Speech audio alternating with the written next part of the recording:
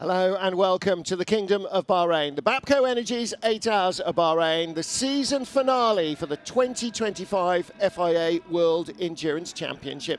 Titles up for grabs, and in Hypercar, 3 brands, 1 crown. It will all be decided here.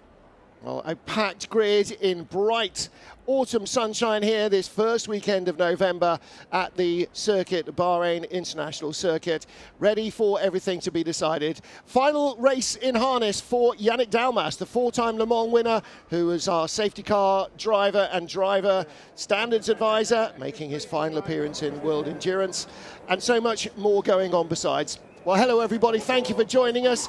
If this is your first time watching World Endurance, boy, you've got a lot to find out in 8 hours. If it's a regular occurrence for you, thank you for joining us.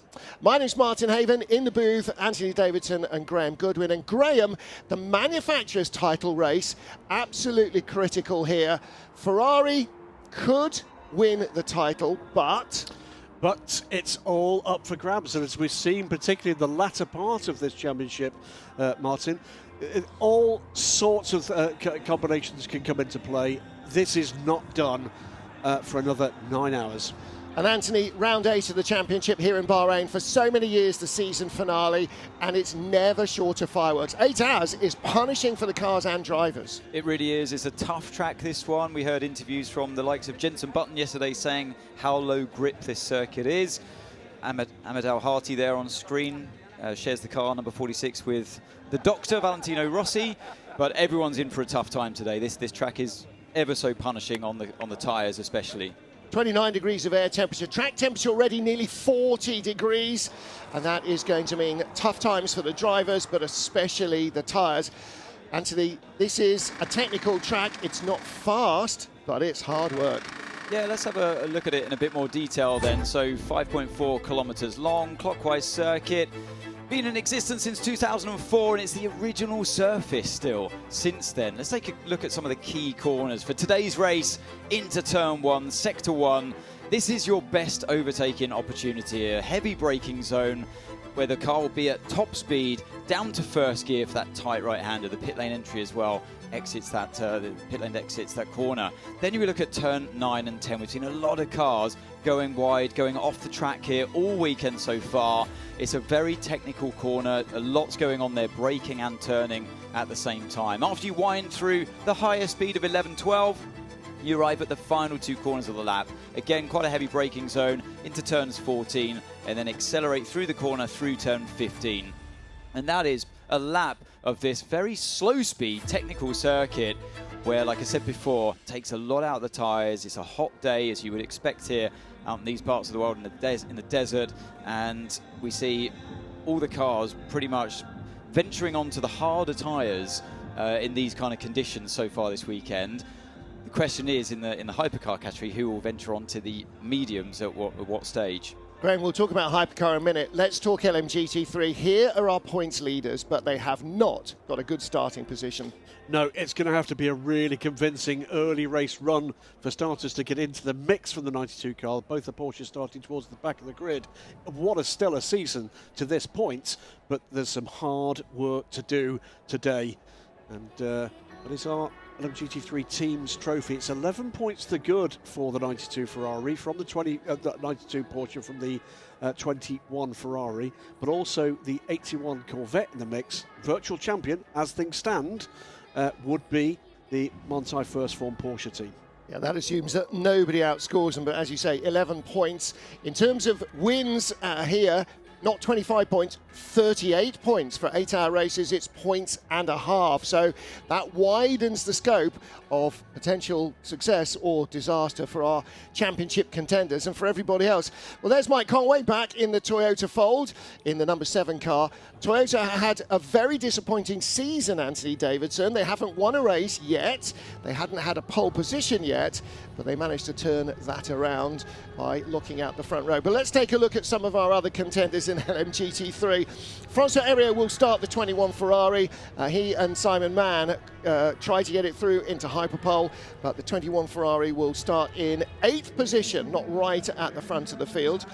Best of our championship contenders in terms of their grid position, and they have just 11 points to make up. band of the Bahrain police force coming. Here's the first of the Mustangs we'll see this afternoon. 7th place on the grid for number 88 Proton competition car. Stefano Gattuso will start this car, and they've been becoming far more of a force the head of the grid as this season has rolled on. There's a new Evo car to come next year, but this is already proving to be quite the weapon in LMGT3 racing. Been interesting, the progress of Mustang, of Mercedes and of the Lexus cars. There's the boss of WRT with a foot in both camps. Van Sant Vos running cars in Hypercar for BMW and in LMGT3. Paulo Chatin with his young son here, racing for Alpine in the Hypercar class. Neil Jani, last race in a Porsche for him this weekend? Well, who knows, maybe not. Sean Galel and friend. I think new wife, am I right? They just got married or just engaged, one or the other. I remember seeing briefly on Instagram. I don't often venture there. 6 on the grid, you just saw a quick glimpse of the number 27 Aston Martin. This is the heart of racing car. Heart of racing not only running this car in LMGT3, but also the Aston Martin Valkyries in the Hypercar program. And boy, they had a good time in qualifying. Ross Gunn in 007, the fastest lap during any of the qualifying runs. 27 start in the top 6, but their title not going to come this year. Just saw Marco Sorensen, he'll be starting. His teammates say it's an honour, not a duty, to put the old man in. So he gets to start the 009 Aston Martin. And Anthony Davidson, drivers heading to the grid now, just trying to sort of quieten themselves down and get ready for the start of the race. It's a nice part of the weekend. You know, your hopes are high. Everyone's starting on the clean sheet. You forget what happened in qualifying because you know today is going to be a very punishing 8 hours ahead of you. Next up on the LMGT3 grid, and 5th in the order, the 31, the Ben Team WRT BMW. Yasser Shaheen from Australia will start this race, sponsored by the Bend Motorsport Park just outside Adelaide, his family-owned company. And his brother, his older brother Samir, was racing in Porsche Carrera Cup Middle East yesterday and today, so both brothers here racing. Jean-Eric Van, his last start this weekend in the Peugeot team, but back into LMGT3 with Lexus again.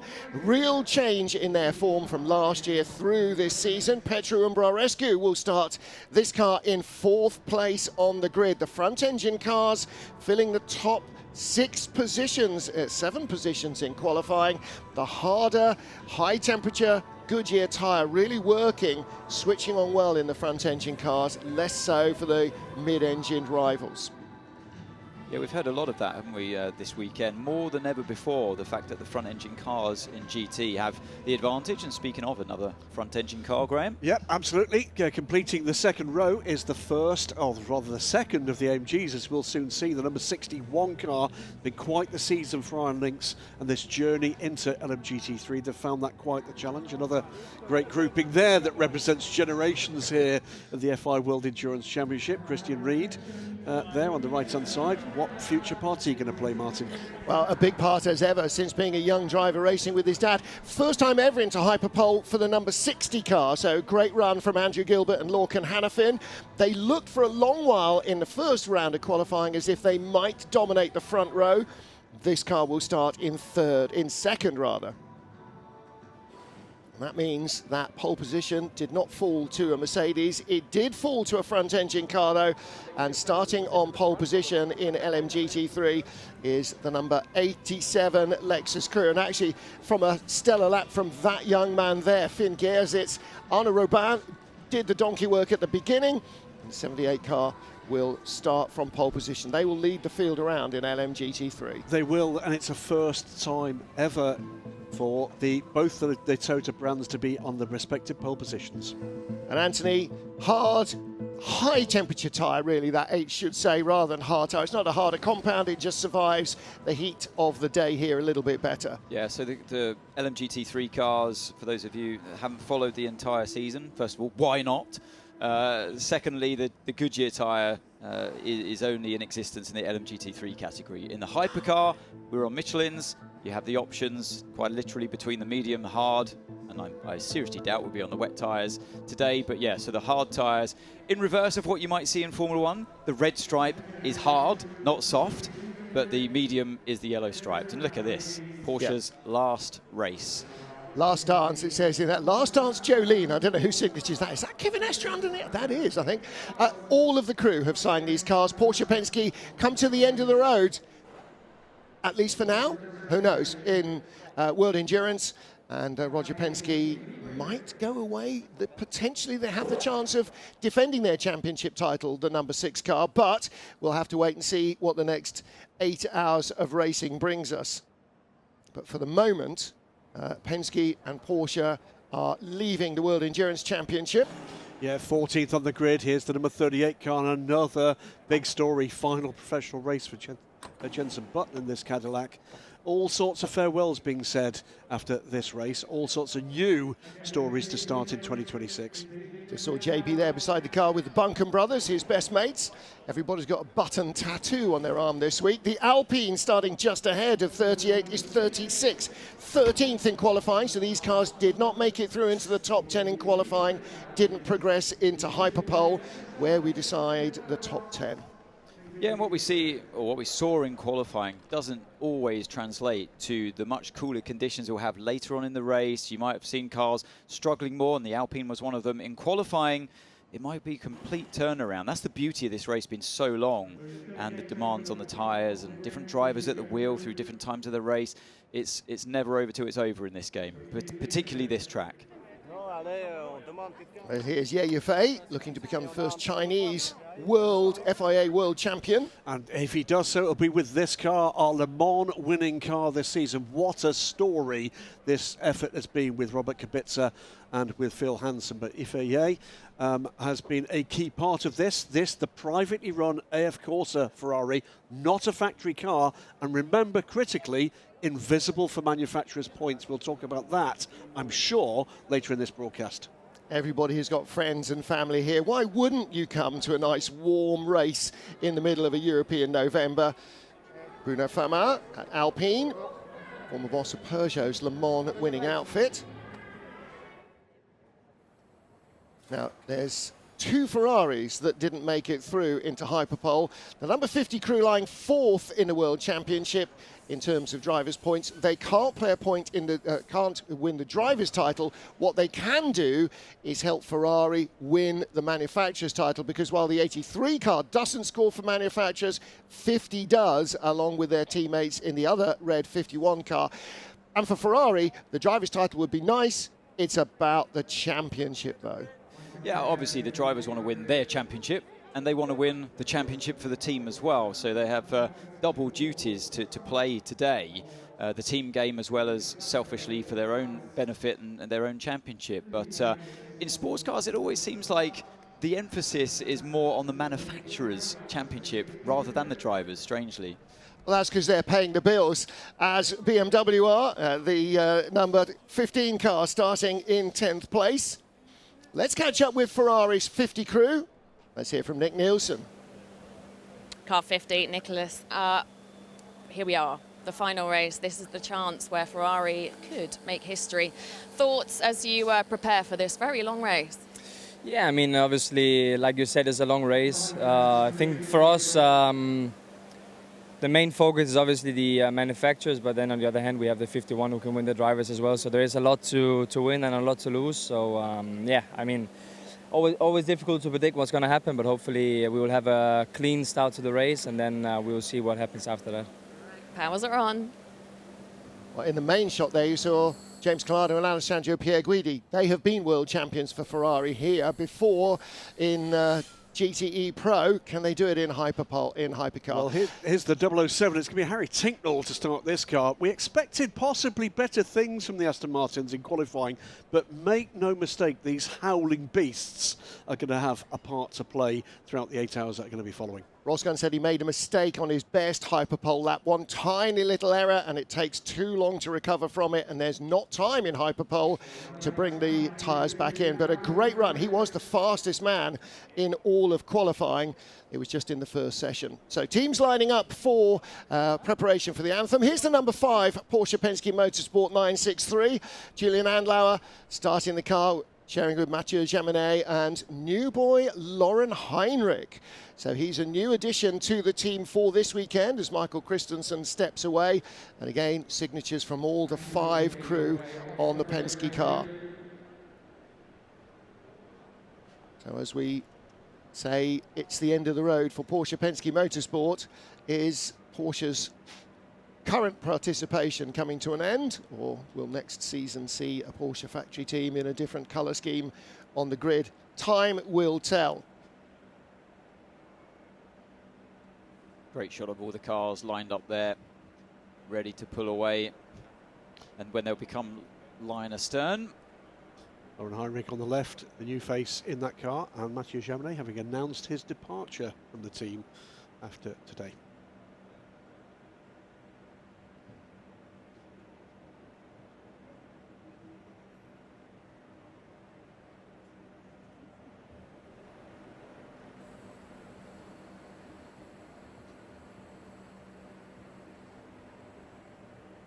So a moment or two as we wait for the Bahraini national anthem.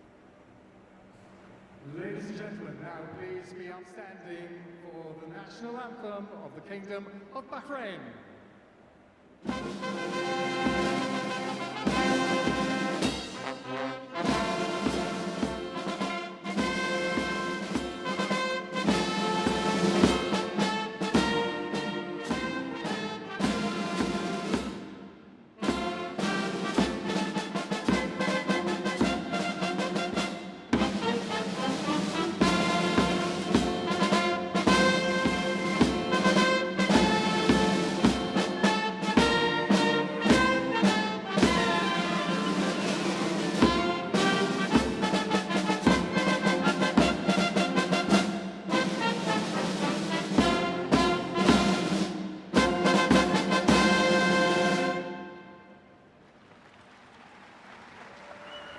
Thank you. So we are heading into the season finale, the 2025 FIA World Endurance Championship in the Kingdom of Bahrain.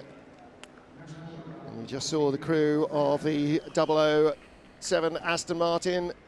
Here is the 51 Ferrari lining up in 7th place. These are the drivers who could be world champions at the end of this race. Yeah, some good laps from Giovinazzi, who was behind the wheel during qualifying. And the only car, unbelievably, the only Ferrari that made it through into Hyperpole. We see that quite often, Anthony. One car from a team does find that lap and the other car doesn't. So it may not be a reflection of the pace of the car. You've got to look at where the best car is, perhaps. Well, when Robert Kubica was asked during qualifying, or just after, about the disappointments, he was very quick to say, well, we've been focusing on the race. This is the only chance I had to be on new tyres. So that really goes to show where their emphasis is.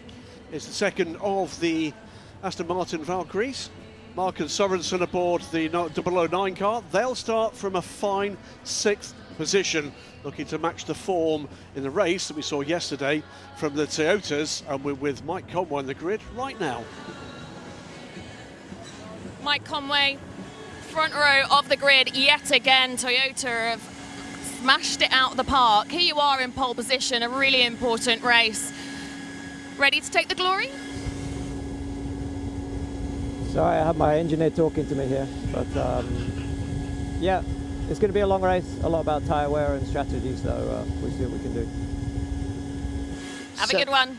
7th consecutive pole position for Toyota and their 2nd straight front row lockout. And Cadillac in 5th position. So really good run. Alex Lynn personally with 3 pole positions this season, only beaten by Ferrari, who have a cumulative total of 4 across 3 cars. And Will Stevens, as usual, starting the car. It's a fiery combination, and there's no question they will be looking to win this one. So too for the number 5 crew as well. Julian Andlauer in that car. There's our LMGT3 points leaders, and it will be their bronze driver, like everybody else, who will start the race. Peugeot qualified really strongly as well. Row 2 lockout for the French cars. Paul de Resta starting here. Jean-Eric Vergne having his last race for the team, Graham. Yeah, the sister car, the 94 as well. It was a fine qualifying effort for Peugeot, and tellingly, they were disappointed with that second row start. This 94 car, Loic de Waal with Melter Jacobsen, and a new face in this team this weekend, Theo Pourchaire, coming in from a bit of a spell in LMP2 and looking forward to the challenge ahead. Watch these Peugeots, they're going to be fiery. And it's a really good indication of how they've grown in pace this season, that they're on row 2 of the grid. But Toyota, again, a front row lockout. Yeah, and some really, I was going to say, some feisty drivers starting here today, and Brendan Hartley certainly one of them as well. And they smell blood here, don't they, the Toyotas? Winless so far this year, and they're desperately in the hunt for making that right here in Bahrain like they did last year as well. This would have been the first season since 2015 that they had not taken a pole position, but Kamui Kobayashi and Brendan Hartley were both close. It was in the end Kobayashi who set the fastest lap.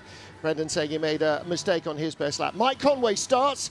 You heard from him a moment or two ago with Alex Legui, who will be in the pit lane along with Bruce Ioane.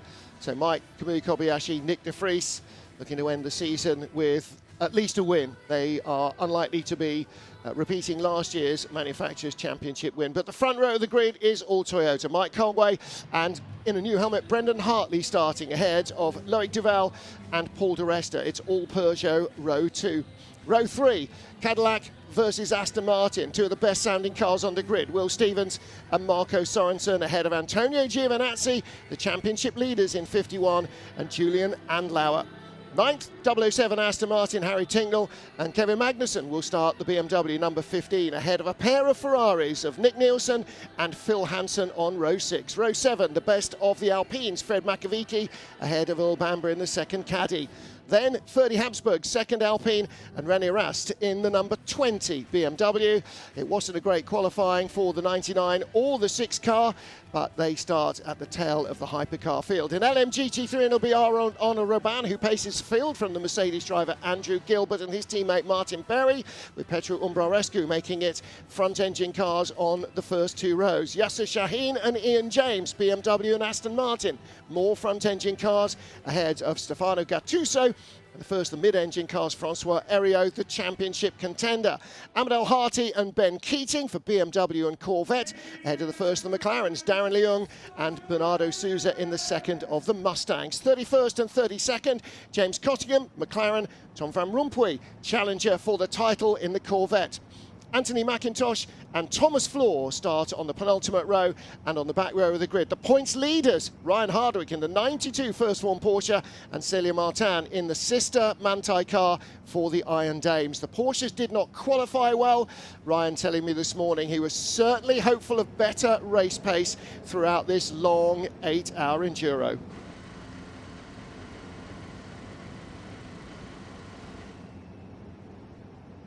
Anthony Davidson, what goes through your mind when you're sitting with the door closed now? It's actually a nice moment when the team leaves you to it. You feel that huge responsibility, and it's a good feeling starting these races. It's funny, you feel the pressure, of course, and that's a good thing, but you also know in the back of your mind it's an 8-hour race, and it can't be won at the first corner, but it can certainly go wrong at the first corner. And we've seen that happen here many times. Cold brakes, cold tyres, and it's a very tight couple of corners to start you off with here, this 5.4 kilometre circuit. So we've seen many times in the World Endurance Championship recently where they barrel down into the first corner and mistakes are made. It's very difficult to, and you know that sitting inside the car. And that's one of your many responsibilities that you carry with you. Don't hit stuff. Turn left. So building up to speed now over the first of at least 2 formation laps. If the race director is happy with the way that everybody is formed up at the end of the second formation lap, then they will be released to go racing. So in the Manufacturers' Championship, Ferrari lead Porsche and Cadillac. Ferrari's last World Championship in sports car racing, 1972. Cadillac's last, no. So Porsche, the most recent Manufacturers' World Championship, has gone to them out of our title contenders. To remind the leaders of each category the procedures after T13 to grid position, and it is 2 lines of cars crossing the Formula 1 starting boxes. The responsibility of the speed of the pack relies with the pole position of each category. The second car must respect that fact. So just making sure that everything starts cleanly. That was the voice of our race director, Eduardo Freitas. And it's really hard. I think a moment of emotion there from Laurens Vanthoor for the team. They've had an epic couple of seasons, and what a team to race for as well. Roger Penske's crew have had such a reputation over the years, and to come to the end of this chapter, and it will be a chapter, I think, both for the drivers and for the team. Yeah, a moment to think about that on the formation lap, because, Graham, once we get racing, you're going to have to focus a lot more than that. Something about the emotion of those words, isn't there? This is elite sport at the very highest level, and at Davidson, that is hard to do. Absolutely, this is without question the pinnacle of endurance racing. So, all these manufacturers coming in, and we have 8 of them now unbelievably fighting each other. The drivers elevate themselves to new heights, and there's so much more at stake. And it's very easy to imagine that everybody is hard-bitten and cynical. They're not. This is passion. This is not a business for them. This is not a job. It is a passion. And that's what runs all the way through this grid. Manthey first form the points leaders by 11 from the 21 Vista AF Corsa Ferrari. And although both Corvettes mathematically could tie the points leaders, it is the 81 car and not the 33 that could be the title winners. And that's because count back would then come into play, and that doesn't work for the 33 car. There is no combination by which they could do it here. They could mathematically finish on equal points with the championship winners, however unlikely that might be, but on count back they would not take the title. Second formation lap, a breeze in the air. You spotted with the flag on top of the magnificent building inside turn 1. Always looking out for that flag, Graham. Always, the racing driver never leaves you inside. And so I looked at that flag to see which direction the wind's blowing. It's a tailwind towards turn 4, and that's the same as yet. It's good news for the drivers. It's the same as it was yesterday. That means they're going to be familiar with that tailwind into that corner. It means a headwind into turn 9. And it also means a headwind down the back straight towards the final couple of corners, turn 14 and 15. Had a chat with one of our friends and colleagues at Michelin this morning, and they said, watch for tyre strategy here. There's going to be a point at which some teams may well take a risk in switching from the hard to the medium tyre. So you can see... some are getting it right, some are going to get it wrong. So sorry, Graham. Yeah, you can see the red sidewall tyres is like we suspected that teams would opt for in the highest temperatures that we will have in the race today. The question is, at what time do they switch to those mediums? But I haven't seen yet if anyone has been brave enough to go on to the mediums. Again, you have to be just careful and see it square on, don't you? Gentle reminder, all cars to grid positions exiting T13. Let's close those gaps, please.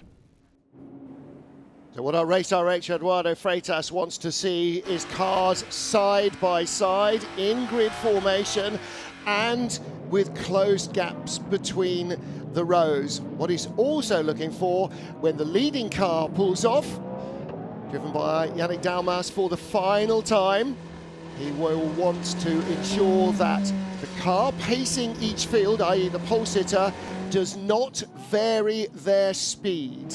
So you hold a constant speed, and that means that we should hopefully avoid any of the dramas we had in one of the restarts at Qatar. To grid position, hypercars to grid position. Dorian Pan, you just saw there in the back. Lila Wadou. Lila Wadou, indeed, sorry. In the back of the Iron Dames garage.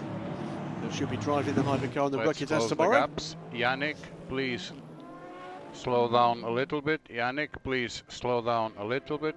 And I take the opportunity to thank you, Yannick, for all you've given to motorsport and especially to endurance. A big thank you from all of us.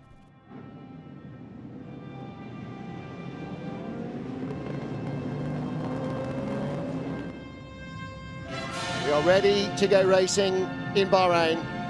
The finale of the 2025 FIA World Endurance Championship. Our grid is formed. The leading car pulls into the pit lane. We are about to go green for the Bapco Energies 8 Hours of Bahrain. It's a long run to the line and no overtaking before it. Mike Conway on the left of the screen. The Peugeot trying to insert himself straight down the middle. Number 8 already ahead, so Brendan Hartley making a better start. Loic Duval trying to get through there, but it is Toyota 1-2 so far. The hypercar field has escaped, but a big moment. Snap over the curbs from number 6 Porsche.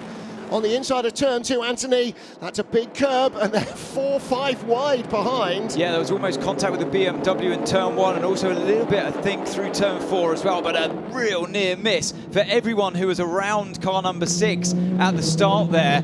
And Laurent Vantour doing an exceptional job to hang on to that. Julian Andlauer in the 5 car right behind the 83 Ferrari. 99 is off. Who else went off there as well? Was that the Alpine? Fred Makovic had dropped to the tail of the pack. So it might have been the 99 and the 36 Alpine. One of the BMWs getting squeezed wide, just slightly off the track there through turn 9 as well. Manages to survive that one without getting overtaken by car 50 behind. That's Nick Nielsen at the wheel. On board with Laurens Vantour in the number 6 Porsche. He's down in 15th position. There he is in the middle of that group with the white nose and the red highlights. Yeah, so the cars that went wide and off the track in turn 7 was the Alpine, and you can see just at the back of your screen there, the number 99 Proton Porsche. Proton Porsche appears to have a continuing problem. Can tell you no major dramas to be seen in LMGT3. We'll see that start a little later, but side by side here.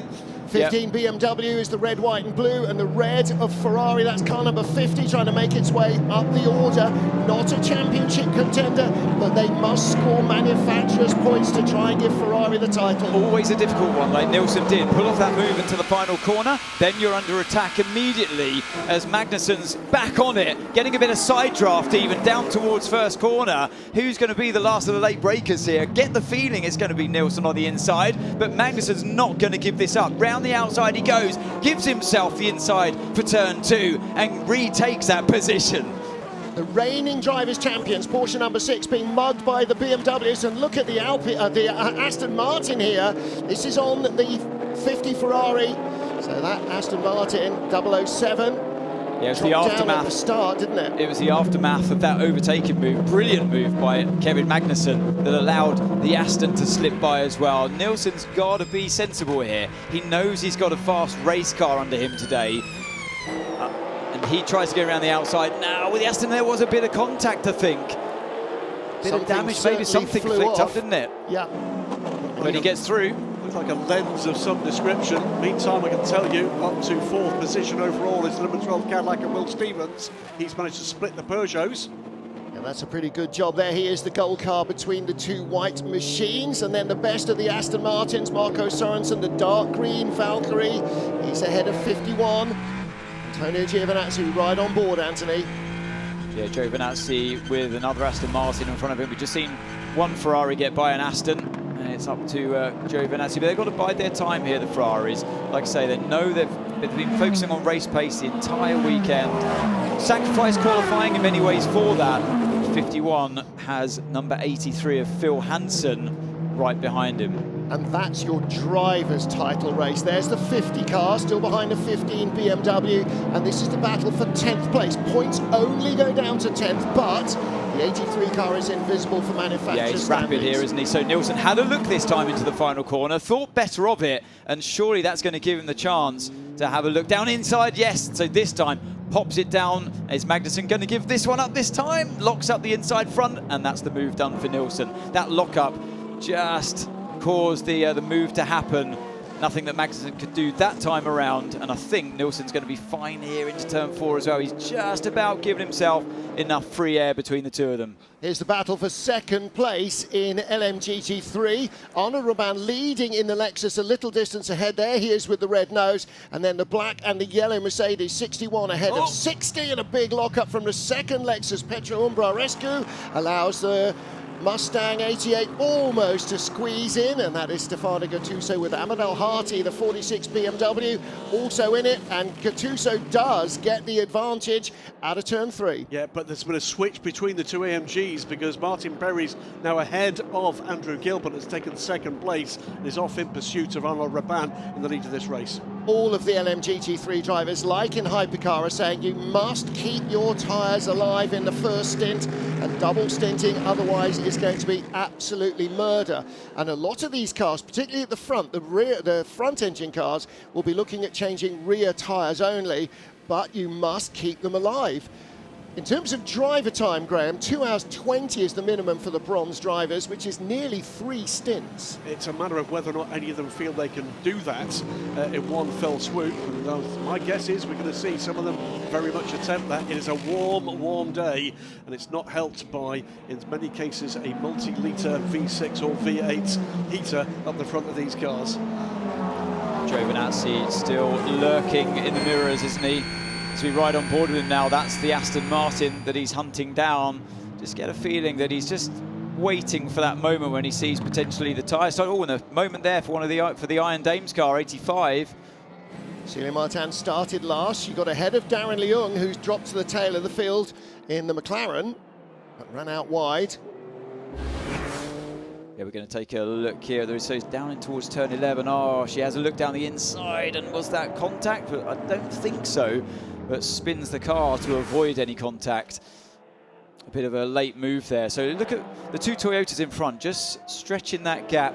They've now got it up to 4 seconds over the first of the Peugeots, Loic Duval. And we look at the tyre graphics. So Conway and Hartley decided on their cars, they've got the front right, which is a medium. The rest of them are hards. So you can see as well that Will Stevens, a full set of mediums. As is Harry Tinknell by the look of things, and Ferdy Habsburg. But that's not what my tyre graphic is telling me. Will Stevens is on a full set of hards from what I see. So who do you trust here? That probably makes more sense. The Toyota historically, Anthony, has gone earlier to a lower temperature tyre and been able to make it to survive, whereas we haven't seen that from Cadillac. Doesn't mean it can't do it, but we haven't seen it. Top 3, and then behind, the Mustang, the Blue Nose and the Mustang 88 in 4th position in LMGT3. Let's take a look back at the start. Wasn't the cleanest of even starts. They should have been side by side with the Lexus. Yeah, it looks like Raban had the jump, didn't he, at the lights, and that was a close one with car 60. Andrew Gilbert getting so close there under the brakes to the Lexus in front. And the problem there was he should have been beside the Lexus, that yellow Mercedes, and he wasn't, and that then made a problem for his own teammate, Andrew Gilbert, in 61. Somebody going across the dirt there. It was the second 21 car, that's the title 21 as well. Yeah, one of the McLarens as well, just going a bit wide and lose momentum. That'll be where Darren Leung dropped to the tail of the field as we rode on board there with the championship leaders. Side-by-side action, wasn't it, with the 2nd and 3rd place cars through turn 6 and 7. And that's how car 60, the Iron Lynx car of Andrew Gilbert, just about hung on to, well, for now, that 3rd place. Anthony Davidson, first 10 minutes of this race is looking like it's 4 or 5 years ago. Toyota, from the front row of the grid, starting to creep away from everybody else. Yeah, it does, We have not seen anything close to that all year. But I don't think we're seeing the fastest car in race pace leading the pack behind Toyotas. So at the moment it's the Peugeots, but I've got a suspicion it's the Ferraris. Look at them. You got a move going on here. One of the Corvettes down the inside of. Is that Thomas Floor at the wheel in the 21? No, it's Aereo. Yeah, it's the 33. It's the 33 car of Ben Keating going past the title contending 21. So this is actually helping the 81 car taking points away at these very early stages from the other title contending cars. So 21 at the moment is only just in the points in 10th place. The 81 Corvette is 92 Porsche is not in the points, and 82 Corvette is the next car back. The other yellow car just in the back of the shot, they're not in the points at the moment. So of the contenders, only the 21 Ferrari is currently scoring a point, but 7 hours and 50 minutes to go. It's quite interesting in LMGT3. So what we were talking about, the front engine cars versus the rear engine cars, obviously it affects the weight distribution. Front engine cars will naturally have a more forward weight distribution than the rear engine or mid-engine cars. So that helped them, the front engine cars, to heat up their front tyres quicker in qualifying, but that could in a way be your enemy today in race pace. So watch out for the rear engine cars just getting their tyres working better here. As look at that fight going on between the Porsche and the Ferraris. This is Nick Nilsson still in the car 50, really harassing the Porsche there now in front as he's found his way past Kevin Magnussen. He's on an absolute flyer, isn't he? Like I said, the Ferraris look really quick to me at this stage in the race. And they're just bottleneck behind other cars. Look on the left. Both of the factory Ferraris, 51 and 50, now in the points, but only the 5 Porsche is. Number 6 is down in 16th. Points only go down to 10th. So at the moment, it's advantage Ferrari. Again, still 7 hours and 50 odd minutes to go. So as Nilsson goes to the right-hand side, so does the Porsche, and does it beautifully well. Just in time, he made that defensive move. Doesn't push the car off circuit because he was always in front, and it made Nilsson have to think about going around the outside instead. So look, this is what it looked like on board. So Nilsson goes to the right, and as soon as he goes to the right, the car in front of him is going to the right as well. It was beautifully judged by the Porsche. That was hard-shouldered to central reservation, wasn't it? The full width of the track, white line to white line, but it was at least consistent. So, yeah, no harm, no foul. Remind me never to share the motorway with Martin Haven. Julian, we don't go crazy to defend with this car behind. We don't go crazy to defend with this car behind. And that's an interesting radio message, isn't it? Saying to Andlau, look, you know, we've just seen a really feisty move in trying to desperately hang on to your position. They're fast. The Ferraris are fast. And I read into that that's not our race today. Even though they're second in the Constructors' Championship, right here, right now, if he keeps trying to pull desperate moves like we've seen with the fight with Magnussen, around the outside, potential contact with Harry Tincknell, you know, Nilsson maybe is a better idea to give him space because he seems rapid at the moment and willing to put everything on the line to get by. And what if that indicates that Porsche think they've got something to play with later in this race when it gets cooler, that they don't need to go toe-to-toe right now? We're 6 laps in. This is habitually where we start to hear engineers on this track saying, you're doing really well, look after the tyres, look after the tyres. That is the only thing here. Don't hit stuff, look after the tyres. So he's saying, this is not the time for this. We've got another 5 hours to see where we are, and then we'll work our way into the fight. Meanwhile, a little further down the order, 38 ahead of 20, and back with the McLarens. This is the 59 car. This is James Cottingham starting, and battling with Thomas Floor in the 54 Ferrari. Yeah, remember this will be the final race for the moment for United Autosports, leaving the WEC to start their development journey, and it's going to go with a change of position here. James Cottingham making it up the inside. Development journey for the incoming for 2027 McLaren Hypercar, their new team principal here at Bahrain today. So another move that goes into turn 14 and you get immediately repassed, and the problem is I think both of them get overtaken by the Aston Martin here at this rate. So it's traditionally not a brilliant place, although tempting to overtake, because look at what it's created into turn 1. Tony McIntosh getting a double toe. They held each other up, and the Aston Martin number 10 Racing Spirit on Man goes through, and a little bit of afters between Thomas Floor and James Cottingham, so they lost a place as well to Ryan Hardwick, who had to take avoiding action there, Anthony. Only just got through safely. Yeah, that was really heated stuff through turn 1, turn 2. A little bit of contact between the two cars as well, but Hardwick was fully off the circuit on the exit of turn 2.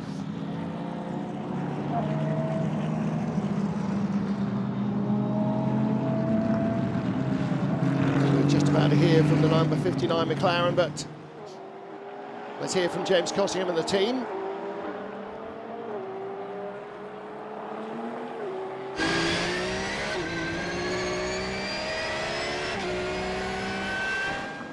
Okay, well, they're not going to get that. Meanwhile, elsewhere in LMGT3, Stefano Gattuso, the 88 Mustang, and 27 Ian James under investigation for both leaving track limits, passing other cars.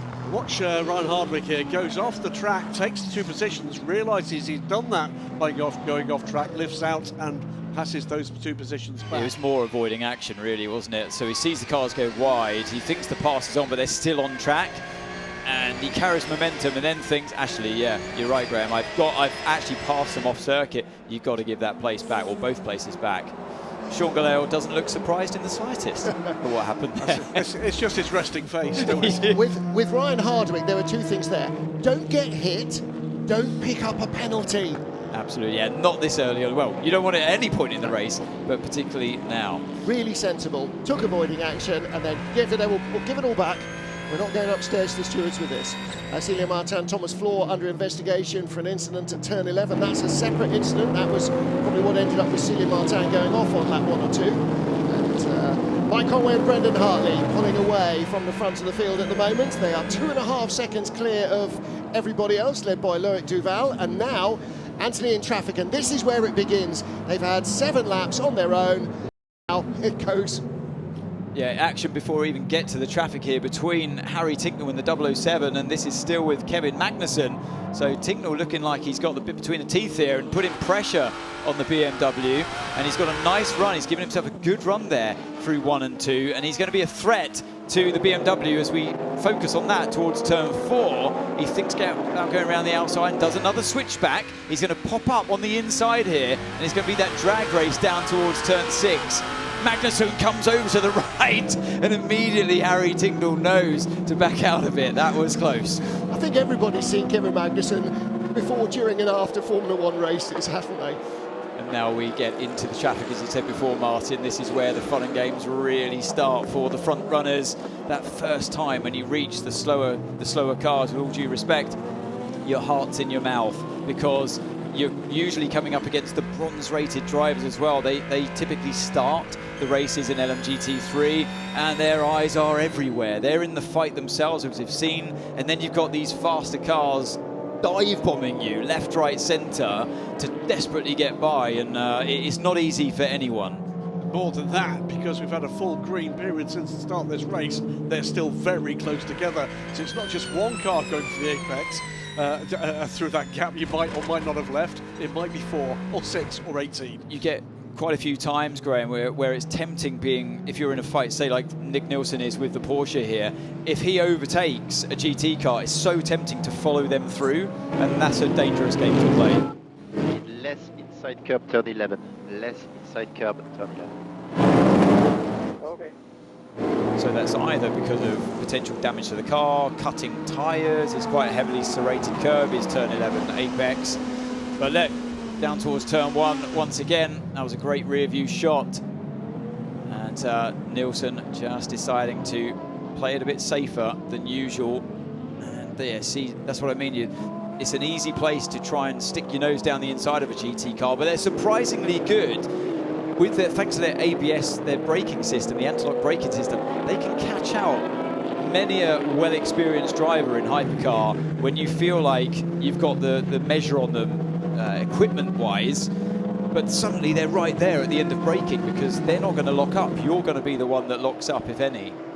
The jeopardy here for a car like the Silver 21 Ferrari, you're trying to win the title, you must avoid getting hit, but you've got to try and avoid losing any time as these quicker cars are coming by as well. But this is where we see, usually, I mean, I know it can go wrong, but usually you see the quality of all the drivers here in this World Endurance Championship, and for me that's what sets it apart compared to other endurance racing we see around the world. You know, what these guys are doing, and girls, it's not easy at all. So especially this, like you said, Graham, this point in the race when they're all so close together, that's even more difficult to manage. So those small gaps that you're fighting with.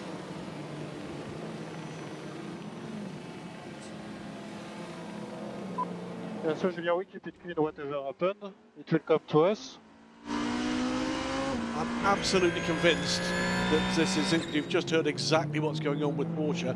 They're not in the fight. They are fighting to retain position. The 6 car is way back, but I think they're quite comfortable there at the moment. I think they know they've got something to bring to this race later in the day.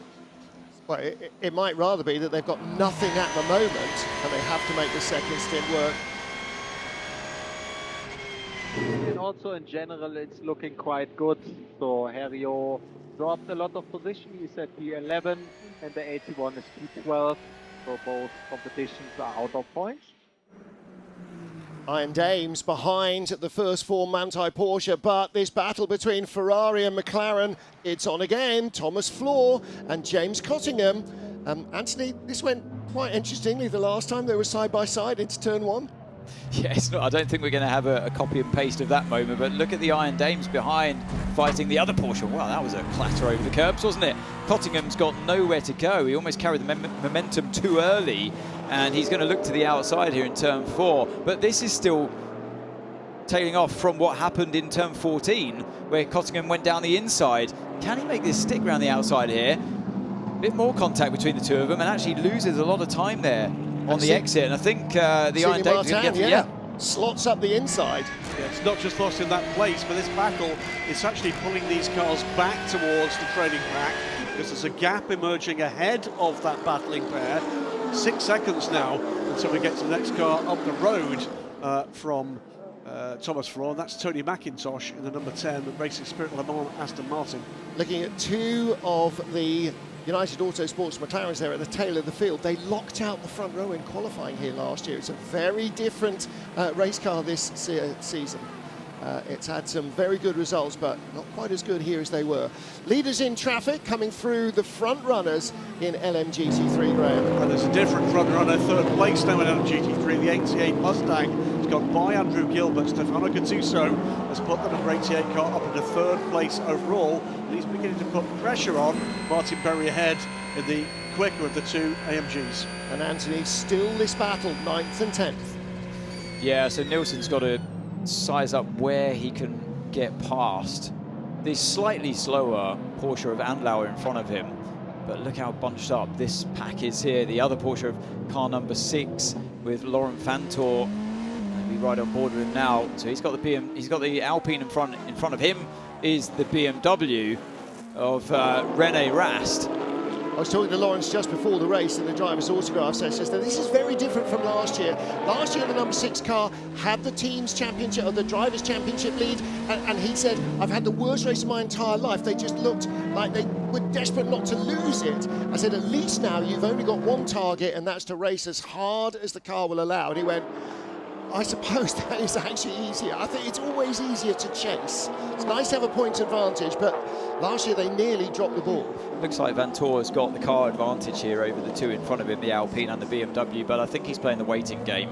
It's going to be a lot to do with the second stint here on the same tyre. You see on Telem that you are shifting a bit too late on the high gear. Regarding tyre management, so far so good. Doing a good job with tires. So yeah, if you shift gear too late, sometimes you can just kiss the limiter, and so it can, two things can potentially start doing damage to the engine if you're just revving unnecessarily too high, and hitting that limiter consistently through the race isn't good. But I think the biggest thing they're seeing there is you're just losing extra performance. As soon as you hit that hard limiter, you're just not allowing the car to accelerate as well as it should be doing. But I feel like in terms of tyre preservation, he's doing a really good job here, and it's probably why we're seeing the second Toyota in screen as well, just hanging back from the sister car.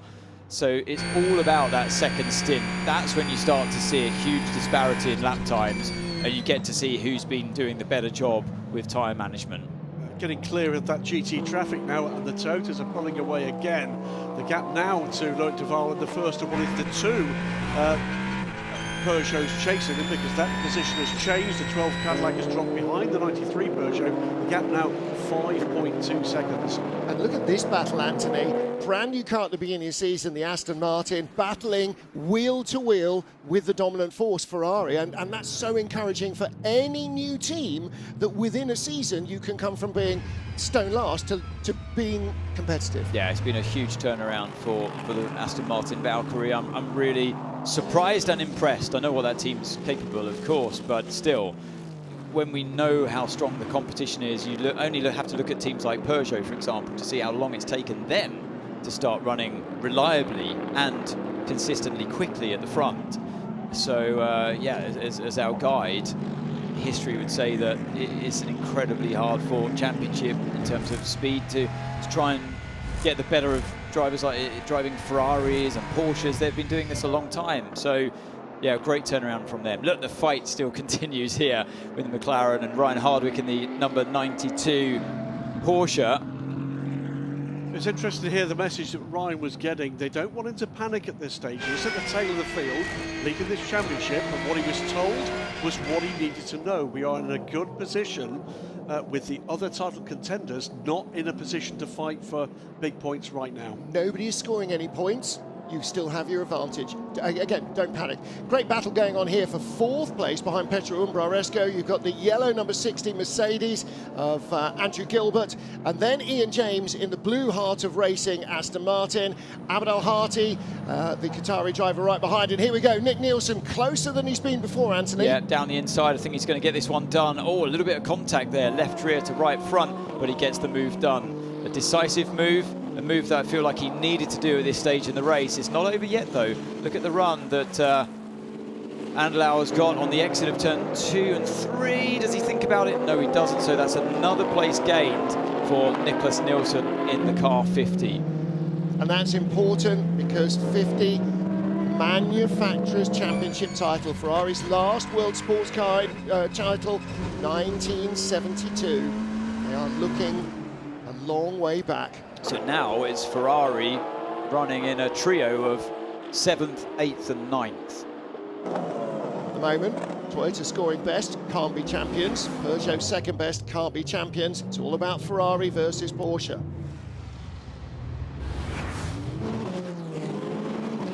Tiniest of touches as that pass was completed, but Nick Nielsen did have the pace to get by. He just hadn't had the opportunity. Let's hear from the team.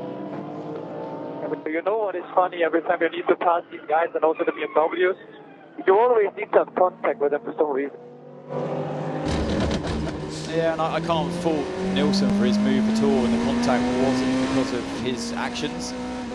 It's just hard to judge sometimes, I think, from Andlau that's getting overtaken, but something that Nielsen and maybe the Ferrari drivers feel there by his radio message, that every time we overtake these guys, there's contact, whether it's whether we're trying to avoid it or not, there's always contact. Well, you just saw in the turquoise car there, Ryan Hardwick in the first form Porsche, having a look at James Cotterman. Yeah. No. What a hard thing to balance, Anthony. Trying to be a racing driver, but desperately trying to avoid anything going wrong. And yeah. Speaking of racing, look at these two. The sparks flying off the back of Harry Tincknell's Aston Martin. And is this move going to happen in turn 1? Is Magnussen going to allow it to happen?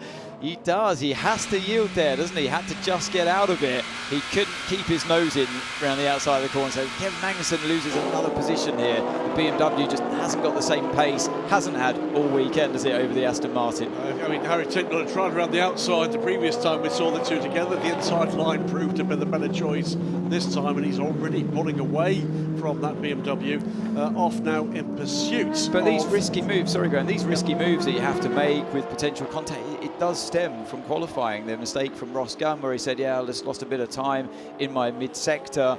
It then puts you out of sync, and they're well, down in 11th place now, where the sister car, P6. Making progress, by the way, at the moment. The 87 Cody CSP Lexus just saw that move from Petro Moresco on Stefano Gattuso. That means he's passed Andrew Gilbert. He's now passed the Mustang as well. It's a Lexus 1-3. Yeah, they're looking strong, aren't they? Umbrarescu lost a couple of places early on, but has come back into the hypercar field and sort of middle of the bottom end. Wasn't at the bottom end. Ferdy Habsburg and Fred Makovici with a Lawrence Vanthoor filling in the Alpine sandwich. There's Vanthoor right in front of us, who's right with Fred Mako. I talked to Fred before the race. I said, what have you got in terms of race pace? He said, we couldn't turn the tyre on in qualifying. We just hope that we've got more endurance in the race pace. And again, looking at rear tyre changes potentially rather than left sides or right sides. This whole train of cars that we're looking at here, caused by, it looks at the moment, I don't know if the BMW's in tyre preservation mode, I don't think so. It's Kevin Magnussen who's been losing time and losing positions. But this whole train of cars after him now, I feel like they're just queuing up for their turn to get past. Well, look at the gap. He's dropped 1.7 seconds behind Harry Tincknell's Aston in less than a lap. As now, Ferrari continue to extend their points advantage, but Toyota move up to second place. So that's a big change. It's all still open. 30 minutes in, 7.5 hours to go.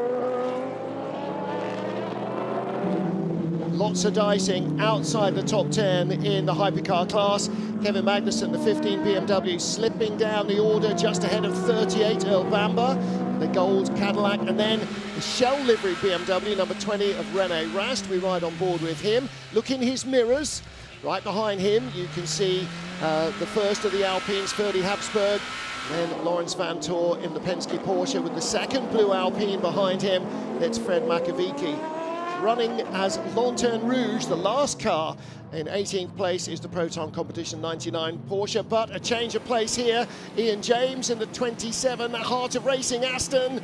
He's got his nose inside the Mercedes of Andrew Gilbert. Can't quite squeeze through and complete that. Gilbert did well to use that momentum around the outside in turn 1, but here we go again, looking up the inside, and this is going to be to move up into the top 5 for Ian James. And Ian James saw that the AMG had lost momentum by being forced wide through turn 1, and that move was 3 corners incoming. Brilliantly done by the team principal, remember, at the Heart of Racing, as well as race driver.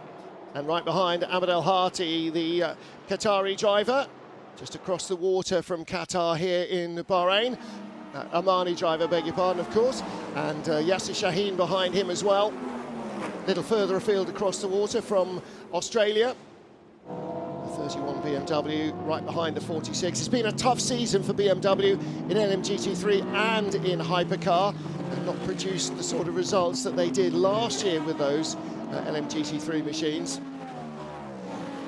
Well, we're just past 1/16th of the time distance for this season finale. Half an hour gone, 50% halfway through the fuel stint for the energy stint, my apologies, for this hypercar field, and the entire field covered by 30 seconds. And the leaders just about to hit that big tussle at the back of LMGT3 now. They're coming down the back straight. The leaders are close to them as we ride further back in hypercar with Lawrence Van Tor. Yeah, Van Tor down in 16th position at the moment, and after that scary moment that we saw on lap 1 where he just about kept the car pointing in the straight line. But look at this, Kevin Magnussen, eyes full in his mirrors of this guy here, El Bamber in car 38 Cadillac. It's only a matter of time, isn't it? You see the BMW just slightly pulling away in the straight line, but a little bit wide there is Magnussen in turn 11. Does that give Bamber a bit of a chance on this run up through 12, 13? He'll be thinking about already the main straight after turn 14 and 15. So it's all getting set up here on this part of the track. Once again, Bamber looking for a much better exit than the BMW in front out of turn 13. Gets into the slipstream down towards the final couple of corners. He's going to be as late as he can on the brakes into this one, but focus fully on the exit. And Magnussen now knows that if he's going to get any apex around this circuit, that's the one to do it at turn 14. It looks like he's successfully navigated that corner and lives to fight another day down the main straight. It'll have to be an almighty lunge for Bamber to make it from here. Doesn't make it move, doesn't make a move there that time around, but you just get the feeling it's a matter of time, and it could be after this corner, a couple of corners here. Bamber just taking a much tighter line through 1 to give himself a run. This exactly down towards turn 4. That's what I saw him doing in 1 and 2. This is where it begins. Try and cut down underneath on the exit of 4. You have to go around the outside of 5, but if you can sit there, you get the inside of 6. He doesn't.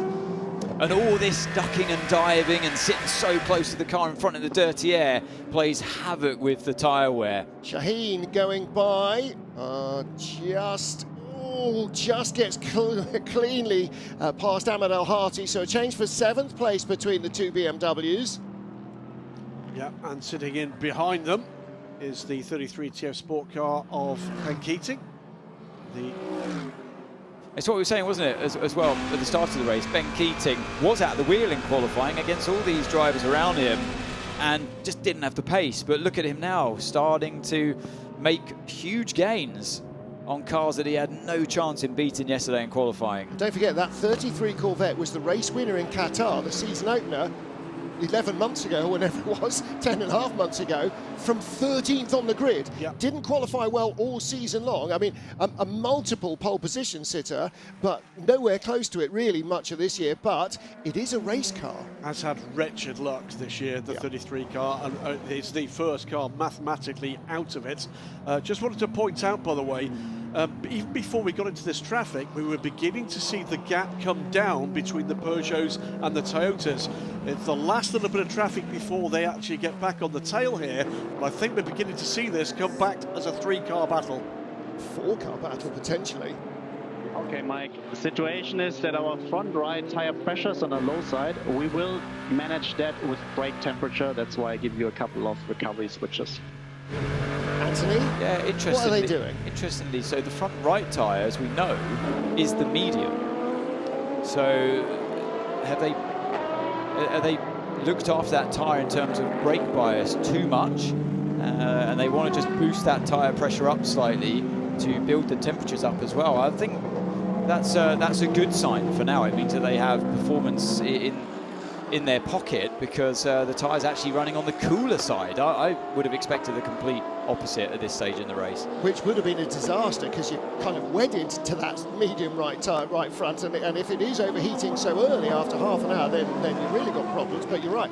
Now, I'm used to front and rear brake bias, but you can change left and right as well? No, you can't change left and right. No, you can't have asymmetric braking, so they're just talking about literally the bias between front and rear axle.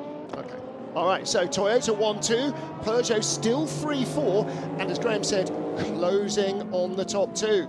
This could be fun. This is the group, by the way, again, from 12th down to 17th. We've got Nico Veroni just a little off the pace of this group, but this has been a very static group, side by side there, the BMW and the 92 Porsche. Ryan Harvey want one of that, but that has left the door open. Alpine up the inside. I think you may well be both Alpines to manage to get past that BMW. Yeah, Ryan Hardwick just didn't see that one coming, and there was contact actually in the middle of turn 13, and look at what it's caused. Some changes of position, and I think they were lucky to survive that one, that contact there. I was expecting the car, probably the car number 92, to get spun around. It's Ferdy Habsburg that made hay there, and all of a sudden he's pressurising not just the first and the second of the Porsches, not just the BMW, but now with the lead group of this batch up the inside here from the Porsche. Was that a bit of contact for the number 6? All of a sudden this is going to mix up. Lawrence just went over the curb. Lawrence Vantol like a rat up a drain pipe, saw half an opportunity straight down the inside, dive bomb René Rast, squeeze through. Didn't look like a touch. Easy come, easy go for René Rast, wasn't it, that one? I'm in front. Oh no, I'm behind again. But that's what happens through the traffic here. And look, once again on the exit of turn 8, cars, it's like cat amongst the pigeons, isn't it? And this is the battle with the 009 Aston Martin. 51 here has moved ahead of the Aston Martin up to 6th Oh, there's position. contact, sorry Martin, contact between the number 83 Ferrari and is that the 33? 33. Yeah, it was the right front that hit the left rear of the Corvette. You cannot, again, you know, we're only 40 minutes in and nearly hits the BMW as well. They've got to be so precise in traffic, Anthony. This is, for me, this is the unbelievable job that the pro drivers have to do in these top-class cars, is thread their way through the traffic. And it is more so their responsibility. It is... You know that you're out there with a whole load of bronze-rated drivers, and they're trying the best that they can, but they haven't got the same pedigree, with all due respect, as these hardened pros that have done it since they were, well, fresh out of nappies. And not the speed in the cars either. So it is a tough battle. Now here is the number 5 Porsche. And this is Julian Andlauer just holding off 007 Aston Martin of Harry Tincknell. Tincknell has a good run here, Anthony. Yeah, we've seen all weekend long the Aston Martin's got incredible straight line speed. And look at this, and listen to this. The V12 thumping away, doing its thing, and down the inside he goes. A little bit compromised by the AMG in front of him, but gets by Julian Andlauer. And you can see the 60 Mercedes there, got a big break ahead of the car right behind that's giving chase, which is the 31 BMW, because the BMW was almost into the back of Andlauer's Porsche. Cracking stuff, really. Just want to draw attention to the lead gap overall. The gap between the leading Toyota and the third place Peugeot coming into that spell of traffic was 4.2 seconds. They've now cleared that traffic, it's 3 seconds. I didn't expect actually the Peugeots to be hanging on like they are to the Toyotas, so this threat is real. And we need to work the front left as well, Harry. Work the front left. Work the front left, isn't that the one that does all the work? Meanwhile, down the inside comes Julian Landauer, gets by Ferdi Habsburg, so retakes that place. And he lost in traffic. We're getting towards the end of our first stint on fuel, on energy. You can still have electrical energy, electrical charge left, but if you run out of fuel, just like any other normal internal combustion engine, you tend to stop. So your pit stops are governed by how much fuel you're using. Look how tight this is with the LMGT3 cars through 12 and 13, and a lock up there and contact. Was that one of the Alpines? That's Makovic in the second Alpine, runs into the back of Ben Keating, the 33 Corvette. Poor old Ben Keating, he's getting hit from every car that comes up behind him. And that's been his season. Graham said he's had no luck other than bad, and that's the way that's going. I'm delighted to hear, by the way, from Ben, his intention is to be back for another go, and maybe his last next season. Ben Keating, the Tom Jones of endurance GT racing, and LMP2. Yeah, it'll be a sad day when he's no longer here. But our lead battle, Arnaud Robin and Martin Berry in the black Mercedes. Through comes the 007 Aston, just separating that at the worst possible time for the Mercedes driver. Exactly, but that's the nature of this. Yeah, he's got the blue flags on his head. That's the nature of this type of racing, Martin. You could see almost the frustration in his eyes as we rode on board with him there, looking in his mirror and the right-hand mirror as well at these hypercars coming through. And yeah, you have to have respect for everyone at work doing their thing. You're all in your own race.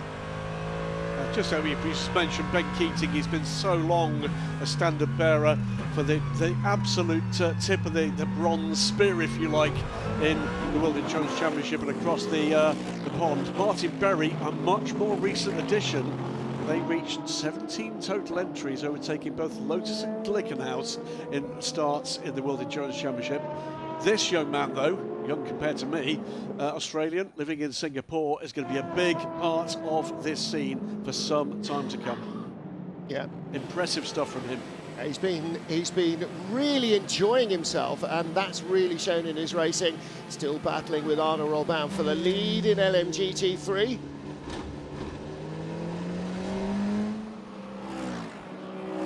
This is just, if you're in an LMGT3 car, then you might have a couple of laps where it's relatively quiet, and then it's a never-ending stream of traffic coming by you, Anthony. It does seem to be that way at the moment, doesn't it? Look at this, Ryan Hardwick in the 92 Porsche on the inside of the 59 down at turn 11 and gets that move done.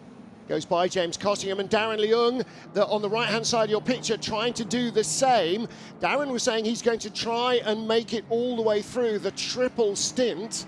So let's see if that is possible. It certainly would be beneficial for the team as long as you're not losing too much pace. I think the reason he's made that move, one, there's the opportunity there. Two, now they can see a gap is opening up in front. They want to make sure he sticks with the most leading group he possibly can to make progress later.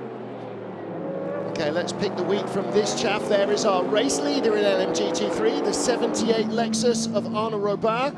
We rode a moment or two ago with Martin Berry right behind him. Here's the 38 Cadillac, 13th place, but right on the heels of Kevin Magnussen.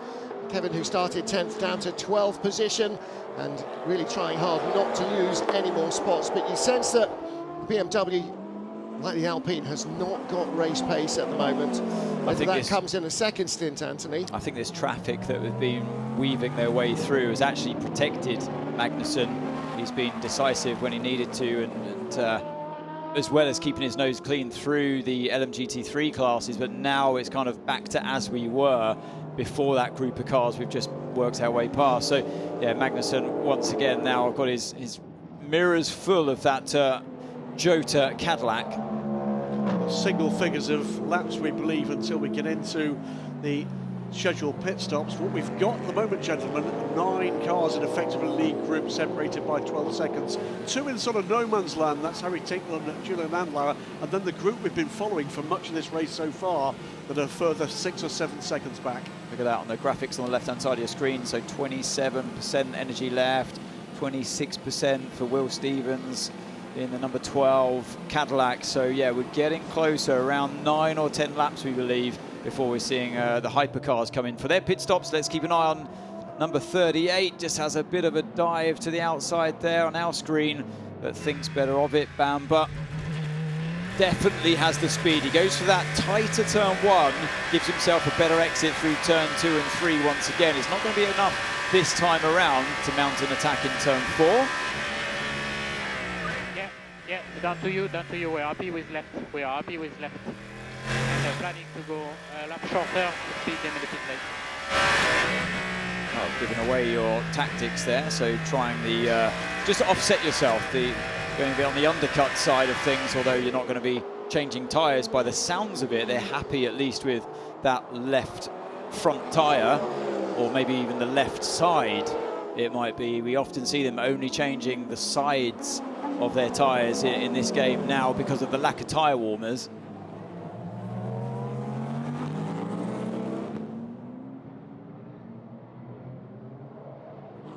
Change for last place, and not last in LMGT3, as Darren Leon goes by teammate James Costingham. The 2 United Autosports McLarens at the tail of the field. Graham, as you said earlier, United moving on to start development of McLaren's hypercar from next season. So who takes over the reins here? That'll be Garage 59, and they are here in strength. We'll see Alex West, one of their drivers and team owners of the rookie test tomorrow, sampling one of these 2 cars, but also the other 2 owners, Chris Goodwin, no relation, and Andrew Kokodi, absolutely no relation, both here as well, around in the paddock and learning as they go. It's another changing of the guard. Lots of stories about new things to come, and lots of goodbyes too, but in the case of United Autosports, not for long.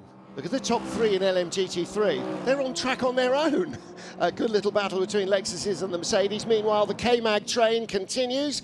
Magnussen in 12th place. The Cadillac right behind Earl Bamber, under pressure now from around the outside from Lawrence Fantor.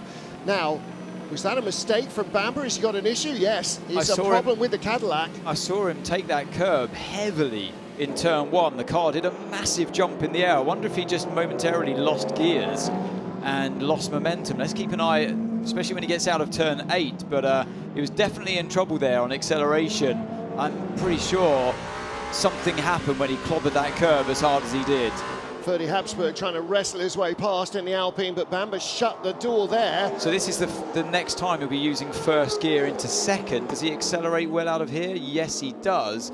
So I wonder if he just like either hit a switch or something on the steering wheel when he hit the curb that hard, or whether it did just momentarily jump out again. Yeah, it's something definitely happened with the drive of that car after that heavy hit. I don't know if we'll get to see a replay of that, but he hasn't taken that much curb the entire race. Look at this battle for the 81 Corvette, one of our championship contenders.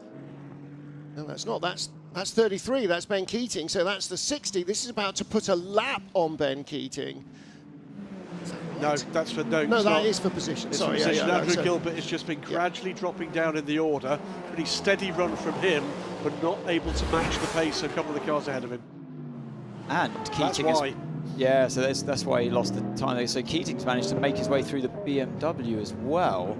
See the BMW 31 there, just kind of having a big slide in avoidance. And so that cost them time. Yeah, so the car 46, Keating was behind that car 46 when last time we saw them on screen, so he's making headway.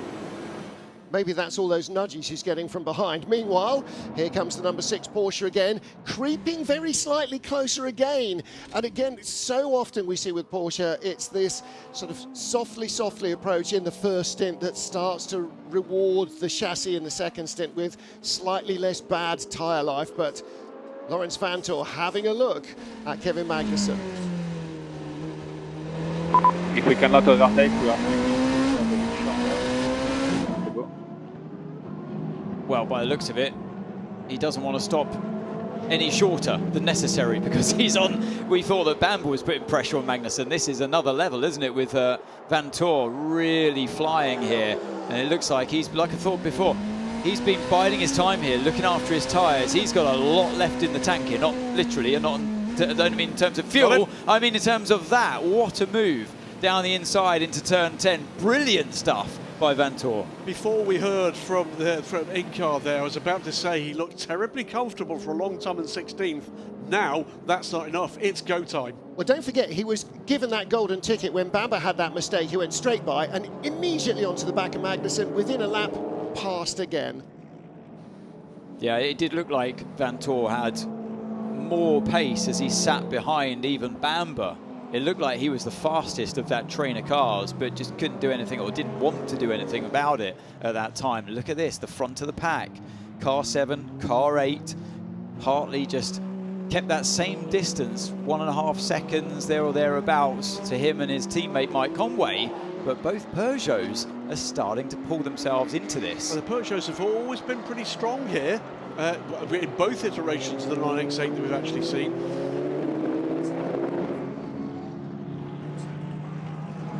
Update on pace, top 4 us, Toyotas and the Peugeots, similar pace, then further back some others in the 54s as well. All sorts of storylines being pursued here. Toyota in pursuit of what would be their first podium this season. That's never been the case before, even in 2015. Peugeot, they want that win.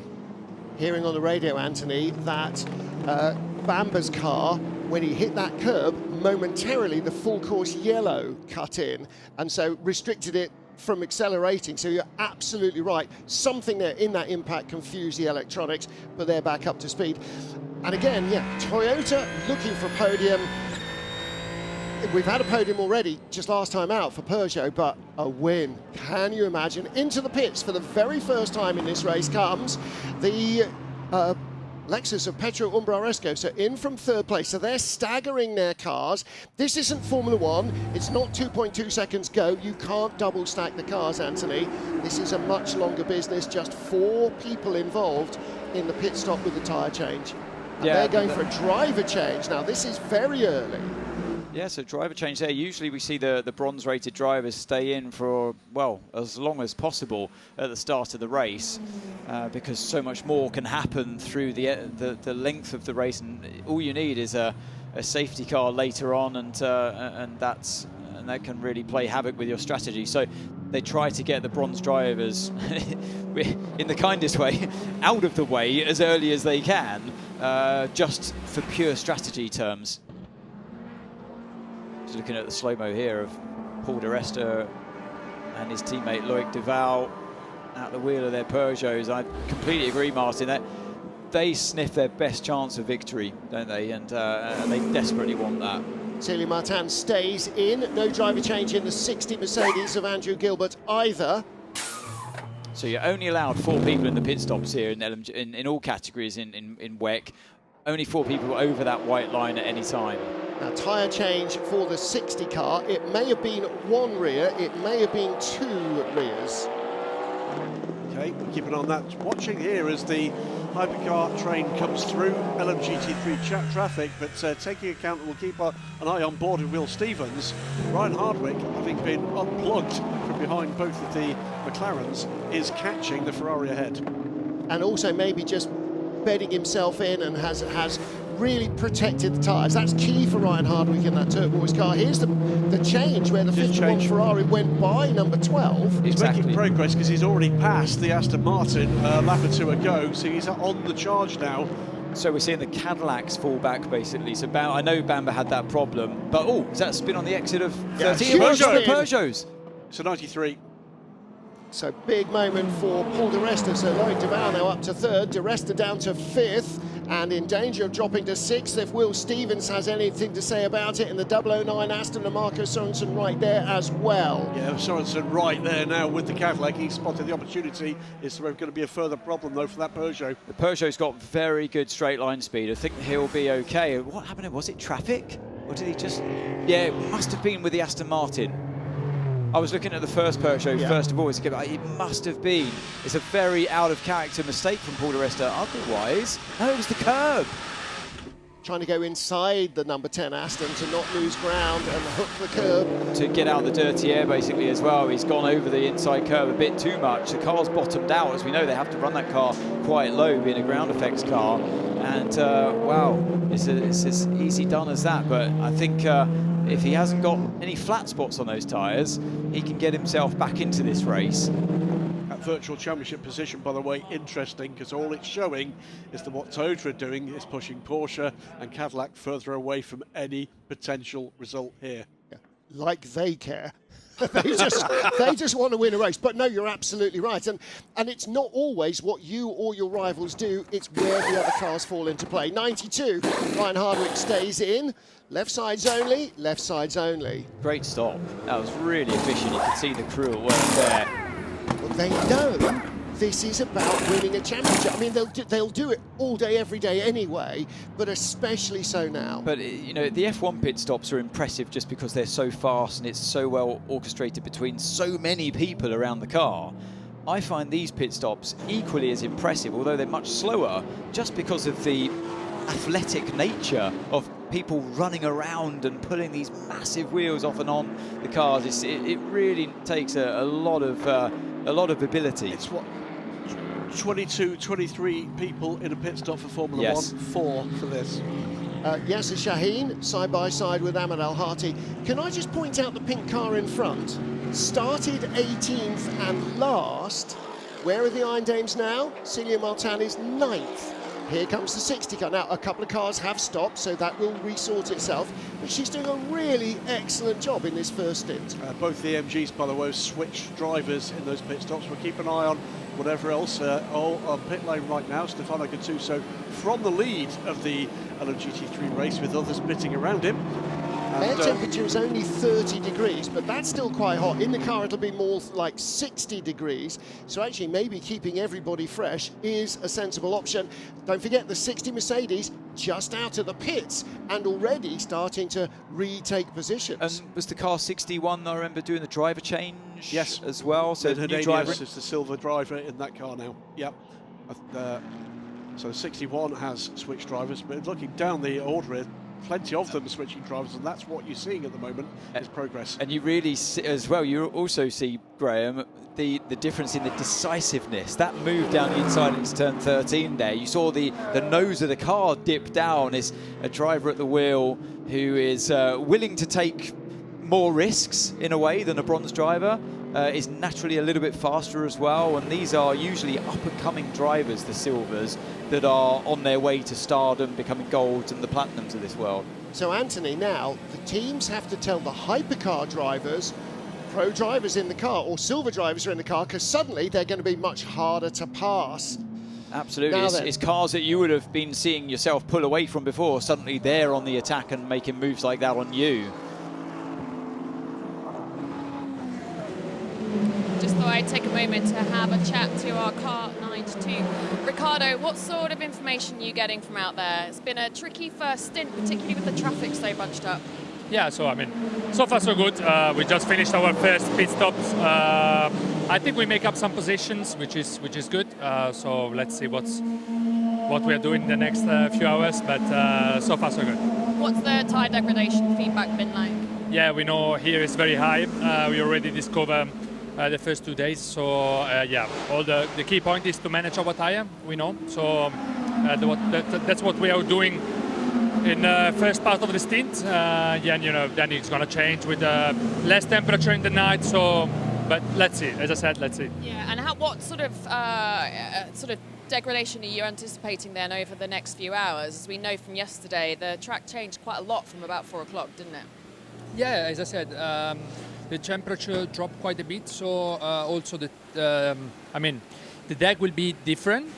And also the balance is going to change from the beginning of the race to the end. So, you know, we try to manage the balance to have a mixed conditions. So, let's see. Good start so far. Well done, team.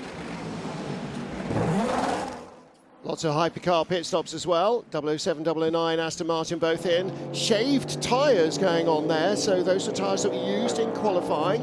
You don't get fresh tyres every time, and the 38 from Hurst Team Jota here, Cadillac Hurst Team Jota in the pit lane as well, expecting number 12 in as well on this lap.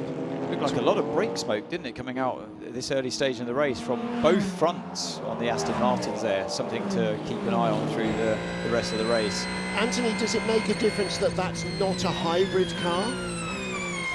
It possibly can do, but they would have engineered the car to obviously cope with those kind of demands, but this is a very high energy braking circuit. As we see Brendan Hartley in the car number 8 now peel off into pit road. And everybody behind him follows in as well. So Mike Conway goes by, Loic Duval up to second, but Hartley, Giovinazzi, Di Resta, Will Stevens, and what do they do? Hansen, Nick Nielsen, and Julian Andlauer in. What do they do tyre-wise on this Toyota? So the only teams running the front right medium, we heard they were happy with that, albeit maybe slightly low on temperatures even. The front right, Ferrari in as well. There was no sign of tyres. All 3 Ferraris in, by the way. BMW, they kept the 20 out. No, that car's yeah, they have split, so 15 in, 20 not. No tyres for Ferrari. Just saw the Michelin man walk away with his hand up in the air, got a big thumbs up. Maybe they are going. Okay, Toyota, surely no tyres, not in that speed of a pit stop. No tyres for Toyota, so they're happy with what they've got, and more importantly, how they're using those tyres. 7 hours to go, excellent stuff. So 1 hour down, and in another hour we'll only have a standard World Endurance race to go. And that looked slow on the left rear, didn't it, from the number 83 crew? Yeah. Well, 51 came in ahead of them, went out ahead of them. There's a Peugeot ahead, Cadillac coming out in front of the 83. That's as they were. No, the 50 car has leapfrogged the 83 in that stop. Yes, it has, hasn't it? Yeah, that's what I thought. The 83 had a slow stop because of that left rear. Yeah, minute 21 seconds on pit road for the number 83. The number 50, by contrast, a minute and 18. So these drivers will have to swallow a little bit of pain here that have changed some tyres. We believe just the rears of that car 83, possibly the other Ferrari as well. Here comes our race leader of Mike Conway. So what do they do with him? But you'd have to say they're swallowing the pain now to have a much faster end to this second stint. Toyota, big gains by not changing any tyres immediately in the pits, but they'll be suffering towards the end of this stint, hanging on to all 4 of those tyres that weren't changed. Yeah, also in from second place, having not pitted first time around, or first option, the 94 Peugeot, and from third, having not pitted that time around, Hans van Zoor. That was a hip check. Yeah, Celia Martin getting hit by the 31 BMW of Yasser Shaheen. She ran a little deep into turn 1. But he ran even deeper, and unfortunately, there was somebody in the way. More smoking brakes here, so it's not only the Aston Martins that are suffering with that. Mike Conway from the lead, Loic Duval from second. This is Lawrence Van Toor in from third. Ferdy Habsburg pitted from fourth. René Rast from fifth. Nico Varoni from sixth position, but the lead goes back now to the number eight Toyota. That's longer pit stop from the previous leader, because the number 8 car is away and clear through turn 1. Only thing I can guess is that they've changed Splitting tyres. the strategy, yeah. So a minute and 2 seconds in the pit lane from the number 8 Toyota. Everybody else who's done any tyre work, 15, 16 seconds longer. And I can tell you now, just by the body language of that car, that was at least one rear tyre that was changed on Mike Conway, because as soon as he released the pit lane speed limit, the car was squirming around all over the place, and that would only really happen if you're on new cold tyres. It's a minute and 2, as Martin said, for the 8 car on pit road. It was a minute 19 from the 7. A similar pit stop too for the number 94 Peugeot. That sounds like a 2 tyre change. Let's go back on board. 009 Aston Martin, Marco Sorensen. In front is the number 12 Cadillac. So there have been changes, and in fact the 83 Ferrari is now down to 9th place, whereas their championship leading rivals in 51 are up to 4th.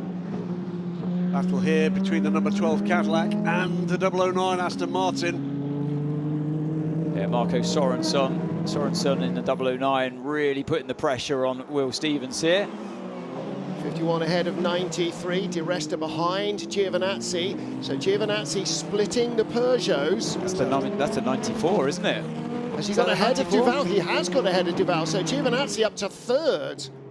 Wow. You can still see Duval weaving around, trying to get some temperature into those tyres on the Peugeot. This is how the move was done, down the inside into turn 8.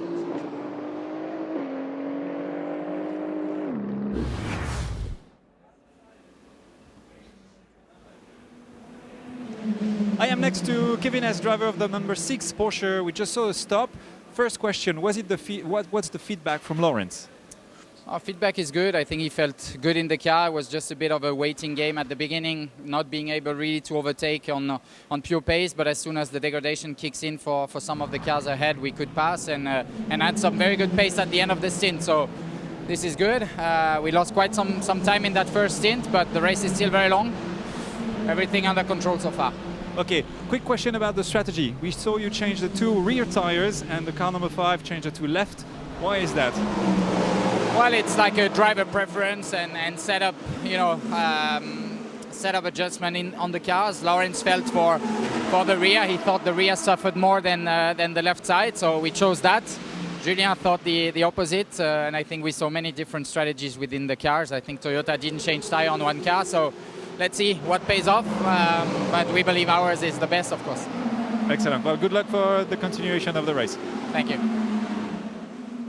Nothing goes by these guys, does it, Anthony? They see everything, and you have to, because you have to watch. It's like when you're going from wet to slicks in F1 or the other way around. You watch what other people are doing and see what happens. So here is the number 6 car, and they are just outside the top 10, 007 behind, as we go back to Lynn Herdanius, who's taken over the 61 Mercedes, and that is second place, looking for the lead in LMGT3. He's through. So Lynn Herdanius, the silver driver, first year out of top flight racing. He came in with very little experience into World Endurance this year, and he's leading here in the season finale. Yeah, 3 silver drivers, 1, 2, 3 now. Herdanius, Clemens Schmidt, Zach Robichon, Stefano Gattuso stayed aboard. He's the leading driver amongst the bronzes. The Iron Dames in, you can see on the left-hand side of your screens. As the right-hand side, we see the Alpine working its way through the leaders of LMGT3. That's them in again. They've already been into the pits. That's a second pit stop for the Iron Dames. And a driver change and a tyre change. So was the first one for damage? Remember, we had that side-to-side contact just a few minutes ago. I wonder whether or not they feel they've damaged a tyre there. Well, here is our new leader, the 61 Mercedes, Iron Lynx AMG Mercedes of Lynn Herdanius ahead of Clement Schmidt. Zach Robichon in third in the heart of racing Aston Martin car number 27. So there are still some bronze drivers in the car. Yasser Shaheen in his BMW, Ben Keating, Francois Heriot, for instance, but a number of them have done single stints to cycle through. And again, back with the Aston Martin Porsche battle, and the Aston just keeping its nose in front. Harry Tingle goes by Lawrence Vantor. Yep, that's that change of position. It's looked like it's been coming. Lawrence Vantor has been climbing up the order, and this is going to help his campaign to get in amongst the point-scoring cars. This is for 11th place and the first of the non-scoring cars in the World Drivers' Championship. But Aston Martin now into the World Manufacturers' title battle, because the 83 car ahead, invisible for that point. Yep. So Phil Hansen down to 9th place for 83. That's not helping their battle for the driver's title with the 51 Ferrari. But we're only just over the first hour completed, Anthony. So I can explain why the car 51 caught and passed the number 94. That's why I'm seeing the 94 didn't take any tyres. Car 51 took a set of old rears, so used rears probably from qualifying, so still got a lot of juice left in them, i.e. much more grip.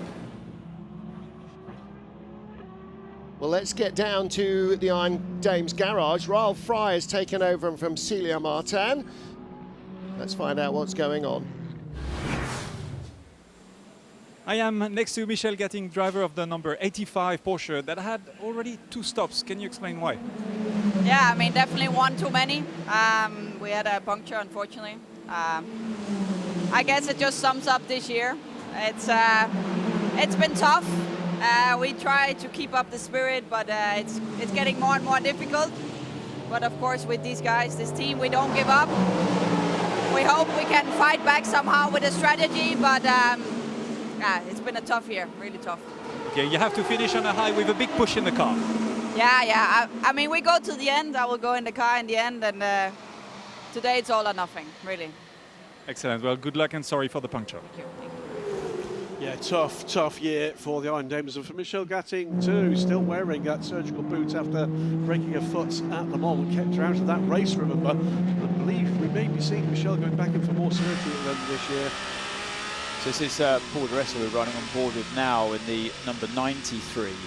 So as far as I'm aware, as far as I can see, neither Peugeot took any tyres at all, like Brendan Hartley in that last pit stop. So de Resta recovered very well from that early spin we saw, and is now starting to put pressure on his teammate.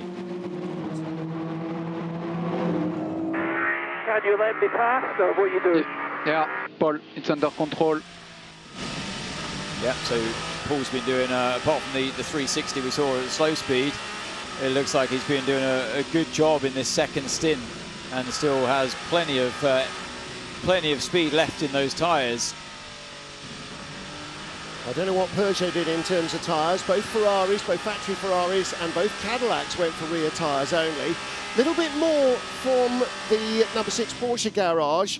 Down in the pit lane, Bruce Ioane. Bruce, what do you know?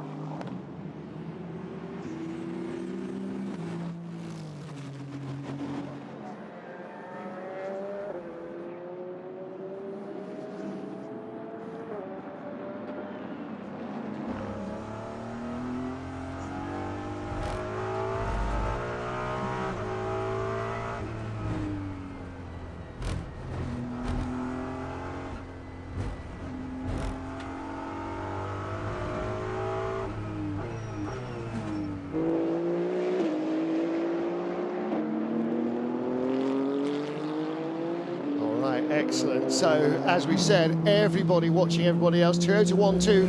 Here's the battle between the Peugeots 4th and 5th, and the place change. Paul de Resta phoned up, as Toyota have done over the years. If you phone up and say, I'm quicker than him, let me through, they will let you through and give you 3 laps to prove you are quicker than him, otherwise back in your box. I've just had the tyre info come through on my screens, and you can see it on your screen as well, so it does confirm that both Peugeots changed the rear tyres, and they were for used rear tyres as well, so both had done qualifying. It showed that Paul de Resta's was left sides and Loic Duval's was rears. It's rears on both. Okay, yeah. all right. So again, the graphics disagreeing with the official Michelin input. However, yeah, so 2 tyre change. Here's our race leader then, Brendan Hartley, a 13.5 second lead with his teammate Mike Conway running in second.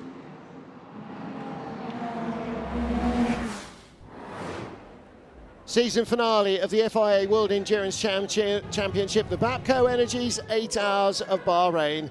The traditional finish of the season and the end of a long path for Yannick Dalmas, 4-time Le Mans winner, driver advisor in the stewards room, and our leading car driver. And there's an end of season feeling, an end of term as well. Not just for some team members, but for the entire Porsche Penske team. As they got the rolling start, Toyota having dominated in qualifying, locked out the front row from the pair of Peugeots. Their job was to make sure that they stayed there. But Loic Duval trying to send it down the middle, and Will Stevens trying to go down the inside, making life tricky. As ever, 18 cars into one corner on cold-ish tyres. A little bit of a hassle. Both Alpines getting dropped down the order as the Toyotas stayed in front. Will Stevens splitting the 2 Peugeots with the Cadillac. In LMGT3, not an even start. The second place car on the grid, the yellow number 60 Mercedes, out of position, should have been alongside the leading Lexus, was not. And that made life difficult for his teammate as they tried to negotiate their own way safely through corners 1 and 2. Lexus and Mercedes, the top 4 positions. Further back, the number 92 Manthey First Form Porsche trying to win the championship here. Big moment for the 99 Porsche, dropping to the tail of the field, and some solid defence from Julian Andlauer's Porsche to keep the number 50 Ferrari of Nick Nielsen behind him. Ferrari leading the manufacturers' standings. Porsche trying to take the title. In LMGT3, Manthey first form, trying to keep their noses clean. Everybody else battling for position. Ryan Hardwick taking to the escape lane to avoid contact, and then giving all the places back to avoid any chance of a penalty. Towards the front of the field, Lexus trying to reassert their dominance. Number 60 Porsche Mercedes are starting to drop a little in terms of pace, away from the top three. Meanwhile, Nick Nielsen in the number 50 car, moving up the order for Ferrari, but with a little nudge from the number 6 car as a number 5 Porsche of Julian Andler as he went by. The Mustang had started strongly, battling with the 87 Lexus for a top 3 place. The Lexus getting back, the 007 Aston Martin, Harry Tincknell, tearing down the inside to move up in the top 10 as they hit traffic ahead of the number 5 Porsche. 92 Porsche, the championship leader in LMGT3, squabbling with the McLarens, squeezing by, leaving the McLarens last. Lurid spin just before the pit stops for Paul di Resta in the 4th place Peugeot, a 3rd place Peugeot, dropping him down the order. His teammate and the Porsche moving up, and then the first round of pit stops. Mercedes and Lexus still battling for the lead in the race. The 51 Ferrari gaining from the pit stops, moving up into the top 3, the Drivers' Championship leaders. And now the 61 Mercedes of Lynn Herdanius taking the lead in LMGT3 as Brendan Hartley leads for number 8 Toyota. It's been an entertaining first hour, and it is still a Toyota 1-2, 8 ahead of 7 by dint of not taking any tyres at the first stop. 51 Ferrari moving relentlessly up the order, ahead of now both Peugeots who have swapped positions, and the 50 Ferrari in 6th place. Ferrari looking very strong for the manufacturer's title as well. Outside the top 10, the 007 Aston, the number 6, the defending drivers' champions, or 2 of them at least, ahead of the Alpines, the BMWs, who are struggling for pace, and even the 38 Cadillac not finding the pace that their sister car has produced. The number 12 car is in the top 10. And so we continue 6 hours 45 minutes. Martin Hagan, Anthony Davison and Graham Goodwin in the booth, with Bruce Schwanny and Alex DeGuy in the pit lane. Graham? Just one quick piece of housekeeping while you were going through highlights there.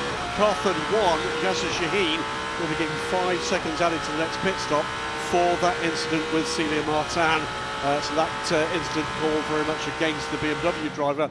That will drop him out of the top 10 where we currently sit in the race order in LMGT3. I'm gathering that when I tried to hear from Bruce Schwanny in the pit lane, although we could hear him in the booth, you couldn't hear him on air. What he was saying is that eagle eyes in the pit lane have been watching what Toyota are doing on tyres, and they figured that Toyota had been pacing themselves very much at the beginning of the race, and that's why the Peugeots were so close. They're expecting now Toyota to stretch away, and there's contact in traffic. The number 5 Porsche, and was that the 21 Ferrari? No, the 54 Ferrari in LMGT3. Yeah, it looked like a bit of bodywork actually came off of the Porsche in that moment. Let's have a look from the off-board shot. I'm pretty sure it came from the left rear. That's a big old piece of carbon fibre that's flown off, isn't it? Was it from the Ferrari? I think a dive plane. The second bit was a dive plane from the right front corner of the Ferrari, unfortunately, because you need those. The first bit might well have been a little bit at the side of the Porsche. I noticed the 6 Porsche, when it was in the pit lane, has had frontal damage and has lost one of the coloured lenses on the nose of the car. Julian Andlauer in the number 5 Porsche there. They took the left side when we spoke to Kevin Escher, who saw him in the garage there. He was saying that his teammate decided to go just for the rears new, and Andlauer here in the sister car has gone for the left-hand side that are new hards. But Tincknell behind went for a set of rears and the left front, so that's why he's putting so much pressure on. He's basically got 1 extra new tyre compared to the car he's fighting in front. More now with Harry Tincknell down to the start-finish line. And dealing with still more LMGT3 traffic. Got a great run there. Yeah, that straight line speed serving him well once again for Harry Tincknell, and he's going to have better stopping power as well with that new left front compared to the number 5, but the traffic's in the way. They actually stopped Andlauer going around the outside or trying to at least defend his position, but you kind of get the feeling that that move was inevitable. With one better tyre on his car, better straight line speed, the Aston Martin was always going to come through. Just ahead of them, you saw the gold and the yellow, the gold number 12 Cadillac and the yellow 83 Ferrari. Phil Hansen trying to move up as well. It almost looks like the watch that is not correct. I have some risk in the second, third gear where I should not normally. Copy, we'll check. I just missed the start of that message, but it sounds like he's having to take different gears from what he's usually taking, but a bit of it, I was confused, but I couldn't quite. I don't know if you picked it up, but I couldn't hear the start of it. Wheel spin where he's not expecting it. Right, okay. Also, by the way, I'm sure he's been mindful of the fact that catching him is the team car. Lawrence Van Tor currently 2.5 seconds back, but consistently a little quicker. Meanwhile, here's the gold and yellow battle. Will Stevens in the gold Cadillac Hertz Team Jota car, currently in 8th place.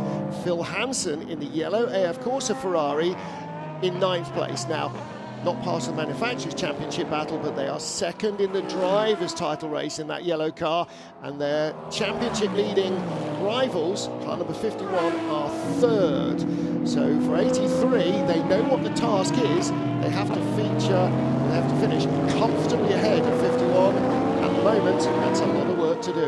Both on the same amount of energy used, 68% remaining, and both took brand new rear tyres in their last pit stop. So it's game on for these two, a fair fight. Almost everybody stopped on the same lap in Hypercar and in LMGT3. There were a couple of outliers, a couple stopped a lap early, a couple of stopped a lap later, but almost everybody in the field was in at the same time. Oh, big lock-up in the background from one of the two Lexuses. Is that the car that was in second place, Clement Schmidt, or is it Arnold Robin? Either way, Lexus still both cars in the top half dozen. Must have gone seriously down on the ABS controls to be able to actually lock a tyre. I think that's the first time I've seen that happen in LMGT3. It's a big old train lock-up as well. I suppose if it's going to happen anywhere, it'll be into turn 1 here in Bahrain. It's such a tight corner down into first gear. I suppose you could fox it by just pulling a lower gear earlier, and that literally locks the rear end rather than just stopping the wheel turning under braking. Well, it looked like that was the front that locked to me, but yeah, if you're going to lock any wheels into turn 1, it will always be the unloaded front right. Different phase in this lead battle emerging, gentlemen, and it's coming courtesy of the 51 car that at the moment is much, much quicker than the two Toyotas ahead. The gap now to Mike Conway and Antonio Giovinazzi down to under 3.5 seconds. I'm not surprised he's faster than Brendan Hartley, who didn't take any tyres at all in that first pit stop. I am more surprised that he's able to keep that gap with Mike Hall, even close in on Mike Conway, because Conway, as we know, took, well, the left side only in that pit stop. I thought it was the rears, but he's taken left side only. Brand new hard tyres for Conway, used 2 or 3 lap old used tyres for the car we're riding on board with, and that was the rears that went on for Giovinazzi. So this is it's a straight line kind of circuit, straight line braking, straight line traction most of the time, and a lot of emphasis is on the rear. It's the traction that comes your way on exits like turn 8. This is turn 6 here into turn 7.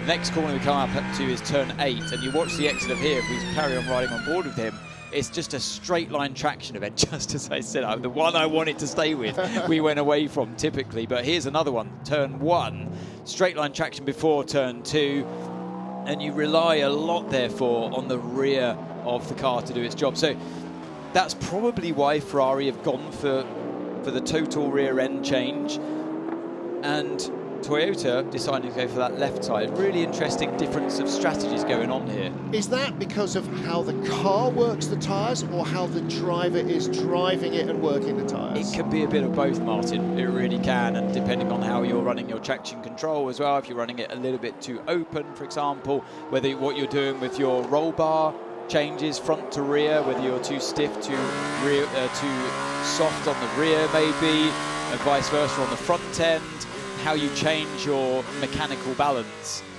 whether it's too far forward or too far rearward, really has an impact on how your car uses its tyres. And then on top of it all, it's just how it inherently uses its tyres. So it's the combination of all those factors. Sebastian Buemi wanders back into Toyota number 8 garage, leading the race here with his teammate Brendan Hartley behind the wheel. Mike Conway in second for Toyota. Getting back to this three-way, four-way battle, starting to grow. Ferdy Habsburg has jumped ahead of this, so his Alpine is doing a little better. We're looking at the gold Cadillac of Earl Bamber. There he is with the red stripe on the nose. Behind him, Kevin Magnussen in the number 15 BMW, and Fred Makovic in the second of the Alpines. And Alpine, what a change from last time out, winning the race, and here outside the top 10. Well, it was an odd race, wasn't it, in Fuji for Alpine? They had the 36 car that was pretty much in it until that final caution, and it just switched things around with a bit of luck and strategy from the 35 car, putting the 36 out of it, the 35 into it. And this is a change between the two Porsches. That is the number 6 car up into 11th place and into a World Manufacturers Points scoring position for the number 6, as this crew tries to get themselves back into contention for the Drivers' Championship. Anthony, radio activated. Oh yeah, absolutely. This was a telegram, wasn't it, to the drivers? Allow the faster car through. So this is car number 6 making its way past with Laurent Vantour still at the wheel, and Julian Andlau with car number 5, who we know took the left side tyres compared to the rears only of Laurent Vantour's car. We'll keep an eye on this battle, of course. I can tell you that lead battle is compressing mightily, and close thing there off the apex as well. Brendan Hartley still in the 155s, now in the 156s, in a bit of traffic, and Mike Conway down into the 53s last time around. Giovinazzi solidly in the 53s. We watch this battle here. So car number 15 still with Kevin Magnussen at the wheel, putting a lot of pressure on Earl Bamber, who had that lock up here. Look at that, nearly running into the back of one of the Lexuses. Can't work out whether it's the race leader. It is. That's Clement Smith, who's in second place. Second place, so almost wiping out second place. Lexus, that was too close. Yeah. And now gets overtaken by Magnussen. So Magnussen took 3 tyres in that pit stop, whereas Bamber decided on just the rears. Yeah, an old set, or a used set of rears went on for Bamber versus the left front and rears that went on for Magnussen. So that's explaining why Magnussen suddenly had this upturn in speed, and a little lock up there for the Alpine that works his way by as well. Bamber having a torrid time of it here. Yeah, that flat spot won't have helped his demeanour either. And here comes the other BMW. This is the 20, red, yellow and black of René Rast around the outside. It's going to tuck him up there, isn't he? Bamber loses 3 places in a lap. 3 places in a lap, wow. And I wonder if it all stemmed from that lockup. Only the 99 Porsche, the Proton Porsche of Nico Varone, is behind Earl Bamber now. That is not what Cadillac Hertz Team Toyota will have wanted. Bamber struggling on the run down to turn 10, the super tight hairpin, nearly punted off the Lexus.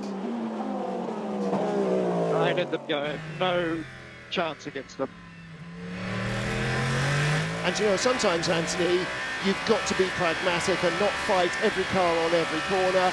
If you know you're at a performance disadvantage for whatever reason, or they're just coming steaming up behind you, you know, likely as not, they haven't suddenly grown a turbocharger, they've got better tyres, better grip, and you're fighting a losing battle from the moment you start. Well, yeah, I think he was only fighting one car around him that had better tyres. I know the number 36 did as well, to be fair. They've gone for mediums with Makovic in the Alpine, so that will be interesting to see how Makovic gets on. 3 mediums, and presumably then remaining with 1 hard on the right front. So, exactly. And that's the one that does next to nothing. Does much less work. I wouldn't say it does nothing, but it does much less work on a clockwise circuit. The left-hand side is the one that does the punishment. because if you don't have more left-hand corners or right-hand corners, you don't go around. So there are your changes from the grid. 7 started on pole, 8 in second, so they've gone up and down 1. But the big mover has been Antonio Giovinazzi. I mean, he's been a massive star in that 51 car right from the beginning of this hypercar program, and he's the big mover up 4 places from the grid. So they didn't get the lap they wanted in qualifying, but you know, qualifying's qualifying. That's about being the big dog. Points make prizes, points make championships, not just for Ferrari, but also for these guys, the 51 crew. And right now, Anthony, they're doing everything that suggests they're actually chasing the championship leaders. But the best form of defence is attack, isn't it? I've been so impressed with Giovinazzi this weekend. Put in a brilliant couple of laps to pull that Ferrari, the only Ferrari that got through into hyperpole, and now starting to mount pressure on the race leaders. So they've really brought themselves into this race here today. He's got the gap down, you can see on the left-hand side of your screen, to just over 2 seconds to Mike Conway. Hang on a minute, what happened to the 12 seconds from first to third? Where did that disappear? I think that's disappeared with the decision on tyres. That's been coming down gradually, and now it's coming down quickly, and this is where Tota get the opportunity to determine which of those strategies is going to work. And we've got in the booth with us right now someone who's watching this laser-like with interest. Welcome to the booth, and welcome to the World Endurance Championship to Sasha Fenestras. Sasha, we'll talk a little bit about why you're here in just a moment, but give us a few impressions of the racing you've been seeing so far this afternoon. Well, hi guys, hi everyone. Very happy to be here. First time for me to participate in a WEC weekend, so very excited, and so far so good for our team, of course. With a bit of a different strategy between both. We saw the 12-second gap down to 1.3 now, but looking good. It's a good track for us also last year here, so looking forward to tomorrow. So, our team, Toyota, you're here proudly wearing Toyota Gazoo Racing colours. You're going to be one of a number of drivers that are going to be sampling the current GR10 tomorrow at the rookie test. You've been out racing under Toyota banner in Japan, of course. You're an ideal guy to ask this question, and most of your career has been spent in single-seaters. Just how is the industry of professional motor racing seeing this resurgence of sport car racing in this era? Well, for sure, as you mentioned, I've done most of my career in a single-seater. I did a bit of Super GT back in Japan, which I would say is kind of it's kind of the older DTM, kind of a small prototype in a way. So far, you know, it's going to be my first ever experience in a prototype in a hypercar, first time even in Bahrain, so it's everything new for me. I've done a bit of sim a couple of weeks ago to prepare for this, and honestly, driving style is a bit different, of course, but you know, it's good downforce, fast cars, it's an amazing championship, so... Sasha, what do you put yourself in Brendan Hartley's position here? You're going to be in one of these cars for the rookie test. What's going through Brendan's mind when he's on older tyres here and you've got your teammate bearing down on you on fresher tyres? What's happening? I think Brendan knows the strategy inside the team, and you know they're playing the longer game in this race. So that's, you know, the difference will be made towards the end of the race, in my opinion, with this kind of strategy. There we go, nice little position changes. I think we don't have to lose time with the Ferrari coming quick behind, especially. So yeah, so far so good. I think it's not long before he pits, and then, as I say, I think the difference will be made towards the end of the race. I'm going to ask you about the Super GT. GT500, amongst the things you've been doing this year alongside some Super Formula. Broadly similar kind of pace to these cars. They're from a little bit more old school than the hypercars are. You've had a chance to feel what this car is like in the sim. Where are the big differences between the Super GT cars and the hypercar? I mean, I think the Super GT is of course slightly lighter car.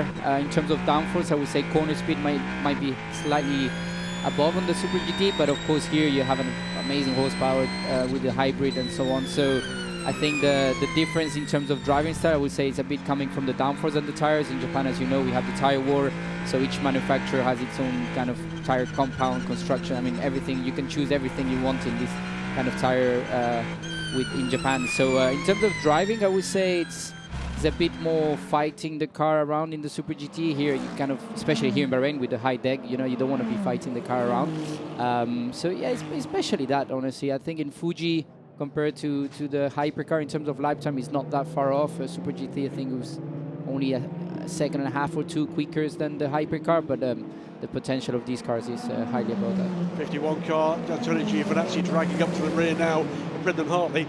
caution, warning, Sasha Fenestraz, stupid question coming. Are you looking forward to tomorrow?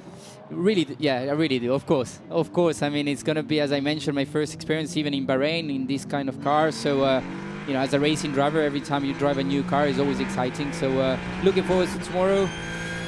Hopefully he doesn't pass here, but I think it's coming into a good run.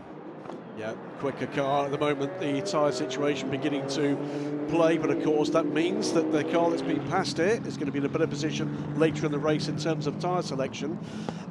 One quick question, not expecting you to be able to answer this fully. You're testing the hypercar. Is there a plan? Well, I wish I could know. Who knows? Who knows? Of course, I'm here for a reason, but I think in the shorter term might be a bit tricky, but you know, hopefully we are preparing for something in the near future. That's at least my target reason I'm here and the reason I'm participating in the test with Toyota. So right now I don't have anything planned to be here in the near future, but I am preparing hopefully to be here one day. And more racing in Japan in 26 for you? It's looking more likely, yes. It's looking more likely to be there. Both championship always. You know, it's good racing over there in Japan. We have quite a few races in the year with the double championship and so on. So let's see how it goes tomorrow. Hopefully, I can be more involved in the team in the future here to learn a bit more. Well, from driver potentially the future for Toyota to one in the present. I am with Kazuki Nakajima in the Toyota Gazoo Racing garage. What is actually happening on track? Are you still learning about the degradation? Was this expected or was it not? Well, I think it's more or less as expected. I mean, Ferrari looked pretty quick in free practice, so I mean they are right there. But we are still ahead, so we just try to manage this position as much as possible. But yeah, it's all under, let's say, reasonable control. Car 8, yeah, we had a different strategy. Now it's not really working, but we never know with the safety car and everything. So let's see how it goes. Yeah. So the gamble was not to change the tires, and maybe are you going to change that strategy now after seeing this? I wouldn't say it's a gamble, but it's just another try to see if it works or not. But it's a long race, so we never know how the outcome would be later. So let's see. But obviously Ferrari is, yeah, chasing car 7 pretty much. So yeah, we need to push more. Yeah, fingers crossed for you. Good luck. Thank you. Anthony, you've worked with these guys. You know they never stop thinking, never give up. And that's just an example of this. Okay, let's try 2 different strategies. At some stage, the number 8 crew are going to have 2 more tyres than everybody else. I think it was just a case of they know they got a quick car this weekend, Toyota, but they also saw what we saw during the free practice sessions, not necessarily qualifying for Ferrari. Their race pace has been very strong. So they knew that was going to be a threat for them today, potentially. So they've had to reflect that in their strategy, to copy what Ferrari have done, to stick 2 new tyres on it in their first pit stop with one of their cars at least, while the other car is playing to their strengths of the team at Toyota, going for the long run. It looks bad now, of course, for Brendan Hartley in car number 8, but it will pay dividends later on when they're the ones on the fresher tyres. It's going to be interesting to hear. There's another point to bring into account here, with thanks to Alan Carth, the legend is watching.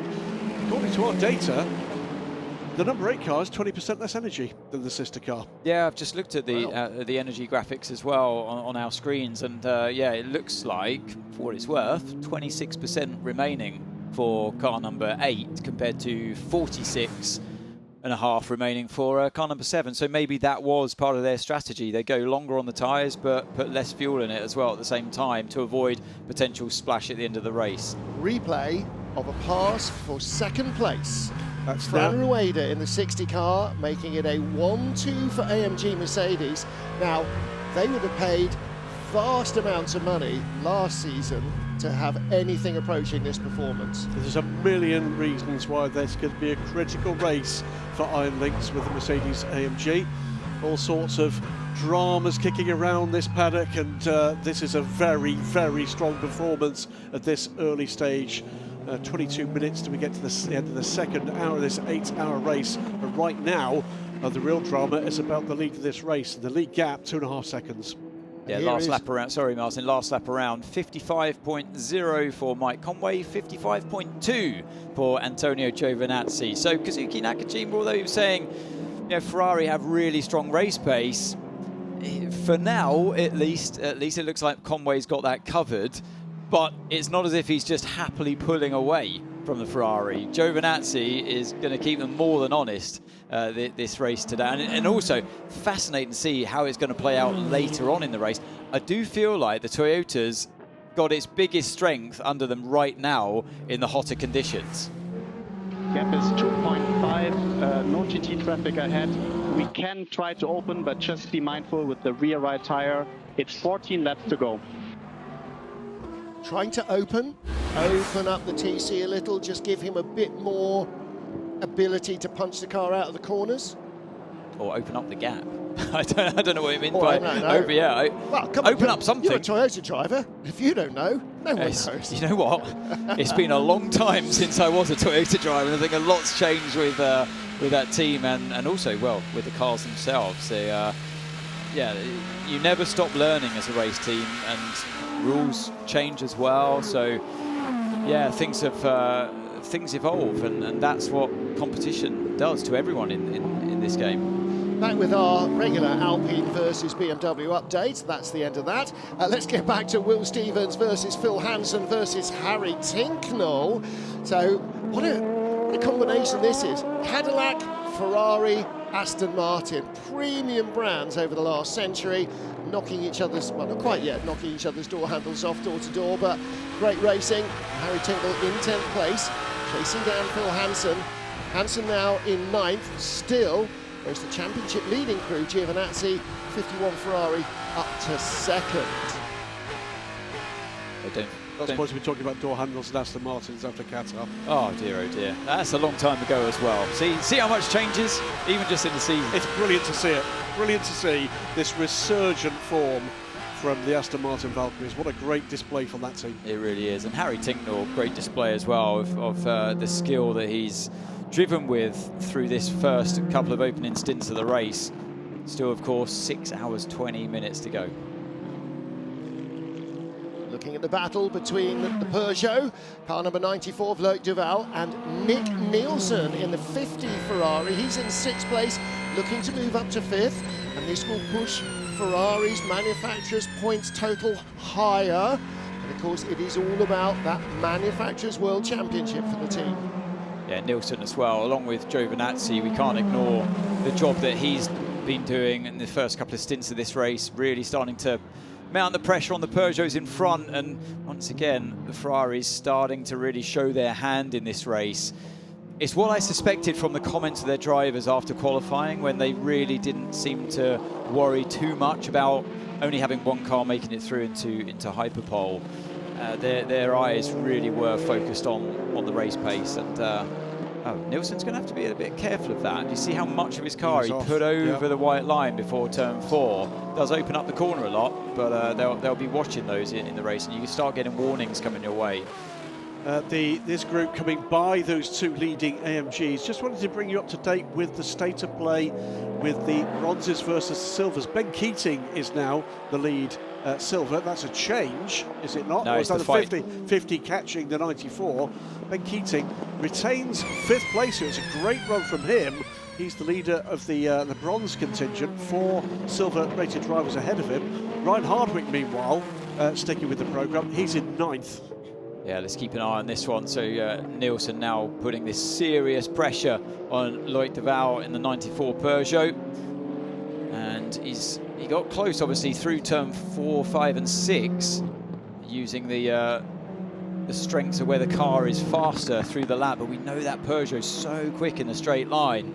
So it'll be very hard for Nielsen to find his way past this particular car. And you're sizing up your competition all the time. Look at that. Look at the Peugeot pull away on the exit of turn 13 down towards 14. And he's having to weigh this up, is Nielsen, and think about what part of the track he has to carry the speed and where his opportunity might come. A great run through the final corner.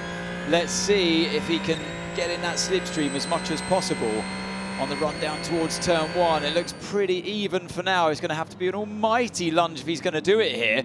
He thought about it, but then thinks about getting the line better through turn 1 and turn 2. 6th place for now for Nielsen. Desperately got to get past this slower car at this point in the race. Gets a good run like he was wanting, and I was suspecting on the exit of turn 3. Has a look again, but it's not enough, is it? See how much he's able to ramp the car over the curbs compared to the Peugeot, which has to sort of be a little bit defensive in the middle of the road. Down through 5 and into 6, no way through here. This could be his chance. Pass. Into 8, no, you're in the turbulence. That's the problem through turn 7. You get into that turbulent air. And this feels to me like this is the fastest part of the track for the Ferrari in these slower speed corners. And Duval will also be looking in his mirrors, and he's a wise old fox. He'll know exactly where to place his car and what the game is here. Think back to Loic Duval in the Peugeot in Imola. Does not like being passed, not by anybody for any reason. What are we looking at here? Look at the gap has come down between these two. The race leader, Mike Conway, and Giovinazzi. How has this happened? Last lap around 54.8 for Conway, 53.6 for Giovinazzi. Here's our lead battle, 6 hours, 15 minutes remaining. Mike Conway in the number 7 Toyota that started from pole was waved by the number 8 car half a dozen laps ago because he was quicker than Brendan Hartley, who didn't have any tyres. But now, Antonio Giovinazzi closing down Conway, and it has been consistent progress. Every lap he's been inching closer. And Anthony Davidson, he is right where he needs to be now.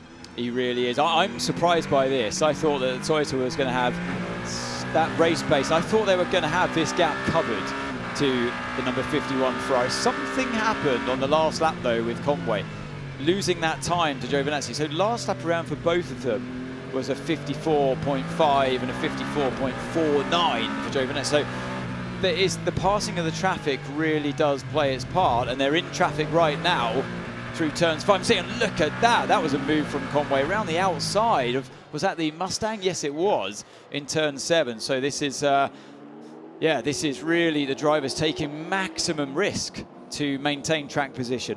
Risk and reward. And this is why the pro drivers in Hypercar and LMP1 and always in the top class, that's where the big bucks come. You know, that's the experience. That's what makes you a good sports car driver, is getting through those gaps. And sometimes there's not much of a gap to be getting through, but Conway, with the headlights being flashed by Antonio Giovinazzi, he's got one more solitary car as they climb the hill. It's the 85 car, but then there's a clump of 4 in front of them, and right behind, this is Peugeot versus Ferrari, so this is the 50 car. So this is now the battle for 5th position. The Peugeot of Loic Duval with Nick Nielsen still behind him, and right, we saw in a straight line he can't get by, but there is a way by because Giovinazzi did it.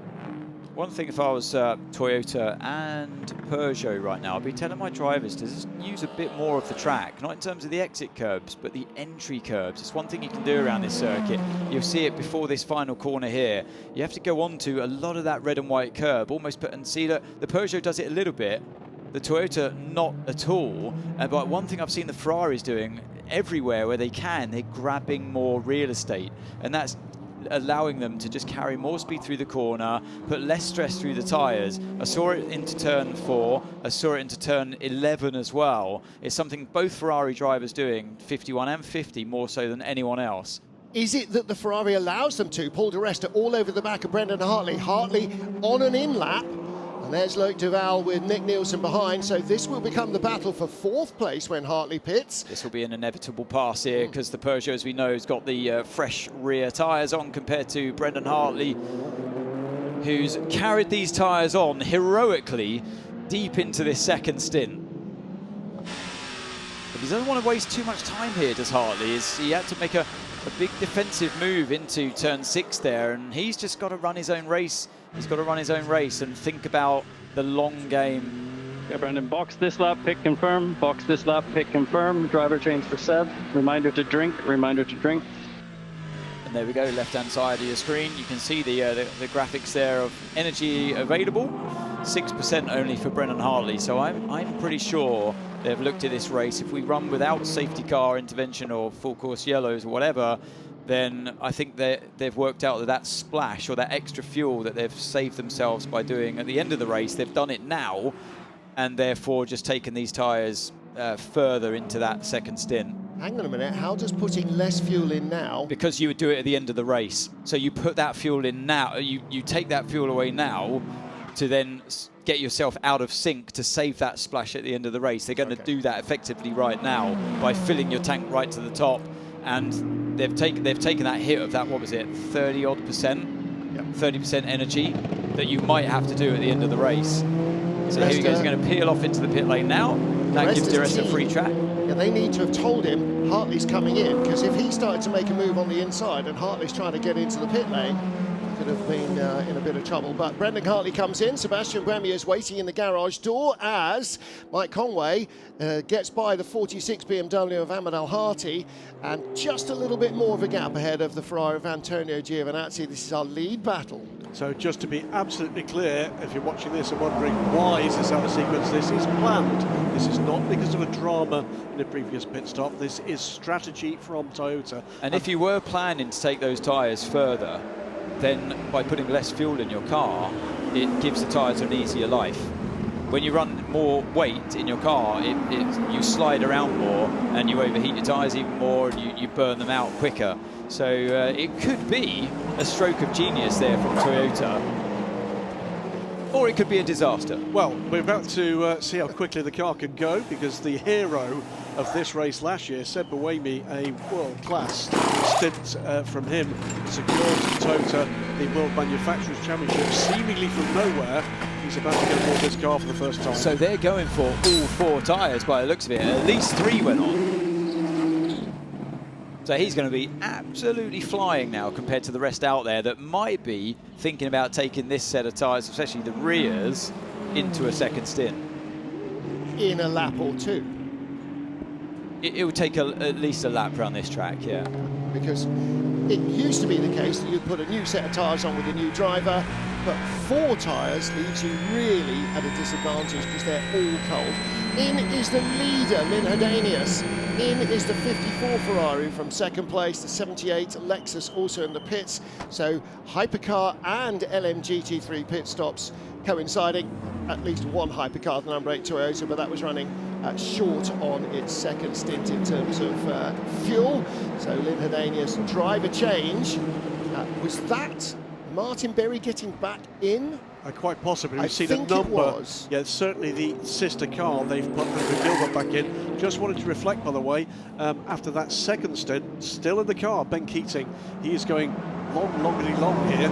So we're now, what is that, an hour and 51 minutes into this race. He needs to do 2 hours and 20 minutes. He's going to do it in one big glob. And so too both BMW drivers, and so too both McLaren drivers. Tony McIntosh still in number 10 Racing Spirit Le Mans Aston Martin as well. Francois Heriot still in the 21 Ferrari. Ryan Hardwick still in the Porsche. So it is a combination of drivers at least doing a double stint out of the 2.7 stints they need to do. Yasser Shaheen, by the way, after attracting the attention of stewards earlier with that 5-second penalty added to the first pit stop for the car, now getting a warning flag for, quote, multiple situations. That's a great little phrase. I don't think I've ever seen that. Multiple situations. Still back with our race leader, Mike Conway. Now again, they've got still sort of 25% of this stint to run, and you sense that Antonio Giovinazzi maybe doesn't have to push the advantage, but if Ferrari want to win the title, they also want to win the race, don't they? So racing drivers are racing drivers, Anthony. He's going to try, isn't he? Oh yeah, you want to win the race, of course. Go out in style. And when you've got the fastest package under you, you want to utilise it. And it's great fun when you know that you're putting the pressure on the race leader.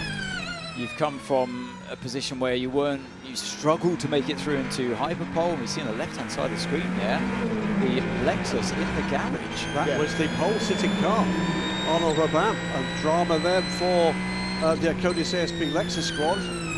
Pick aboard the number 51 car, makes its way through. Is that the Lexus that had the monster lockup? Was that the beginning of an issue for the team, I wonder? We'll have to send Alex down. Bruce is doing other things. So maybe down at 78 Lexus team, but whatever it is, it ain't going to be a quick fix.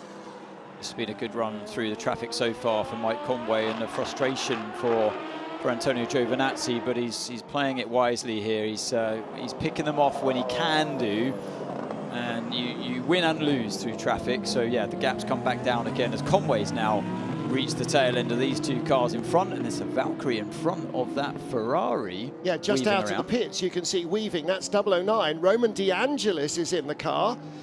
De Angelis, one of the two drivers in this team that finished second in Petit Le Mans a few weeks ago. A massive, massive result for Harter Racing Aston. Down here with Brendan Hartley, that looked like a very tricky stint. Looked like there was a bit of a drop back due to strategy, but is it how you were not expecting strategy to play out, but were you surprised? And does that mean things are going to change for you guys? Well, I think we were the only. Sorry, it's noisy. We were the only ones that did a double, so I kept the tyres. It was the plan going into the race. So the first stint, I really tried to look after them. I think what it does is it positions us to have more tyres than everyone at the end. Tyre deck's so big here, and we saw last year that's actually how we won the race, by having 4 new at the end when no one else had it. So now, for the rest of the race, we've got 2 more tyres than everybody else. So yep. that was the plan. Position-wise, I think we're more or less net P3. Let's see if we might get a bit of an undercut now, but that was the plan. I guess the beauty of this is that you have an awful lot of history of how to win here, right? Yeah, we won a few races here, but it's a strong track for us. We've had a bad season, so we're hoping to end on high and yeah, finish the end of the season with some rose water or whatever it's called. But yeah. What sort of car have you handed over? What information did you give when you handed the car over? Yeah, just some of the settings. You know, we can change traction control. We've got roll bar, so we can change the mechanical balance, and just giving as much feedback as I could. Also curb usage. Yeah, you try and hand over to the next driver with as much information as possible. Sorry, I can hear you. Okay, It's very loud, isn't it? Great, thank you. Good stuff. Alex Agui with Brendan Hartley as his teammate Mike Conway. Anthony is under real pressure. Yeah, Mike Conway had the bad luck through the traffic that time around, so it meant that he caught a car in turn 5, 6 and 7, and now the gap separated slightly through the higher speed element where the turbulence comes into effect a bit more, and they've also had to work their way around the Aston Martin, the Valkyrie, who's fresh out of the pits, and that might be a bit of a nuisance to these two in front of them as his tyres start to warm up clearly from that pit stop beforehand. Yeah, it's a mark of the pace of this race so far. We're closing in on 2 hours elapsed as Théo Pourchaire gets ready for his introduction to WC. But that's the first time we've seen a hypercar lapped, and he's a pit stop out of sequence. This has been a very close race down through the field. But it's really interesting what Hartley was saying there. So it was planned, and so they purposely had to put less fuel in the car because they probably didn't want to take those tyres through a complete double stint. That would have started to lose them time. But that lack of fuel that went in definitely offsets them strategy-wise as well in terms of energy compared to the cars that they'll be fighting later on in the race. And maybe that's a way that you overtake cars virtually instead of getting stuck behind them. And that's potentially the cleverest part of that strategy, because they've not done 2 full stints on those tyres they've gone long on, but they've done it just rather less than everybody else might have to in other circumstances that are yet to emerge in the next 6 hours. Meanwhile, Loïc Duval diving by the LMGT3 Ferrari as he tries to hold off, or continues to hold off. He's not trying to, he's succeeding in holding off Niklas Nielsen. And as we've seen, the 51 Ferrari up to 2nd place, but this 50 car in a very strong 5th place. But the 2 Peugeot in front are still running strongly, and they have kept their tyres alive, Anthony. But this is what I meant by getting yourself offset in terms of energy strategy-wise as well, because you don't want to get into this situation where you're in a faster car and you can't get past the car in front. You need to run your own speed, your own race for race pace, and that's why Nielsen's still not able to get past the Peugeot. If he was on different strategy fuel-wise or tyre-wise, then it opens up more opportunities and you can then run your own race speed-wise. So behind this lead battle, Roman De Angelis in the Aston Martin has just stopped, so he is effectively just off the lead lap, but that will come back. It's 50 seconds just to drive through the pit lane, plus another minute and 20 odd stationary, so that's a whole lap behind when you stop for fuel. Yeah, and De Angelis, you can see at the bottom of your screen there on the left-hand side, 90% energy versus Conway and Giovinazzi's 9 and 6% respectively. And they took all 4 new tyres on the Aston Martin in their pit stops. That's why he's harassing them right now. You need to fight either with both Toyota and Aston. Okay? Good I'm luck. please. Yeah, he's not. He's driving his own. He's really, although it looks like he's harassing Conway and he keeps flashing him all the time with the lights, I sense the body language from that car 51. That's the fastest car in this fight right now, Toyota versus Ferrari. Giovinazzi feels what he has under him in the faster car, and he's just loving this. He's biding his time, looking after his tyres. Now we've got another gaggle of hypercars starting to hit pit lane. Amongst them, Phil Hansen in the 83 Ferrari from 8th, the 007 Aston Martin from 9th in the hands of Harry Tincknell, but the fastest man on the circuit right now is down in 17th place, and it's Sebastian Buemi. Here comes the battle for 4th place. Duval only just ahead of Nielsen as they both come around the Iron Dames Porsche of Célia Martin in the hairpin at turn 8. It's a really big break down the hill into turn 8, and then even worse for the tyres here into turn 10. Corkscrewing downhill into a tightening corner, and on the back stretch past the Oasis pit lane, Nielsen with a run on Duval, but even on a short straight like this, the Peugeots pick up out of the corner, and its top speed advantage just keeps its nose in front. So I'm just looking at my circuit map. I don't know if it will pop up on your screens at some point, but just to answer or pick up on what you were saying there, Graham, with regards to Sebastian Buemi, who, by the way, took all 4 new tyres, not brand new, they were used, but they've stuck with that right front medium, as we see the Aston Martin just getting past here on their brand new tyres, and Giovinazzi has been told, do not bother fighting that car, let him go, and I'm sure he will. So he unlaps himself, does De Angelis from the 2nd place runner at this point, so just ignore that. Completely different stages of the race for those two. But going back to Buemi, he has got, that's why he's running his own race in his free air. He's got no cars around him, not even cars he has to lap at this point, so that's why he's putting in these times right now, Graham. Well, to tell you what the difference in time is, our leader Mike Conway last time around a 1:54.5, Seb Buemi a 1:52.6. And there's the tyre deck that Hartley was talking about.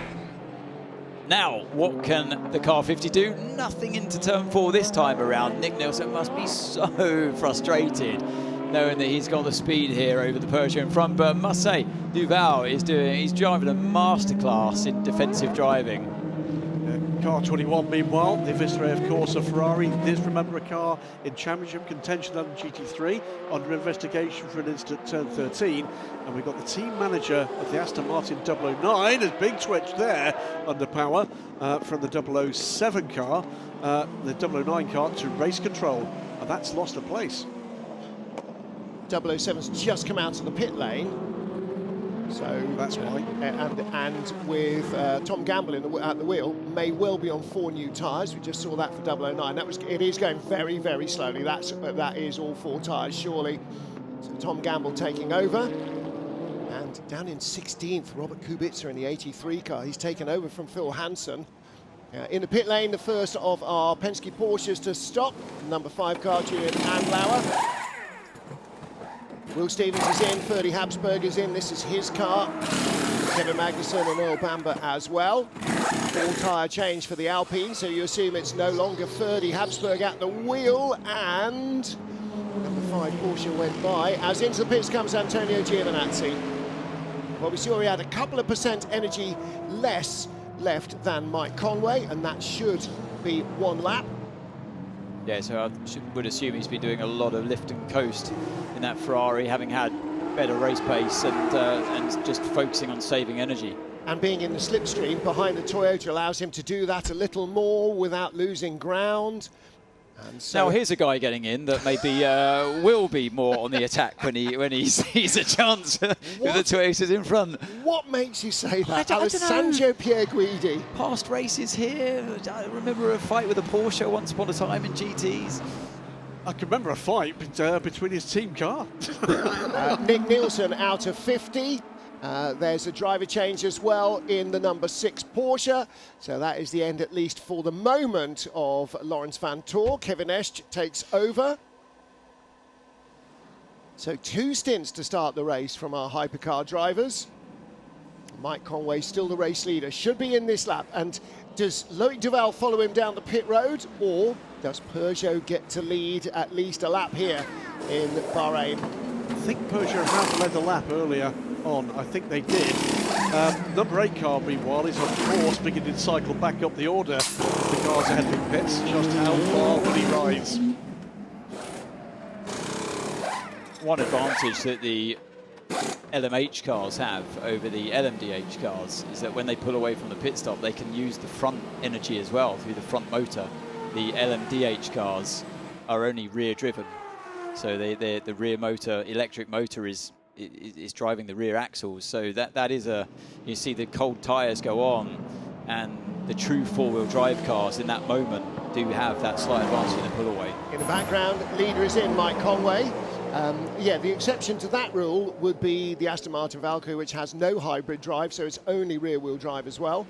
So it will be able to spin up the rears, and you are allowed to now, whereas previously that would have been a drive-through penalty. Nick de Vries getting into number 7. Yeah, a good couple of stints there by Mike Conway, wasn't it? Really solid performance, as we often see from him. I was going to say, quelle surprise. You know, he is absolutely, like these, you know, the veteran guys, you know, him and Seb Buemi, Brendan Hartley, they're not there by accident. Good driver, that Quelle surprise. Yeah. Altogether or not at all?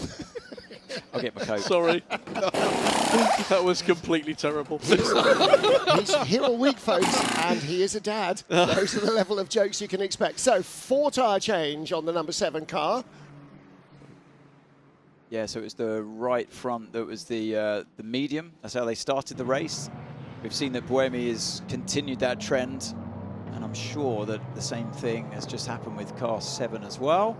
20 BMW is in as well. And this is a tough one. When you're out the pits and you've got 4 new tyres on, and you're the driver that's just jumped in and you're in the lead of the race, effectively, you're in the lead of the race, that's the kind of pressure that every driver feels, and there is de Vries desperately trying to get all 4 tyres up to temperature, with the Shark coming up behind you already with a lap under their belt, with much more heat in their tyres. And look at this, Pierre Guidi.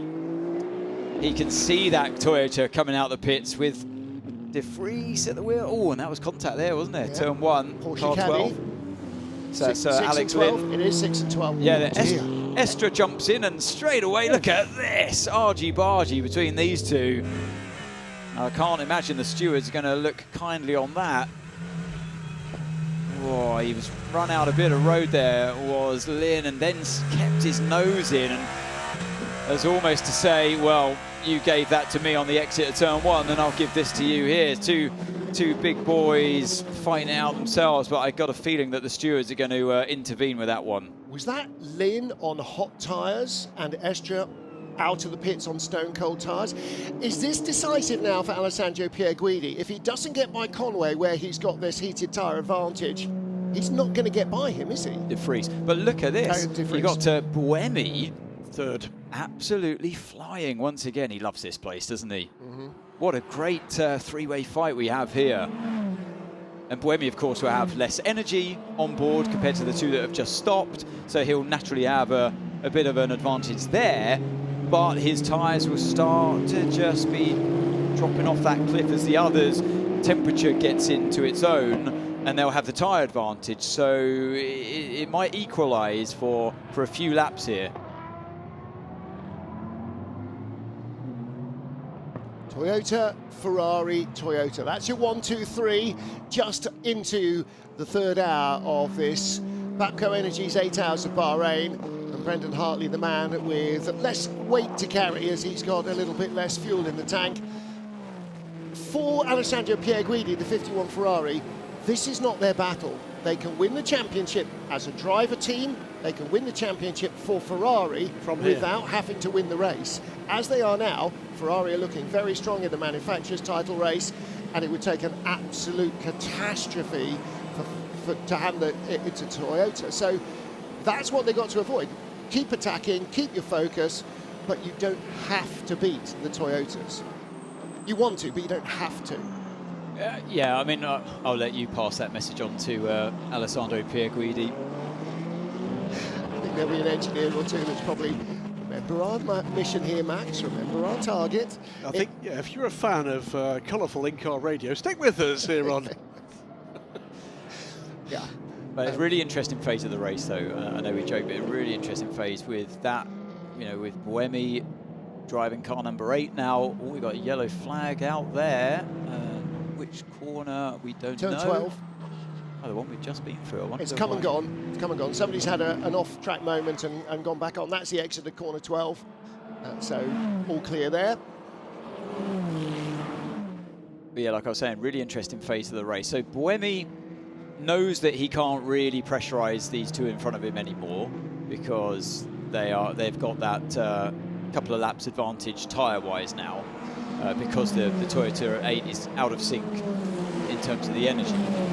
But what that's allowing car 8 to do, as we heard from Brendan Hartley earlier, is just at the end of the race, that's when we'll have a huge tyre advantage compared to everybody else. Ooh, and now look what's happened. Because the Porsches have got one car into the points, they're now back up to second in the manufacturer standings where Toyota were before when they were running 1-2. So that's a massive swing with a 1 position loss on the podium. Well, the difference, though, is that from where we are, Porsche can win this championship, but Toyota cannot. That's the maximum possible. Not quite now, actually, but we were in a position of the maximum possible points that Toyota could gather. But that was with Ferrari scoring. If Ferrari don't score, then that's a whole different kettle of fish. Toyota cannot catch Ferrari in the Manufacturers' Championship. We've seen where they were in that virtual championship standings when they were running 1-2, and they cannot catch the current total of Ferrari. Porsche, if things go dramatically differently to the way they are now, could. Yes, Porsche not having the best race, are they? 10th, 14th, and the Proton car last. Meanwhile, in LMGT3, Graham, something very interesting going on here, and potentially quite dramatic. This is the lead car, again, the 87 Agodis ASP Lexus Pedro Andresco.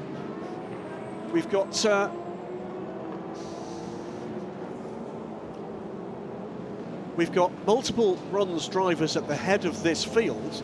In fact, 1st, 2nd, 3rd, 4th, 5th, 6th and 7th. But only Ben Keating has been in since the start. He led the race up to the last pit stops, where the silver drivers of the other cars, of the lead group, Ben's the only one that's been in from the start. He did not take tyres at the last stop. He's going long for his 2 hours and 20 minutes and whatever change they decide. He's also eaten up the second stint tyre. So this could be a remarkable run from TF Sport. little mistake from the heart of racing Aston Martin, car number 27. That's in 4th place. Ian James still in the car. Thought I would have a catch up with Mike Conway of car 7. Mike, that was a really dominant first stint. You guys have an awful lot of history and knowledge here. To what extent are you feeling pressure from that 51 Ferrari, or is it a comfortable position and all about the long game? Yeah, I think they were right there, to be honest. I mean, not much between us. I think they looked like they had good pace in the second stint, in the middle part of that, but they did have a different strategy on tyres. They just changed rears, so good for us to keep in mind what we're going to do for the future. And yeah, so far the car's been good. It's just trying to be tyre management, really, and it's a bit unknown. Even though you learn a lot through the practice, you still don't really know what's going to happen in the race, and just try to manage my best and not destroy the tyres in the first stint and have enough for the second part. So it felt okay. What happens for you next? Are you back in for the end? Yeah, possibly. Nixon now a double, Kamui a double, and then we'll decide what to do if we split it a different way. But yeah, it just depends on now the next 2-3 hours. Thank you. Go rest. Yeah, interesting comments there by Mike Conway in regards to, and I had forgotten about that. I remember mentioning it, but then I forgot that they took the left-hand side tyres. That's what he was referring to. he was saying it was interesting what Ferrari did in their pit stop by just putting on the rears. They swapped the rear tyres. Conway's car went for the left side. So in terms of this circuit being a lot about traction, a lot about braking, I do feel like Ferrari played that slightly better there by going for just rears only. I think that paid dividends towards the end of that second stint. It's been an interesting race on strategy in microcosm, hasn't it? In a whole range of ways already in that first 2 hours of racing. Multiple different strategies which have led to really different approaches to this race for the leading teams. And while we focused briefly there on the car 51 and car 8, it's a 7-lap tyre offset between the two of them to the 51 and car 7's advantage. Look at the top 8 cars in Hypercar. We've got a pair of Toyotas, both Peugeots, all 3 Ferraris, and a single Aston Martin ahead of the number 12 Cadillac. So the top 10 has got 8 different brands in it. Well, just quite impressive. Good mention, by the way, back down in 16th place at the moment and aboard the car for his final start in professional motorsport, Jenson Button. Change here for 3rd place in LMGT3. Heart of Racing's Ian James ahead of Andrew Gilbert. Last time we saw Ian James, he was running wide at turn 1 in 4th place. At the number 60 Mercedes just behind him now. That's the yellow car. The 61 car still ahead of him. And that is Martin Berry, who's been in from the start. No, he hasn't. No, none of the drivers. Lynn Hedanius took over, none of the drivers ahead of Ben Keating have been in from the start. So TF Sport are now 5-6 minutes away from burning their full bronze required time and have taken a set of tyres for the better part of a second stint as well. Yeah, so he's basically saving tyres and doing all his driving stint in one go, which is double bonus. Now then, also in LMGT3, our championship leading 92 Porsche, from being 17th on the grid, is now up to 7th place. Ryan Hardwick still at the wheel, has been from the start. That is a very big drive from Ryan Hardwick as well. I know Ben Keating came from far in the backfield as well, so those are 2 men in motion. Ben just wants to win this race. They've had a horrible season since that win in Qatar, whereas Ryan Hardwick has got his eyes firmly on the prize. And he's attacking as the best way of defending that championship lead. Excellent stuff. And he's ahead now on the road of their closest rivals, the 21 Ferrari. Kevin Escher and Alex Lynn under investigation for an earlier incident, but here we can see the Porsche black car. Toyota, that's the one going by. Our lead is passing one beyond the other. So Nick de Vries going by the Codis ASP Lexus of Petro Umbrarescu, the 87 car. That leads, in fact, that's not that, it was number 8 Toyota, wasn't it? Sebastian Buemi.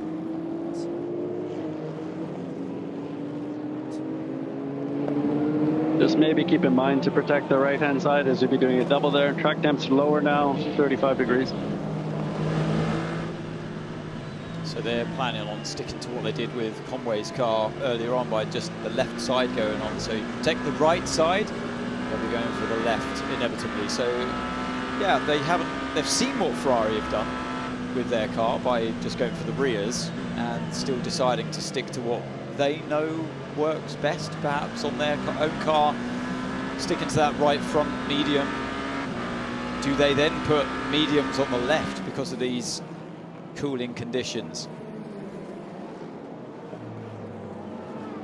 Air temperature here in Bahrain, barely any different from the start of the race. Still showing at 28 degrees, but the track temperature has dropped from 37 down to 33, so it was nearly 38 degrees, so very nearly a 5-degree track temperature change, and that alleviates some of the pain for the tyres. But Anthony, this original surface laid at the end of 2003, early 2004, now over 21 years old, and the aggregate is really tough. It's like racing on a cheese grater. Yeah, the bitumen has worn down, and the stones are protruding through the top, and they're really sharp granite stones here. I think it's Welsh granite or something. Yeah, Shropshire. Shropshire. So Shropshire blue. That's why it's lasted and stood the test of time in these harsh elements here in Bahrain.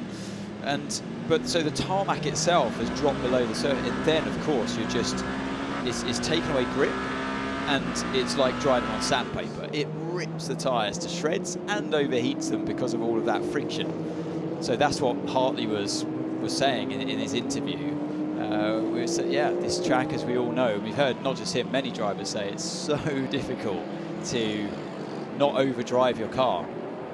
And that's what they'll all be doing, especially in their first stint, because it pays off in the second stint. Look at this fight going on. Thomas Floor still at the wheel as well. A long old stint for him. I think he's back in. Yeah. So this is Thomas Floor having burned some of the silver time, but now on the rear of Ben Keating's car, who is 2 minutes away from serving his full bronze time. And judging by the colour of the sidewall, how much brighter the red is compared to the sort of blackened red of Ben Keating's car, I'm suggesting that Thomas Floor has fresher tyres as well as a fresher body.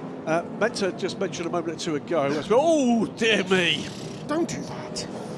That was almost race ending, wasn't it, for two cars there? Yeah, two GM cars as well at that. Corvette and Cadillac. Almost disaster there. I've been in that position myself as during my time in the equivalent of Hypercar today, back in the LMP1 days, and it's just, yeah, you have to put your trust that you've been seen by the car you're catching, and if you're not seen, then that kind of moment can happen very easily on the exit of turn 11. Keep an eye on this one, but to complete the points, one to watch at this stage of the race is the 83 car. Robert Kubica aboard the car. Now Thomas Floor's got the run and the tyre advantage on the 33 car. Where is the move going to come? But that's the Martin Valkyrie's going to spoil that opportunity. That was a saviour there for Ben Keating. Overruns his braking just a fraction. Lets the Valkyrie through, and Thomas Floor still behind, but Anthony with a run up the hill towards turn 4. Giving himself a great run there because of Keating. I think he got a bit spooked by the Aston Martin on the inside and had to give him a bit of room as well. But I think, is he going to hang on to this one? He's going to try to go around the outside. Yeah, he keeps it. I thought that Floor was going to do that, but he just backed out of it at the last minute. He had a great run though, did Thomas Floor, on the exit of turn 2 because of that moment of Keating running wide in turn 1. Thomas doing his job to perfection.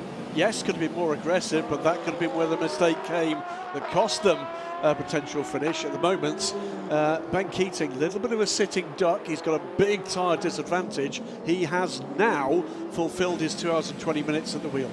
Lauren Heinrich in the Porsche, car number 5, his first time, as he flashes the headlights there to go by Ben Keating, and the number 15 BMW right behind. Those two hypercars in the battle for 14th place.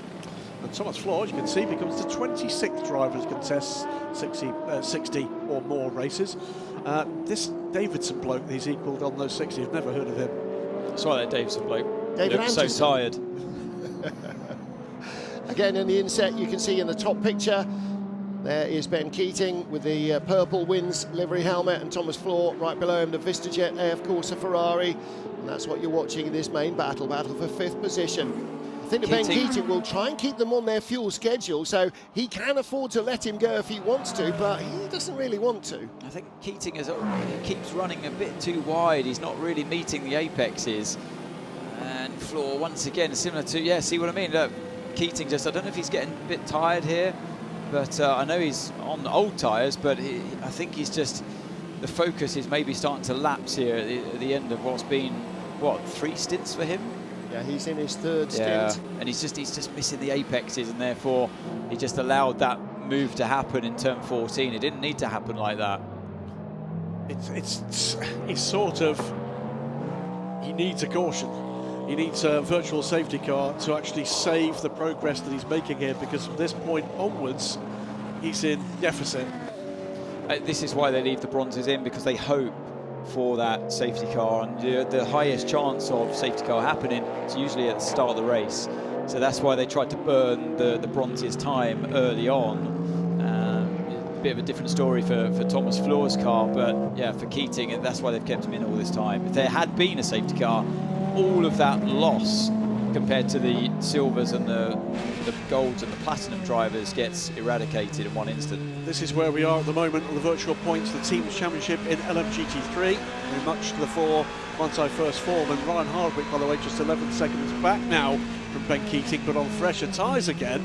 The 21 car is what is that, 17 points astray, and the 87 Lexus 2 points further back. Hearing, by the way, with thanks to Stephen Kilby from the press room, 78 car, which has been in the garage for quite some time, electronics problem for that car, which the team are trying to diagnose, but is now 23 laps back. Well, it's not going to end up in the points, but they want to make sure that it's still running at the end of the race, at the end of the season. I wonder if it was electronic glitches that caused a big lockup. We saw for one brief glimpse of one of the Lexuses. So Ben Keating still at the wheel of the 33 car. There's the rest of the crew watching from the monitors. Didn't look like anybody was suited and booted and waiting to take over. Sort of the opposite of Alessandro Pierguidi, where you have to dynamite him out of the car to get him out, but Ben Keating knows what he needed to do. He's not the only one. Darren Leung has stayed in, Tom van Rompuy has stayed in, Ahmed Al-Hati, Yasser Shaheen, so a lot of the bronzes are going the full distance of 3 stints. Yeah. It's such a close fight, isn't it? Just watching Nick de Vries here in car number 7 leads this race by 3.5 seconds, and just there in the back of your screen you can see, in the back of the shot, you see the red Ferrari car 51 of Pierguidi, and yeah, 3.5 seconds. Been like that for quite a few laps now, so close between the two, and that's what we heard from Mike Conway. He said, well, it's not comfortable for us. Ferrari definitely are in this fight, and let's see how it translates or maybe changes when it gets into the cooler conditions, into the darkness as this race continues. 5.5 hours still remains, but right now at this period of the race it's absolutely even between the two of them race pace. Shades of pink in the sky, head towards the evening. 24 minutes past 4 in the afternoon here in the Kingdom of Bahrain. Darkness will inevitably come, and as we've seen time and time again here at Davidson, it's a different race. Oh yeah, the track continues to rubber in. The car just feels better and better every time. You'll see every teammate that jumps in after you, they always go faster, and the balance imperfections start to melt away, and it's amazing just what going deeper into the race in terms of length and temperatures dropping, what it does to the grip that's available. By the time you jump back in it, usually, say when we spoke to Conway, he said, and he was asked by Alex, are you going to jump back in the car? He doesn't know at this stage, but if he were to jump back in right at the end of the race, you cannot believe how much faster and how much better the car feels compared to when you started the race. When you're online, because you've already seen how much rubbish there is offline. So pace to car 8, you are 2/10 quicker per lap. You are equal in terms of lap time to car 51 behind us. Gaps are very stable. That's just what I was picking up before when I was looking at laps, yeah. And it's great info for the driver. If anything, he's just starting to edge away from car 51 as well. The gap's up to 3.9 seconds on this lap, so I don't know if Pierguidi had a bit of extra traffic, and we look into the Lexus garage there. Yeah, sad way to end. Is that floor coming off or floor going back on, I wonder? Yeah. That's electronics problem, as we said. This, of course, was the pole-setting car, and it's not going to end this season with a point-scoring finish. But big progress with the Lexus efforts through 2025. One more year, we believe, for this car before we see the new Lexus/Tota in 2027. May well be some changes coming too in terms of driver lineups next year. Some interesting names testing the cars on Sunday, with 1 or 2 drivers aboard this car that have been in the sharp end of this race already this afternoon in other makes. There's the lead car though, it's the sister car. They bookend the field at the moment, and it is Pedro Ambarescu fending off a spirited challenge from Martin Berry. The 61 Iron Links, 11 seconds is the gap between the two. Well, he's done a really good job, eased away from Martin Berry. Berry back into the car after stepping out for the second stint. Ian James, 3rd place in LMGT3 Heart of Racing Aston Martin. He's been in from the start. Andrew Gilbert also stepping out for stint 2 and back in. This is a good way of keeping your drivers fresh. Ian James handed over to Zach Robichaud. He did indeed. He did indeed. You're right. So I'd say still leading the I've been in from the start of the race group is Ben Keating, with Ryan Hardwick closing now to just under 6 seconds back.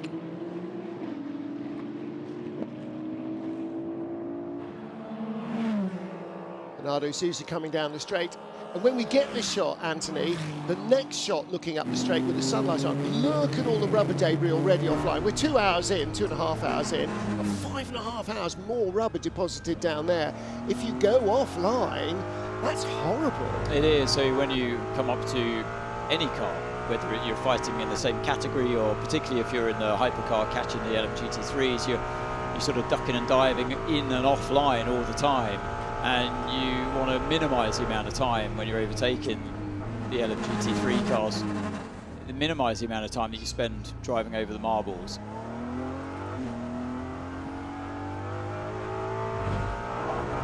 Francois Heriot riding on board with him, looking at the back end of the Mustang in front as we head up the hill now towards turn 4. And it doesn't look like much of a hill when you're on board, but it really is. There's a fair bit of elevation change actually for being out here in the desert. It's a surprising amount of elevation change. You dip down the hill through turns 6 and 7, and then all eyes to the left-hand side for the braking marker boards before turn 8. And they're far away, the braking marker boards on the outside of the circuit. Lots of runoff here on this track. I think Francois, by the way, is another driver who's been in from the start. I don't think we've seen Simon Mann in this race. No, we haven't. Francesco Castellacci took over in the 54 car for the second stint, and Thomas Ford got back in, but I think it might be well right there. Bernardo Souza just ahead of Francois Heriot, and we get back to 81 Corvette. Valentino Rossi Ahmed Al-Hati chasing Tom Van Rompuy. So Ahmed Al-Hati still in the 46 car, Yasser Shaheen still in the 31. They have not changed it yet. Right on board with Lauren Heinrich. Nice to meet him this weekend for the first time in a hypercar. He thought about it, didn't he? Thought about going for the move on the inside of the BMW, but just backed out a bit. And once again, the GT3 cars surprising a new driver at the wheel in the hypercar for this weekend. Just how good they are in the slow speed corners. Their mechanical grip and balance it often surpasses that of a hypercar even. And actually, one of the things that many drivers don't get before they get to endurance racing is any experience of racing with different classes of cars. You don't get it in single-seaters, you don't mix Formula Regional with Formula 3 or Formula 3 with Formula 2, so you're always battling things that are very similar in pace. So this is quite an eye-opener, I imagine, first time out for somebody who might be coming in from single-seater racing. Oh, it absolutely is, yeah. It's your eyes are everywhere, and you cannot believe how cutthroat the action is. And even, the GT cars sometimes are the bosses out there in terms of where they place their car, especially when drivers get in, like we see here with Heriot out and Rivera in. When a driver like Rivera is at the wheel, you know that they're going to really choose where you can or can't overtake them, and they defend quite aggressively sometimes, and it surprises you when you're in a faster car out there. You have to get your head around that. So Alessio Rivera climbs aboard the 21 car. That will be Francois Heriot's bronze time done. He is therefore the first bronze-rated driver to have completed his time and got out of the car. So that is a different strategy than some of the other cars ahead. One quick point about the mixed class thing. Lauren Heinrich, who came through that group, is a GT3 champion, GTD Pro in Rexy from AO Racing in the TotalEnergies Sports Car Championship last year. So he's not used to passing slower cars. Well, he is, GTD. Yeah, in GTD. I was just going to say about Francois Heriot, when we were on board with him last lap, you could see the low energy warning light, basically the fuel warning lights like we've had in our rental cars, picking them up all weekend. So you knew that he was sort of towards the end of a stint. And if he is, then the other drivers are as well. So 31-46, the 33 Corvette as well, must all be close to the end of their fuel because nobody's got 5 or 10 extra laps in the tank. So Nick de Vries still our leader from Alessandro Pierguidi and Sebastian Buemi. And Francois Heriot, the hard work continues. He's just literally got out of the car. Let's hear how he feels. Yeah, Francois Heriot just jumped out of the car, and I jumped on him to have a word about that first few stints and the first few hours. How do you feel? How is it going? So far, I think not so bad. Beginning of the race, I was a bit cautious. I had to manage a lot the tires. I double stint my first set. So the second one is not easy, and compared also to some silver drivers on track and other bronze with fresher tires, I guess the pace was not so bad. And so we are saving as much as we can to try to have something in the pocket for the end of the race. So our time will come, I guess. Okay, so we can expect something from having fresher rubbers at the end of the race against Porsche. Yes, let's see how it goes. But yes, we hope that this kind of extra power will help us in the end of the race. Okay, good luck. Thank you, François. You're welcome. I think the 92 multi-first from Porsche, we've just seen go past Ben Keating. I think they're saving tyres as well. That's a battle of the bronzes. They've both been in since the start. I think the difference, though, here is I don't think they've actually swallowed tyres that have been double stinted, whereas Ben Keating has. So they're saving the tyres in the Corvette for the pro drivers to come. And interesting that Francois Heriot saying that they have not taken tyres either during that stint. So Ryan Hardwick started 35th on the grid. Ben Keating started 28th. And this is their battle for position. And this is for 5th place, 6th place. Yeah, it's a good move down the inside of turn 8, wasn't it? It continued through to turn 9 and 10. But Ben Keating continues to battle on with aging tyres, and he must be really feeling the stresses of being out there for such a long time. Since the start of the race, deep into his 3rd stint now. Would have been so easy to lose Ryan Hardwick at the end of last year. He had a tough season in the Mustangs. They had a horrible year, both teams, but he found a way to come back with his sponsors, with First Form, and joining Manthey with Porsche. You always hope you're going to be in a position. Ben Keating back with TF Sport, back with the Corvette he knows and loves. He was always hoping to be in the fight, and certainly after winning the season opener in Qatar, they would have had much higher hopes for the championship than after qualifying, but it just hasn't been their year. So Ben Keating in 7th place. Ryan Hardwick in 6th position. Should we talk Corvettes? We're going to have to talk Corvettes, because I can tell you that Ben Keating's teammate Johnny Aker is getting ready to take over after what's been a heroic stint from him. Remains to be seen just exactly where this team are on their tyre strategy. We know exactly what Ben's been doing, but it's two very different objectives here. Ben and TF Sport in that car want to win the race. First time they've been on the podium since Qatar at the start of the year. The 92 car, it's about the championship and retaining that points advantage position. We've got another guest in the booth, and I'm delighted to be joined by. I've been handed a little note here by Corvette and GMPR. It says Taylor on it. I just want to check: are you the fast one or the funny? Oh, it's Ricky. You're the fast one. I hope it's one of them at least. The fast one and the funny one. Come on. Sorry, John. They're both quick, of course. Great to see you here. You're not racing, but you are going to be getting into a Cadillac on Sunday. Yeah, really looking forward to it. I think we've had an eventful year over on the IMSA side, and Cadillac Kurt's Team Jota has been super strong this year, and it'll be really great to get the opportunity to drive the car with Jack Aitken as well, just to kind of complete the circle between Cadillac racing programs, as it really has been a big push to make it one team. And I was going to ask about that. There was this pretty unique one-team approach at Le Mans this year with all the cars coming together. It didn't pay off. Ultimately, you guys did not have the best of luck at Le Mans.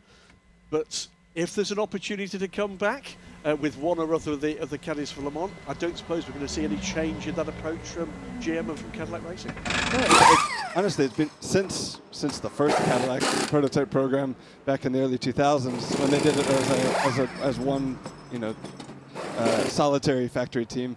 It hasn't been that way since then. It's always been either Action Express Racing to the Racing and IMSA, with JDC running a car at one point, and up until now, where it's Hertz Team Jota, Action Express, and Wayne Taylor Racing. So I think you could take both approaches at it. You could look at it and say, we need to share all the communication as much as we can and all the information, all the learning. But I think the side that has been really positive has been the teams pushing each other, and really pushing the envelope and not playing games with each other, and keeping the floodgates open to learn more. We've obviously got Anne Davidson in the booth with us all season. He's been a driver with Jota in the past. He's very keen to make sure that we understand that their culture, whilst it might seem a bit laddish, but my God, it's effective.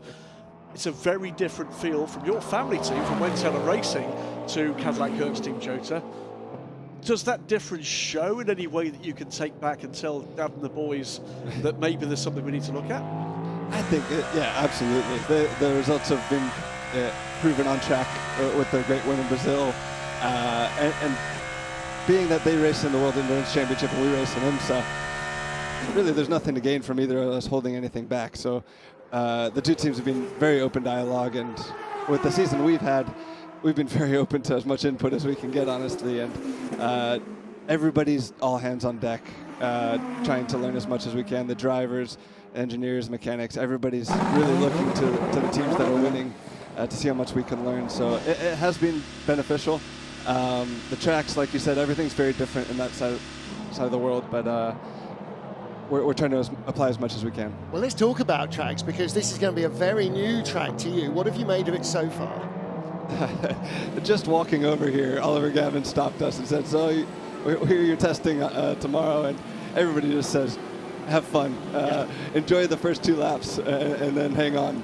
I don't know where in the States burns through tyres the way this place does. I said earlier on, it's like driving on a cheese grater. It's kind of hard. And in terms of, certainly in terms of your personality, I think you're going to fit in very nicely with Jota. They're very professional. They've got a great sense of humour. I can't imagine anybody who's going to have a better time with the team. We look at what's going on in IMSA, and lots of European drivers want to race in the States because it's got all that heritage. You've got Sebring, you've got Daytona, you've got VIR, you've got Petit Le Mans, all of that. Does it work the other way? Does everybody look at it and go, I want to race in Fuji one year, I want to race at, I mean, Le Mans obviously, but all these other tracks. Do people look at the World Championship with that kind of saying, yeah, that's on the to-do list still? Absolutely. I think as a driver and as a racing fan, being able to compete in a World Championship is something that everybody strives to do. And as much as we love racing in IMSA, and we love our style of racing with full course yellows how they are, and with the character of the tracks that we have and the history of our specific races, getting to go to places like Bahrain and Fuji and Brazil, and obviously having Le Mans as a regular part of your season, racing against manufacturers from all around the world, I think is something we would all strive for. Right, let's just catch up with what's going on here. In from the lead, Petro Umbrarescu in the 87 Lexus. Just saw Valentino Rossi taking over from Amador Harty in a 46 BMW. So now we're starting to see regular fuel stops coming in for our LMGT3 cars. Ryan Hardwick, here we are, the first form Porsche, the Manthey car coming in from a sensational 5th position, having started in 15th place in the class, no, 17th place in the class, and he is out after doing 3 entire stints. So this is a big changing point now in the LMGT3 race for a lot of these cars, because now it's silvers, golds and platinums in. The bronze drivers have done their job. Fantastic stint there, triple stint there from Ryan Hardwick. Ricky Perra, who's been a standout this season, he gets plugged in and ready to go. Back to you though, another Ricky. You've got more testing. You're going to be at the sanction test at Daytona next week, so there's going to be plenty of opportunity for more Cadillac time in the off-season. But I think we're going to see the revised car next week. It would be completely unfair of me to ask you about the changes of the car. So what are the changes of the car going to be? Honestly, I haven't even seen it. They had a couple of tests at Aragon with the new body kit, new brakes, and I've heard great things. I think ultimately the goal is to make us stronger on the world stage. When you first design the car, it's hard to commit on the first homologation to create a car that's good at Long Beach, Le Mans, Sebring, Bahrain, and you have to homologate your gear, all of your gear ratios between 2 stacks, all of your aero, and so that becomes a very difficult box, or multi-sided box to fill, of how you want to commit to those decisions. And so I think based on what they've learned in the first couple of years, they're able to adapt that to take a good swing at this next approach. All right, well, listen, really good to have you in the booth, and great to have more Cadillac influence. and look forward to seeing the updated car in action, and particularly here next year as well. So enjoy your test tomorrow, make the most of it, and yeah, keep on smiling with the Jota boys. Send the mail off and say hi to your dad. Will do. Thank you very much. The old man's still fighting. I'll get the funny brother over here. The funny brother. Okay. We'll give you some Chuckle Brother references you can use with Jota for tomorrow. 92, first form Manthey first form Porsche. Ricardo Pera going out of the pits without changing tyres. In comes Ben Keating. So they're double stinting yet from fourth place. Harter Racing's Ian James in from third. So this will be the first new set of tyres going on to the 33 Corvette as Keating finishes the legendary status run. So Ben Keating still has the energy to get out. I imagine there might be a comfy chair waiting for a moment or two, and probably either Alex or Bruce going to bother him for an interview as well. But that is a Herculean task. Absolutely staggering stuff from Ben Keating and from Ryan Harvey, you've got to say. All these guys going through. Johnny Edgar aboard the car now, the 33 car. And, well, whatever happens from here on in, it's always spectacular to see a non-professional driver perform at that level. Whether or not that strategy is going to pay off, we will find out in just over 5 hours and 16 minutes. Damage on the right front corner from some of the multiple contacts been going on. 5 seconds has been added to the next pit stop for Cadillac number 12. That was the side-by, or the double side-by-side contact with car number 6 at turn 1. What was that, 14 minutes ago? Was that just judged as his? Yes, apparently. Okay. Meantime, it is pretty much as you were at the lead of this race. More LMGT3 cars coming through the pit stop cycle, but we are now getting to the stage where a number of the LMGT3 squads have burned all of that drive time for the bronze driver. There is did some very hard work, Ben Keating. He's happy with his labours. I've got to say, he and Francois Heriot, they could at least have the decency to look like they're utterly wrecked. Yeah. Well, I mean, I've spoken to a couple of full pro drivers who've been, you know, who've enjoyed Ben's hospitality at home in Texas when we've been over at Qatar. Let's go on a bike ride, they said. It's going to be fun, they said. Apparently it wasn't.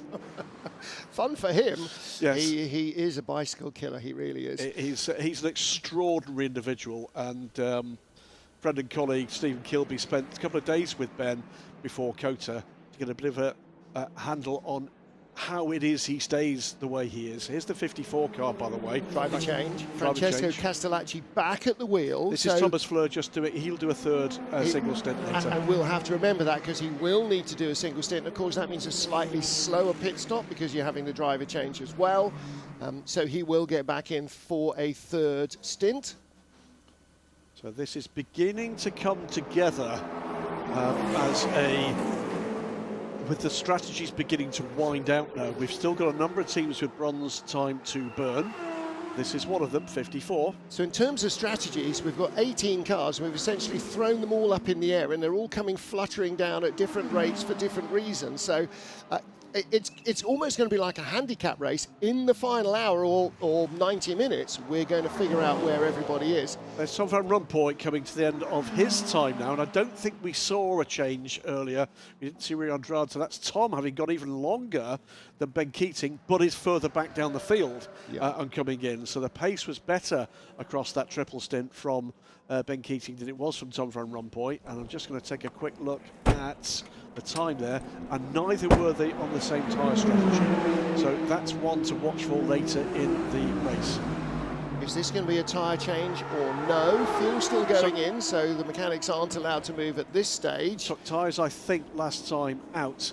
And by the way, this will be, I believe, the final LMGT3 race with the current tyre regulations. Changes coming next year, which should see us move effectively to this formula, this class being a single stint tyre. So a more aggressive tyre that isn't going to go on forever and ever and ever, and that's going to change the way the perceived thinking will be totally different. Ooh. Oh, I think you'll find left front puncture. No, just dust. Number 59 car. You're not going to see a change in the tyre for next year, but they are already testing the Goodyears for 2027.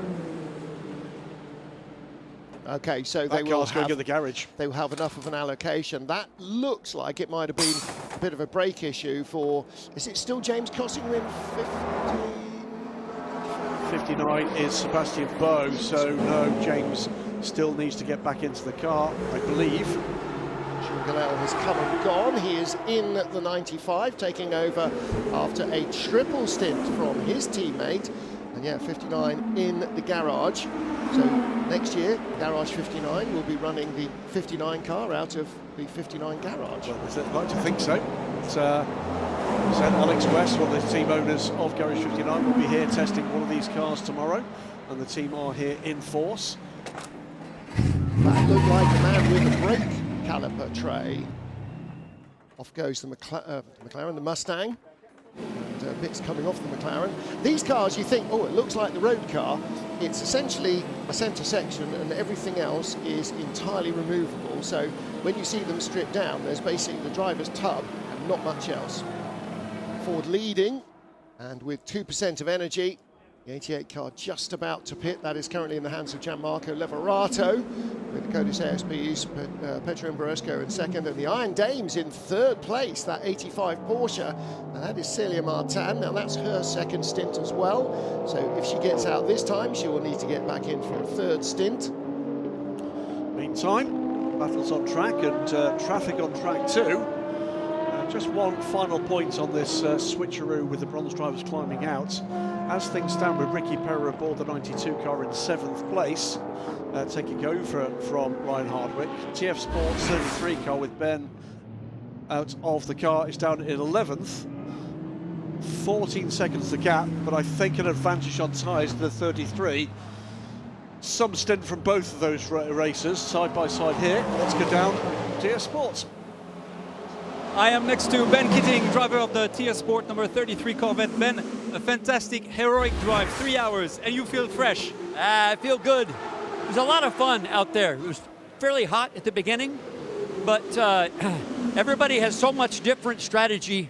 It's a long race. You have to double stint tires, and so everybody's doing a whole different combination of things. I'm really proud of the TF Sport guys because I think they called it really well. And I had a lot of fun.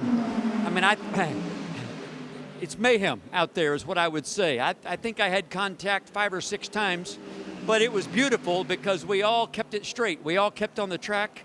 It was the kind of racing that is fun and you enjoy it. Here's hoping for the end. We are starting to see the strategy working out because we're moving forward into the race and it looks like it's paying off what you've been doing. I hope so. So I was saving fuel a lot because it was also saving the tires. So we were doing longer stints than most of the other cars and trying to save my tire for the second stint. And I was pretty happy. I was pretty, I did a decent lap at the very end of my second double stint. So the strategy was good.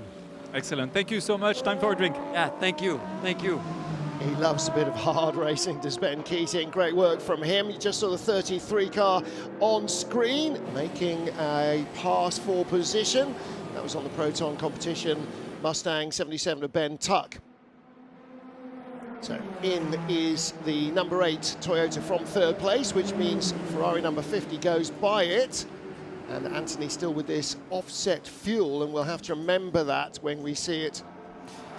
Yeah, through the remainder of the race, it's going to be like this, of course, unless we have safety car intervention. But yeah, a good, solid stint there, as you'd expect from Sebastian Buemi. The cars he was just behind were edging away slowly. Wheel guns at the ready, the fuel hose is in. As soon as that pops out, tyre changes can happen. So that was a set of the hards that came off. That's done one stint, interestingly. So I think, didn't quite see them, but I wouldn't be surprised if they've gone for mediums on the left-hand side. That's what they said they were going to do, just change the left-hand side. They didn't obviously specify the compound, but we'll keep an eye on that. Buemi going off like a scalded cat there out of the pit box as Celia Martin stops for the Iron Dames. Looks like Celia Martin is going to stay in now. We're nearly 3 hours into the race, and so the air temperature has come down, the track temperature has come down a little easier for the bronze driver. Rahel Fry did do stint 2. That was easy. New teeth, please. 5 hours to go. 5 hours to go. Celia Martin got back in. Looks like she's going to stay in for another stint now, but may take tyres. So where are we now with Jenson Button? His final professional race drive. And let's talk about this helmet. This is not the traditional Jenson Button helmet that we've used to been seeing for so many years, but it is in reference to the helmet he wore when he was beating you in karting, Anthony. His first helmet design was painted by his dad before helmet painters were a thing, apart from Sid in Brazil. And so it's that yellow horns on the front. He designed it on his Simpson Shark helmet to kind of scare the rivals. So Jenson's gone for that for his final race. Yeah, it's great to see it back out there, that helmet design, and any driver that was with him in those years, in the late 80s into the early 90s, will recognise it in its full. Different shape of helmet, of course. He used to use one of those Simpson Shark helmets, yeah, that looked like something out of Star Wars, and I had the Simpson Bandit actually. So we raced hard together, and obviously we didn't know it at the time that we were going to both make it into Formula One. He went on to win, obviously, the F1 World Championship. I won the World Endurance Championship. And we used to race with a certain driver called Dan Weldon as well. And it was that trio that really dominated the British karting scene in those late 80s, early 90s era. And Jenson was using that helmet design. And yeah, he was phenomenal right from word go. I really enjoyed watching and being a part of his career all the way through. And this is the track where I obviously ended my career. It's strange that how it's quite surreal that he's doing the same thing and driving for the same team as well. Yes. Albeit in very different machinery, but it's there have been lots of parallels through both of our careers. We both work on Sky as well on the odd occasion for covering the F1 races. So yeah, it's, you know, we're the same generation. So no, it means a lot to me as well to see him out there and enjoying this world of sports car racing. It's very different to F1 and that scene. So yeah, he's tried his hand at quite a few different disciplines, hasn't he, as Jenson? Always been an absolute class act. That silky smooth style, sorry Martin, that silky smooth style that he's always had behind the wheel in anything he's driven. First noticed it in karting.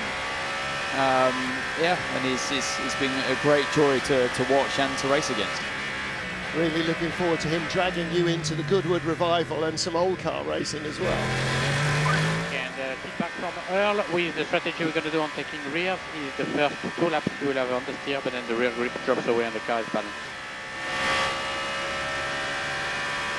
A bit of understeer for the first couple of laps as the new rears really have that first couple of lap bite in them, and then it starts to settle down a bit. So it's an emotional time. There you are. There's the picture. That's him on the grid. And Anthony, the little arrow there pointing to you just behind Papa Smurf. That is me on the left-hand side. Yeah, rather embarrassingly, my artwork has made its way onto television. But there you go. Thanks, everyone. Yeah. So John Button and son Jenson. There's Sam Hignett, boss of Jota Sport. And what an operation this has become. 25 years in the making, celebratory socks and everything. And I have to say, I think Ricky and Jordan Taylor would definitely, absolutely be knees in under the table with Jota. It's a team that is very professional, but with lots of good humour about everything they do. And if there's one mark of the Taylor brothers, it's their humour as well as their professionalism. So I'm sure he will have a fantastic time. Just a shame for Jenson that the car and the team, I guess, and all the other drivers involved, that the car just hasn't had the speed that they have enjoyed in other races like Sao Paulo, for example, this year. As they stand at the moment, Ferrari are running away with the Manufacturers' Championship from Porsche and Toyota. However, again, 5 hours of racing to go. We are not quite 1 hour into a standard World Endurance race, even though we've done nearly 3 hours of racing. There's a lot to go. And Anthony, 4:30, hour or so ago, the sun was coming down, or half an hour ago. Now the sun is not visible, it's dropped behind the buildings and below the horizon. Now the temperature starts to drop, the light level starts to drop as well, and we are going to begin to race into the evening. And it comes on you here much quicker than it does at Le Mans, doesn't it? It really does, and but they've gone through that difficult part of the race where the setting sun is right in your eyes on the run down towards turn 14, that last braking zone, and yeah, just see a little bit of damage potentially to the front left of the Mick Schumacher car, the car 36 there, left front. One of the dive planes just been peeled up slightly or knocked out of position, and as Ben Keating was saying, you know, we've seen quite a bit of contact in this race. No safety cars, no full course yellows. Everyone's kept it pointing in the right direction most of the time, but there has been a lot of contact, and it can damage a car and therefore rob you of performance, and maybe that's what Mick Schumacher will be feeling right now, just a little bit less downforce overall, lacking front end, and also it causes more drag. So you're using more fuel than necessary. You might be doing a bit more lift and coast as a result. So it's keeping your nose clean up until this point in the race, which is so difficult because all these drivers know how hard it is to overtake, particularly in the hypercar category where you're so evenly matched at all times. You don't have, say, the luxury of having DRS, for example. There's no push to pass buttons, although they are hybrid. When the hybrid boost kicks in, the ICE power reduces, so your overall power always stays the same. You're on the same strategies most of the time as well, fuel time that goes in, and that's what we're seeing right here between the number 5 Porsche versus Mick Schumacher's 36 car. And of course, two different drivers. Schumacher in probably his last race, at least for the moment, in World Endurance, because he looks to be heading off to IndyCar. Damage on the front of 36, they're just examining. Officials saying no, thumbs up, that's okay. And Lauren Heinrich in the Porsche in his first drive in World Endurance. So there is Schumacher with that bright yellow helmet that he's been using all season long. He has a number of different colours, but he's stayed with the bright fluorescent yellow. My teeth are not getting any better as the race goes on. I think you may be right. Looking at 3 tyre change here. You can see the striation on the tyre across the tread where it's been scraped. So that is a used tyre that's been running qualifying. Then he used a hot scrape to take the mucky surface off to make it nice and smooth. I think that might just be it's come out of the mould like that, yeah. So it's brand new tyres. It's just that they have the release agent on there, shiny surface, but then it's got those sort of that ribbed part where it's just come out of the mould. But yeah, so that's a new left side. Porsche came out a long way in front of the Alpine, and he was behind him, and between them now is an Aston Martin. That'll be 007. Well, we'll keep an eye on what they did tyre-wise. I'm pretty sure I saw at least 2 tyres go on the Alpine. 5 hours to go here in Bahrain to decide the World Championship for constructors in Hypercar, the Hypercar drivers title, the LMGT3 drivers title, and teams titles as well. The only title that has been won is the FIA World Cup for the independent teams, which fell to the 83 Ferrari. Here that is Ross Gunn at the wheel of the 007 Aston Martin after a great performance in his first time out in qualifying. He was the fastest car in the first session of qualifying in the Aston Martin Valkyrie, and then unfortunately didn't quite manage to turn that into a pole position run. In is Robert Kubica, end of his first stint in this car. Yeah, it's been quite a year for the 83 car. Still in contention for the Drivers' World Championship, remember. The Le Mans winners, the 83 car, came in for 4th position with Phil Hansen having started the race. Robert Kubica having carried on that run, still in contention. Need to score a hatful of points to get onto terms with the 51. And unfortunately for them, 51's having a better race still. Let's hear from the team. Initial stint was very strong. You have the lowest deck of all the cars, same average as Toyota. Let's focus on the second stint now. Now this team, let's not underestimate what they've done this year. They have already won the World Cup for the privateer teams, so they're already champions. They have already won Le Mans as an independent team against all the factory entries. So they've already got 2 out of 3. Well, about to go back down to the pit lane for a chat with one of the drivers that's going to feature in the rookie test on Sunday, for the first time in the WC paddock. I am down in the Peugeot garage, and next to me I have the British ace, Alex Quinn, who has gone up the ladders of the Le Mans Series, LMP2, and now tomorrow stepping in the big one in the hypercar. How do you feel about that?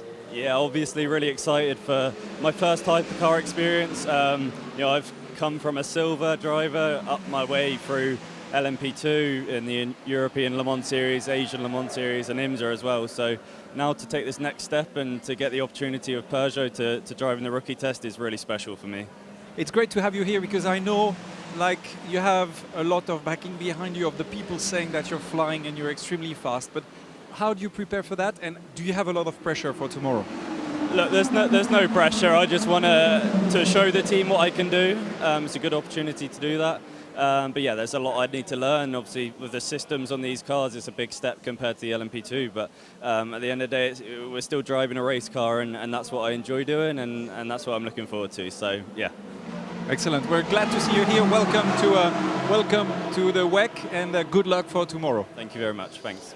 Yeah, a rising star indeed, Alex Quinn. He's been absolutely mega in LMP2 cars for the last several seasons, been well looked after by Algar Pro Racing. In comes the number 51 car, championship leading car, Alessandro Pierguidi from 2nd overall in this race. He's not, though, once he got Ann Davidson to the back of the Toyota, made that impact that we thought he perhaps might. No, Nick de Vries was able to keep that gap at around 3 seconds the entire stint between these two cars, so very evenly matched. It's going to come down to the tinier details, isn't it, in this race, Graham? It's not just pure race pace that they have the advantage over the Toyota. It seems to be evenly matched, as we heard from Robert Kubica's engineer as well. They matched Toyota's race pace with his stint, but essentially not bettered it. Yep. And so therefore it's going to come down to those smaller details, which, you know, this is well, bring it on. You know, this is what it's all about. But Ferrari in a comfortable position here, knowing that they're running this race for the championship. Of course, they'll take an opportunity if they get it. If Toyota stumble, Toyota, it's all about changing around their season, getting a first podium, a first win of this season, and to avoid that record of never having not scored a podium. They scored podium this evening in what was a dreadful year for them in 15. Good pit stop for the 51 car there away. 50 car will follow suit shortly. So 2 different attitudes to this race, I'm sure. They'll all want to win it. Toyota want to win it really hard, whereas with the Ferrari team here, it's about the Drivers' Championship and the World Manufacturers' Championship. Yeah, I mean, obviously there's a lot more to lose for Ferrari and both of the driver car crews as well. Toyota's brief is way more simple for this event. It's just win the race at all costs and throw everything at it. Whereas the Ferrari drivers are going to be naturally a little bit more trepidatious in traffic. So we see the lead car now peel off into the pit lane. 1 minute 19 seconds for Alessandro Pierguidi on pit lane. He rejoins the race still at the wheel of the car. Miguel Molina, 1 minute 19 seconds. How's that going to match up with the performance on pit lane of the always slick Toyota Gazoo Racing? John Alkin, the chairman of the Stellantis Group and, of course, head of Ferrari too. He's not the first, second, third or fourth time we've seen him at a WC race. This programme really, really matters to Ferrari and to the Peugeot group as well, which John is also very much a big part of. We see this fight now raging on still between Mick Schumacher and the number 5 Porsche with Heinrich still at the wheel there. Did a good job, Lauren Heinrich, in his first race spin in a hypercar. Toyota Gazoo Racing going to work here. Nick de Vries came in this car. He's going to stay aboard the 7 car. Brand new tyres going aboard on all 4. Is it all 4? Medium tyres.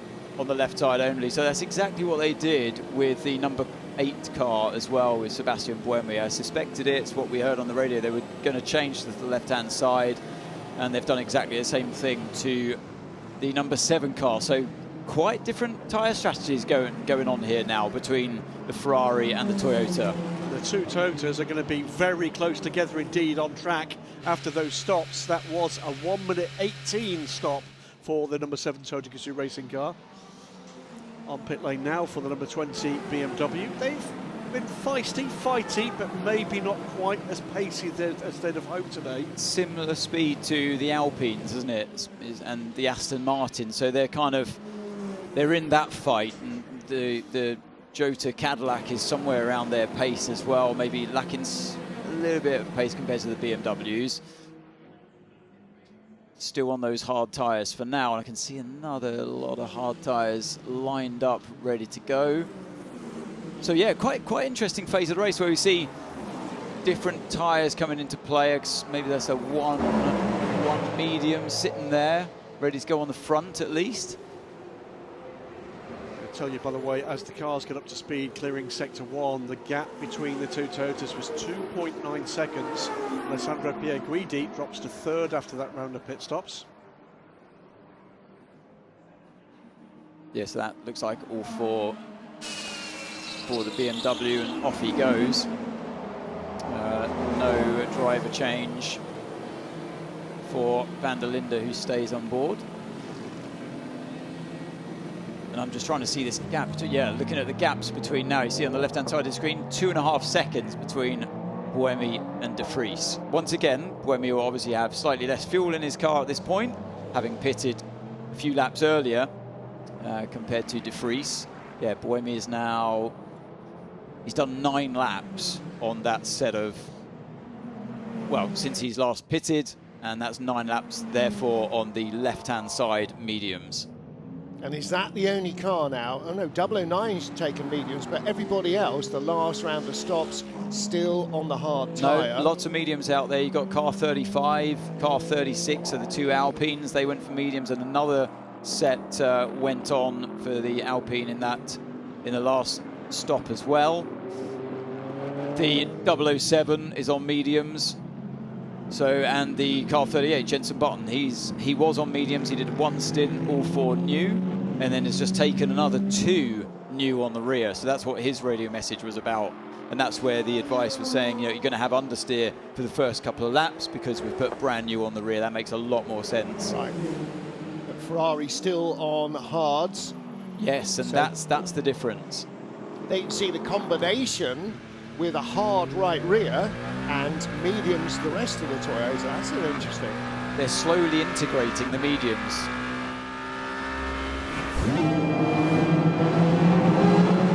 Toyota dominated qualifying ahead of the pair of Peugeots, and at the start the job was for Mike Conway on the left of screen to try and keep the lead, which he did, despite the efforts of Loic Duval to stick the Peugeot between the 2 black Toyotas.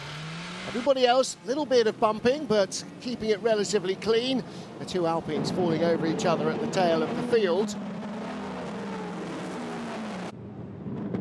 In LMGT3, not a strong start from the number 60 Mercedes that was supposed to be alongside the Lexus on the front row of the grid, just managing to keep his nose in front of the 61 sister car as they bumped their way around, and the second Lexus trying to get involved as well. It was 3 wide behind.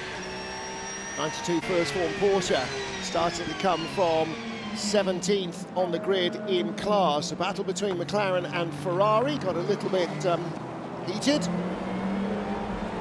James Cottingham losing out in that particular encounter. The shock of Sean Gelael. Porsche didn't qualify strongly. The number 50 and 83 Ferraris weren't in the top 10 either, but started to make their way up the order, particularly at the expense of the number 5 Porsche. In LMGT3, battle of the front engine cars, the Mercedes, the Lexus and the Mustangs. And Lexus moving up 007, the Aston Martin Valkyrie wailing down the straight as it too picked up positions. And the Manthey first form Porsche trying to make progress while avoiding dramas, the championship leader in LMGT3. Big moment for Paul di Resta. Getting caught out in traffic and spinning the Peugeot out of third place, returning in 5th position, and then dropping down to 6th. Porsche's swapping positions, putting the number 6 Laurens Vanthoor just ahead of Julian Andlau's number 5 car, and Toyota similarly on different strategies with the number 7 and the number 8 car. The number 7 being allowed to go ahead of the sister machine, but making all the moves and looking intent on winning the drivers as well as manufacturer's title. Ferrari number 51. Trouble for the 78 Lexus, electronics problems and alternator failure, and trouble too for the 59 McLaren. That has rejoined the track, a couple of laps behind. In LMGT3, it is Codis ASP who lead, but the Manthey First Form Porsche in the top 4 at the moment. There is your race leader, the 87 Lexus. And overall, we have returned to a Toyota 1-2. Number 7, Nick de Vries, ahead of number 8, Sebastian Buemi. Graham Goodwin, plenty of differing strategies, not just in Hypercar, but in LMGT3. And at the moment, we can have a wild stab at who's going to come out on top, but we are going to have to wait like everybody else and actually find out later in the race. Yeah, 99 laps done now, Toyota 1-2 ahead of the 51 Ferrari. The fastest lap of the race has gone to the 009 Aston Martin. They've got real pace here, 1:51.428, 15 laps ago. We're into that, just coming into darkness, beautiful night sky emerging here. In the LMGT3 class, it is the 87 Lexus that cycled round to the lead ahead of the 61 AMG, the 27 Art of Racing Aston Martin. But look at the 4th place car, Manthey First Form Porsche. But again there, variety of different strategies, and it's not done yet. This is not where we expect this race to finish in LMGT3. 100% right, and the same in Hypercar as well, because you've got people with fewer tyres left, more tyres left. Different fuel strategy in Hypercar, different driver strategy in LMGT3. Some teams still have to put a bronze driver back in or keep a bronze driver in for another stint. Some are now into the semi-pro and pro categories. So we're going to see ebb and flow all the way through. And that's one of the great joys of this kind of racing. Different sights, different sounds, different opportunities to try and structure a race. And now we're getting into that phase of the race that Anthony was talking about a little earlier. We're getting into night. The place will cool, and some of these cars that perhaps have been set up to favour the track conditions expected towards the end of the race might well start to come into it. How spectacular a difference can that be? We saw it last year with Toyota, with Sebastian Buemi aboard, who just lit up this place in an absolutely stellar stint. We could see that again, but it might not be from a Toyota. It might equally be from a Toyota, because they're the ones that can make the softer tyre, the medium or the lower temperature tyre last better. In the last couple of hours, air temperature has gone from 28 to 27 degrees. Track has gone from 35 to 29. Great job. I'm proud of you, man. Head down and keep pushing. At the start of this race, 3 hours and 15 minutes ago, the track temperature is nearly 20 degrees above air temperature. It's now barely 1 degree above air temperature because somebody's turned the heat off on the track. The sun has gone, and so it will cool quicker probably than the air temperature. It always seems to provide a great stage, this place, for the season finale for the FIA World Endurance Championship, and we've got championships up for grabs at the moment. That doesn't look all that edgy, but boy oh boy, I wouldn't be at all surprised if we got to that position. It's been a full green race to this point with 4 hours and 43 minutes remaining, but what's certainly up for grabs are podium positions and race wins in both classes. Fantastic stuff. Toyota 1-2, Ferrari, Peugeot, Aston Martin, your top 5. Oh dear! That's a big crash. Well, now this is going to be the first interruption of green flag racing, and that's the 54 Ferrari. Is it Thomas Floor back at the wheel? It is. And towards the end of his final stint in the car and of the season, contact from a Hypercar. Oh, it was with a Cadillac, wasn't it? I didn't see which one. I think 38 Jenson Button and Sheldon van der Linde were the two other cars. He got sandwiched between them, didn't he? That's the problem. Oh, he just didn't see the car come around his outside, and oof. Hope he's all right from that one. The good news is he was definitely moving in the car and preparing for virtual safety car. And here's where all fuel strategies go out the window. Thomas Floor is okay, and that is the only thing that matters. Cars can be replaced. Well, we'll wait and see. Thomas is climbing out of the car under his own steam. I've made a mistake before, and it involved you, Anthony Davidson, commentating at the moment when we saw you getting out of the car. He is walking away from the car. We called it that Anthony was okay when he got out of the car, and boy, was I wrong. It rattled your cage, and I'm sure it did the same with Thomas, who, with the greatest respect to him, how can I put this, has got several more miles on the clock than you had in your career. Yeah, I'm glad to see him walk away. Yeah, glad to see him walk away from that one. And that was a big hit. And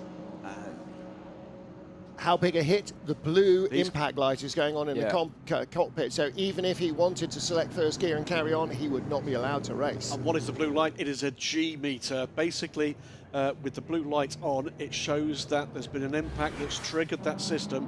That will mean, and we'll watch this again. So yeah, so Button's been passed by Van der Linde. The classic final corner, isn't it? Where it's that drag race down the main straight.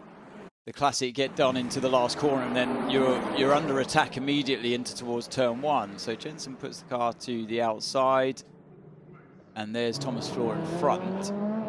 But so this is just the preamble. Yeah, the preamble before what happens. So yeah, around the outside he tries to go, gets given the space, and then it's the two of them side by side, and then they catch the slower car. One goes to the right, one goes to the left. Poor old Thomas Floor doesn't know where to place his car.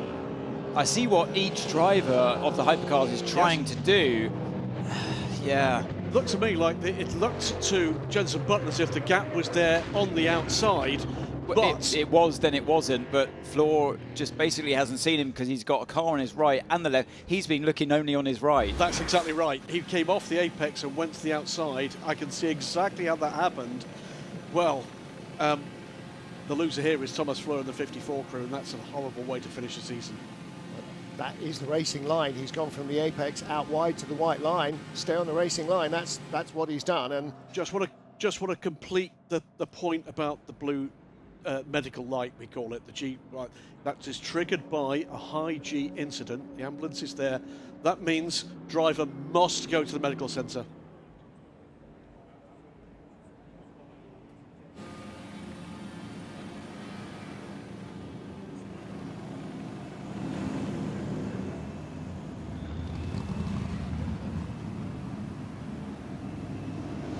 And also just let us know what the impact is now that we've just had that safety car, how that's going to change things you feel for this next stint.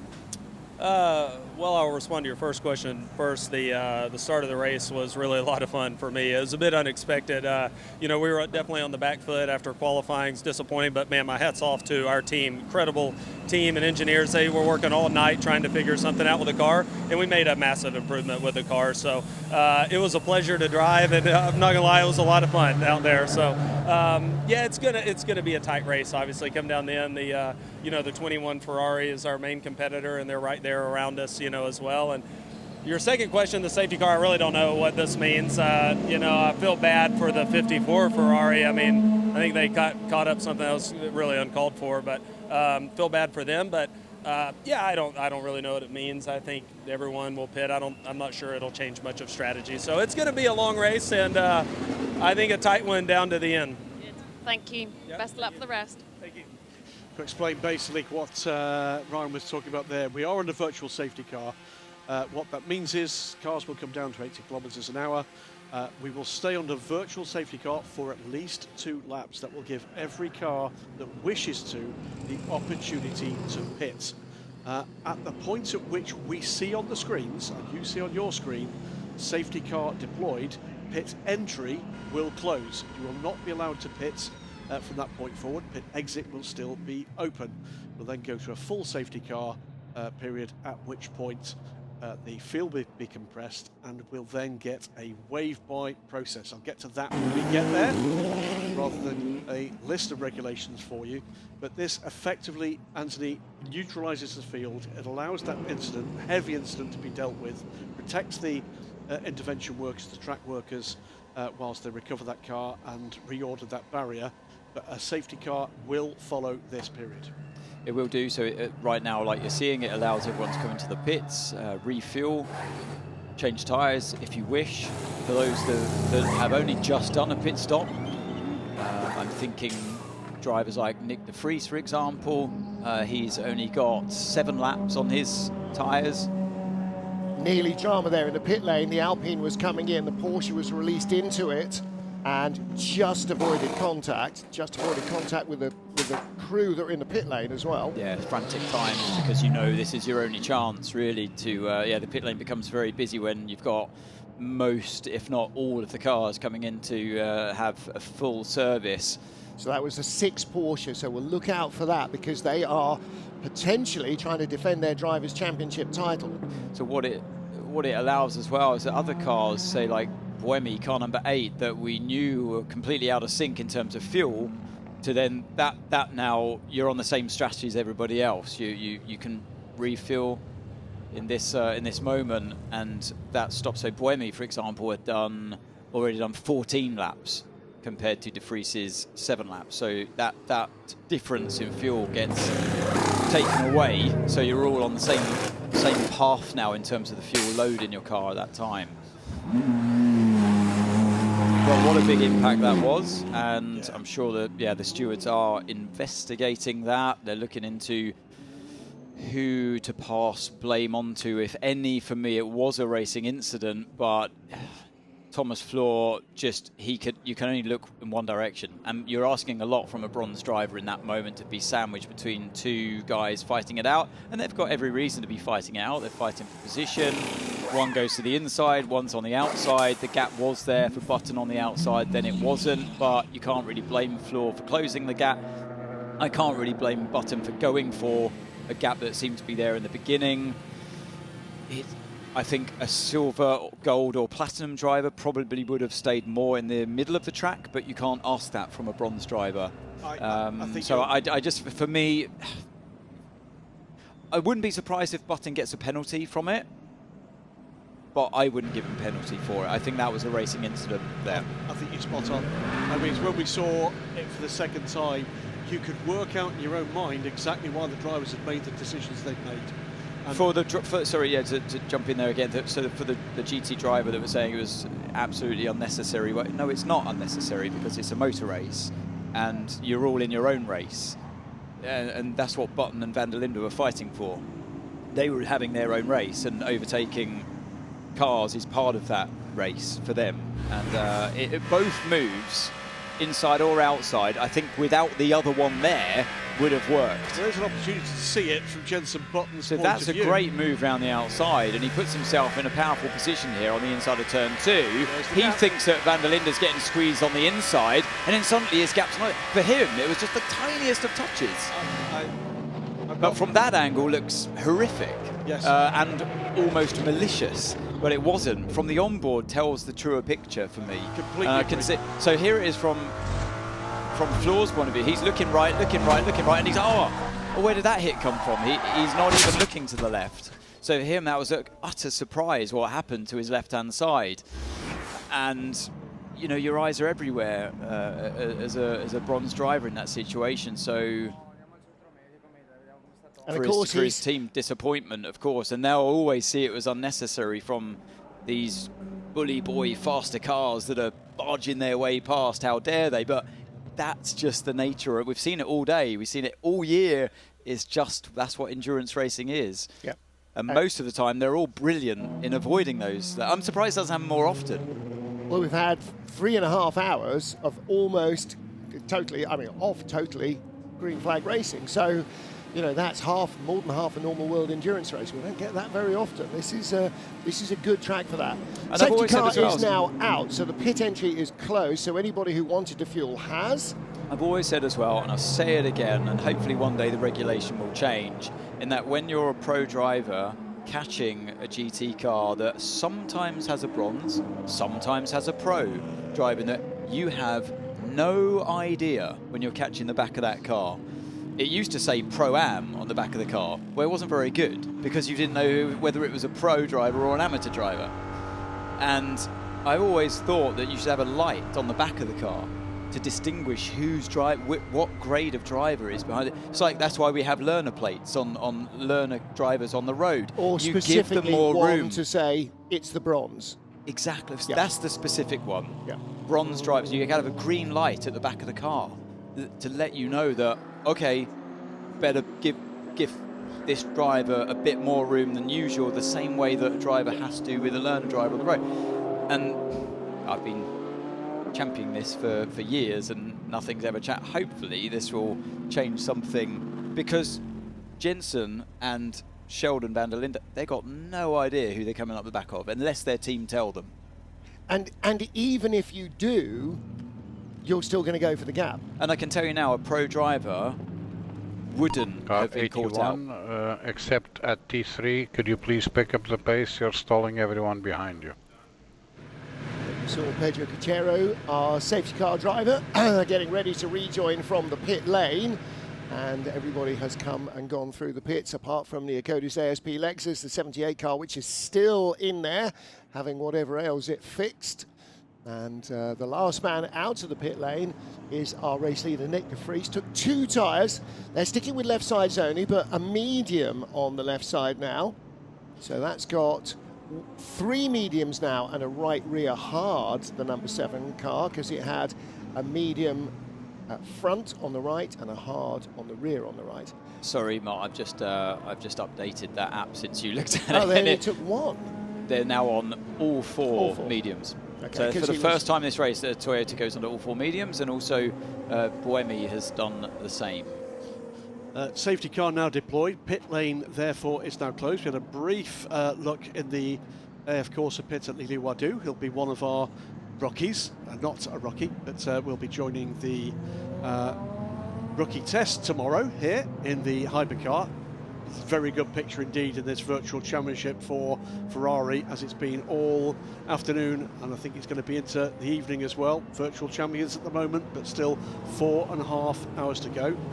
Lilu, one driver we're going to be seeing in a Hypercar, not for the first time in the case of Lilu, but a driver we are going to be seeing for the first time in a Hypercar. Welcome both to the WC paddock and to the booth, Chelverts from WRT. You're going to be one of the drivers that BMW are going to be putting into the car tomorrow. Tell us a little bit about how you're finding the WC paddock, and tell us a little bit about your emotions about being given this opportunity after doing great stuff in the GT3 cars for WRT for the Hypercar tomorrow. Yeah, absolutely. Good evening, everybody. Yeah, obviously very, very happy to be here and to get this opportunity to drive the car tomorrow. Yeah, I mean, the FIA WEC Championship is probably the closest you can do to Formula 1, but in endurance, you just walk in the paddock and you just see how professional everything is. And as a kid growing up, looking at Le Mans and all those great drivers, I feel very honored and privileged to be here. And yeah, to be able to wear my polo, my BMW polo, and just to follow everybody and to get a first taste of the Hypercar tomorrow. It's an amazing era in sports car racing, endurance racing, and possibly particularly for GT drivers. In the past, the career path was very often from single-seaters into LMP cars, and particularly LMP1 cars. But in this era, looking up and down this entry list, and particularly the entry list we're going to see at the rookie test tomorrow, there's a whole lot of drivers that have made their way up the order in motorsport through GT, and you are a great example of that. Some fantastic running for WRT. Yes, I mean, I'm very lucky indeed as other drivers to actually get the opportunity to jump in this car. As you mentioned, it's completely right. Typically, when you go into GT, you know, it's basically what you will be doing, and it's already amazing, and I'm very grateful for this. But yeah, in the recent years, we could see more and more drivers getting the opportunity to move up and to go into prototypes. So here, LMP2 or even the Hypercar program, and yeah, definitely it's a great opportunity for everybody. We know the teams take very seriously the opportunity to come into Hypercar with a whole lot of talent being offered that opportunity. We'll come on to a moment, the preparation they've asked you to do. Yeah, so for me here, sorry, I was a bit, yeah, I mean, there's a lot of things to learn for me. It's very, very different from what I'm used. Obviously, all the program going on, all the settings that you can do. I was a bit, yeah, if you just go and jump in the car tomorrow, I think for sure I would completely lose. I would go straight to Dubai in the first corner, I think.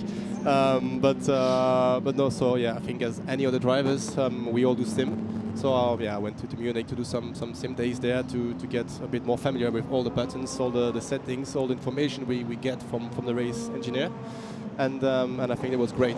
I mean, I have to say it was already about 1 month ago, and when I jumped again in the car yesterday, I was a bit lost. So hopefully I will have enough time to get used to it. But I'm sure we will do great. But I think that's the most we can do is just preparation and try to do the sim and watch a lot of onboards. Did they give you an instruction manual for this thing? Is there a book? I do have the book. And how big? Too big. No, it's quite big, but luckily for us, we don't need to understand everything that is going on in the software and behind, I would say, the curtain. So obviously there are some stuff we need to understand because we are playing with them in the car. I mean, I will be able to speak a lot more after tomorrow, but so obviously there are some settings we need to be able to understand, but most of them is more for the engineers, which are a whole lot smarter than we are drivers. So so yeah, I think as long as I can change whatever it needs to be done, I will be okay. Done the same mistake as what we had earlier on. Didn't have my mic turned on. In terms of watching the action here today and what you've seen in the World Endurance Championship so far, how does it differ from different categories that you've raced in? Like, what are the extra qualities a driver needs to survive in such a demanding championship like this? We've seen this moment, the reason why we're under safety car, for example, because it's never easy. No, definitely. I mean, the biggest difference, of course, compared to what I'm driving is I'm driving in a championship with only one category of cars. Here, I mean, clearly this was a multi-class type of incident. This is something I obviously don't have. FIA WEC, obviously, tomorrow is just a test day, so it's not racing. But the regulations are very, very much different from the one I'm used to. Also, the racecraft is a lot different. So I think if I would do an actual race, I would need to spend a lot of time to understand everything that's going on there. And yeah, I think that's pretty much it. At the end of the day, the goal is to win the race and to be as fast as you can. Prepare for the pass around. Prepare for the pass around. We're going to say goodbye to Charles in just a moment just to explain pass around. This is the opportunity. You can see that happening. Start the pass around. Start the pass around. As we look towards the cars there, it's driver's right. Any car that is ahead in this queue of its class leader given the opportunity to pass the safety car and pass around the track to rejoin the back of the queue. Therefore, not losing the better part of a lap. Charles, good luck with tomorrow. I'm sure you're going to have an absolute ball. You've been a total pro in GT3. It's been a pleasure to watch your development with the amazing guys and girls at WRT. Pass it's a around fantastic is concluded. era You for may them coming. resume your weaving to keep tire temperature. Thank you. Zero Cars doubt. which did the pass around, please do your best to catch the tail of cars behind the safety car. And we are in lap 2 of the safety car. I'm sure you know we don't interrupt the race director. I'm sure you've got a big part to play in what looks like an exciting future for both BMW Motorsport and WRT. Hopefully I do, but yeah, thank you very much for having me here. It's a pleasure to be with you, and yeah, very nice meeting you. A lot of respect for you also. Nice to meet you too. Oh, thank you very much. It's been watching you.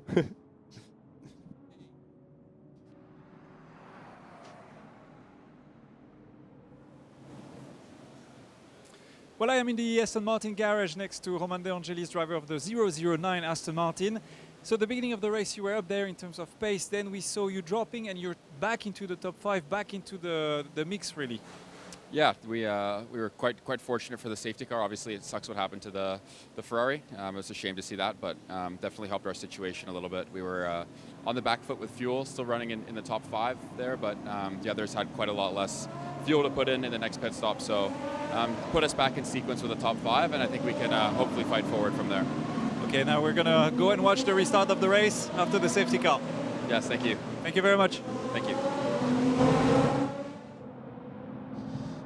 So under full safety car now, pass around is complete, and I can tell you that the train of, what is that, 6 or 7 GT3 cars, and GT3 cars is making its way round to the back of this train, after which we should pretty soon get back to green flag running. This is the first intervention in this 8-hour race. We're not even halfway through it yet, 4 hours and 23 minutes to go. Deep into darkness here at Bahrain. This race will finish at 10 p.m. local time. And so far, gentlemen, in the first half of action here in this season finale, there's been an awful lot of talking points. Melter Jakobsen there, by the way, 10th appearance in the FIWC. Won't be his last. Hey, Melter. And, gentlemen, who's just come in? A gentleman plural. Sorry, I missed that. Anthony. I missed all. I didn't get the joke. I missed all that. That was at cruising altitude. Cruising altitude over Anthony's head at about 5'4". It gets funnier and funnier every time. So rejoining our safety car queue. The only wave rounds, or the only pass rounds, were in the LMGT3 category. So the leader of Hypercar was picked up by the safety car. And that's one of the advantages of virtual safety car going to safety car, is it makes it a lot easier to do that, because you have a couple of laps for everybody to pit and then come back out and sort themselves out. So we have Toyota 1-2, 51 Ferrari, the points leaders in the driver's title race in third. Jean-Eric Verne in what will be his final race for Peugeot. At least he won't be back next season. And this is a problem for United Autosport. Sebastian Boe in the pit lane and going back into the garage. In a closed pit lane as well, remember. So this is the 59 car that's already been in the garage with an alternator problem. I do wonder whether or not that's a recurrence of that. Well, if and when it comes back out, it will have to immediately pit again under green flag, because it's come into the closed pit lane and them's the rules. So they'll have to remember that in amongst all the other bits and pieces. We are down to 35 cars, potentially 34. We have lost the 54 Ferrari, the Vista Air, of course, the Ferrari of Thomas Floor in that incident after contact with the Cadillac of Jenson Button. We have not yet seen the 78 Lexus return from the Akkodis ASP garage. It's now 35 laps behind. It's not an official retirement, but it is effectively a retirement. We may be about to lose United Autosports McLaren. Let's not count them down and out with 4 hours and 20 minutes still to go. Our final cars are just joining the back of the safety car queue, so we should be ready to go green this time around. Yeah, sad exit from the season finale for the number 54 car. We'll see how race control and the stewards call that one. You've heard from Davidson. I have to say I completely agree with Ant's analysis of that, and the telling point for me was seeing that in-car from Jenson Button's point of view. Did nothing wrong from that perspective. Yeah, you always need to see it from multiple angles. Safety car instructed to go full speed. So this is an indication that next lap will be restarted. Usually safety car lights are off after turn 10. So let's energize and get ready. And like I said, if we're clearly quicker, then car 7 will let us through earlier rather than later due to the offset and strategy. And by that he means that something that has been corrected or changed on the tyre app that I'm looking at. So I first saw that the number 7 took all 4 tyres as well, but that's actually gone away. Now it's updated itself, and it's Buemi, so that fits much better with what Buemi's engineer was just saying to him. Buemi did take 4 tyres in that pit stop because of the offsetting strategy, and therefore it's going to be miles faster at the restart here. And I did see when we came out of the pit lane, it was writhing all over the place. I thought those can't be hot tyres, and so it turns out. So lights are out on the safety car. So after turn 10 on the back stretch there, lights go off on the safety car. You can see the drivers are all being informed, safety car in this lap, so there's no excuse for not making a good restart. And for those of you wondering what car 51's on, they're still on the old tyres as well, so there's same strategy as De Vries. They've got still the hard tyres all round though on the Ferrari. Well, we know the Toyotas are lighter on their tyres than almost anything else in the field. Now, the revised aerodynamics they're introducing for next year might change all of that, but perceived knowledge next year will be different from perceived knowledge this year. Théo Pourchaire on board in the Peugeot for his first stint in the car. As we go now, wow, Buemi off like a scalded cat, doesn't want to waste any time. The moment he crossed the line, getting Nick de Vries to let him through, and that's so that Alessandro Pierguidi doesn't get a chance to follow him through. So Pierguidi in third, the Aston Martin in fourth is Alex Riberas, then Jean-Eric Vergne and Théo Pourchaire ahead of Miguel Molina, and Molina has jumped Pourchaire at the restart, so that is the 50 Ferrari. They're all still weaving to try and build heat, because although full speed for the safety car feels quick in the safety car, it doesn't for a driver in these cars. And 99, the Proton competition Porsche, that's the white car with the green highlights, not in this battle. It is a lap down. He is 18th. This is a battle for position, though, for third. Alex Riberas challenging Alessandro Pierguidi. That's an entertaining wrinkle. Yeah, Nico Pino getting really involved, isn't he, in the number 99 Proton competition Porsche, putting immense pressure on the Peugeot of Théo Pourchaire. Yeah, and the problem is he'll also be getting blue flags because he's got a car behind him that's a lap ahead of him. So he's trying to pass and unlap himself as the Aston comes up the inside of Pierguidi. Does he complete the pass? Was that the other Aston? Was that 007 on the Peugeot of Théo Pourchaire? Was that Ross Gunn? It may well have been. No, it was 009 going by the Ferrari. So Alex Riberas up to third place. Don't forget that he and Roman De Angelis were in the Valkyrie that finished second in Petit Le Mans just a few weeks ago. Talked to them about that this morning, and they said, wow, the emotion in the garage was just overwhelming. I have to say, without what was an inspired strategy, call, and, by the way, pit stop execution by the eventual race-winning Cadillac squad that had won that race, it was amazing performance from the Heart of Racing guys. Also, by the way, until just now, had the fastest lap of the race. Literally, as I was saying that, it was Sebastian Buemi's just got it, 151.263. So the man who clearly wears his underpants outside his race suit, the Superman of the Toyota team from last year, appears to be doing the same sort of thing again, Anthony. Yeah, I mean, of course he's been flattered by the tyre change, all four new going on in that last pit stop, and that's the same thing for Riberas as well, by the way. All four new mediums went on the Aston Martin, and that's why he's suddenly putting all this pressure on the back of Nick de Vries, who still hangs on to those left-hand side only that did 7 laps in the first stint before the safety car, and now another 7 on top of that. Last lap around, by the way, Alex Riberas put in a purple middle sector. He's just put in a purple first sector on this lap, so there's no shortage of pace either from the Aston Martin, which is putting the 7 Toyota of Nick de Vries under huge pressure for second place overall, just before halfway in this race. And before Buemi just beat it, Aston Martin did have the fastest race lap. It is a quick car, and he's on fresh tyres. Actually, this is a great place for Alex Riberas to be, isn't it? It really is, and actually that safety car has really worked in their favour, because they were losing touch in this race, were Aston Martin, and look at this. De Vries having to defend down into the final corner. He knows that's not really the place. He's going to get overtaken anyway, but he knows that's not the place for the best of both of them. You'd end up losing time there. But we've seen the strength of the Aston Martin in a straight line. Watch this, once again, just pulls to the inside, and this move should be a pretty straightforward one. More grip, more straight line speed, and Nick de Vries displaced for now. Displaced, yes, that's right. So Riberas up to second, having restarted in 4th place.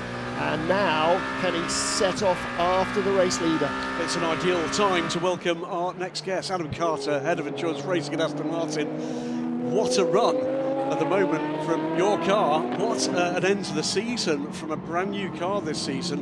And what a turnaround from where we started in Qatar. Yeah, it's been a great season. Obviously, a lot of work to do at the start of the year, coming with a new car up against established competitors. And said all along, we came into this championship to compete against world-class competition, and they are, and it's really satisfying to see where we are. We've made some improvements to the car and how we operate as an organisation since Le Mans, and we're starting to see the rewards from that now. Topped the qualifying session, not Hyperbowl, but the qualifying session, until just a few moments ago. Alex Riberas held the fastest lap in this race. This thing's got real pace. Yeah, it's got the one lap pace is there at the moment. Long run pace we need to work on, so that's a target as we move through into next year, as we start to bring things together. But it's very satisfying to see. It was, it's a very different look to some of the other factory teams we've got in this one. With the Heart of Racing involved, they brought a number of their drivers into this effort. You've got Russ Gunn as part of your contribution, if you like, from Aston Martin. You're happy with what you've got? They are coming together as a unit. Yeah, all the drivers are working great together within each car crew, but also across both cars. And obviously as well, we're looking at the IMSA drivers there as well. And what a run at Petit Le Mans. Yeah, it's fantastic.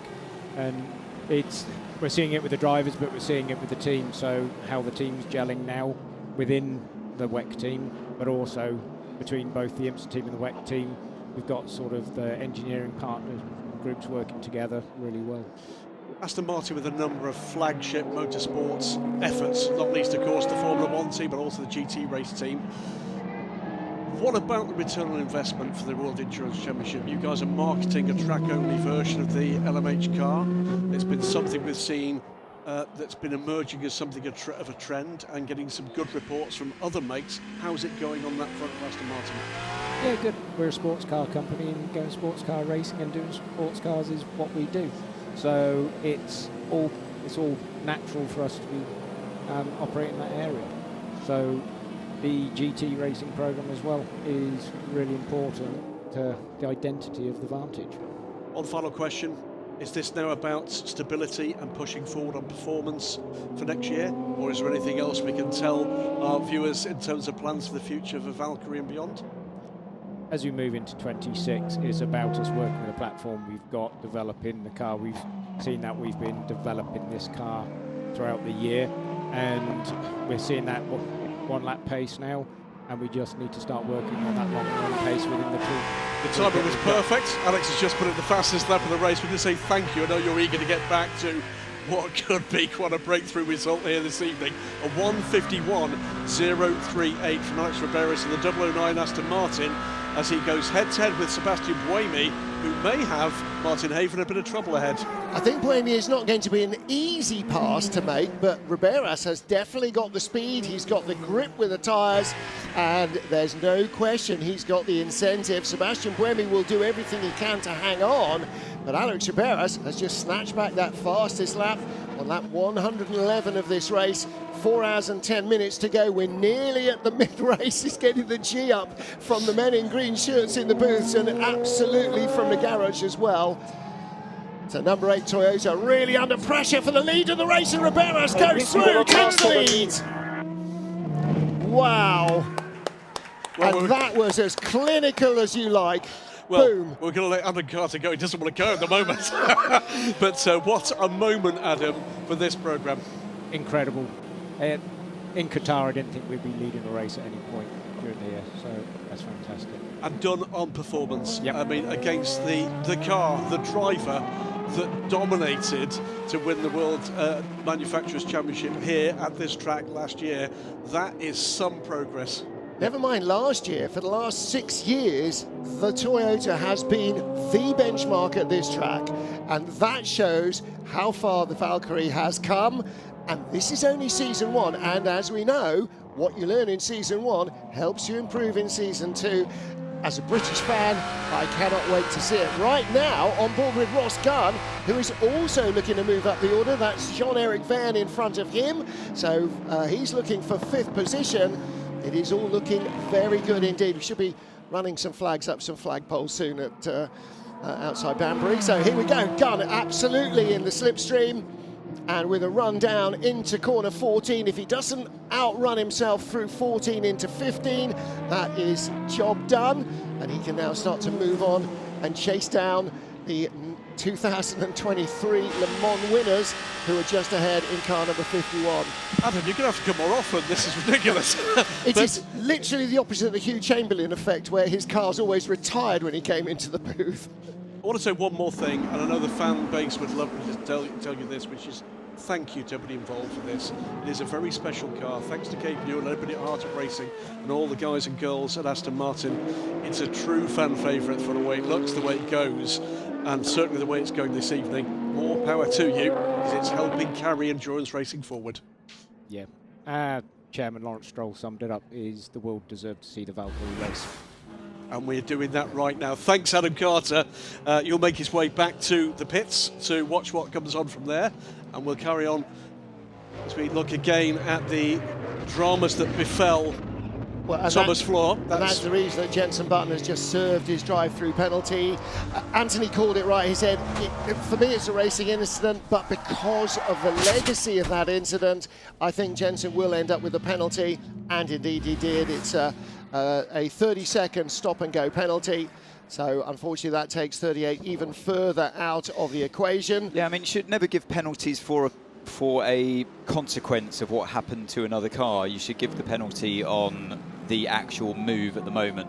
That's the thing to remember. So a steward should never give a penalty because that car hit a barrier and burst into flame, and it looks dramatic. That's not what you're getting the penalty for. The penalty for is the cause of contact. Yeah, it's the action, and that's what the fans should always remember. So yeah, I'm, like I said at the time, not surprised that he ended up getting a penalty, but for a very slight touch on the outside, 30 seconds is a lot. In my opinion, it's a lot. And I would say it's a racing incident for two cars fighting each other really hard. Jean-Eric Vergne into the pits now. That's got to be early. Did they stop? They did stop during the virtual safety car, same as everybody else. So this is now his 5th pit stop for that Peugeot, and that does not seem like it is expected. They may have been expecting it, but it's not a standard pit stop. So driver's door is open. He's on 75% energy. So we'll keep an eye on what's going on here. What else is happening there? Has he got a... Did they not stop and do tyres? They would have taken fuel as a standard anyway. So he's up to 100% energy, but way back down at the tail of the field. Meanwhile, back to the other Peugeot, Théo Pourchaire, with Kevin Esch behind him, because it's an easy baptism for the poor kid. He's got the most aggressive overtaker right up his backside. And behind Kevin Esch is Alex Lynn in the number 12 Cadillac as well. We've got potential further drama for another race leader. Current race leader, 009, Alex Riberas, under investigation, virtual safety car procedures for the Aston Martin. So that's both the 8 and the 009 that would be troubling the stewards right now. Yeah, well, also the 6 Porsche being investigated for that unsafe release, or potential unsafe release, when it was released into the path of the incoming Alpine. And 46 being investigated as well. Do we have 46? Yes, the 8 and the 46. Yeah, so the stewards immediately, that's the second place, so both the first and second place cars, potential issues arising here. Here comes the second Peugeot, 94, and the 8 potentially in trouble for something. Did we see an incident with the 46? Not sure that we did. There were 2 or 3 incidents being pinged up on our information screen. Yeah, it was for yellows, wasn't it? It's the same reason as car number 8. And VSC procedures as well. It was, yeah. So for number 8 and 46, it was for overtaking potentially under yellow flags. And for 009, it's for a VSC infringement potentially. Okay. So, remarkably, we're still not at halfway in this race. It is still 4 hours and 4 minutes to go. And the last 20 minutes seems to have gone into slow motion. Also, fast forward if you're an Aston Martin driver. Well, I mean, by the way, fast forward is certainly the case, because Alex Riberas, having passed Sebastian Buemi, is 4.5 seconds clear now. Yeah, that combination of a car that is clearly well dialed into the track, a fresh set of tyres, and Alex Riberas with his tail up. I mean, the moment when you pass Sebastian Buemi in a Toyota for the lead here, that's a good moment. Okay, Kevin, we are losing too much time here, so we are thinking about undercuts. So we'll box next lap for a full service. We'll box next lap for full service. Did lots of teams just take a splash during virtual safety car so that they are trying? Were they trying to eliminate? What I'm trying to work out is what Porsche have just done. Both those stops were under a minute, but we saw tyres going on. They changed tyres. I'm not sure they fueled. Okay. Oh, they certainly did. Oh, no, sorry, they would have taken a splash of fuel and they've changed tyres. So, but Porsche must have been close, because you're not going to undercut by 15 laps. So they must have been close on fuel as well. So Peugeot number 94 had done 13 laps before. Yeah, they're on 13 laps, car number 94. So number 93 has just done a stop. Just had their stop after 12 laps. And what about they had their car stop. number 6? And car number 6 is on 14 laps. So did they not come in under virtual safety car? There's going to be a driver change. So Kevin Escher will get out of the number 6 Porsche. They're putting themselves back onto their defined strategy, I think. I think that's what they're doing. They're counting back, not forwards here.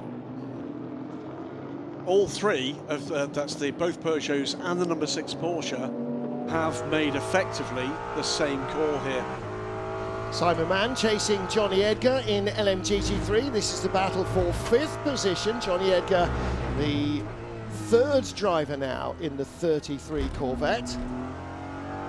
So he's taken over as one of the Aston Martins go by. I think that is the race leader. It is 009 going down the hill past that battle. Simon Mann in the 21 Ferrari that's trying to win the Drivers' Championship. Now, in terms of who they're battling car number 92, the 4th placed Porsche. So the 21 Ferrari is 2 spots further back. Ryan Hardwick there on the right-hand side. He's done his job in the 92 car. We're on board with Richie Leitz, who is in early. Would be unlikely to be in at the 4-hour mark in a 6-hour race. Never mind the 4-hour mark in an 8-hour race, but they are going to cycle their drivers through.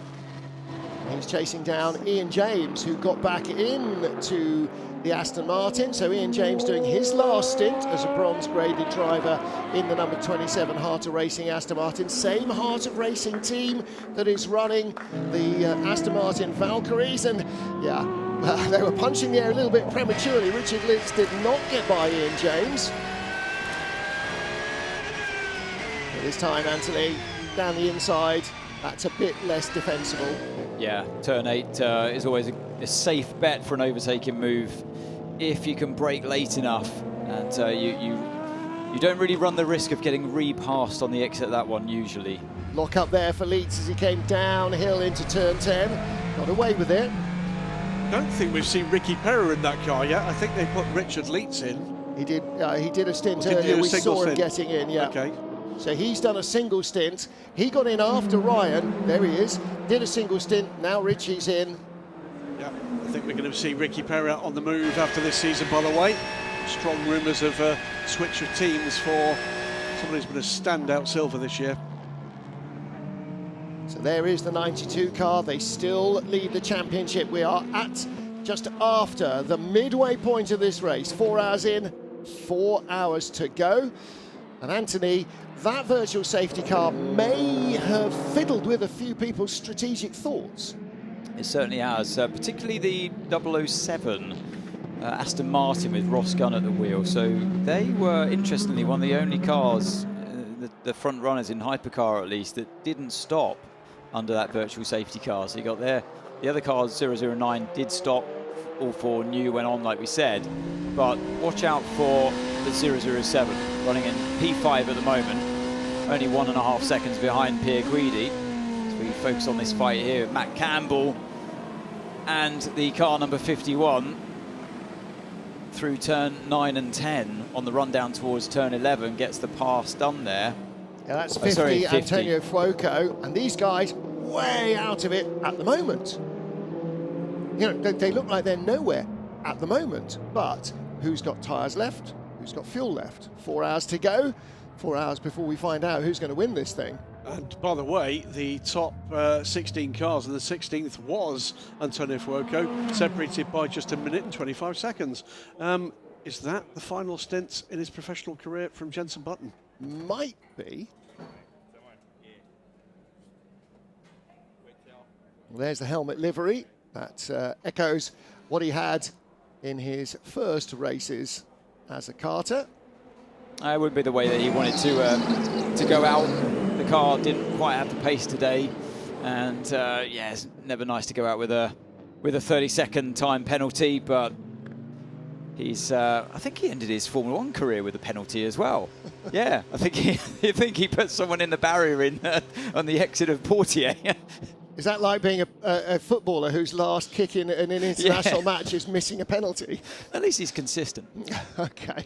So it is Sebastian Bourdais at the wheel of the 38 car. Coming out of the pits, Mathieu Jaminet on board in number 5 and going slower than a road car because he is, I'm assuming, Anthony, on a full set of brand new mediums. It looks like, yeah, the way that he's weaving around in the straight line there even before turn 4. Certainly looks like it. Car number 5, yeah, didn't take new tyres at all in that safety car stop. All right, well, let's catch up with the number 50 Ferrari crew, Miguel Molina, in the garage.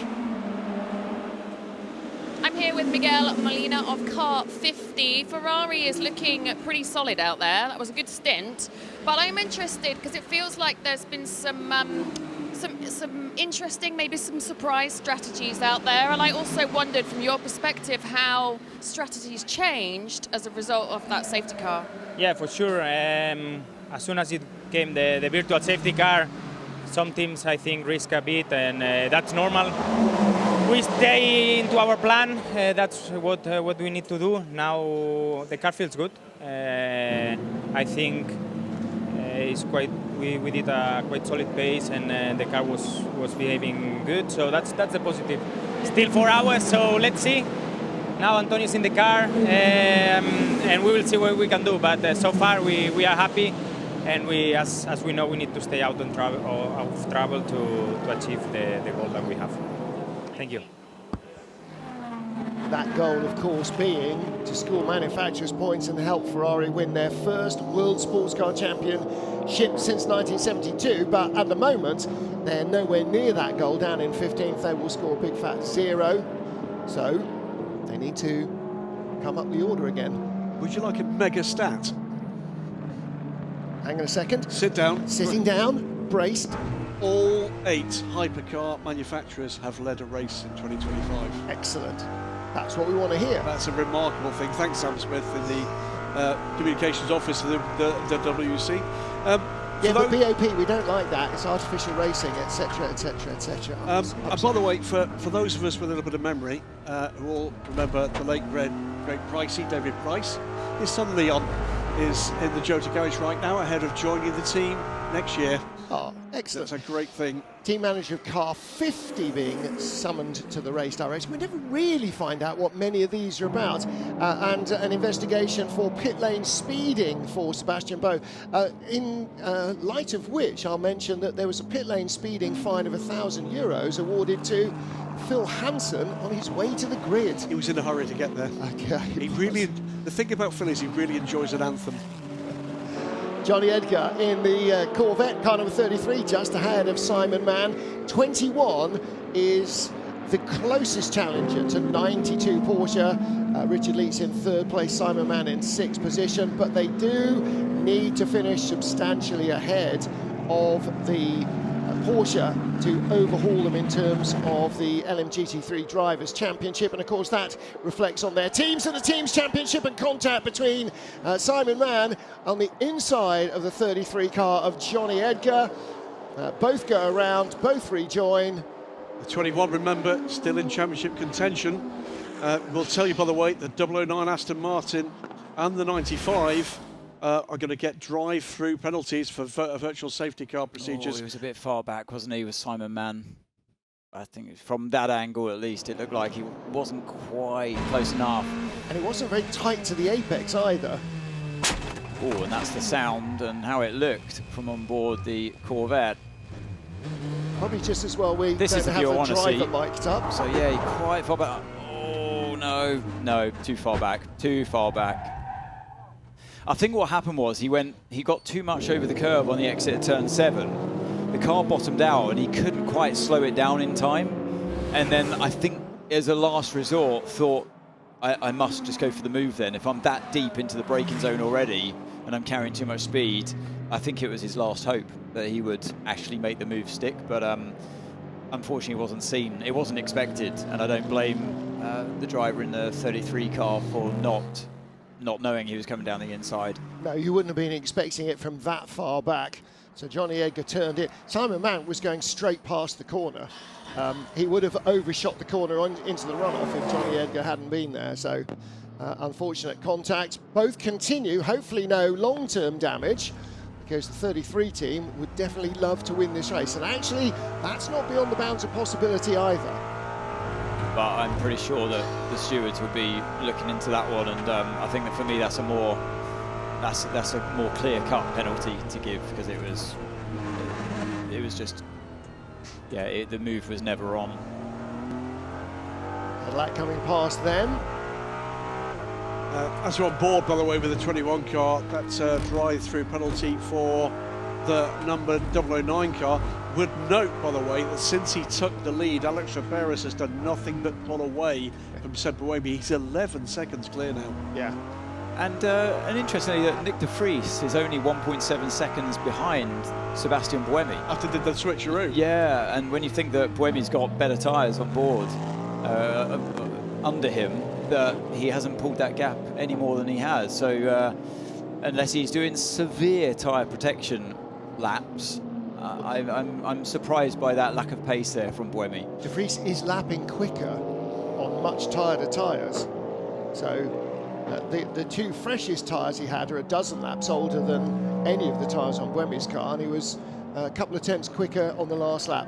Drive-through penalty confirmed for the 009 Aston Martin, our race leader, and that will cost him 50 seconds, because there's been a recent safety car will take him down to the bottom of the top 10. So traffic gives, traffic takes away, so to occasionally do driver errors. A drive-through, no, it's not a stop and go. A drive-through around this track should be, with a 60 kph speed limit, should be around, I think, maximum 30 seconds loss. If you consider that, yeah, it's still going to be at the bottom of the top 10. And that's the problem when it's recently after a safety car. If this had happened before the safety car, everybody spread out, basically over an entire lap, you would have conceded fewer positions. And now, because everybody's still bunched up, the safety car only finished about, 15 minutes ago. So, yeah. So you want to try and leave it as long as you can then, because he's got such rapid pace that you want to try and eke out that gap as much as you can before you do. Otherwise, you're just going back into traffic, and yeah, exactly that. He carries on for at least one more lap. Traditionally, you try and serve a penalty as early as possible to give you as much time to recover, but he's doing the recovery now by being in clear air, on fresh tyres, and clearly the fastest car out there. Yeah, but like you said, you know, once you've had a safety car, everyone's so bunched up. If you took your penalty then, you're right at the back of the pack. So this is a track position. Very close between these two there. Here are two no-surrender drivers, aren't they? Raffaele Marcello in the BMW and Matteo Giamenei in the Porsche. And the race leader catching them to put a lap on them here. So this might be the time to duck into the pit lane before you start to blunt your speed stuck behind these two who are knocking each other's door handles off. Yeah, that was pretty intense. There's your blue flag warning. That's what it looks like from the driver's perspective. So he's not going to be able to, will he be able to let him through before turn 10? No, the Aston's not quite close enough. And he'll hopefully get by the BMW on the back straight up to turn 11. Maybe not going to close the gap down that much either. Yeah, it's a shame, isn't it, for the 009 Aston Martin. What speed it has, 10.9 seconds over that of Sebastian Buemi's car 8, and I'm sure Toyota weren't expecting that. when they rocked up today. I'm sure they. Well, I mean, that's one of the great things about endurance racing is the unexpected is just sitting there waiting to happen, isn't it? And if we all knew what was going on, hello, Kevin. If we all knew what was going on, there'd be no point in showing up. Yeah, you don't have to engineer any jeopardy into this type of racing, do you? It just organically happens. Now, what happens on the exit of this corner? Do we see the Aston Martin peel off into the pit lane this time around? It would be a good chance to. Yes, he does, because he was only going to get the traffic there. So Tires are really good. Rear axle feels more stable now. Everything feels fine. Perfect. Copy. Yeah, so like we were saying, the circuit just keeps getting better and better throughout this race. So when you jump back in, or even a driver jumping in for the first time, now you think, wow, this feels better than a free practice session.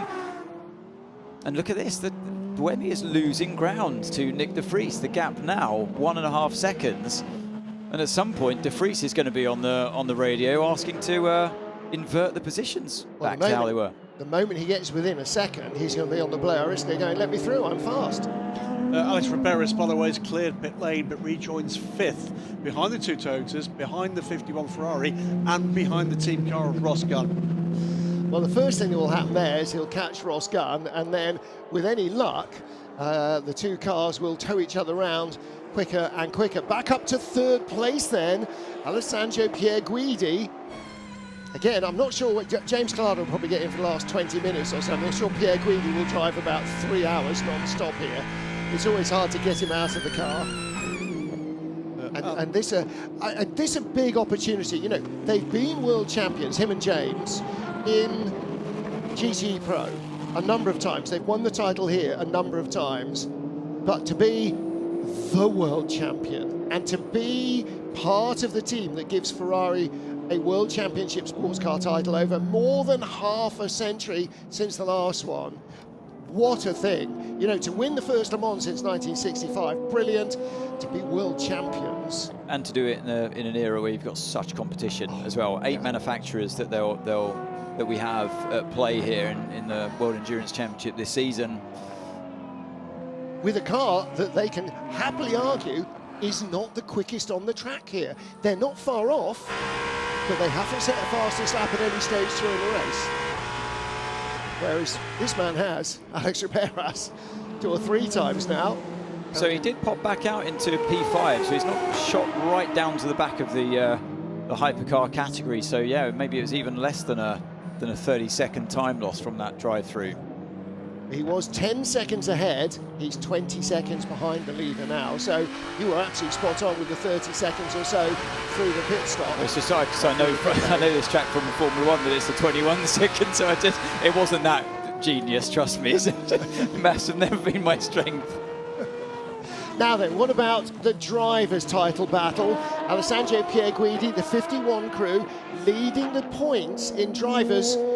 But this is the crew that is second, the yellow Ferrari, car number 83, the AF Corsa. They're already the World Cup champions. They've won the championship, the class for the non-factory teams.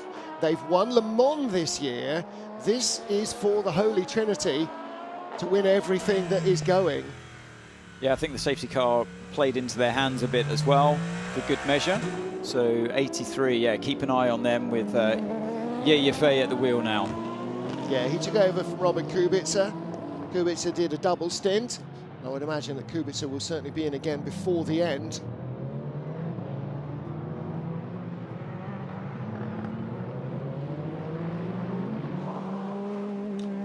Penalty for McLaren Sebastian Vettel, drive-through penalty for speeding in the pit lane. That would have been during the virtual safety car period. So what we thought him down the order a long way. What we thought might be a race of 2 halves of Porsche Penske Motorsport does not appear, at the moment at least, to be going their way as we're down to the second half of the race, not showing significantly improved pace against their peers. Both the factory cars outside of the top 10. To just add a tiny bit of detail, by the way, you're completely correct, of course, Martin, about Alessandro Pierguidi and James Collado, 3 times GTE Pro champions. I think all three of them were World Championships, because of course that came later in the WC, but no shortage of car-on-car action. Yeah, absolutely, and here again with the Peugeot car number 93, Paul di Resta under pressure.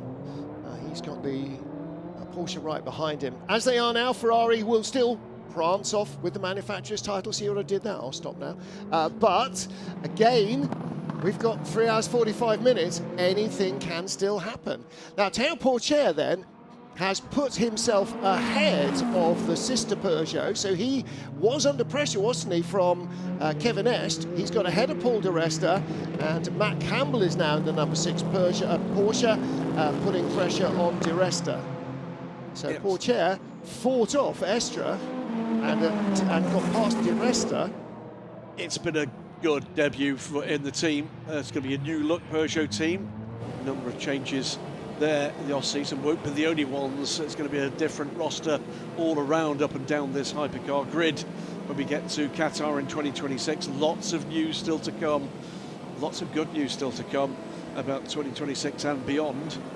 With 3 hours and 42 minutes to go at the moment, this looks very good for Toyota in the race. It looks very good for Ferrari in championship terms in the hypercar class. It's been a strong race, but not strong enough so far for Peugeot. Yeah, they've really faded, because don't forget they were 3rd and 4th in the first couple of hours. They're not even in the top 10. Just looking at the lap times between 4th place Ross Gunn and 5th place Alex Riberas, and they are very, very close in terms of pace. Riberas' last lap a 53.4 to a 55.6, so they are really starting to pull up towards the top 3. Yeah, Ross Gunn in the 007's due for a pit stop soon. He has done 36 laps now in this stint. And Anthony on a massive tyre deficit, because I can see from your screen he hasn't had fresh tyres since a week last Wednesday. In 36 laps, funny enough. In 007, yeah. Whereas Alex Riberas has still got relative lot more life in those tyres. Between these two fighting on the screen as we see now, great battle, and an equal fight in terms of tyres. They started this stint that they're on now with used mediums all round. So and it's the same for Pourchaire as well. So just to carry on from where you left off, Graham, with the job that Théo Pourchaire's done in the sister Peugeot, phenomenal, because we all know di Resta's speed. Di Resta's got 10% less energy than Matt Campbell, so he's going to have to stop sooner, whereas Pourchaire has got about the same as Matt Campbell, so Di Resta's slightly out of kilter with the car in front of him and the car behind, Graham. Because he stopped on the first virtual safety car lap, not the second. Yeah, Di Resta's done 14 laps versus 12 for the car behind him, so it's a fair fight. And that's why I think Campbell's finding it such hard work to get past the Peugeot. And on top of that, the Peugeot, I think that car, along with the Aston Martin, seems to have the fastest straight line speed. It's interesting, I was talking to Fred Makovici about top speed, and he said, you know, the Alpine, as we know, was designed to have maximum top speed. They gave away grip for top speed, and then the top speed is shaved back. He said that doesn't really seem to work. Sebastian Bowe serving his drive-through for that pit lane speeding. Yeah, it's been a rotten evening for the 59 crew, not the way that United Autosports would want to finish the campaign with that car. Here, as predicted, 007 on pit lane from what was 4th place. That shuffles Alex Riberas forward 1 position, courtesy of the sister car. Is he the gun driver in that car? Oh, stop. You see the energy left for all the others as well. So just show how out of sync, because of that not stopping under the safety car for car 007. All the rest have got more than 25 or more than 24%, because Ribera's 24% there. And look, new tyres getting ready for Ross Gunn. And it shows where Cars Racing Aston Martin are, is that they're not just pitting both cars, they're splitting the strategy. It's just rears going on, it looked like. Yeah, there's just the rears in that car. And again, with no hybrid to take some of the strain on the front wheels, it is a rear-wheel drive car, and that is the end of the car that's going to suffer most here. So that makes a lot of sense for them. Oh, that was a slide and a half, wasn't it? Was it? Kind of parked it there halfway through turn 10 as well. This is 77, Bernardo Souza. Valentino Rossi got by. Sebastian Boe right behind, having just come out of the pit lane. We talked about driving off the circuit and getting marbles on your tyres. That was a whole load of them, wasn't it, for the 77 Mustang? But it had to be done. He gets past the number 46 BMW. It got astonishing traction there, though, from being sideways to passing on the inside the 46 car. That was some look at that dive bomb. Wow. Valentino's got his leg dangling there as he turns in down the inside, hasn't he? That was a proper leg dangle. He really looked down the inside there. And of course, Sebastian Boe not in that battle in the McLaren because he has just come out of the pit lane after that penalty. So Valentino Rossi, the blue and yellow 46 BMW. We ride on board with Boe, giving us a perfect view of this battle onto the front straight, Anthony. And yeah, this isn't over yet, is it? Rossi ducks into the slipstream here. The Mustang towing him along. Is he going to try a move down the inside? Yeah, he's closing all the time. He has a look, but he brakes a little bit earlier than Mustang, who runs a little bit wide. That's why it looked like Rossi braked early. He didn't. He was braking in the right place, and through he goes. And Sebastian Boe coming with him. Boe is a lap down on these guys, so Valentino Rossi moves up to 8th place ahead of Bernardo Souza. Yeah, Souza will kick himself for that one. He was intimidated, it looks like, by that bit of a move. It looked like Rossi was just going to go, he was going to think about it, and then the gap opened up. I think this is the moment where Souza just catches that slide, but it looked like maybe the two cars were a bit close entering turn 9.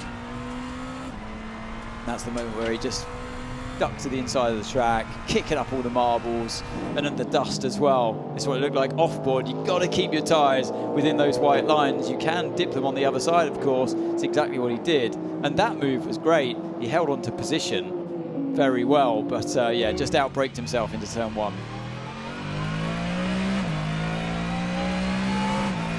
He just about had enough of his nose alongside and wagged his finger. It was fine. Rossi gave him enough room to get by, just took it right to the limit. And here gave him enough rope to outbrake himself, and off he went. Yeah, 2 racers from other disciplines here. Obviously, Valle, best known worldwide for his exploits on 2 wheels, but making a name for himself in GT racing. Bernardo Souza, rally driving, and Chris Meek in the booth a couple of races ago, who was there to see his mate Bernardo. Now then, let's take a look at the Iron Dames Porsche. Michelle Gatting in 10th place, right up behind Bernardo Souza. Valentino Rossi into the pit lane, Bernardo Souza into the pit lane, and the Iron Dames Porsche into the pit lane as well. So we're entering another cycle of LMGT3 pit stops. Arnaud Raban in the 78 Lexus back in the garage. Is he just in the pit lane? I think we've gone by where the car would have been. So it looks like that 78 Lexus still has more trouble. I don't think that 78 Lexus has come back out. This is not good for 46. Now, have they just crept a bit too far back? Yes, they're going to have to position it in the box to do the tyre change and the driver change. Driver change here as well for Proton competition. And the driver change as well, so Rahul Fry getting back in place of Michelle Gatting at the Iron Dames. Do we know that Celia has definitely done her time? She did 2 and a 3rd one, but Rahul Fry did a 2nd stint. So she did stint 2, and then Celia did a double. Pretty sure that's the way it worked. So 1 car down, Thomas Floor's 54 Ferrari, and 1 again on the sick list, Arnaud Raban in the 78 Lexus, and potentially just a bit of a longer stop. Yeah, the 46 BMW comes out behind the Iron Dames. Yeah, look what that cost him, that pullback. Yeah. Well, remember we saw that with the 83 Ferrari in Texas, and it cost them nearly 30 seconds. 1 minute 32 on pit lane for the WRT car, and that's side by side.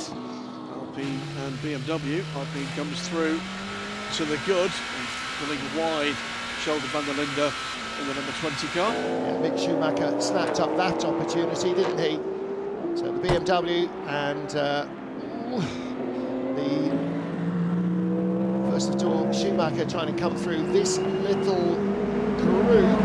Wow, did well there, didn't he? Schumacher, he just nipped through those two GT cars and really gapped himself to the BMW that's now trying to find its way around the outside of these cars that have just pitted. That's van der Linde on van der Linde action, because Sheldon van der Linde is in the BMW and Kelvin van der Linde is in the BMW. Sheldon's in the hypercar, Kelvin in the 46. And they'll share that hypercar in the test on Sunday. Well, they won't be racing each other then, will they? Whereas here they were. So Sheldon squeezes by Kelvin. They won't be racing each other, but I wonder if they'll be sharing lap times and comparing lap times. Oh, no. I wonder. Oh, no, no. Because it's not competitive between those two in the slightest, is not it? Not at all, not at all. That would be like putting two Belgian brothers in the car and expecting them not to pay any attention. I think 78 Lexus might be done, I'm afraid. It's not moved. It's sadly, I think you're absolutely right. It did come back out. Did but it? It is back. Yeah, no, it did. But it is back in. So it did come back out. And United Autosports 59 car came back out, but twice. Yeah. And it's back out again now. Yeah.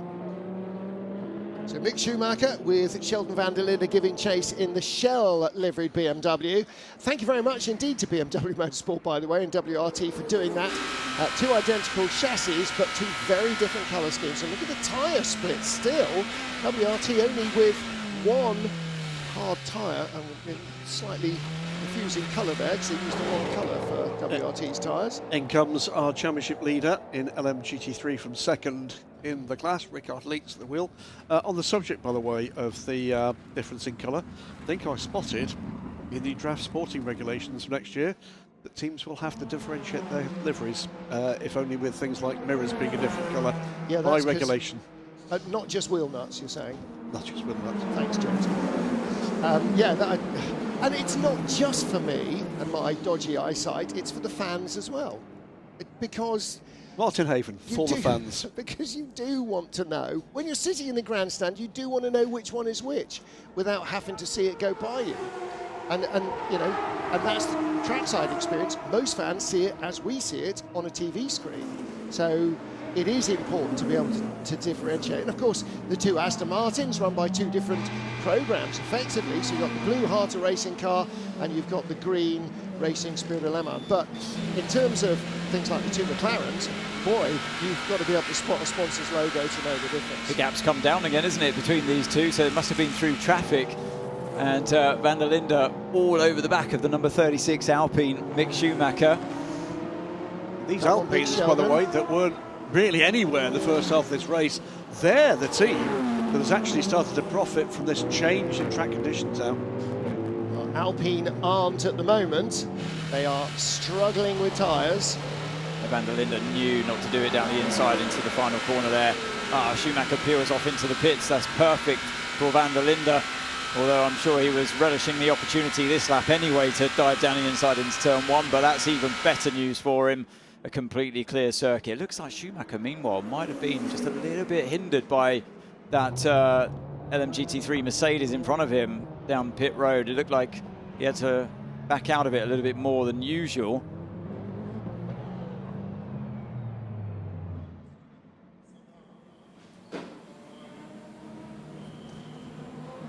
I am in the Arendames garage with Michel Gatting. You just jumped out of the car.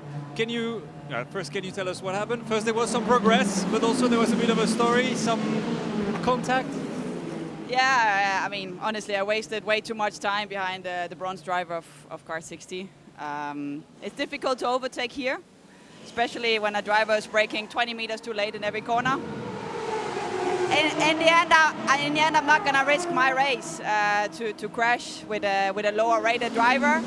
So I took my time, but to be honest, it's a lot of frustration because in the end, it's also not fair, you know, when you're next to a driver and they just turn into you and you have to back off because else I'm going to end up in the wall. I don't think that's fair racing. So I was very frustrated and I lost way too much time because the pace was good. until I got stuck there. So a bit of frustration. You made some progress, that's good, and I'm sure Rael is going to keep on pushing and going back up the order. Yeah, we will keep pushing. Now for sure we have all the fast drivers in the car, also towards the end, so it's going to be a different scenario. It's going to be some better racing and some more fair racing for sure. Excellent, well done on your driving. Yeah, she's certainly pushing in more ways than one, Rahel Fry. Lots of side-by-side action there with Kelvin van der Linde, and not a little contact either. Spirited run here from the Iron Dames. Yeah, I don't think she'll be too happy with that one. I don't think she was quite expecting van der Linde to move so far on the inside and compromise so much the entry in mid-corner of turn 9, but yeah, and it wasn't just that corner either. Van der Linde, a platinum-graded driver. Rahul Fry's gold-graded driver. Nevertheless, Van der Linde, yeah, that was a proper block, wasn't it? We talked about Nick de Vries getting on the blower to Sebastian Buemi. He's now just 8/10 behind Buemi, but it's taken him a very long time to close from 1.3 to 0.8 seconds.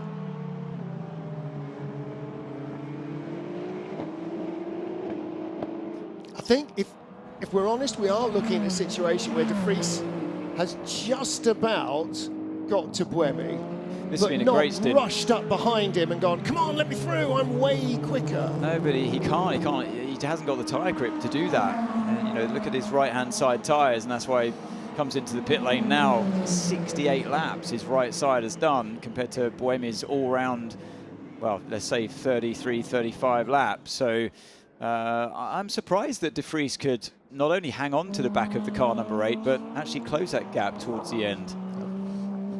Okay. So Buemi remains in the lead.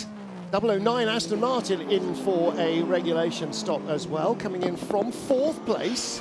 And came in somewhat closer to that leading pair than he was when he came through the pit lane. So taking time again out of them. They've still got the pace. It's getting deeper and deeper into this race. That pace does not look like going away anytime soon. Could make things exciting for at least a podium finish. Aston Martin finishing strongly into the car. Anthony Davidson, before we talk about Kamui Kobayashi, count up who's got what tyres left with 3.5 hours remaining. Because if Aston Martin are in a tyre deficit, come on, it's just counting. I'm not asking you to use Pythagoras theorem or anything. If Aston Martin are in this position because they're using more fresh tyres, at some stage they will not be able to do that any longer. We heard, didn't we, Brendan Hartley saying, we're trying to keep tyres so that, like the end of last year, we will hopefully have a tyre advantage, a fresh set where nobody else did. That's what helped Sebastian Buemi win them the manufacturer's title last year. Now, they can't do that this year, but they would desperately love to have that ability to win a race. 50 and 6, this is the battle for now 9th place as they go by the 009 Aston Martin and the 35 Alpine, which are still in the pit lane. So in the number 6 Porsche, it is Matt Campbell and Antonio Fuoco right behind him. We ride on board. You can see they're catching one of the Toyotas, is that in front? That's a Porsche. So to answer your question on tyre usage, 009 has used 18 individual tyres. Car number 8 has used 14 individual tyres right now as the race stands. So it's a full set of 4 tyres that the number 8 Toyota has in hand over 009. When you have the shot, it's okay to cancel lift and coast. The answer, by the way, ahead of the Porsche is the number 7 car of Kamui Kobayashi that's just emerged from the pits. So that's the next challenge for this chasing pair. Increasingly looking likely, though, for the number 6 to have any chance whatsoever of getting the World Championship here. It's going to require stuff that's out of their control.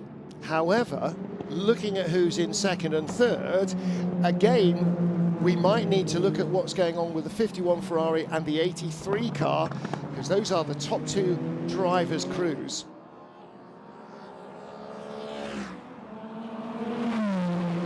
On colder tyres, the number 7 Toyota of Kamui Kobayashi, fresh from the pits, being repassed there by Paul di Resta, who Kobayashi now goes by as those tyres come in. Peugeot came back past the Toyota, and side by side, the number 6 Porsche, Matt Campbell, and Antonio Fuoco in a 50 Ferrari. Fuoco just creeping fractionally ahead down the straight, but Campbell not giving this one up. He's got the overlap on the inside. He's side by side into turn 1, but turn 2 rolls in favour of Fuoco. Job done. That was really fair racing by both of them there. I was surprised that Campbell gave Fuoco the room on the exit of the final corner, and still the fight carries on towards turn 4 as well. This time Campbell's going to try and go around the outside. Fuoco gives him the room as well. They get oh so close on the exit. Now that run towards turn 6, surely that's Fuoco's. Yes, he's just through. Finally gets that position. But yeah, it all started down at turn 14, didn't it? Yeah, it's been going on for a couple of laps as well. Leader in the pits, number 8 Toyota. Driver change coming up here. So are we cycling back to Brendan Hartley now? No, we're not. This is Rio Hirakawa, because Sebastian Buemi's only just getting out. It looked like he was very stiff-legged there. I wonder if he was starting to cramp up a bit in the car. And that means, because Alessandro Pierguidi has just stopped, Ye Yifei now leads the race for AF Corsa in the yellow Ferrari. Yeah, with just 2% remaining for Ye Yifei. Car 83, they'll be in on this lap as well. So what are we looking at in terms of tyres? Everybody has now discarded any thoughts of hard tyres and are firmly into medium territory. The tyre with a slightly lower track temperature operating window. Flash of the headlights in the inset shot, and here we go. Lexus versus Iron Lynx for the lead of the race. Clement Schmidt down the inside of Lynn Hodanius at turn 14, and in no, that's higher up the track, isn't it? That was turn 5, and Lynn Hodanius comes back at him, and so the Mercedes hangs on in front. 61 with the black Iron Lynx car rather than the yellow number 60 car. This is the lead battle in LMGT3, and the front engine cars are still holding sway. In third place, though, is the 92 Manthey First Form Porsche. Oh, and Clement Schmidt goes a long way around the outside, down into turn 10. That's good if you can do it, and he did. And actually, I think there, Lynn Hodanius just kept the line tight to avoid any potential dramas on the run out of turn 10. He could have tried to run a little wider, but that would have involved contact with the car that was just in front of him. So Clement Schmidt takes the lead of the race from Lynn Hodanius. Richie Leaks in third in the 92 Porsche. Dennis Olsen fourth in the 88 Mustang. In fifth place, Zachary Robichon back in the 27 Harter Racing car. There he is, the blue car. The Corvette of Johnny Edgar has just gone by him then, the yellow car, 33. You see that on the timing screen. That must have happened on the way down the hill, maybe at turn 8. So Johnny Edgar has gone by Zach Robichon. And the former race leader, Rio Hirakawa, comes out, and judging by the speed he's gone, he either took only 2 or no tyres at all on the number 8 car. Leader in, this is 83. So Ye Yifei stays in. And a tear-off coming off the screen. They should put Leslie Pitt's Terre Pourchaire into the lead of the race. Speaking of whom, here he is. Will put the 94 Peugeot back to the top of the pile. And he's got another 5-ish%, or did have, so probably another lap in that car. As he comes down the straight, Kamui Kobayashi then, once he pits, there is Kobayashi. Second car in shot, just coming by the Mustang. Yeah, so Pourchaire should have another 10 or so laps here before he pits. So yeah, he's on lap 24. And I've seen others able to do, say, Ye Yifei, for example, did 36 laps on his last stint. All right. Over under. That's what it looks like when it goes correctly. Yeah. When it goes, it's just, you know, it's so close. You take these risks constantly, and you look like a hero when you get away with it. And we all laugh about it and go, oh, well, how close that was. But once in a while, it doesn't quite go the way you planned. We saw a big one at Spa last year, didn't we, when there was just the tiniest miscalculation from the Cadillac.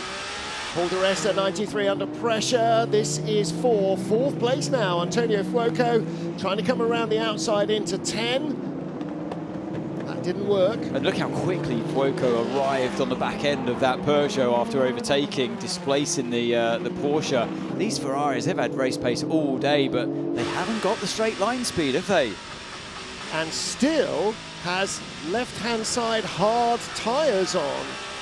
So he is all over Paul di Resta. There won't be much chat from the booth for a moment or two, because friend of the show, Antonio Felix da Costa, just come in full of smiles and entertainment and excitement, because we don't need any distractions. So Paul di Resta just ahead of Antonio Fuoco. Traffic in front of the Peugeot, but he shuts the door on Fuoco down the straight. Di Resta really clinging on here.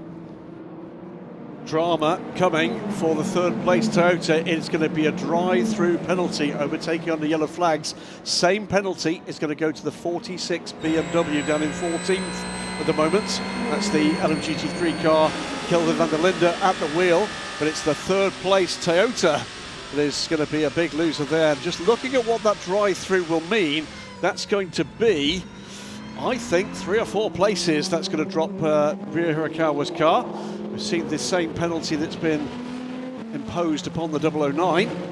This could be a move coming up here and towards turn 4. Fuoco looks to the inside. This time, surely he's going to get the move done. Yes, he does. Paul di Resta couldn't quite defend that one. Meanwhile, by the way, no further action on that clash between the 33 and the 54. It wasn't the 54, it was the 21. Well, no, that was a... Oh, different one. That was hours ago. That was 4 hours ago. I have 2 tires left. Well, he has been clinging on desperately, hasn't he? That's quite worrying for Paul di Resta, though, because he's only done 26 laps on this set of mediums. Meanwhile, for the lead of the race, Théo Pourchaire in the Peugeot and Kamui Kobayashi right behind him in the Toyota. And even that sentence tells Antonio Felix da Costa how things have changed in the World Endurance Championship since he was last driving in it. Antonio, this place is just epic, isn't it? It is, it is. First of all, thank you for inviting me into your magic box. I'd love to be here. I've only just shared the car. I've only shared the car with Anthony, but never had the pleasure to share a commentary booth. So I don't know if I'm getting old or it's a good or a bad thing. It's a slippery slope, mate. So you want to avoid being in here as often as you can. Okay. No, the difference is you can leave before the end and we can't. Okay. Yeah. Can I just be the first to say welcome home? Thank it you. is great to have you back for next year. You've walked in here and, of course, wearing the colours of Alpine. You'll be joining the Alpine Endurance team for 2026. It's a different championship than that which you left, Antonio. Yeah, you know, I was here when the hypercar hype was just, you know, getting really, really big. I did the first year of the Porsche 963 with Jota. We only got the car kind of halfway. It was like a bittersweet, you know, because we got the car only in Spa, no testing, and we had some spikes of performance. But obviously, when everything picked up and the more manufacturers joined, I got pulled out of this world. And I think you guys know, and I've always made it clear that it's a huge passion of mine. I've worked very hard to be good at this type of racing, and you know, there's nothing like it's hard to express as a racing driver the pleasure when you have the right teammates, how good it feels to give everything that you have, all of your knowledge, all of your secrets to your teammates. So you know, I'm very lucky that I can be this normal selfish racing driver in Formula E and then get to come here and be good to my teammates. There's those racing drivers that are kind of quiet and understated and hide their enthusiasm for this really well. You've never been one of those. You've always been somebody that's shown that passion. As we got, by the way, 10-second penalty, the car 21 added to the next pit stop. That was the incident with the number 33. Yeah, just going to document the change of lead as well. Kamui Kobayashi taking the lead from Théo Pourchaire as Paul di Resta, with his worn-out tyres, struggles to hold on ahead of Matt Campbell, who does have a tyre advantage in that Porsche. It's one of those places. It's really hard to express what a difference a good and a bad state of the life of the tire does in this place, more than anywhere else on the calendar.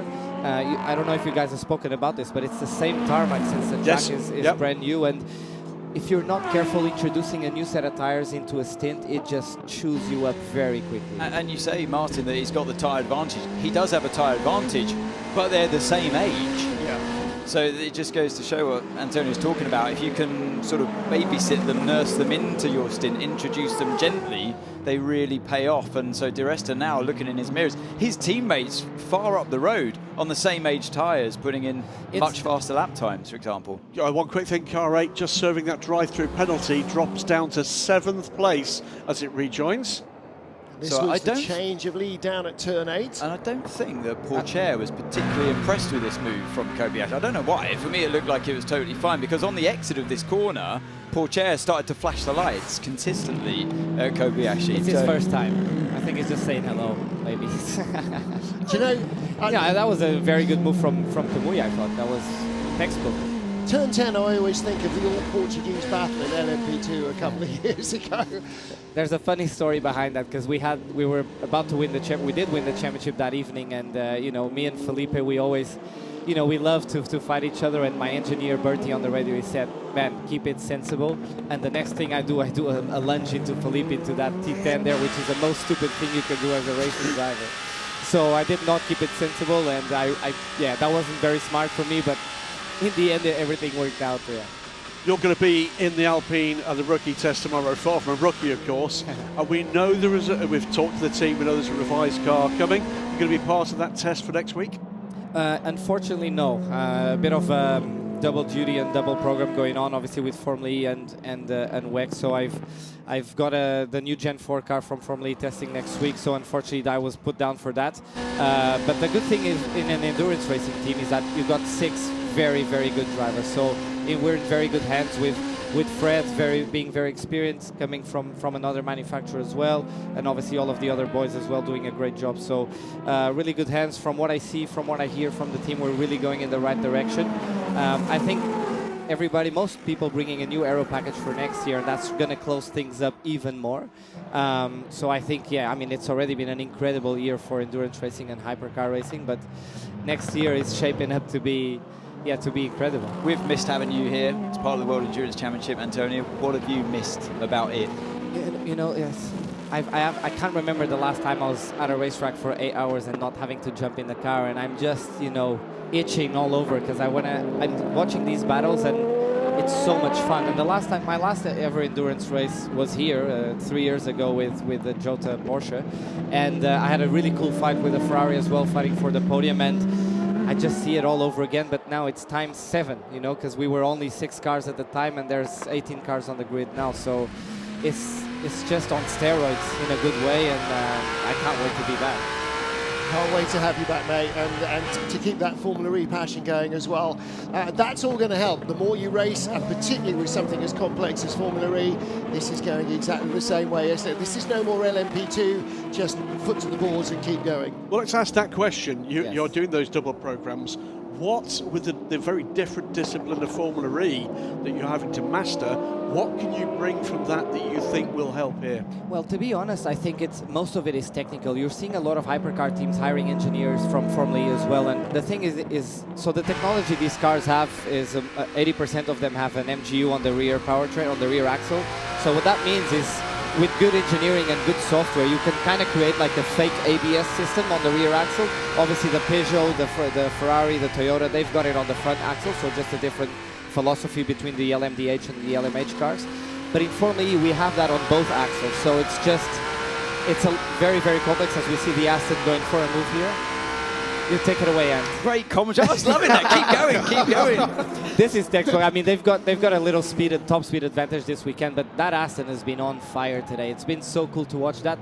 You know, when the safety car restart, we saw Alex Riberas going to the front. I think that put a smile on a lot of people's faces. And mate, doesn't it make a good noise as well? I mean, that's one of the joys here, is that you get all of these different. You've got a caddy roaring away. You've got this thing wailing away. To be honest, Martin, it's fun for 10 minutes, and then I'm like, oh, it's a bit too noisy for too long. But maybe I am just getting no, the fans don't like it when you say stuff like that. I'm just the louder the better. Yes.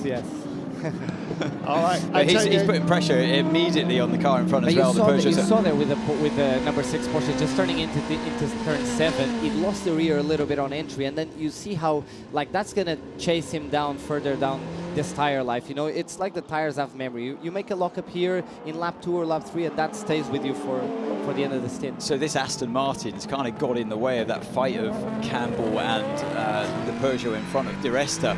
So the Aston, I'm sure, is going to find its way through. So we saw Ross Gunn. He's on a different strategy here, pitted later than the others. Here he goes, working his way past the Peugeot into turn 11, and I'm not surprised because they put 2 new mediums on the rear of that car. So it would have felt a bit weird to begin with, a lot of understeer maybe, but Ross Gunn driving a brilliant couple of stints here. No, in Alpine they did the same, so they split the strategies. One car did 2 rears, one car did 2 left-hand side, and yeah, I was surprised when I heard about the 2 rears. We never did that in the past, but it apparently seems to work.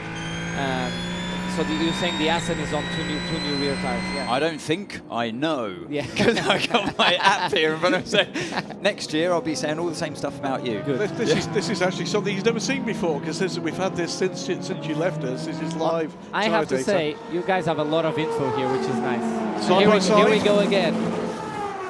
Take it away, Antonio. well, this is something we're gonna miss watching. You know, like Porsche and Ferrari fighting. It's something beautiful in any category, any racetrack in the world. And obviously, we know this is Porsche's last race in the World Endurance Championship. They're obviously staying in Imola, which gives everybody a little hope to see them back at some point, and then maybe for Le Mans next year. But it's a shame when we know a big manufacturer like Porsche. It's been my home for the last 3 years, and it always hurts to see. Doesn't matter where you are, where you're going, it always hurts to see a big manufacturer leaving. Quick shot there, Kevin Estre. I think his face tells the story. Their chances of taking this World Championship and retaining the Drivers' World Championship are beginning to ebb away as we get ever closer. It's only over when it's over. Well, there you go. 5 hours almost gone. Still 3 hours to go is a lot of racing. There's the voice of an experienced endurance driver. He's talking. back. Well, I had the pleasure to learn from the best, And Anthony. And Anthony. Very good, very good. All right, Antonio Felix da Costa. I can tell we're going to have fun having him back in the paddock. Thank you so much for coming to join us. Thanks for having me, guys. Maybe next year between stints I can come and have some fun with you guys as well. Cheers, guys. Thank you. So from Antonio Felix da Costa to Kazuki Nakajima, we'll head down to Toyota Gazoo Racing. Kazuki Nakajima, this race has thrown everything at you. Seb had quite a roller coaster stint there. Paul Rio has now dropped down to P8. The cars are looking very strong, but it does feel like the dice has gone up in the air a little bit. What's it like from your perspective? Well, yeah, up until a few minutes ago, it was all looking good. I mean, despite the Ferrari has a very strong pace, just like us, so it was not easy, but looking good. But then, yeah, unfortunate penalty for Seb, and then, yeah, it put car 8 in a difficult situation. But anyway, the gap is still, I mean, not too big, so hopefully, yeah, we can fight back to get, double podium. What's the feedback been, and what was Seb's feedback from the car? Do you feel like it's got the pace and the balance to be able to climb up through the pack? Well, actually, I think Seb was a bit struggling with the car balance and the grip, considering his tire situation. And the difficulty now is everybody has a different strategy and it's all mixed up, so we can never relax up until the checker flag. Good, it's just to make things a little bit more interesting for everybody. When Seb got out, he looked like he was struggling a little bit. What's his response physically? Well, I think physically he was totally okay, just with the struggle with the car balance and the grip together with a possible, I think at that time he was still under investigation, but he, I think, was quite worrying about it as well. So I think it's more about, let's say, I don't say mentally, but yeah, not physically. Physically he's totally okay. Fair play. Right, power's on.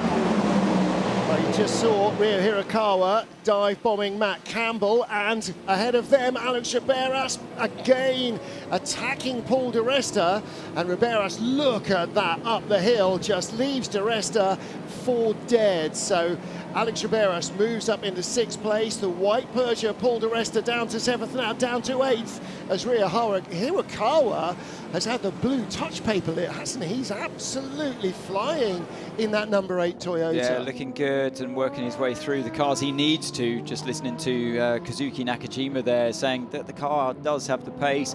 And like we suspected, though, when we didn't really have the stint that we saw him able to put in here last year multiple times. So Yeah, long way to go here. 3 hours, 5 minutes still remaining. And here comes the number 83 car. Look at that, closing in on the back of the Porsche. Under attack into turn 1 and finds the inside. This surely has to be job done for Yi Yifei. He's flying out there as well. He's on an older set of tyres. We saw him stop fairly recently. They dropped down from 3rd place and now fighting their way back up. And Porsche due in, Fuoco due in as well, and so too Matt Campbell on just 4% of energy. So there are a handful of cars, including Sebastian Bourdais down at the bottom of the point there on just 8% of energy, due in the next couple of laps, Graham.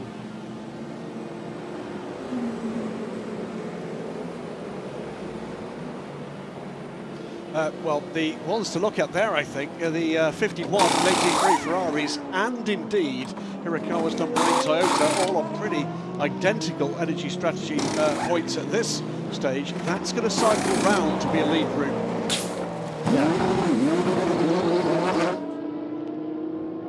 So there is the Toyota of Rio Hirakawa behind Alex Riberas. And there is car number 83, Yi Yifei, a whisker behind Matt Campbell. And more action. This is the 21 Ferrari and the 33 Corvette, Johnny Egger and Simon Mann. Oh, we've been here before, haven't we? There was a bit of Argy and indeed Bargy between the two of them. Johnny Egger hangs on to 7th place. Again, there's a much more generous tyre allocation in LMGT3 than there is for hypercars, because it is a Pro-Am category, because you have gentlemen drivers, you need to give them a little bit more of a tyre cushion occasionally, but nevertheless, by this stage of the race, that has sort of unwound itself, and what you've got here are 2 silver-graded drivers going at it for their teams. Or has it, because what we don't know precisely across what is quite a deep leading group is who saved tyres with the bronzes, who saved maybe an extra couple of tyres to get stuck in when we get the full pro battles that we know take these things to the wire. Well, we think definitely that Ben Keating did not have fresh tyres at any stage in a triple stint, so that should be minimum of 2 and more likely 4 tyres saved over at least some of their near rivals.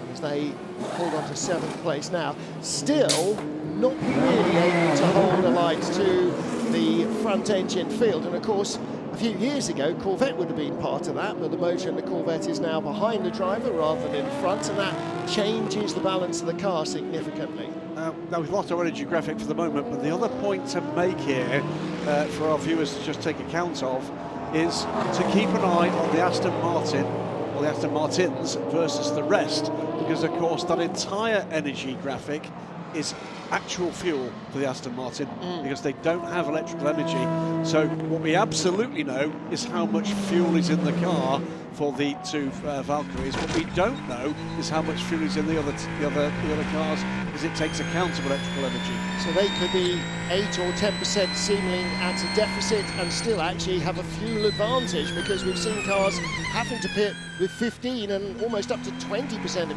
usable energy, because that includes the state of charge in the battery. But that doesn't get you around enough laps, or indeed any. So you have to have gas in the tank as well. Or indeed one. So this is James Collado now hunting down Ross Gunn, and he's got the tyre advantage, has Collado. He's got the a used set of mediums on the right-hand side, and a used left hard and a brand new left hard. So, I mean, effectively they're all brand new. It's just a couple of laps for those used tyres from qualifying. But Riberas has only got, he took 2 used rear tyres at that last stop. And remember, very different jobs in play here for the 007 Aston Martin and the 51 Ferrari. Ross Gunn's job is to keep the Ferrari behind him. 51's job is to keep it on the island with their championship winning position, both in the manufacturers and drivers' title stakes. Ross Gunn doing a very good job in the 007 Aston Martin. On the last lap, he was just a couple of hundred slower than the Ferrari of James Collado. They will box in 10 laps. They will box in 10 laps. Stay safe. Stay safe. James Collado in the 51 Ferrari, trying to win the driver's title, and with their teammates in the number 50 Ferrari, trying to win the manufacturer's title as well. And Aston Martin with Ross Gunn and Alex Riberas in 007 and 009, like Toyota, looking for the race win. And as you said, Graham, as you alluded to, those are very different priorities. Ross Gunn can afford to get physical. 51, James Collado really can't. And was being warned in that message from the race engineer of exactly that fact. 10 laps, you've got to soak this up. If you soak it up for 10 laps, you're through and gone. In the meantime, no risk. So, sit in the slipstream, lift and coast, save a bit of fuel, don't tax the brakes, don't tax the engine, don't hit anything. And there's enough, Anthony, surely, with all the traffic they have to deal with. Yeah, speaking of traffic, and that was the move that I talked about before from Collado, as we see the Cadillac on the left-hand side of your screen in the pit. But that moment I talked about where you follow another car through, a GT car on the inside, and Collado was very tentative there. He knew the move was on, but was he seen by the Ferrari GT3 car? He was, but he still took extra precaution by taking a lot of the curb on the right-hand side.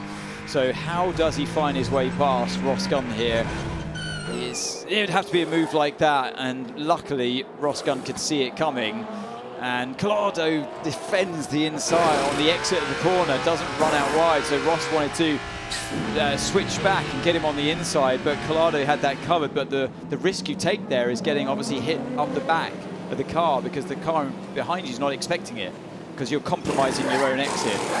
And so Collado's through. That was a good series of moves there from the Ferrari driver. 50 Ferrari in the pits, so too is the number 5 Porsche. Collado's going to have to escape a bit before they get onto the front straight. He will though, because he's got the better tyres, and he's absolutely flying right now. So Ross Gunn driving his own race. They're on completely different strategies, out of sync from each other. Ross Gunn 22 laps in this stint versus 13 only for Collado. So yeah, and that's reflected in the tyre wear as well. So yeah, Collado, you can see, continues to pull away. And that allows at least both Aston Martins now to drive in free air. Aston Martin versus Porsche here. The number 10 car coming down the inside of our championship leaders. That's Eduardo Barrichello just unlapping himself from the championship leader. There's the number 10 car way back in 15th place, but with the quick young emerging star at the wheel. Going by Ricard Leitz, now back aboard the number 92. Leeds, multiple Le Mans winner. Don't forget, these guys leading the championship standings and won the 24 Hours of Le Mans this year as well in LMGT3. A big part of the points boost they've had, but they have been a competitive force from the start of the season. Barrichello with that Racing Spirit Le Mans car, pole position in Brazil. What a wonderful moment for him in his first season of endurance racing. And I think he was almost as happy as his dad was about that. Ryo Hirakawa, number 8 Toyota driver, now behind the 009 Aston Martin. And Alex Riberas must be due fairly soon to be getting out of that 009 car. He's coming towards the end of the second stint. And those tyres probably coming towards the end of their life as well. Behind Hirakawa is Ye Yifei, so the Chinese driver chasing the Japanese, 5th and 6th positions, just 1.4 seconds back. So if Riberas holds up Hirakawa for a lap or two, then Ye Yifei is going to be right in that mix as well. 55.19 to 55.18, Ye Yifei versus Ryo Hirakawa, who's a whisker quicker, and a 55.8 for Alex Riberas on the last lap. So he will at least delay Hirakawa unless Ryo catches him in the perfect place. Actually, it'll have to be a lap Car 7 is turning in earlier and V-shaping more, turn 10. Anthony, explain V-shaping to a non-racing driver. So it's the speed you carry into a corner and on the exit of a corner. It's your minimum corner speed when you're at the apex. and it creates, what they mean by V-shape is it creates that exact shape in the data. So as you think that the line of the car speed goes upwards on a graph as you speed up, and as you slow down, that line drops down to the bottom of your page, and then you speed up again, it starts to go. So it creates this kind of either a U shape for a high-speed corner or a V shape for a slow speed. So they're just saying to their driver there, the other car is making a more extreme V of the corner in turn 10. So they're slowing down more at the apex, and that's giving them a better acceleration because you tighten the V. The two vertical bars make this corner here. That is turn 10. So if you slow down at the apex more, the theory is you can turn and rotate your car more, get it straighter on the exit, and you use 100% of your tyres slip angles to go straight instead of injecting some lateral into it as well, which robs that straight line traction.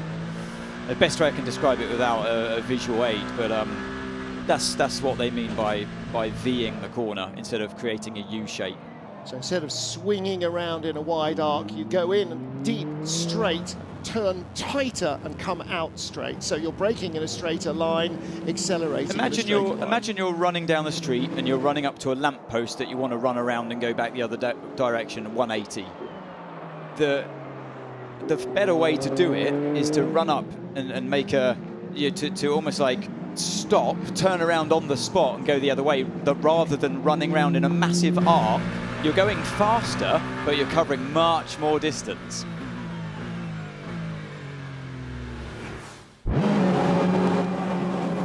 Toyota, the dominant force in qualifying for the 7th consecutive season, taking pole position here in the Bahrain International Circuit for the season finale.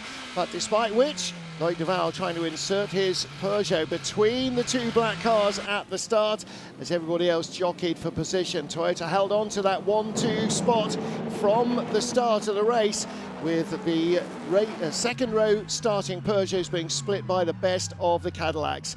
Not a great start for the number 60 Mercedes from the outside front row, but managed to hang on to second in front of the 61 sister car as the first Lexus led the field away. 92 Manthey first form Porsche, the championship leaders coming from the tail of the field. 50 Ferrari working its way up from not making it into Hypercar early on. Little nudge from the number 5 Porsche as it went by. And 007, the Aston Martin, building speed down the straight. Aston Martin with great potential in qualifying and big speed here in the race. Spin towards the end of the second stint for Paul di Resta, out of third place in the Peugeot, dropping down to 6th position before he fully recovered his composure. It was a good start to the race for Peugeot. And then a swap of positions for the two Toyotas, number 8 going ahead of number 7, as the 51 Ferrari started to close in from behind and then move up into second position. Antonio Giovinazzi in the number 51 car flying. End of the road, at least it looked like early on for 78, the Codis ASP Lexus. A drama electronic-wise for the number 59 McLaren as well, has left them at the tail of the field.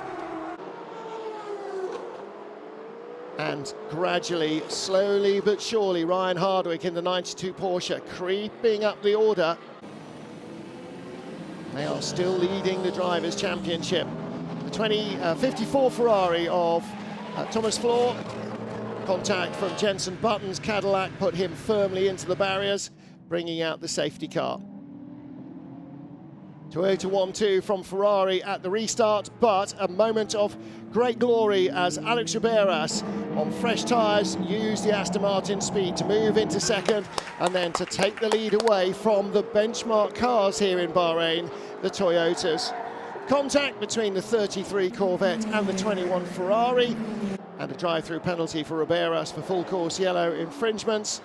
Number 7 Toyota working its way back up the order to retake the lead from the 94 Peugeot.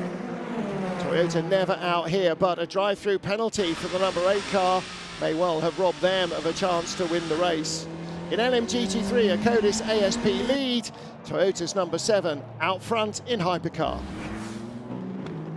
5 hours in, 3 hours to go. Toyota, Ferrari 51, and then the 2 Aston Martin Valkyries ahead of the penalised number 8 car, with the 83 AF Corsa car second in the Drivers' Championship, but at this stage not able to take the title from the crew of 51. Ferrari are leading the manufacturers' standings handsomely. Porsche, their challenge has faded, and neither of the Porsche Penske Motorsport 963s are in a points scoring position. 50 Ferrari needs to move up into the points as well to complete the chances for Ferrari in the manufacturers' standings, but they do have a handsome lead. Alex Riberas in the 009 Aston Martin has the fastest race lap so far.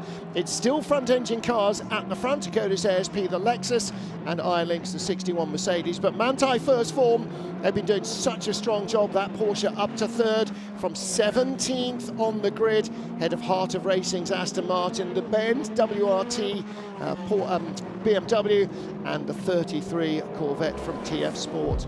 Still 3 hours of racing to go here in Bahrain. Anything could happen.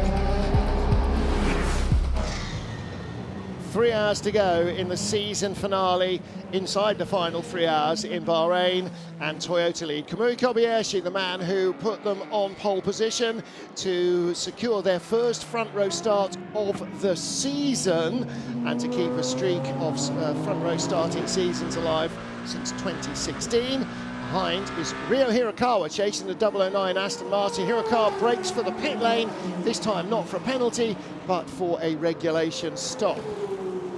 Strange, because Hirakawa's only done 14 laps in this stint. Interesting. Maybe he's felt like he's being... His drive-through. Maybe he's stuck behind the 009 Aston, and they're wanting to offset themselves once again. It wouldn't be the first time they've tried to do that this race. We were, whilst Martin was going through those highlights, trying to work out just exactly how the number 7 Toyota, just seen that car cycle through the pits, and have gathered a near 25-second advantage. And you came up with some interesting numbers. Well, yeah, I thought I'd dive into the tyre allocation. So they've both used 16 individual tyres, both car 7 and 51, so that's even. And they've both been doing the same amount of laps per stint, and obviously were nose to tail after the safety car restart. So this gap since then has opened up to 24 seconds, and it's just been pure pace. So in the stints beforehand, it was 3/10 advantage on average for De Vries at the time he was driving over the 51 car. And then now that Kobayashi's behind the wheel, it's continued that trend with James Collado. It's around 3 to 4 tenths on average every lap. So more than half of that has been simple pace, some of it traffic, some of it, I suspect, risk management, because there is a heavy dose of that involved in the 51 car. From this point forwards, 2 hours and 45 minutes to go, with a virtual points advantage to 51. It's going to be interesting to see what happens if they come under attack. So we're watching now the 83 of Yifei chasing down Alex Riberas in the 009 Aston, who we know has been super fast all day, all race. But it is Yifei with the tyre advantage at this stage. So hence the gap coming down. So Aston Martin have been in this fight for what feels like a couple of hours. Both cars still running at the top 4. And Riberas has used 18 individual tyres, by the way, versus the 16 of car 7 and car 51.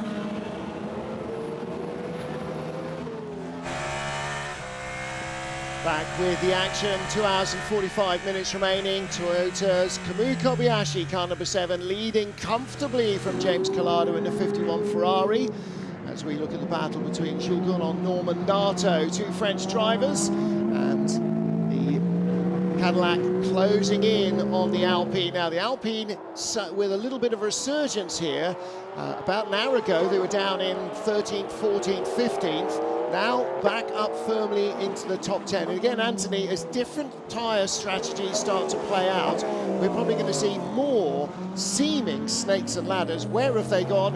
And then where have they come from during the course of this race? I think where we are at this point in the race, apart from the 007 Aston, everyone's kind of converged in strategy, especially tyre strategy. It allowed everyone effectively a free pit stop that were kind of due on near or near enough.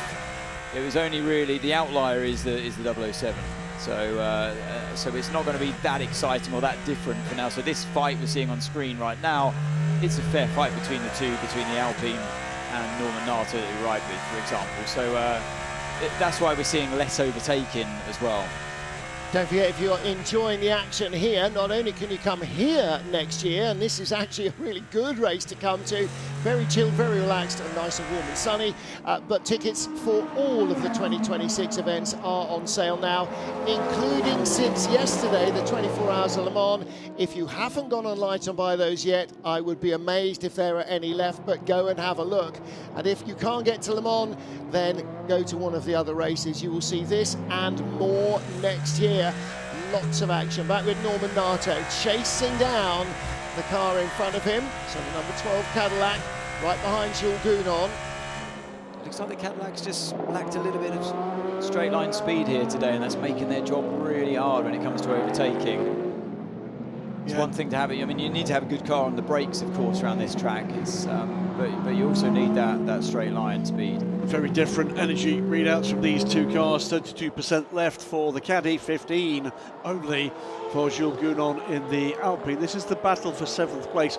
Quick answer a question you asked a while ago, Martin. The last time that Toyota didn't win here, it was Audi. Remember them in 2016? Yeah, I found that answer. This Toyota have won 10 races here, 8 straight. So they are absolutely the benchmark on this track. There's a little bit of top speed from the Alpine. That's what the Alpine was designed for, was to have top speed. The thinking is that everybody designs their car to win Le Mans, but it's lost out in traction there in a big way.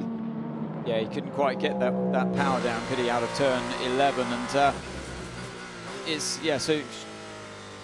Gounon has done only 3 more laps in this stint than Nato. So it really is quite a level playing field between the two of them. But this is just pure tyre wear, and the Alpine just couldn't get that power down on the exit of turn 11. Yes. It's easy done. Yeah, yes, the grip he didn't have, didn't it? We saw the car squirreling under power. You have to be so disciplined around this circuit. When you get given these new tyres, it feels so good. You want to use it all in that one lap.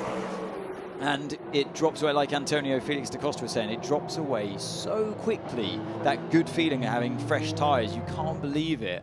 And halfway through a stint, you can be in serious trouble if you abuse them too early on.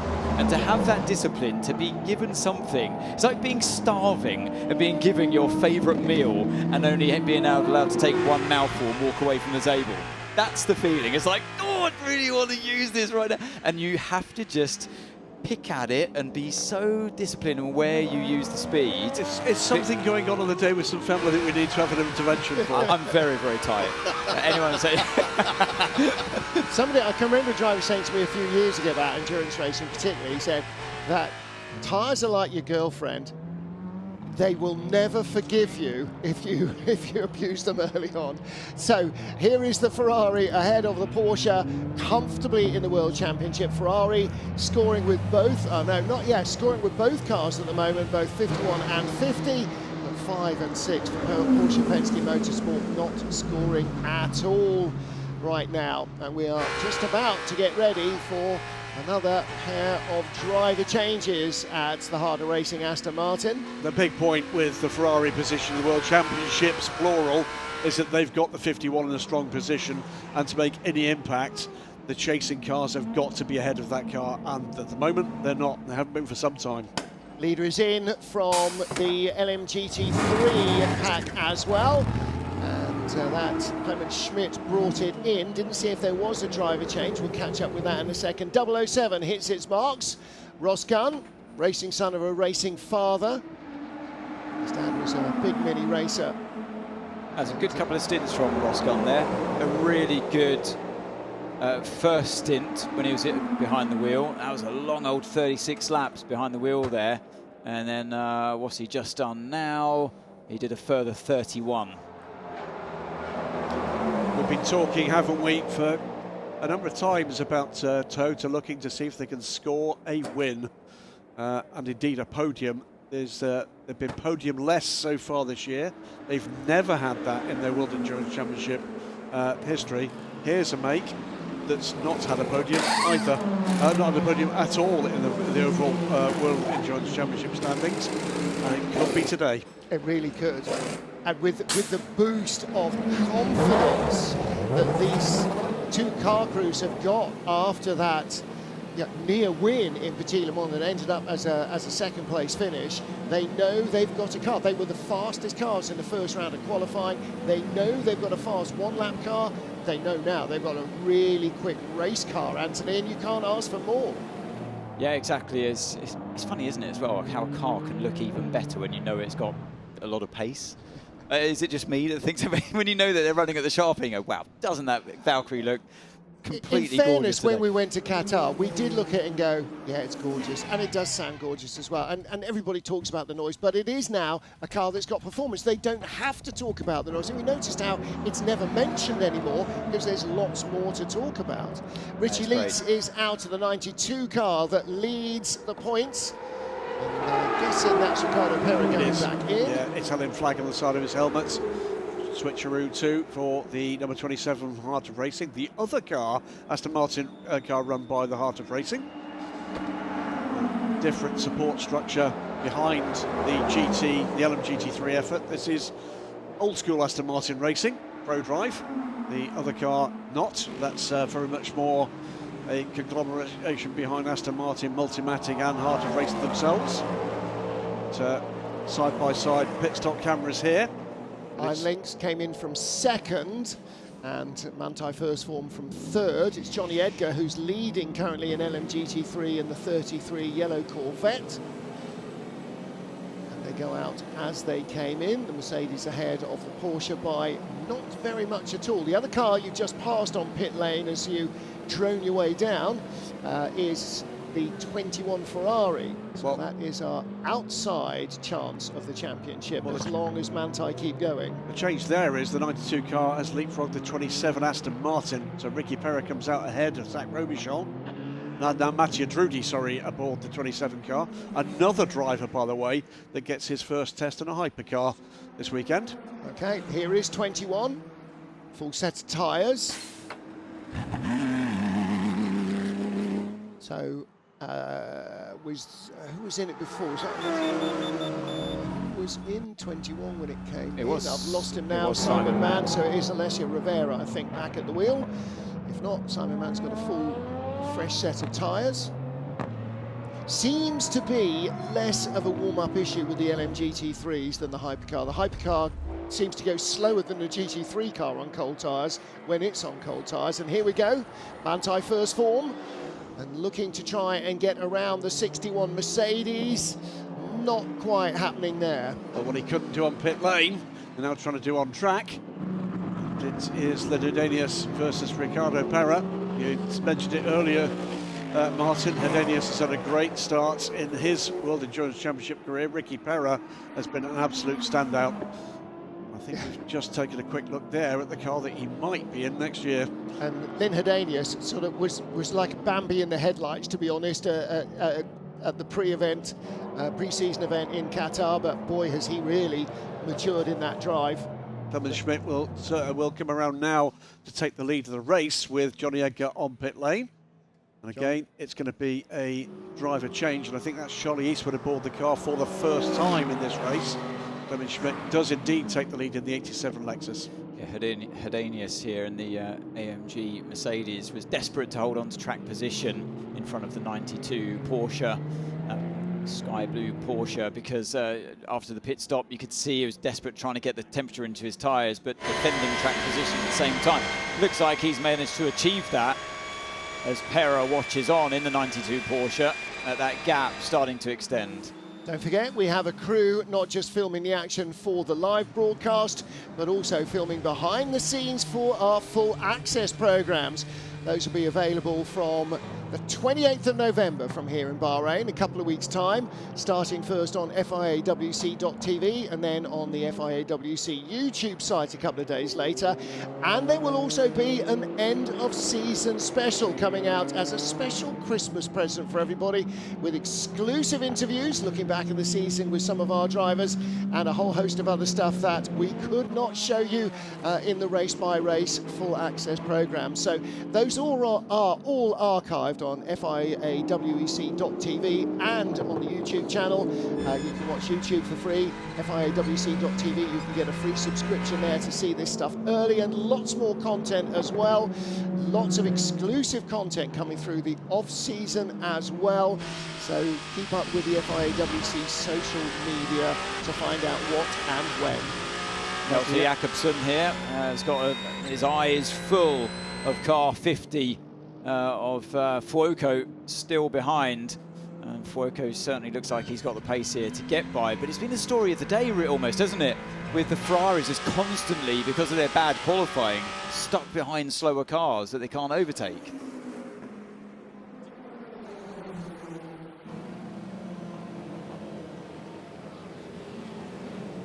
Here with a very hot Ross gun of 007. That was quite some stint. What is it about Bahrain that's clicked so much for the Aston Martins?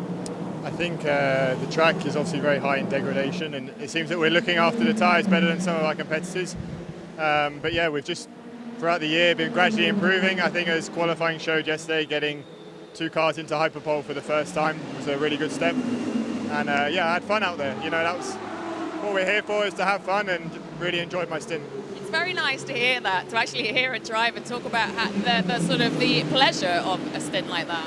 Yeah, exactly. I mean, we're so lucky to do this as our job, and yeah, it was. It's great to be back in the WEC paddock. I haven't been here since Le Mans, so you know, to be out there with the Ferraris and the Toyotas, and yeah, it's just great fun. Right in the thick of it. Good job. Thank you, Ross. Yeah, really good to see Ross Gunn not just sweating, but enjoying himself as well. A big off-track moment just shown there in replay for the 50 Ferrari. That was meters from disaster. That could have gone very badly wrong. It really was. And as we mentioned earlier on as well, those marbles on the outside, as the Aston finds itself on the outside as well through turn 7 into turn 1, as we saw with Fuoco. It's a very dangerous game to play. That was for position. That was Mattia Giudi going by Gianmarco Leverato's Mustang. So that's a change for 4th. That will be reflected in the timing pile on the left in a moment or two. Another threading the needle moment there from a Hypercar, the 51 this time, trying to get through and reduce the delay of coming across that battling pair of LMGT3s. Did so. And look at the way that the Aston Martin has gapped the Mustang immediately. The Porsche right behind, unfortunately, catching it in just the wrong place. But the number 6 car goes around. That's Matt Campbell still at the wheel of that car. So take a look at this. That was some great driving. Wheel to wheel through turn 6. Found a gap round the outside of turn 7. Yeah, we picked them up from this moment here. So this is on the exit of turn 4. It's that race towards turn 6, and he dive bombs down the inside. Was luckily given the room, because it wasn't quite alongside, was it? Wow, great stuff. But it all started from that great exit he had from turn 4. And having been given the room by Leverato in the right-hander, he replayed that confidence in the left-hander by giving him room to survive as well. Because in the end, you've got to play nice, otherwise one of you's going off in a big way. I mean, to stick your nose in like that into turn 6, 9 times out of 10, that would have been you spinning yourself around by turning in. Mustang versus Porsche battle here, and this is Rahal Fry. And Ben Tuck going by the 85 Iron Dames Porsche, so a change there for 10th position. The Proton Competition Mustang moving up into the top 10 at the expense of the Iron Dames Porsche. They have not had the pace that the 92 Manthey First Form car has. They're the same chassis, run by the same team, but they may have totally different setups on the car. Malte Jakobsen in the Peugeot, right behind is the number 50 Ferrari. And you're right, 51 seems to have done much less overtaking, at least in our head, in my head certainly. 50 seems to have done nothing but try and batter its way past other cars. After that moment that Fuoco had, running on board of him again, the moment he had in turn 1, he's immediately back on to the rear end of the Peugeot. So just goes to show the pace he's got. The pace advantage is there, just can't find his way by. Yeah, I bet the language inside his helmet was fairly fruity there when he nearly dropped the ball in a monumental manner. And it's all those kind of things that just wouldn't happen if you're running in free air. Yeah. Because the car in front is braking where you're not expecting. I think it was Michelle Gatting we heard from earlier on saying the same kind of thing when she was racing the bronze-rated drivers, and just, you know, you almost trip over yourself because cars around you aren't doing what your car can or what you can. And that's why pre-Le Mans testing is something, but it's actually nothing, because there's no dirty air, there's no turbulence, there's no build-up and muck off the track, there's no slower cars, there's none of that. It's endurance, it's you trying to break the car, it's not actually teaching you much. I think the issue here for Fuoco is he knows he's got the quicker car. It's less about the Peugeot, more about the gap ahead, which is edging away. It's 30 seconds up to Robin Freins, and he believes he can bridge that gap, or plenty of it, if he's in clear air, which he can't get to because he's got a big Peugeot, the talent of Malte Jakobsen holding him back. Pit lane now for 4th place Aston Martin Tour team. In the hands of Alex Riberas. Still holds fastest lap of the race. Sets, what is that? It's 54 laps ago, a 1:51.038. Antonio Fuoco's not going much slower than James Collado. Collado's last lap a 1:53.4 and a 1:53.6 for Fuoco behind Malte Jakobsen. So it's not just Jakobsen increasing that gap. 007 in the pit lane, 009 in the pit lane rather, and Alex Riberas handing over to Marco Sorensen. So the remaining element of the Dane train, we need more Danes. I think what Jakobsen has worked out here is he just keeps things really neat and tidy in all these slow speed corners. He's got such straight line speed advantage that he's unpassable. So that if he doesn't make a mistake or try to drive faster, it's actually going into his face. He's worked out where the Ferrari is faster and slower. Malte Jakobsen defending this position for Peugeot against Miguel Molina in the Ferrari. Anthony Davidson absolutely correct. Jakobsen knows where his frailties are and he keeps the door shut. Well, let's talk to a newer driver still in the championship down at Penske Porsche Motorsport. I'm in the Penske Motorsport garage with Lauren Heinrich, newcomer here on the number 5 Porsche. I wanted to speak to you since you got here this weekend. We finally have a chance. How did it go for you, that very first experience? Yeah, it was extremely exciting. Actually, that was my first ever full stint in the Porsche 963 straight away in WEC race conditions. So a lot to learn for me, straight into the cold water, I would say. I'm quite happy with my first stint. That went really well. The second stint I struggled a bit. We only changed the rear tires, which was new to me. Still on the hard compound in the cooler conditions, so I could not really make the tires work in the way we expected, but still a positive day for me, and the race is not over yet. No, it's not over yet. So you're happy with what you've done? Tires, how is it going to go? I think everybody's struggling with the tires at this time. So can you read the end of the race and see roughly where the strategy is going to bring you? I mean, now it's clear the medium is the way to go. Honestly, for me, it's still very hard to read because also I've never been to the circuit. I did my first ever laps around here in the first re-practice this weekend, so I let the engineers do the maths. They're on top of their game, and let's see. I mean, we're a bit on the back foot also in terms of pace, but we don't keep pushing. I think in WEC with all these tires, what's going on, there's still a lot to play for. Well, congratulations on your start in WEC. Thank you. Thank you. Yeah, young man we should see a lot more of. I think Lauren Heinrich just saw, while we're hearing from him, 007 moving up the order, going ahead of Mathieu Jaminet currently in the number 5 car. And again, back with Malte Jakobsen, Antonio Fuoco. This battle for 6th position. Into the pit lane comes the number 7 car, the race leader, Kamui Kobayashi. Anthony? By the way, it's also about the other Toyota. This battle between the Ferrari and Malte Jakobsen is not just about these two cars. It's about Jakobsen knowing, look in the background, here comes Ryo Hirakawa. What he wants is for the Ferrari to have to defend to the Toyota to allow him the breathing space that the performance in the car that he's not got can take advantage. Here we go, Fuoco might finally have a chance, but in this run down towards turn 11, look, he was alongside him almost, and then suddenly the Peugeot is ahead again before the braking into turn 11. This is so frustrating for Antonio Fuoco, but I do feel like it's going to boil over soon. Is this going to be his opportunity? Round the outside, he tries, he gets on the marbles, there's nothing he can do there. He looks to the inside of 13, I feel like he's going to go for it. He knows he has to try. Keeps it as clean as he possibly can, but watch this, the next straight line, and he has to duck back in behind once again. And now Hirakawa's almost there. If you can fend him off for one more lap, this is going to be about the Ferrari fending off the Toyota and not the Ferrari attacking the Peugeot. The only thing that Fuoco has to think about here, maybe his engineering team have told him, is that Jakobsen has already done 2 more laps in this stint than Fuoco.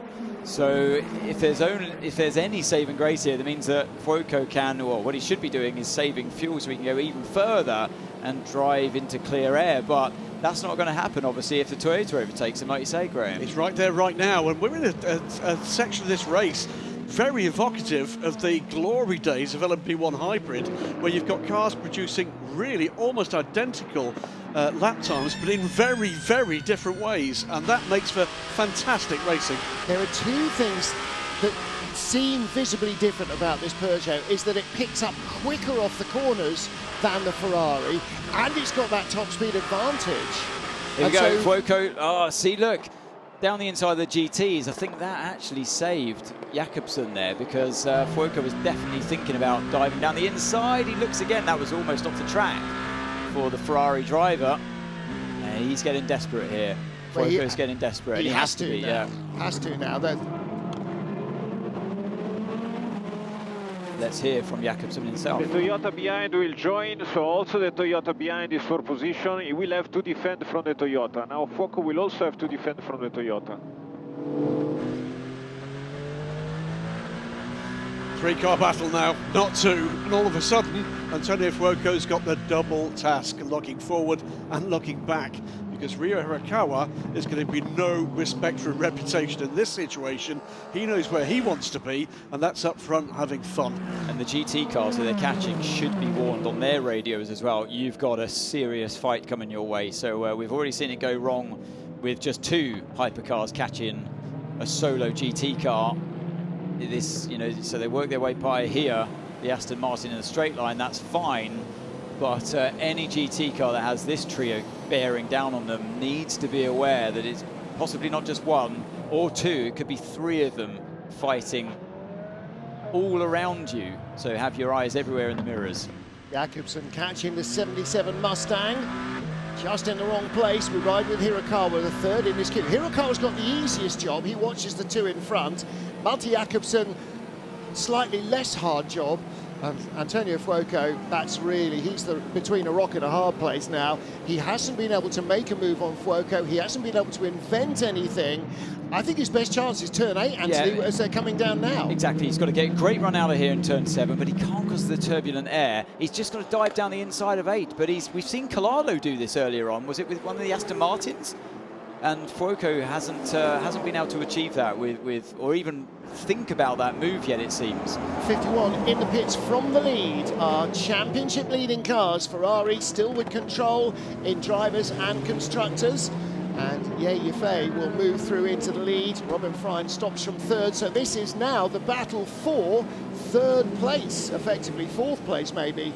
It's almost not even worth getting excited on the run down towards the corner, like when you know there's a straight coming, because the Peugeot will just pull away. It's in moments like this, maybe through traffic. No, it's not going to work this time around, but it's going to either be through traffic or a dive bomb down the inside or late on the brakes. That's how Fuoco's got to overtake, and that's when like I say, turn 8. That's got to be his best chance, and it's almost like Fuoco hasn't quite worked that out yet. Collado worked it out with the Aston Martin, which was the same kind of fight. The problem is he's had a half look there 2 or 3 times. He's not going to catch Jakobsen by surprise unless he comes in with a monster head of steam, and there lies jeopardy. So usually we'd be getting excited there on the exit of turn 15, but there's no point because we know that the Peugeot is just going to pull away in the straight line. But here we go. This will be interesting. This is exciting. And we're in the exact point of the track where Jenson Button got himself into trouble earlier on. And how do they play this one? It's a battle for position in front. The yellow 60 Ferrari Mercedes Fran Rueda, and they go by that. And does the Ferrari get through? It does. The Toyota gets through, and the Mustang's going to follow as well. And the Gianmarco Lavorato trying to go by for position behind, trying to use the faster cars, as so often you have to LMGT3, and he didn't. Be aware for turn 8. Here we come again. The camera's not on it, but Fuoco needs to go down the inside, but see, Jakobsen's kind of expecting it because he's placing a car in the middle of the track, but there's still room on the inside, and Fuoco keeps wanting to do the switchback by going onto the racing line. But himself, he's got to be careful because Hirakawa might think, I'll do something here down the inside. Look, there's that moment where one goes to the left in a really, see what I mean? That is the same move Button did. Yep.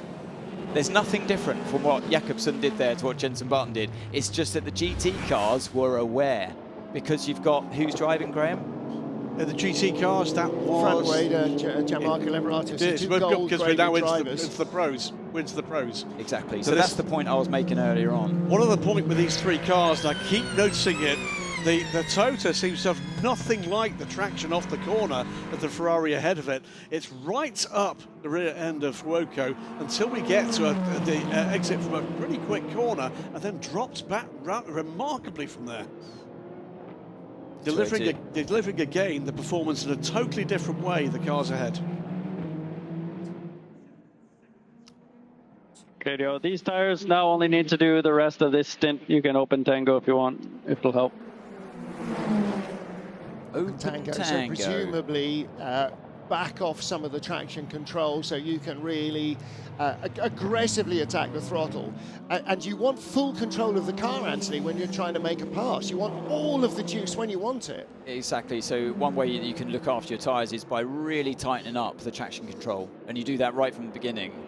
So you're being disciplined around the corners, and you can even turn the traction control right up so that you're taking away performance, pure performance, but that's his engineer saying, right, okay, we don't need these tyres after this stint, so if you need to, you can open up the traction control for a bit more performance, but you're obviously, that takes away tyre life as well, but that's not a concern at the moment. Proton Competition Porsche in the pit lane. Brakes smoking as ever. Neil Jarni at the wheel. And still, Malte Jakobsen. He's basically coming down the hill there from 4 in the middle of the road, trying to make it impossible to go either side of him. And again, Fuoco starts with an overlap as he comes out of 10 and ends up tucking in behind into 11. The Peugeot seems, it's a lethal combination really, because it's got straight line speed and it's good on the brakes. So into turn 11, there was nothing that Fuoco could do there either. Hirakawa gets closer through 12 to the point where Fuoco has to defend actually into 13. 83, meanwhile, is in the pits. Leader in, Yefe gets out, Robert Kubica gets in, a mere 2 hours and 16 minutes to the end of the season, to the end of the race. I don't suppose we'll see Kubica get back out of the car until it's in pit lane after the checkered flag. Well, he did such a stellar job, didn't he, last time he was in the car. He was complimented, and rightly so, by his engineers. So this could be a long old race for Kubica. And that's how they won Le Mans as well. He just went at it like a dog with a bone for 5 stints, and that's what he's going to need to do to take this title away from 51. This trio have got more GT traffic on this lap. Just a corner ahead of the position they're in now, 4 cars ahead of them. Here we go, Graham. So Jakobsen's had to defend the inside of 4. That's going to allow Fuoco to duck under on the inside on the exit of this corner, and he's going to get the job done now towards turn 6, surely. That's exactly what Fuoco was looking for, and finally, Fuoco gets his man. But The Peugeot has got straight line speed, so little ripple of applause there from Nick Nielsen, the rest of the 50 crew, and suddenly Ryo Hirakawa now wants to try and get by the Peugeot as well immediately. I'm not sure that Ryo is aware of just how many laps it took Antonio Fuoco to get by Marty Jakobsen. Well, look at that. Down the inside for Hirakawa. He's got less to lose, of course, in this race here today. But Jakobsen saw him coming, uses that straight line speed advantage. What's it like against the Toyota, though? He knew he had the advantage over the Ferrari, and it's the same thing with the Toyota. Yep. He knows what he's got at his disposal, doesn't he? And he's worked it out brilliantly. And as a young racing driver, and Ryo Hirakawa's not exactly... Oh, look at this. Sorry, he's boxed in. Yep. He's boxed in by the McLaren, and that's how Hirakawa gets by. But then Hirakawa's boxed in. Yeah, because the McLaren had to drift out wide, and the Hirakawa's outside line got closed. So they come down the hill towards turn 15, 14, and Marty Jakobsen still in front. Meantime, Fuoco's gone. Yeah, hasn't he? Finally able to release the prancing horse. But Marty Jakobsen, again, for a young driver, first full season with Peugeot, the way he places the car to keep the door shut is so impressive. I thought there was going to be contact in turn 10 when Hirakawa pounced on him, but he knew he was there immediately, gave him just enough room, and knew that it wasn't the end of the world either to be drawn alongside on the exit of that corner, because he knew he'd be in front when he got to turn 11. Wake up. Calm down, mate. You'll get him. You'll get him. You don't need to rush it. You'll get him next lap. Big lock-up from somebody in front. Monster cloud of smoke. By the way, Ryo Hirakawa's got to get a hurry up on, because closing very, very fast is James Collado. 156s with that tussle in traffic between Hirakawa and Jakobsen. 151 from James Collado. I think that might well be the second fastest lap of the race. Side by side again. Down to 10, with the Peugeot on the inside line. A slight lock-up from Hirakawa as well, so he couldn't quite get the car slowed down and rotated enough mid-corner. It does look like the Toyota's got slightly better speed than the Ferrari in terms of straight-line performance, but it's not quite enough. But he's got to be thinking about how Fuoco overtook him. He would have seen it all play out in front of him, and yeah, he was just unlucky in how this corner played out last time around with the traffic. It went for him, then immediately against him. And all of a sudden, Ryo Hirakawa was in the same position as Antonio Fuoco was, with the car catching rapidly. It's like the cavalry coming to the rescue. Meanwhile, here comes the number 009 Aston Martin, Marco Sorensen back at the wheel, chasing down Mathieu Jaminet for 9th place. Paul-Luc Chatin in 8th ahead, and then Harry Tingle in the 007 Aston Valkyrie in 7th place.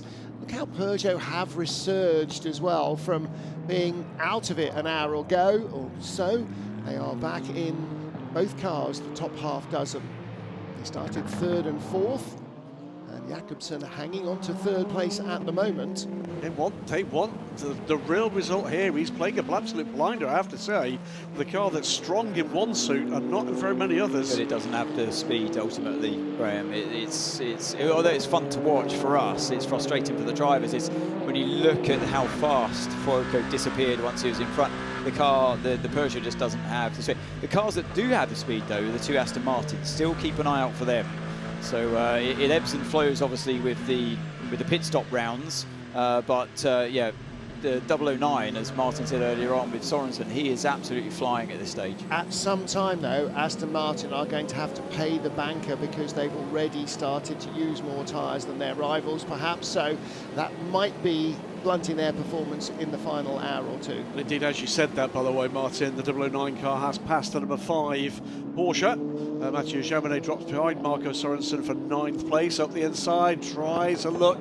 Ryo Hirakawa still there. And Jakobsen can't close the door in 11, but he's on the inside in 12 at the top of the hill, and Hirakawa has to concede. Collado still closing, now 2.5 seconds this time. There's traffic. Which way is it going to go? Initially goes the way the of the Toyota, but is it going to come back to the Peugeot, back to the straight line speed battle? This time not quite as much of an advantage. Who's going to get to the apex? Well, Hirakawa's going to have filthy tyres, having run all the way down the dirty side. Can he get it slowed down, Anthony? Well, don't celebrate too early on. And Alex first, look, he knows better. He's seen what I've seen. And here it comes, the rocket ship in a straight line is back at you on the racing line. Good under the brakes. Does Hirakawa go for it? Go on, brake later, brake later. And he does. He finally gets it done there. It's like the old veteran there. You don't know, man. You weren't there. He could see what was coming, but finally Hirakawa gets past as well, and just in the nick of time. But look at this. The Peugeot's back at him once again. It's never over until turn 4. Oh, and that, the 46 BMW, might have been the final nail in the coffin for the Peugeot. And here comes the 51 Ferrari, and this is for position as well. James Collado now falls victim to traffic. Traffic gives, traffic takes away. But Collado has got the pace that Malte Jakobsen will not be able to resist for long. And if, hopefully James Collado has been warned that the strengths and weaknesses, no, he's straight through. Their new tyre advantage has played its part on the exit of turn 8. Turn 8 again, his favourite overtaking place, James Collado. Goes by the Peugeot and leaves him for dead. And that's what the others didn't have at their disposal. They didn't have that tyre advantage, but this was a great move. Down the inside into turn 13, and then really cleverly boxed in the Peugeot behind the Mustang on the exit. Look, doesn't want to give over, doesn't want to get, and Jakobsen knows it, and he's like, get over there, give me my free space, don't you box me in. So, whoa, proper argy-bargy between those two. I wonder if the stewards will get involved. I hope not, they shouldn't do, but there was multiple contact there. And it was both ways, because Hirakawa started elbowing as well. I want the racing line. I want to come off the dirty part of the track as they got down towards 14. So, yeah, I think everyone loved it. Fantastic action from both drivers. Proper top-class racing.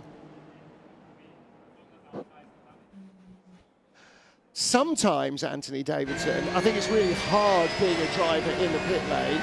At the moment, I think these guys are actually loving watching the race.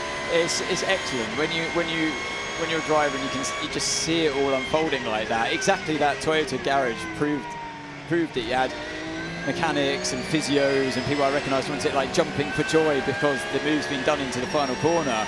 And Alex Hertz is there kind of like twisting his hand thinking, not yet. Not yet. Yeah. Drivers know what they're looking at. There's always grandpa in the corner room going, not yet, Sonny. 2 hours, 7 minutes to go. It is still Toyota Gazoo Racing leading the race, but in LMGT3, it's Lexus. So both, as we had in the pole positions from Hyperpole yesterday, it's Toyota to the fore in both classes. 6 brands in the top 6, 9 brands in the top 10. It's quite entertaining still and very well spread. So Clemens Schmidt still leads for the Lexus team by 25 seconds. Lynn Herdanius, that's the black and yellow car you can see from this car. Ricardo Pera, the Manthey First Form Porsche, they are leading the championship. They came in leading the championship. Their closest rivals, the 21 Ferrari, down in 9th.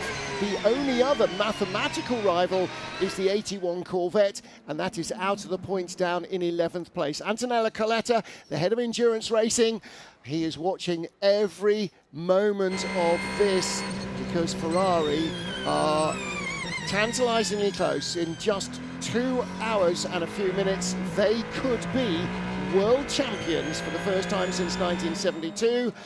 And the drivers' standings at the moment, the 82 car, 83 car rather, is going to be only tied for second place with number 50 if nothing changes. But it would be a Ferrari 1-2-3. Now that's a major change with the way in which these cars are pushed forward. That means they've overhauled the other 2 cars in championship contention. Can't win the 50 car, but can get into the top 3. 83 down in 12th place is definitely out of position, not just for how Ferraris are going, but how they've been going. And Anthony, I wonder why. You've got the tyre thingy. The 83 just, they had the worst qualifying of all Ferraris. They have also... And they've just been in traffic the entire race. And they've recently stopped, haven't they? As it stands then, in terms of the 2025 Manufacturers' Championship title, 1 point behind Porsche are Toyota, but comfortably in front will be Ferrari. Their last World Sports Car Championship, 1972. Anthony, how old were you then? In 1972? 14. Very good. Well, I was 8. It's a long... -6, I think. Apart from anything else, none of their current drivers were born, and a long way from being born. Super fast, mate. You're as fast as the leader that has 10 laps all tires. Well, this is what we saw, didn't we, when he was stuck behind the Peugeot of Malte Jakobsen. LMGT3 battle for second place. Lynn Hedanius in the AMG Mercedes, the black car with the yellow highlights for Iron Links. Ricardo Pera now right with him, and that Porsche Hypercar did not help the Mercedes. Dive bombed him down into turn 10, so Hedanius couldn't roll through the corner with his normal momentum. Anti-first form Ricardo Pera was able to close up. So this is the battle for second place. The 92 car currently on target to win the championship. Is pretty even Stevens in terms of live tyre wear and when they're likely to stop. I think Mercedes will stop a couple of laps before the Porsche. A bit too wide on the exit of turn 11 was Pera. Tried to carry too much speed, got on the marbles on the outside, and the whole rear end of the car started squirming around. So that's why he's lost a little bit of distance here to Mercedes. All sorts of combinations still in play here. Of course, the position of the 92 car, yes, of course, he wants to get past that AMG, but there is a championship at stake here for Monti first form. And what a privilege they've given to Ricky Pera to be contesting this part of the race. They switched around their regular driver strategy. Here's the opportunity for you at home. Vote now on Instagram. Choose the driver of the day. The Wingfoot Award on Instagram, FIAWC_official. That will be a short list of drivers from a selection panel that you at home get to select who will go to the podium to receive today's Goodyear Wingfoot Award. Get online now and onto the FIWC's Instagram page and have a crack at that.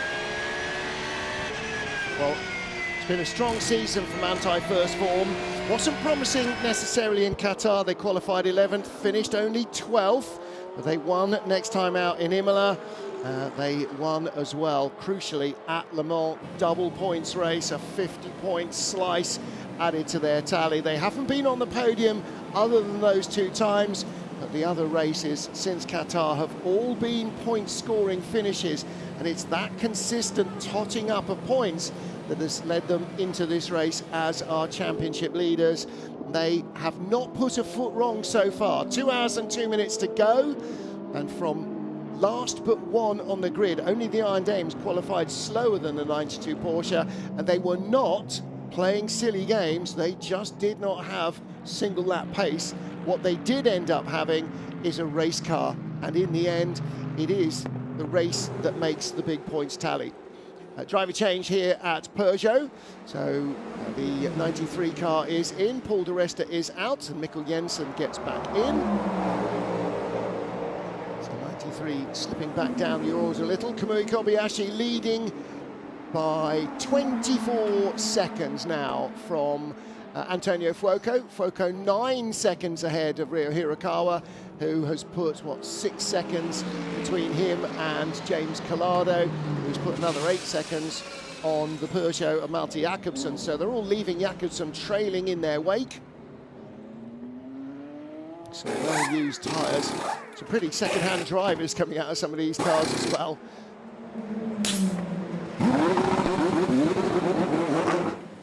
Away they go as we fast approach the 2 hours to go mark here in Bahrain, almost at the end of a standard World Endurance Championship 6-hour encounter, and yet still probably not much closer to knowing who is going to win this race. And don't forget, if you want to go trackside as the Toyota runs out very wide, that's a great opportunity, Anthony, for James Collado to move up into 3rd. Absolutely, and it's only a matter of time as well. The Ferrari's got such pace at this stage in the race thanks to his fresher tyres. 33,900 people in the Bahrain International Circuit. And they are watching this action. And if you want to join them next year, tickets are on sale. Tickets are on sale for all the races as well.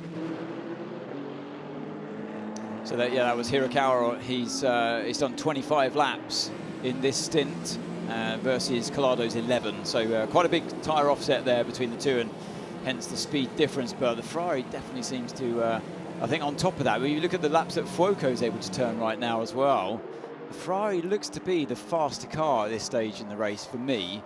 Obviously masked a bit by tyres. I saw Hirakawa coming through the turn 8 and I was like, what's that blue mark on his left front tyre? He's running a wet on his left front. But no, of course, it's from the Melter-Jakobsen contact. The scuff. Just a they'll polish out. Scuffing, yeah, that'll polish out.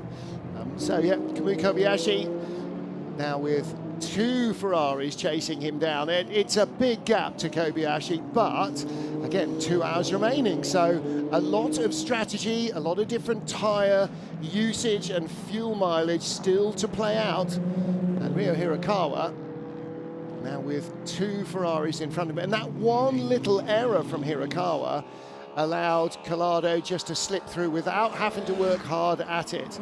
Hirakawa into the pits soon, Fuoco into the pits imminently. It'll be the end of this lap, but Kobayashi will go into the pit lane a little earlier than Collado as well. So of all the cars on track, certainly in the top 10, Collado with more fuel mileage left than almost anybody else. And Campbell in the pits as well. He's just about to get going. Fuoco on pit lane. And this is the mistake, Anthony. Yeah, just a lock-up. We saw it in turn 9 and 10 from Hirakawa earlier on, and that's exactly how he lost the speed and just control of the car through the final corner. From that lock-up, get onto the dust, and it's so dirty out there off track. And Collado didn't hang around in getting that overtake done once he saw that happen. Didn't need offering twice, did he? No way. Nope. But so there's Fuoco in, and interestingly, he's used, up until this point, 19 individual tyres versus 20 of Kobayashi and the Collado car of 51. Let's get down to BMW Team WRT, catch up with their afternoon. Well, I'm next to Dries Vanthoor, driver of number 15 BMW WRT. Dries, it's a difficult weekend for BMW. It seems it's like this for the cars that are kind of eating tires. Is that the main issue? Yeah, I think, unfortunately, our race pace has not been the strongest this weekend. We have to analyze. I think in the beginning we were struggling a lot, and then it looked like we were kind of coming back into the mix. And then we made a different strategy choice compared to the others. I think there are some cars on a different strategy compared to others. We are like 2 groups. Unfortunately, I don't think that was the right call. But at the end of the day, we have to analyze and we have to understand where it's coming from and make sure we improve on it. There is there's a lot of work planned for next year. Yeah, I mean, obviously next year we will have an Evo car, which hopefully solves all of our issues. But no, at least most of them, I think the work we put in has been positive so far. So I'm looking forward to start working on it soon, and to be able to have a very strong year next year, which I think we all want to. But it's a good thing to look forward to when you have an Evo car coming. So at least we all start not from zero again, but we can all push that out and hopefully have a good year.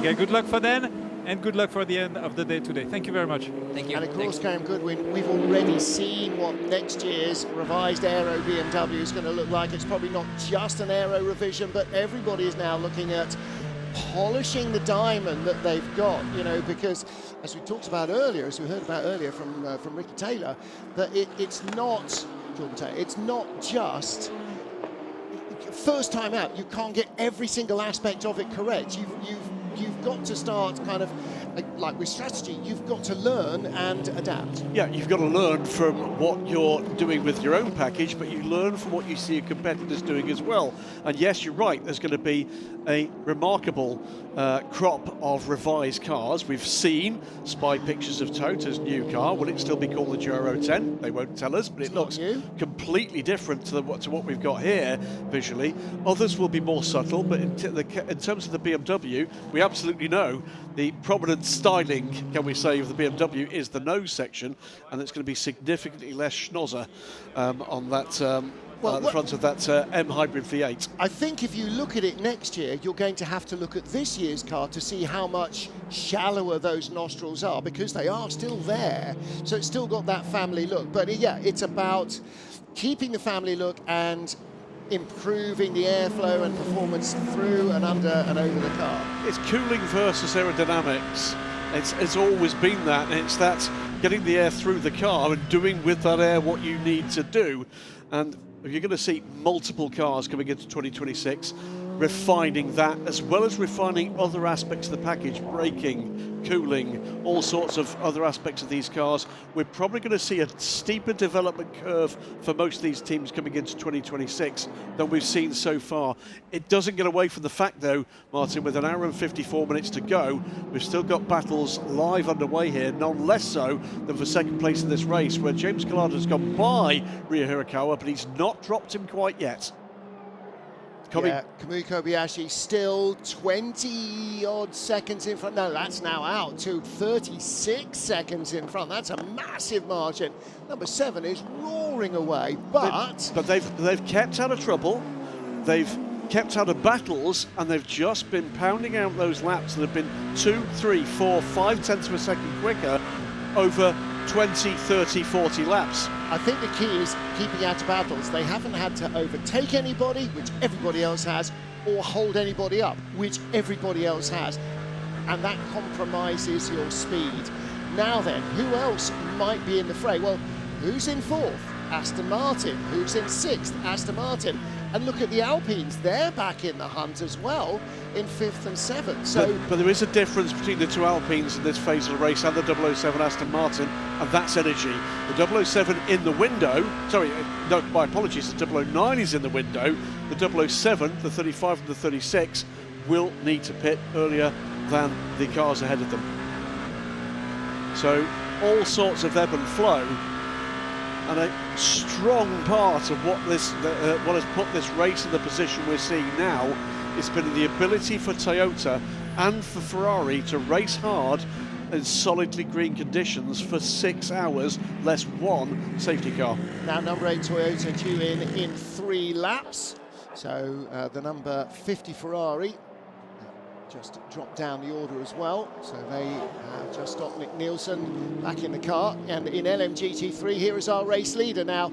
A Toyota has a lead of 37 seconds in Hypercar, and Toyota's GT team, the Lexus, has a lead of 18 seconds in LMGT3. Lynn Herdanius still second in the Iron Lynx Mercedes.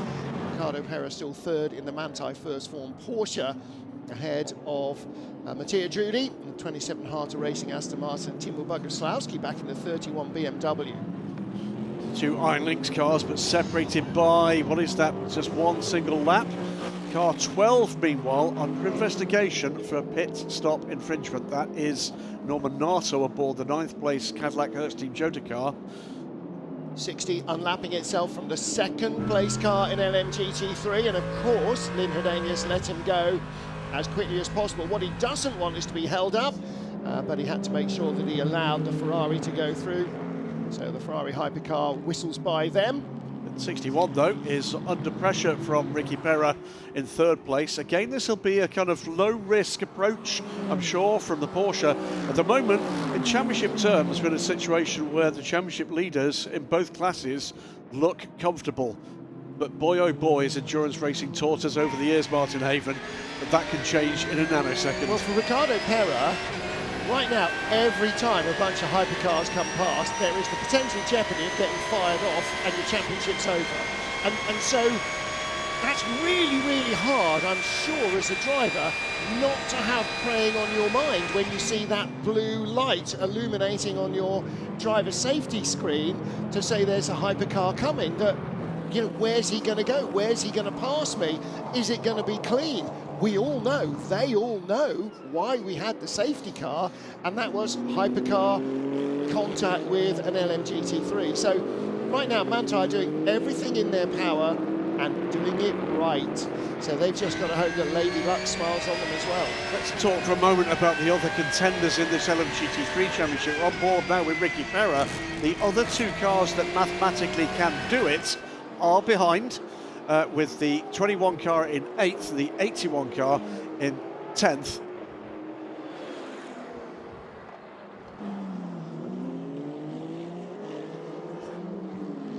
LMGT3 being led by Clement Schmidt in the Lexus. Lynn Hedanius, you're looking at him here in the number 61 Mercedes. The yellow car in front is not the race leader, it's the number 60 Mercedes, which has just unlapped itself.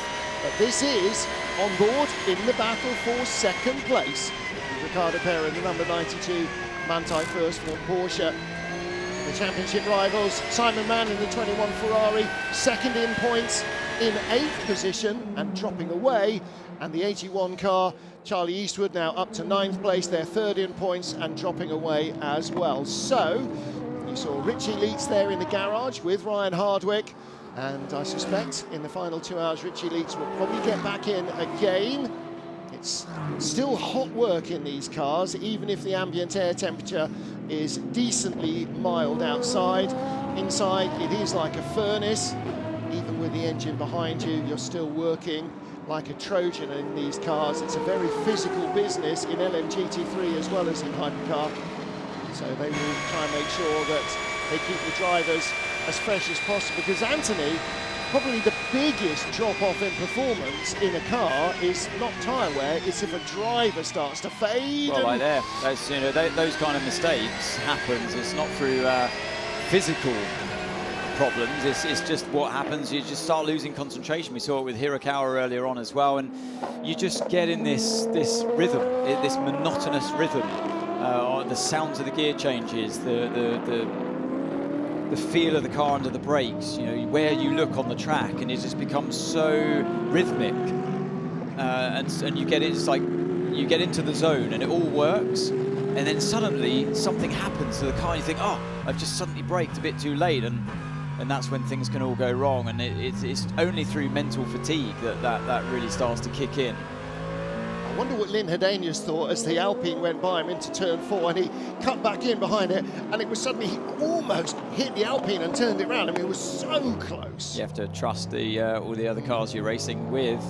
Well, as it stands, Manthey first form, and the Manthey Porsche team, 128 points, 28 points clear of their closest rivals, the 21 AF Corsa Ferrari. So the team's trophy and the driver's trophy in the same set of hands. Final stop for Rahul Fry, I think. That'll be her out of the car for the rest of the race, and probably her final stint of the season. I don't know, maybe. Michelle Gatting back in anyway. Is Michelle? Yeah, it's not Celia Martin, so hasn't been the best of days. So it hasn't been the best race. of years, has it, as well, for the Iron Dames crew? 81 in the pit lane, third in the championship standings, Graham. Yeah, this is our third title contender. Charlie Eastwood's been aboard that car for a little while. He's been chasing hard. It's that pause when we go through a pit stop cycle, but he's got a long way to go to getting into a situation where there's a potential outscoring of their nearest championship rivals. So this is going to be a hard 106 minutes. Brendan Hartley getting back into the number 8 Toyota as well. So this car stopping from 4th place, from 3rd place, beg your pardon. And that moves the number 007 Aston Martin up to 3rd, 35 Alpine up to 4th, 009 Aston up to 5th place. Brendan got a slightly different helmet design this weekend. It looks like it, those sort of vertical, like paint runs down it. Yeah, he has. And Brendan, you know, he put in a good couple of first, he did 2 good stints at the start of the race, didn't he? And since then, car number 8, the speed of it seems to have faded a bit, both Koemi and Hirakawa. So let's see what Brendan can do back behind the wheel now. Maybe the car has changed in performance, but there was a time in the race where they were really putting pressure on the race leader, car 7. Quick stop for our LMGT3 leader. Tyres going in, but no driver change. So Timo Boguslavski, Clement Schmidt rather, stays at the wheel. Timo Boguslavski, though, has bailed out. And this will be the first appearance of Augusto Farfus in the car. So he gets into 31. 46 heads off. And that is a change back to Valentino Rossi, or has he just got back out of the car? Strange noise in my ears. I think that was Bruce Ioanni in the pit lane, but I didn't hear what he was saying. Valentino Rossi has just got out of the car. Clement Schmidt also may well be finished with his work in the 78 Lexus, 87 Lexus. Jose Maria Lopez making his first appearance in the race in that car as well, with an hour and 45 minutes to go. Little gap opening up in the battle for what is now the lead as Lynn Herdenius comes into the pit lane, a fraction ahead of Ricardo Pera. This is where you've done your job. Martin and Mattia Trudi came rocketing in behind both of them. It's where you've done your job as a driver, and now you hand it over to your car crew, the pit crew, to do their work, because you could see a change of position here, even if they're on the same strategies, same tyres, same pit stops. Watching Mattia Trudi here for the Heart of Racing came in right on the tail of the lead 2 cars here. Everything to gain in this situation, as do the Iron Lynx team. And if you've got a 92 Porsche in a limited risk strategy, could they be the 2 that are battling away to the end of this race?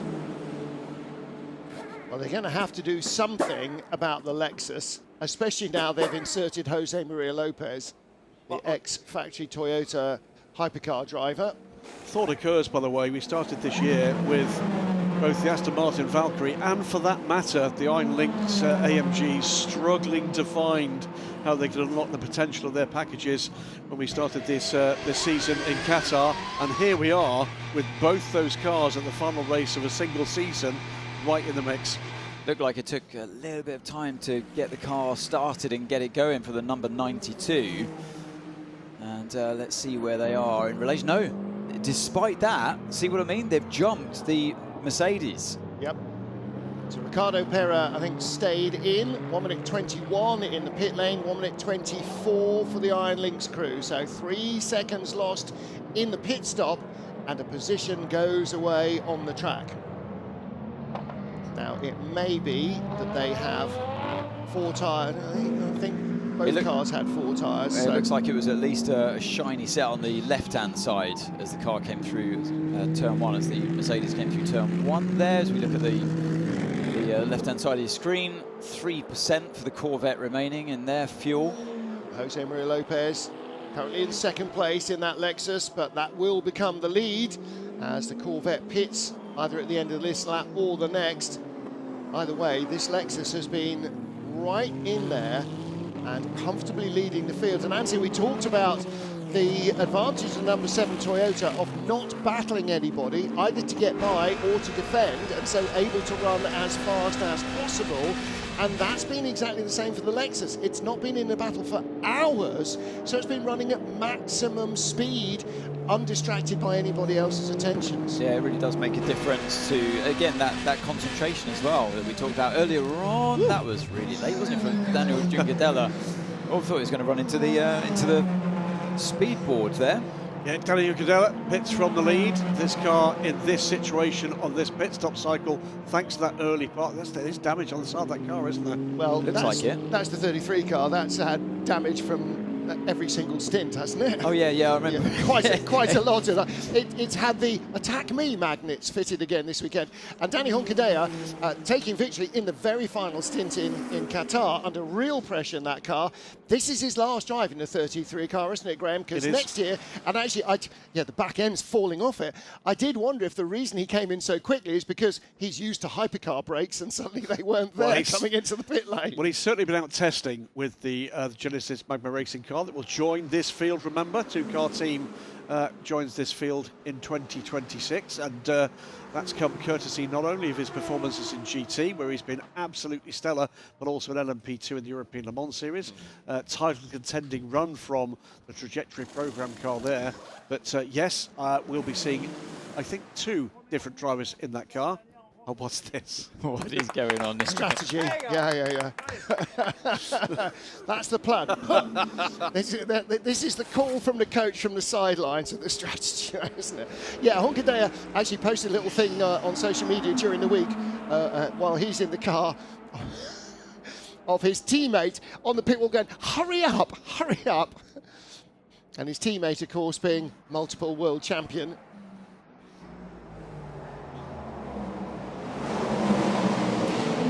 I am next to number 46, Valentino Rossi. You just came out of the car. It's not an easy weekend, but yet you come out of the car and you're giving a big hug to your mates and you're happy.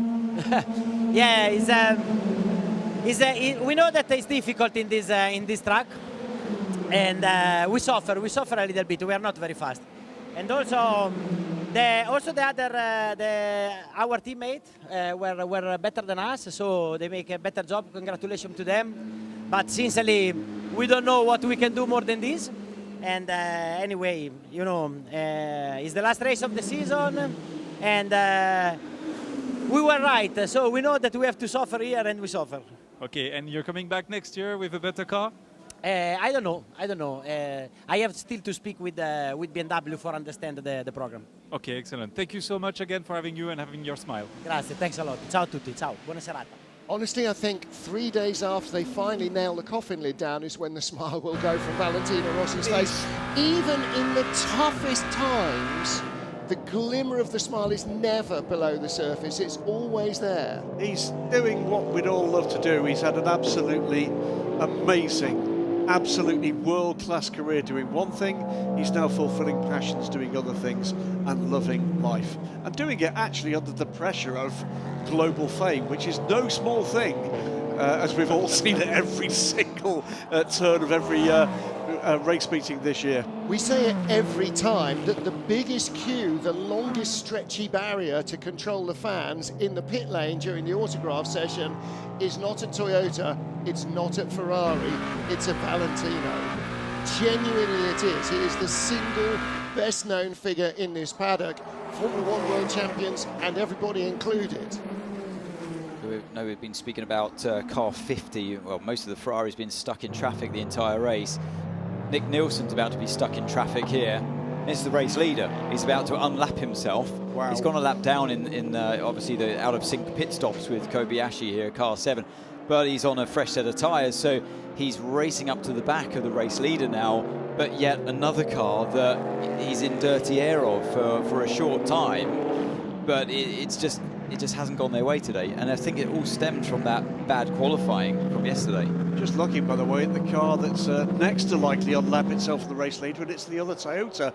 151.8 last time around from Brendan Hartley. That's an absolutely mega lap. Yeah, the circuit just continues to get faster and faster as we see second place car on screen now. And that is a genuine gap, this 35-second gap between Kobayashi and Collado.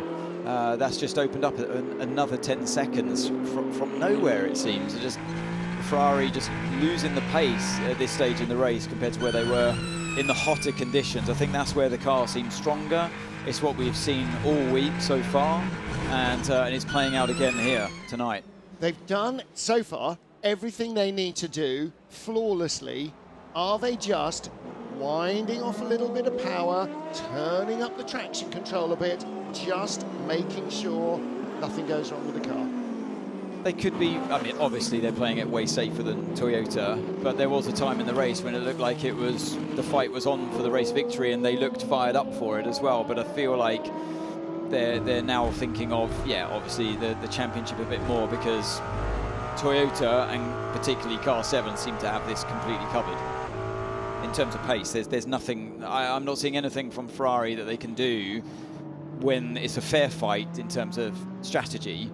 There's nothing they can do in terms of pace.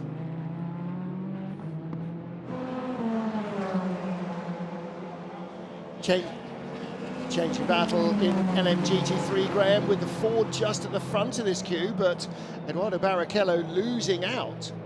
Yes, he is.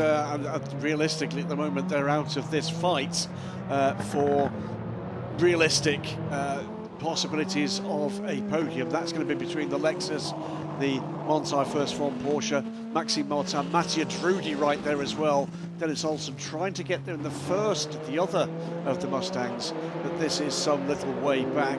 This is becoming a battle to talk about whose headline's going to make the papers tomorrow, if you like. Is it going to be Toyota retaining their record of having scored podiums in every single season of the FIA World Endurance Championship? It's certainly going to be about, potentially here, Ferrari and World Championship.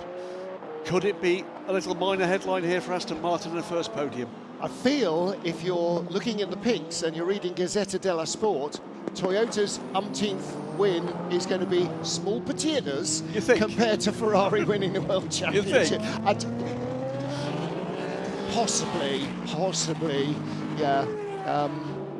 I mean, you know, Toyota have got a phenomenal record here. 8 consecutive victories, 10 in total in 14 races we've had here now. This is the 14th. So, you know, to win number 11 is, I mean, again, underlining the fact that there is something special about their cars on this track.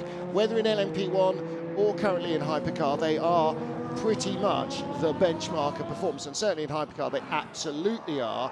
And so from what we've seen all season long, yes, it's a massive result for the team, but in terms of the seismic impact on the team, for Ferrari Corsa in their 3rd season to win the World Championship, having won Le Mans 3 consecutive times, that's big. That's bigger than big. We're on board with one of their GT cars at the moment, Alessio Rivera. He'll be testing a Hypercar this weekend as well, and well as he might, he's been an absolute star in their customer racing efforts in LMP2 and in LMGT3. Closes right up on the Mustang under braking. Let's talk a little bit about the other privateer effort here, the 83 car. What a season they've had in the fight right now for the World Drivers' Championship. Le Mans winners in a privately run car, a car that would not run in this championship without the private backing that has brought it here and kept it here.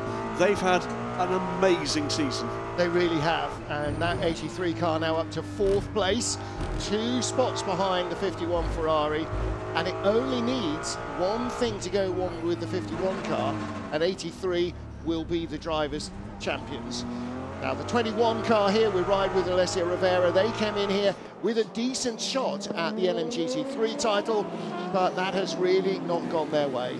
And don't forget the Goodyear Wingfoot Award. Choose the driver of the day. We don't choose, you get to choose.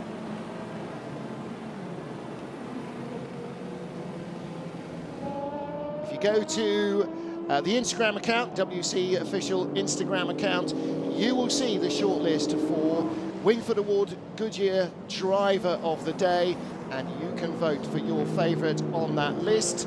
And at the end of the day, they will be presented with the trophy. There's going to be quite a lot of trophy presentation at the end of this race, gentlemen.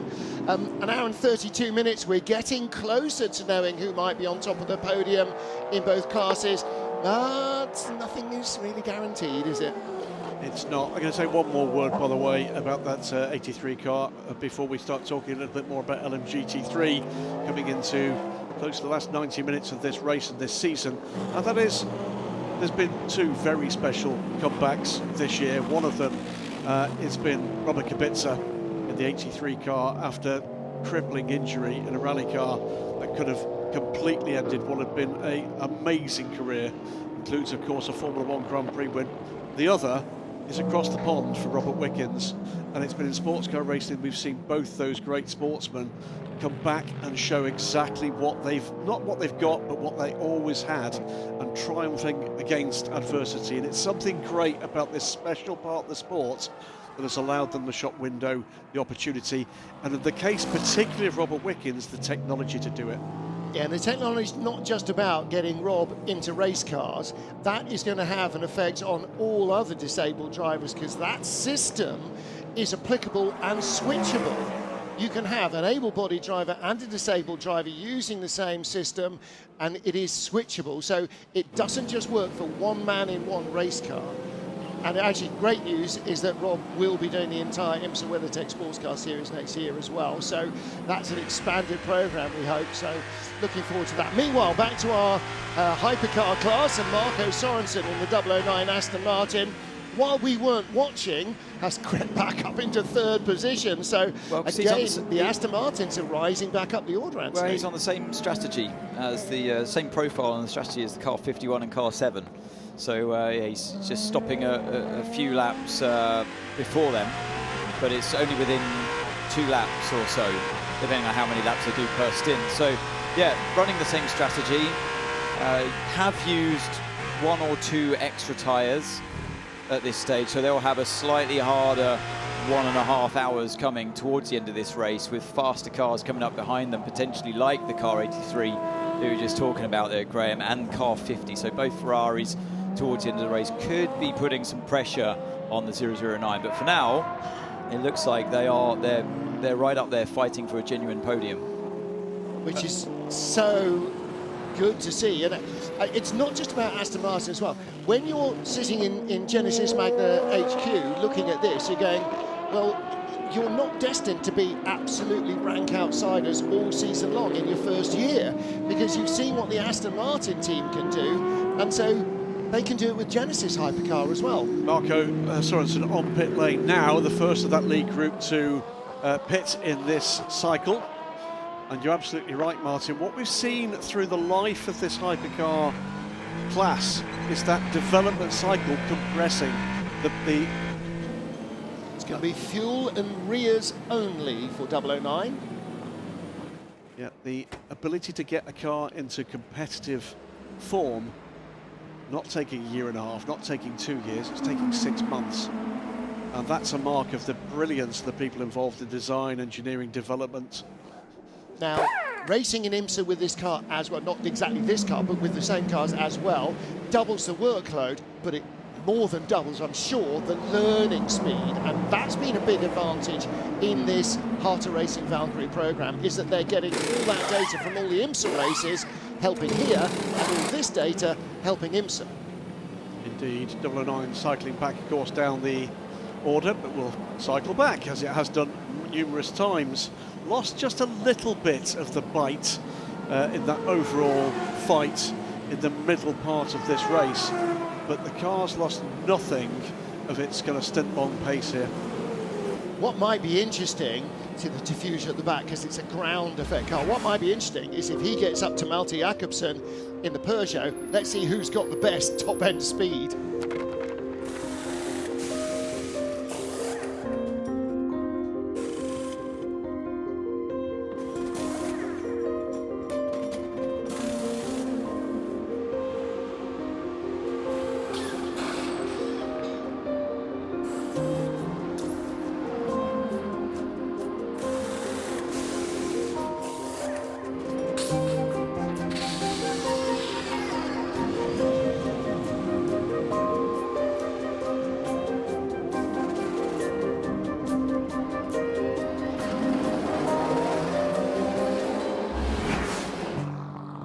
Talked a lot about Jenson Button's retro helmet this weekend, but that little music clip showing you there's an awful lot of fun going into some of these helmet designs, including Julius Caesar from the Asterix the Gaul, Alia Jacta Est.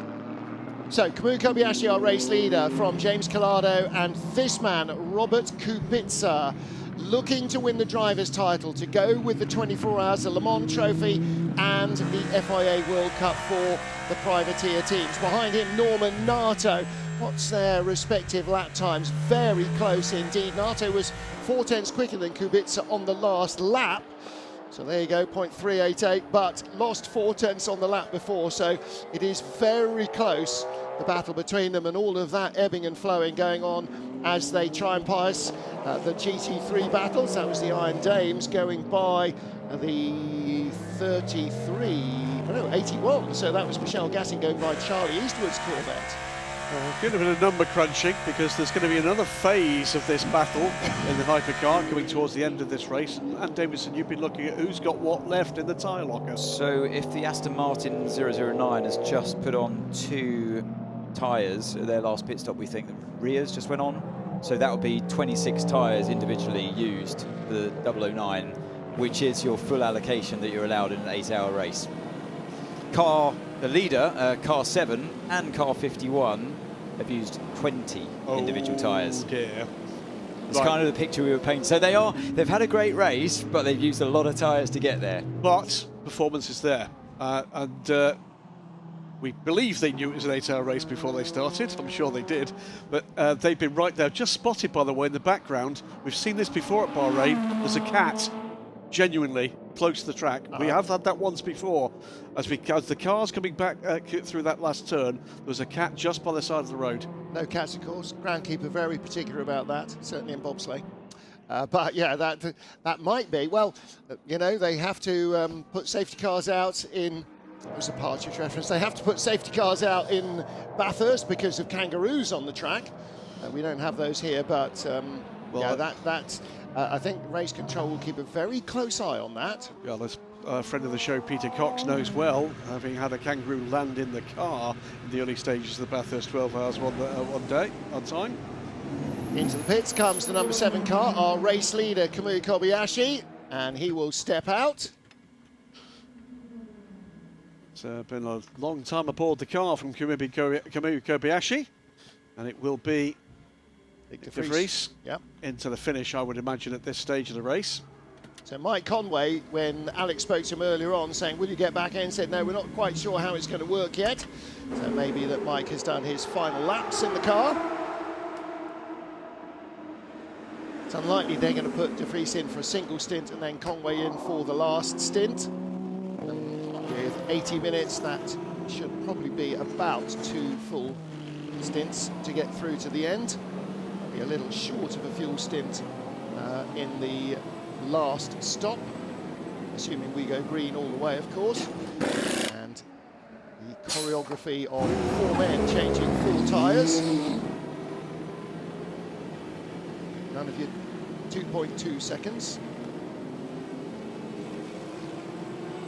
Now we're hearing that Jenson Button may not have driven his last laps, so the all-B Cadillac, car number 38, does seem as though the plan is to take Earl Bamber out and put Jenson Button in when they stop next time round. That's quite nice to be able to take the checkered flag in your final race. 4 tyres on Nick De Vries' car, I think, Anthony, from the body language there. It looked like it, and obviously they've got the allocation to do that. So yeah, I'd be surprised if they haven't done that. So they've used 20 individual tyres, and they'll still have 2 more for the next driver jumping in, of course, which I'm sure they'll use the full allocation. Driver change down at Jota. I suppose you could get money back by not using them, but that seems to be not the right way of going racing. Yeah, you try to be as economical as possible. Saving fuel could ultimately give you performance. I think saving tyres doesn't. No, indeed not. Alessandro Pierguidi looks like getting ready to get in the 51 car. And again, driver change here in the Caddy. Yeah, Will Stevens jumps in. He's rapid around this circuit. Always has been. Of all his time, the time he spent in LMP2 cars around here, and everything you taught him has come good, hasn't it? He knew before I arrived. He was a hardened LMP2 driver before I arrived on the scene, and yeah, he's a great fit for that team down at Jota, and he'll be loving his time behind the wheel there as now a full works outfit with Cadillac, because Giovinazzi. Now, car 51 hasn't been a world champion, whereas his 2 teammates have. Good point. Has been a Le Mans winner with his 2 teammates in 2023. Don't so curse he it, knows Martin. that. Commentators curse and all that. I'm not. I'm just saying. Harry Tinknell, Charles Milacey. First time we've mentioned Milacey's name. Tinkerbell back in the car. 9th place battle. Milacey getting in for the final. Just under 2 hours. Dives straight through on the inside. Didn't mess around there, Graham Goodwin. Yeah, Harry doesn't seem to have the bite or the pace coming back on straight line speed here.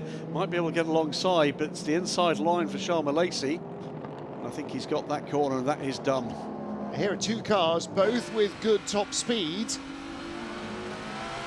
going to be interesting if Harry can stay with him all the way to the straight. They're only one lap out, I believe, in terms of their, lap 10 for Tinknell, lap 9 for Milesi. So very similar fuel on board, but Milesi's got the advantage of one extra new tyre. Okay, H, we've got about 15 laps. Let's make it count.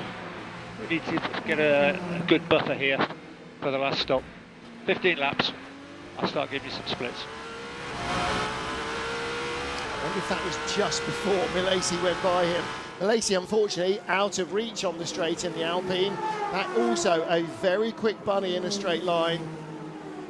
Look at them bearing down on the Porsche in front of them as well.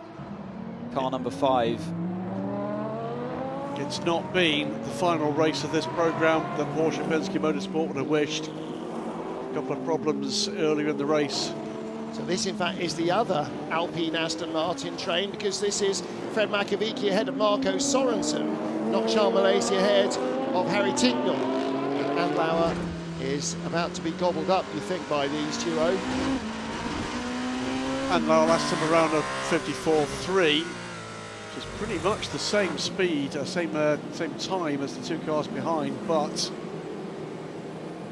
great view from overhead of the dramatic changes of direction in places on this track. Down the hill there, 6 and 7 are really moving. Fastest lap of its race for the chasing at the moment. Toto 151.512 from Nick de Vries. With the Ferrari pit stop coming up, that should be the reshuffle again. Back with Danny Hilton. This is the battle for 5th place with Augusto Farfus. 5th place, yes, 5th and 6th. So Farfus in the 31 BMW.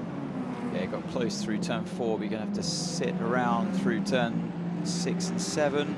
Looks like the BMW's just gained a bit of an advantage there in the break, or before the braking zone, so nothing that Juncadella could do there. On the run up towards, you go up and over the crest here before turn 9, turn in, brake and turn some more while still on the brakes. Such a tricky corner. And back to turn 8, the fight in the hypercar category. Nick Nielsen trying to go around the outside of the BMW and makes it work as well. Great move. It was indeed. I think it looked to me like the BMW is trying to get to the traffic. Nick Nielsen didn't quite let him get there. Sister car, by the way, the 51 from the lead in the hands of James Collado on pit lane now. And the sister car to car 50 is in the pits. You can just see there on the left-hand side of your screen, just pops up. Driver change as well. Is that Pierre Guidi getting back in? Yep. Yeah, who else? You could tie him up to a post in the back of the paddock and he'd still be there. With the post. Indeed. Robert Kubica cycles round to the lead, but he's under pressure for that lead from Nick de Vries, who's 0.7 of a second behind as they start their lap 202. An hour and 17 minutes remain.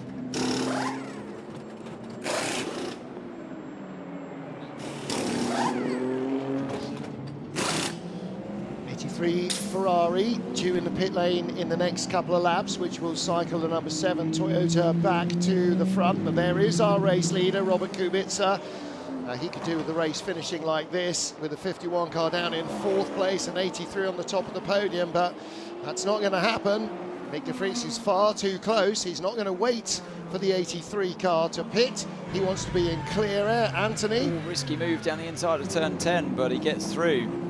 He's got such speed over the car 83, and yeah, like I said, today Toyota nothing to lose. So they can happily go for moves like that. And not high risk, because he knows that 83 must stay in the race to win the championship. So the door was going to open, wasn't it? It's always a high risk move, that one into turn 10. It's when we had Antonio here as well, and he said he was told on the radio not to do that move, made the move and actually had contact. So you all know that it's a very difficult corner at the best of times, let alone when you surprise someone by diving down the inside. But de Vries felt he had the car advantage, the speed advantage there over Kubica.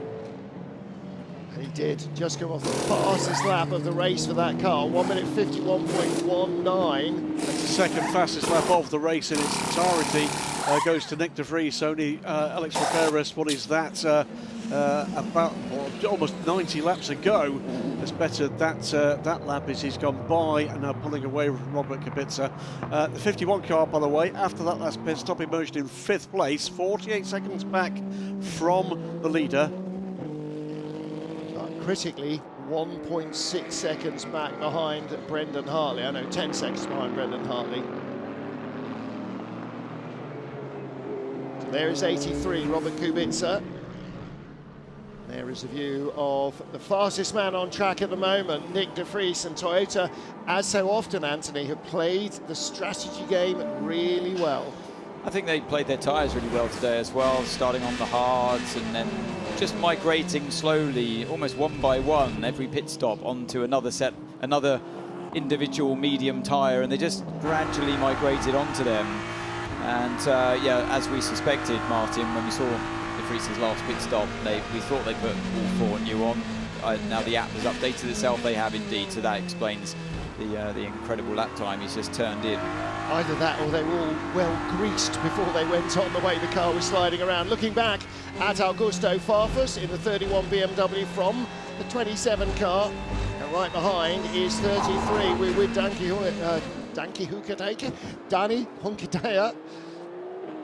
Yeah, he's got to find a way by, hasn't he? Said, how do you do it? I love watching these pro GT drivers at work, because look at that.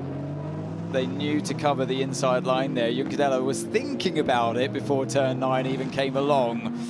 So it's like a high-speed game of chess between these two. Yeah, because they both know the track well. They know where the potential passing places are. The attacker knows, the defender knows.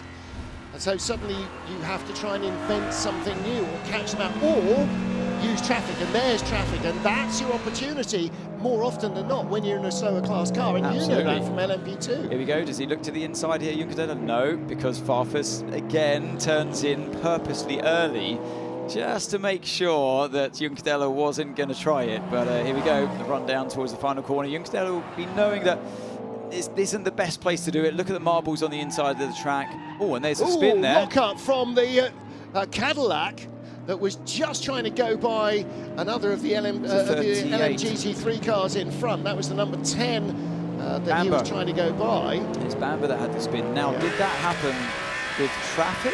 Yeah, there was the number 10 Aston Martin was right in the middle of the corner, and so he was trying to go around Valentin Asseclo and just, what a miserable day for them. Obviously chose the wrong way round the Aston and had to bail on it and looped it into a spin.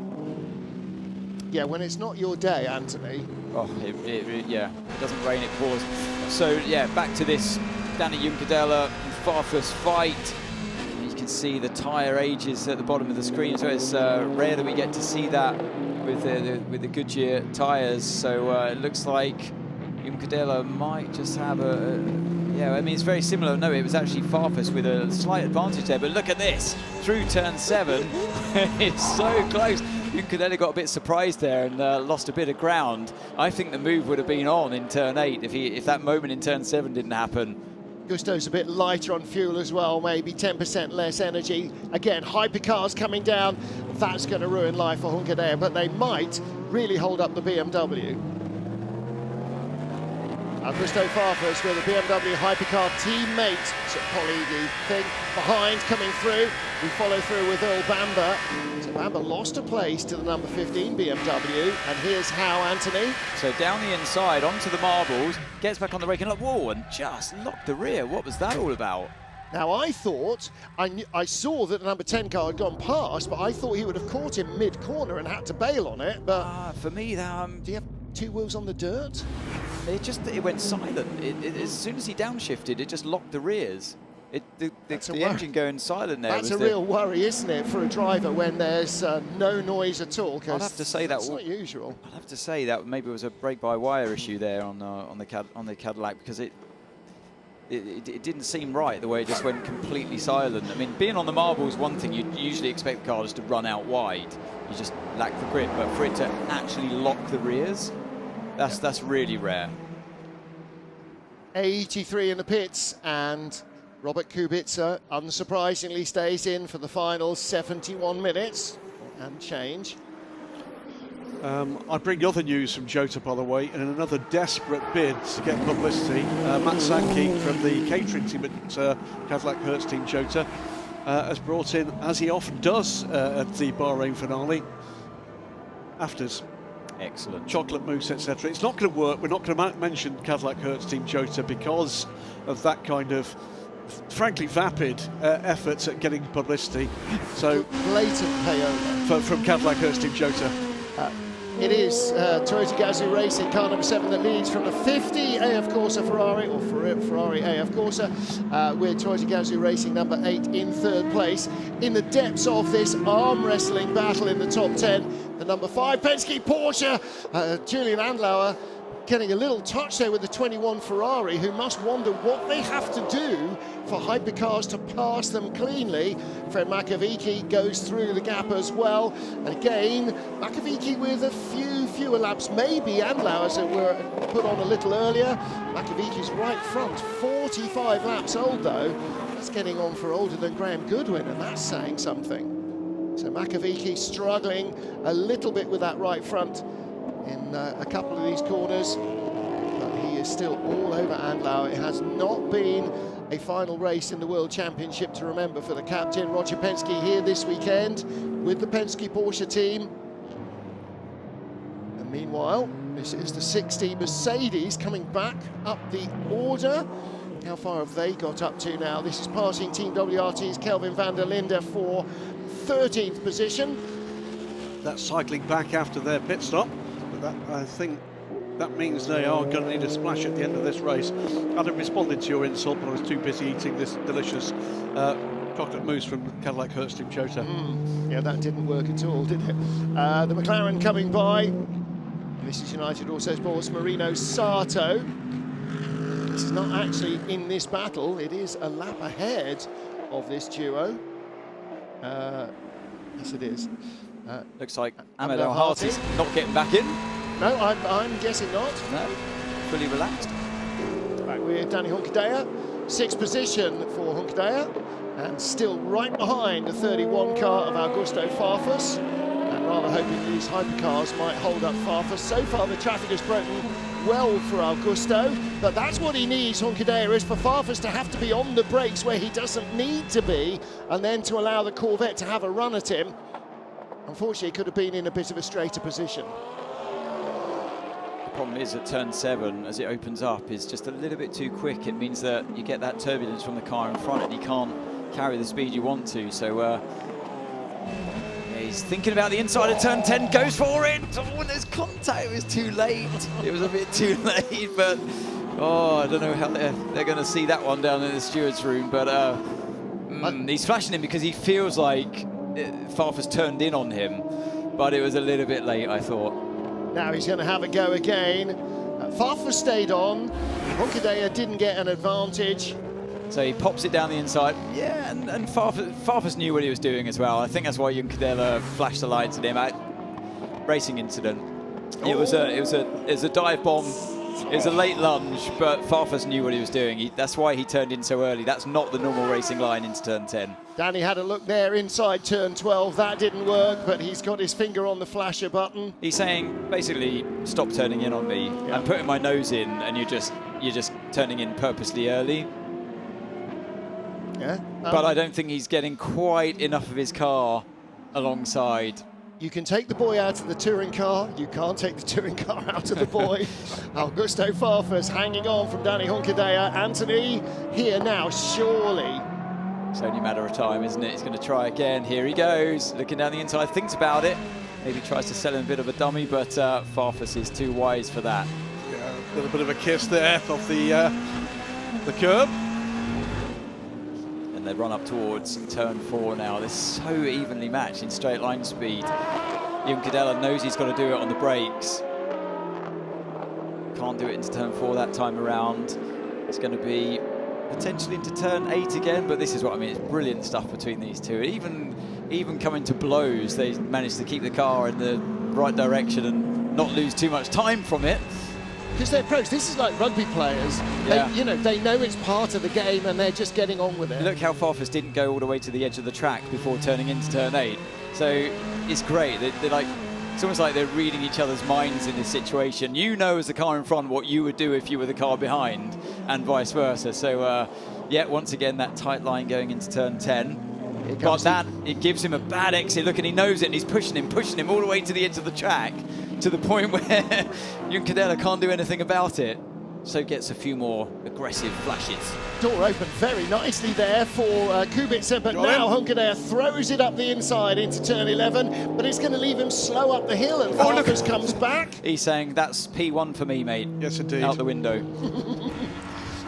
Is it Daytona all over again? It's the Tommy Milner salute. It is. I didn't know you could. And by the way, how did he get his arm out the window? And by the way, that was with a special arm. And that was with Augusto Farfus as well. It was indeed. Must be like deja vu. It's a special arm fitted to Corvette windows that you pull a little string and it flaps out. Let's hope he doesn't make the same offer on T-shirts that nearly bankrupted Tommy. Smiles from the boys at TF Sport and from WRT as well. And you know, they're all enthusiastic racers. They love this stuff. Of course, you love it a little bit more if your guy comes out on top, but you love it nonetheless. Of course, the race engineers are going mental on the radio. Back to Hypercar and the number 5 Porsche. This is 9th place being contested. So Fred Makovici chasing Julian Andlauer. Mako in the number 36 Alpine. Charles Malaysi up in 7th place in the number 35 car. Plenty of energy. 93 Peugeot due a stop soon. So the 94. So too the 50 Ferrari. And not long for this stint either. The number 6 Porsche.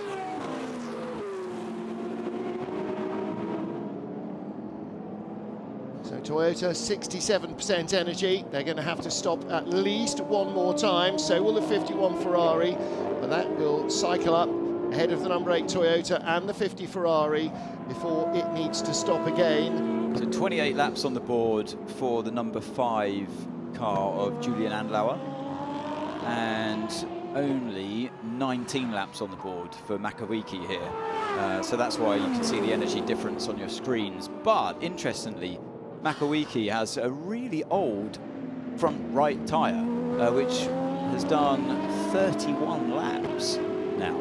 Yeah. And we saw the same from Malaysi. His right front had been on almost since the beginning of the race. But the the rest went on new in his last stop.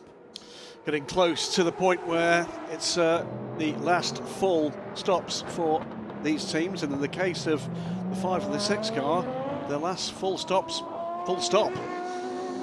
And that's going to be an emotional moment for everybody involved, I'm sure, down in the Porsche Penske Motorsport garage. Yeah, they're looking ready to mark that moment. Around 4 laps for the Porsche pit stop.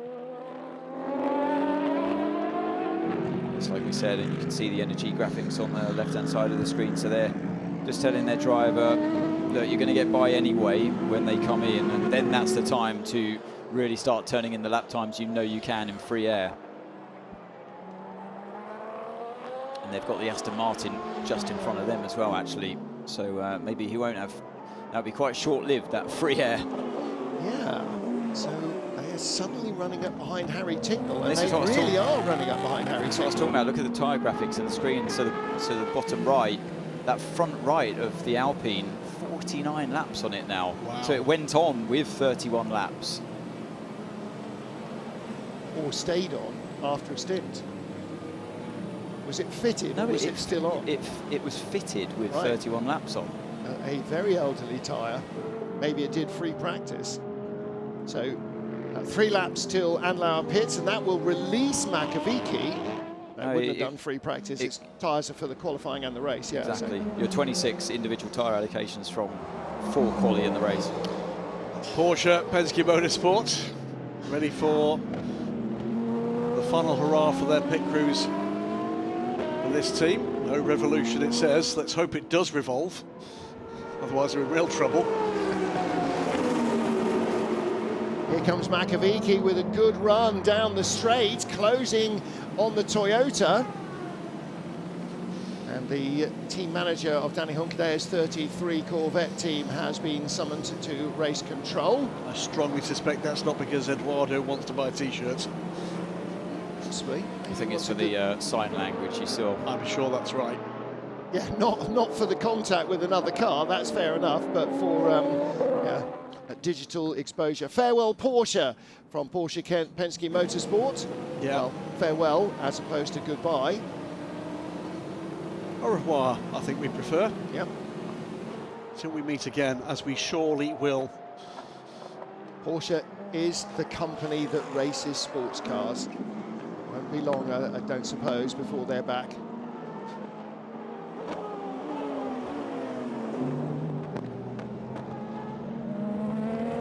Toyota 1-2, Ferrari, Toyota 1-3, Ferrari 2-4, Peugeot 5-6. They're starting to form up in team order, and then Alpine, Aston Martin, and this battle, Porsche and Alpine. They are right on the back of the 007 Aston of Harry Tincknell as we head into the final hour of the season finale here, the Bapco Energies 8 Hours of Bahrain. Well, what a season it's been. Cycling round to here to finish in the Kingdom of Bahrain. 1 hour left in this fabulous season of racing. As deep a top class as the world has ever experienced in sports car racing at this level. Kevin Estre ready to do the final hurrah for the Porsche Penske Motorsport 963, car number 6. As in as well comes the 93 Peugeot. And that currently with Mikkel Jensen at the wheel. He got in at their last stop. I imagine he won't be shuffled out. This pair catching Harry Tincknell with 7th place. Tincknell from Andlauer from Fred Makovic. Well, they're sort of with him, aren't they? And they close up in traffic, and then he pulls out again. Final pit stop for the number 6 car in WC service. World champion hands over to world champion. Lawrence Vantor to teammate Kevin Est. They're going to be missed in this championship. It's a sad circumstance that sees them leave. Nothing to do with the competitiveness of this car, this team, these drivers. Simply business. And Porsche, we know, have cycled, as we see again, the bodywork signed by every member of that pit crew. And Porsche will be back. They always do. We'll still, of course, expect to see the GT cars back next year. That's not affected by a decision for the Hypercar squad. Away they go. The steely glare of Kevin Estre and a salute from the hugely professional boys and girls at Porsche Penske Motorsport. Their services individually will be in high demand, I'm sure. Oh yeah, the amount you have to learn as an entire team when you come in to this game. We saw when Ferrari arrived on the scene. They had the fast car, and do you remember Sebring a couple of years ago? Lots of mistakes to start with. Yep. Qualified pole, and operationally it was a disaster, I think it was fair to say. And look at them now, that incredibly well-oiled machine, and like you have to be successful in this game. So the knowledge that you have as every individual member, particularly as this crew around the car doing the pit stops, it's invaluable. It most certainly is, and they're learning all the time as well. Number 5 in for what will be the final regular pit stop. Here it is. And don't forget the change of Penske's performance from year 1 to year 2. Oh, they're unlocking it that wonderful day at Fuji that gave us such a fantastic race. Final run for Jenson Button, his last stint as a professional race driver. Yeah, it hasn't been the day that I'm sure he wished for his final time behind the wheel, but yeah, it's a strange moment. Obviously, I've been there myself, but I think the last time I ever feel this sensation, it's a sport you can't do outside of this environment. It's a strange sport in that way, and to know that your whole lifetime that you remember from an 8-year-old kid up until this moment as a 45-year-old, you won't feel those sensations again that you feel in a race, especially at World Championship level as a professional racing car driver. It's an odd feeling to think that all these G-forces that I'm exposed to right now, the feeling of the car, the sounds and the vibrations, you'll never feel it again. That's the weirdest part.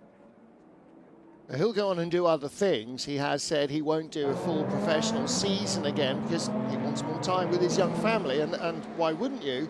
But he will do things like the Goodwood Revival and who knows what else. So, yeah. So to drive machinery of such caliber, yep. It's that these cars are hard to come by. You know, this kind of performance is hard to come by. Classy from Lauren Heinrich there. He recognises it's an emotional moment. His first time with the team. He's far from disgraced himself.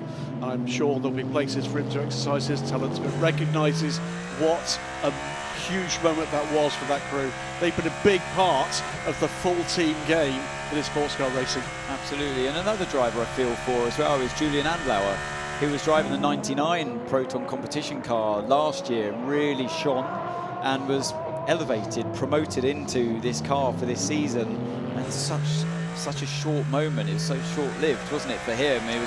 It seemed to bigger and better things, and a factory, finally a fully fledged Porsche factory driver, and then the team pull out. It can be a hard business sometimes for a driver. We're a bit of wait and see to see what happens when the pieces fall into place for who stays at Porsche for their IMSA programme, and for that matter their continuing GT programmes. It's a huge amount of talent that potentially is on the marketplace that we might be seeing some of them elsewhere. We know one or two that we are. Here is the final opportunity, I think, or one of the final opportunities. Choose the driver of the day. Vote now on Instagram at FIA WC_official on the FIA World Endurance Championships Instagram page for the driver of the day, the Wingfoot Award, which will be awarded to your the driver that you vote for from a selected shortlist, and will be presented on the podium after this race. Jose Maria Lopez leading in LMGT3 from Ricardo Pera. This is the car that is second in the race, but leading the championship. They've added 27 points as of now to their total from the season. And Mr. A, of course, only adding 12 points. Ricardo Pera in traffic, going by the Mustang. And that is Dennis Olsen, I think. Yeah, so not for position, because the next car up the road from the 92 is the race leader of Jose Maria Lopez in the 87 Covis Lexus. Michelle Gatting staying at the wheel of the Iron Dames car, Graham. Their final pit stop with 53 minutes to go. Last one as well for the 81 Corvette right in front of them. Charlie Eastwood staying in. And remember, this was a car that came into this race in championship contention, albeit pretty mathematically. It's not turned out that way for them tonight. But strides forward for Corvette and for TF Sport, who announced last week for the 2-year extension to their deal to be the effective service provider for Corvette's LMGT3 efforts here. We've got double yellows, by the way, out at turn 11. I think it's worked really well, and we've got It's station number 15 BMW, and that does not look entirely correct on the right rear. So I wonder what he's collected.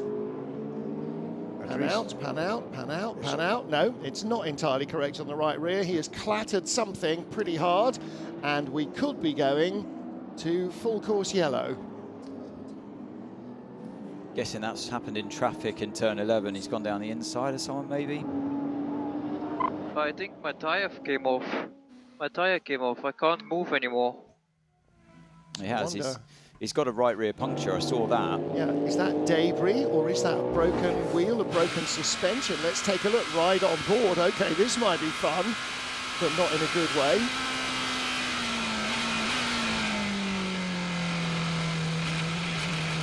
Wow. So no traffic involved. He did nothing wrong there at all. He just set the fastest lap of that car's race as well. Maybe the tyre couldn't take it. It looks like more than the tyre. It looks like a rear wheel. It's a virtual safety car. Yeah. Wow. Now that could really throw things up in the air. So again, to remind you, what does this mean? We go to 80 kilometers an hour as if it were a full course yellow. But and that will be in place for at least 2 laps. Everybody gets the chance for what will be, anybody that's not pitted, their final pit stop. This could be quite good news for the 007 Aston Martin. Number 8 Toyota.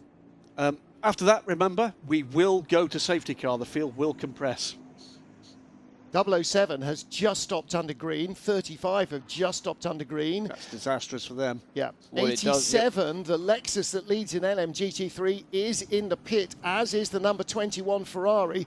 Could this change the championship destiny potentially in LMGT3? So the ones in Hypercar that will benefit the most, number 8 Toyota, 007 Aston Martin, so they were due a pit stop anyway, so you effectively get that free pit stop. So it's the drivers that were due to come in and stop under full racing conditions, they get that free pit stop. And because the number 8 is running in second place at the moment, that and everyone will have to come in under this virtual safety car anyway, so they'll maintain that second position. So they're going to be one of the big winners from this. So is the 007. Well, the energy's on the screen here. The reality is, it's almost a free pit stop for these teams. Especially get out of jail for I'm number 8. stuck, guys. I can't move. I think I just spun. The rear tire came off. I think the rear right. Where right rear suspension failure for me. The left front's up high. Yeah, you can clearly see all of the surface of the tyre and the inside much higher than the outside. 8 is in the pits, and this is a lifeline for number 8 Toyota. They were due a pit stop out of sequence with almost everybody else, so nobody else is going to get as much of a catch back up benefit as the number 8 car, and they were only about half a lap away from the pit lane as well. Anybody who was just coming in, their in-lap will be quicker, and they will lose nothing on the outlap to anybody that has to come in at 80 Ks. So again, for that Lexus, that's a big advantage. They've got 2 new tyres spare here that they'll probably throw on as well during this stop. And by the way, this helps those teams that have got tyres. They'll lose less time putting those tyres on they otherwise would have done. So the 009 should stop in its first opportunity, but they've got no tyres to throw at that car, I don't think. 009, no. So for them, it's really unfortunate because the 007 still got some tyres left, and they were just due in as well. So they're going to get jumped by 007 in this. 007 stopped principally under green, which is bad news for them. Yep. So this is going to shake things up for sure. Another part of this, remember, safety car will be scrambled at the end of this virtual safety car period. Who's going to be where in that train? Who gets the pass around? Who loses out from that pass around? Either way, this is going to be a close finish in both classes for some meaningful places in this order. 8 and 51 with 80+% energy, and you have to assume that's enough to get them to the end of the race. And so number 7 Toyota will only need to take on effectively much less than half a tank. Both Peugeots also up at the sort of high 80s, early 90s. Well, everybody's number 50 is good. Everybody's getting home from here with a stop. Oh, That's yes, the key. comfortably. We should not, after this safety car scramble, see another regular stop in this race. So 007 heading in. No, 009 heading in. Yeah, sorry, I didn't realise that the 007 had just stopped. Yes. Oh, that's terrible. Yeah, they were on an outlap as virtual safety car that's came as out. unlucky as it gets. It's destroyed their options here, unfortunately. Unlucky as it gets, but not so for the 009 at least. But they can't throw any more tyres at this. They've got 2 tyres there, but they would have been already used, yeah. 83 on pit lane as well. Another of our title contenders, remember. This is as it stands at this moment. That may well change shortly. It is Ferrari that take the Manufacturers' Championship from Toyota, and who Toyota can do no better than back that. ahead of Porsche. Yeah. The battle for second place is within a point or 2. Yeah. If both Ferraris finish and finish in the points, then they will be the world champions. Just looking through the tyre allocation for 009, and I think their best case scenario that they can throw on here some tyres that have done 22 laps. On pit lane now, our championship leader, and as they came in, the race leader too, Ricky Perra. Also there, the car that came in from second place, the 27 Heart of Racing team, Aston Martin. It's all up for grabs for race positions in LMGT3. They're going to be super, super close. 51 Ferrari, hard rear left, medium rear right. 50 Ferrari, medium front left, hard rear right and left. So they've run out of mediums, or the medium isn't working for some reason, and they've gone on to harder tyres. Their performance did seem to drop against Toyota when they started going on the mediums, didn't it? That was the point in the race, I think, where they lost the speed from that car. Mustang on the way out, as is the number 92 car. I say came in from the lead. That lead has gone back now to the 87 Lexus, which has been dominant this evening. 7 Toyota in the hands of Nick de Vries on his outlap. We wait now for the next part of this cycle, which will be... well, which will be when we see the safety car scrambled. And who the race leader is when it comes out. Because, of course, almost everybody will have stopped by that stage.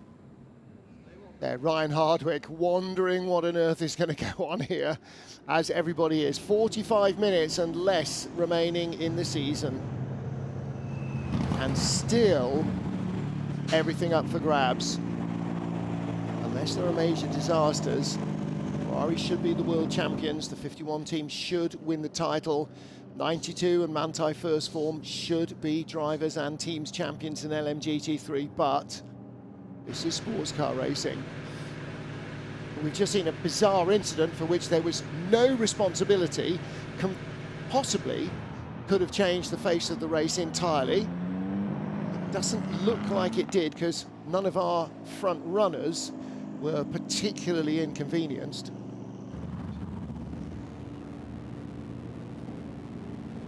The energy graphic there shows that everybody should get to the end. 99 Porsche may be a bit thin. In the World Championship, Ferrari still with that handy lead over Toyota. Toyota look picking up potentially 66 points tonight to get themselves into second. This time last year, there was a run from Toyota at the end of the season that saw them snatch the manufacturer's title from the grasp of Porsche. They're out of reach this time, but they've given it the best shot they possibly could, Martin. With the point for pole and points and a half, the maximum possible point score this weekend was 67. Toyota have already banked the point for pole. So they could come out of this, the last race of a season that has been on standby. their worst, with a perfect score. That's safety car deployed. Safety car deployed. Car 7, slow down. Car 7, slow down. We've got double yellows at turn 11. Understandably, that's where the BMW is. And at turn 8. I'm not quite sure why at turn 8. Doesn't seem to be anything stationary there. So safety car waiting to roll once more. And it will pick up our race leader, Nick de Vries, Toyota number 7. And that's why he was told to slow down, because they wanted to create that gap and that moment so the safety car could come out in front of the actual race leader. Yep. So you can save yourself time from any pass-arounds. The pass-arounds will be in LMGT3, starting with the McLaren, which is not the class leader, and so it will get the wave by pass around. Into the final 40 minutes, Toyota 1-2. That's how they started the Bapco Energies 8 Hours of Bahrain at 2 o'clock local time. And Mike Conway taking the lead, his teammate alongside being threatened by the Peugeot of Loic Duval, trying to squeeze between the two black cars, but it was Toyota 1-2 out of turn 1. Big moment for the number 6 Porsche, Perhaps an indication of how their weekend was to go. And the number 60 Mercedes didn't start well, should have been alongside the pole-sitting Lexus, crossing the line, definitely was not, but squeezed ahead of its teammate into second place at the start. Multi-first form Porsche coming from penultimate spot on the grid. Aston Martin producing one of the performances of their season in the World Endurance Championship with plenty of pace. Looping spin towards the end of the second stint for Paul de Resta's Peugeot, as he dropped from third place down to sixth before he recovered his composure. Peugeot had a good race car here. Early bath for the 78 Lexus, that went into the garage and would not return. Meanwhile, 92 multi-first form Porsche moving up the order convincingly and into the evening light. Trouble for the 54 Porsche. Thomas Floor having contact from Jenson Button as Button was in a battle for position, and Floor, the crash in the barriers, bringing out the virtual safety car and the safety car, the first interruption of the race. Aston Martin working their way back up the order, but then a drive-through penalty, dropping the number 009 car back down the order. Toyota's working their way back up into the lead, but a penalty for the number 8 car, putting them back down the order as well. Peugeot are being quick. Malte Jakobsen putting up a stellar performance in his car, defending positions against all and sundry. 94 and the 93 cars both looking like a very competitive machine here. Ria Hirakawa making advantage of fresher tyres on the Toyota and going back the Peugeot, going back past the Peugeot to move up the order. It wasn't quite so easy for those behind, but James Collado saw an opportunity. He too moved by Jakobsen as the Dane tried to cling on in car number 94. Great racing from both Peugeots, and the second safety car now as a result of suspension failure for the number 15 BMW. Toyota number 7, our leader. Behind safety car with some 39 minutes on the clock. Toyota Gazoo Racing 1-2, how they started and in the same order. And then Ferrari's 3rd, 4th and 5th. Aston Martin in 6th, ahead of the better of the 2 Cadillacs in 7th. The best BMW is in 8th, the best Peugeot 9th, and the best Alpine rounds out the top 10. It's not been a good final race in the championship for Porsche Penske Motorsport.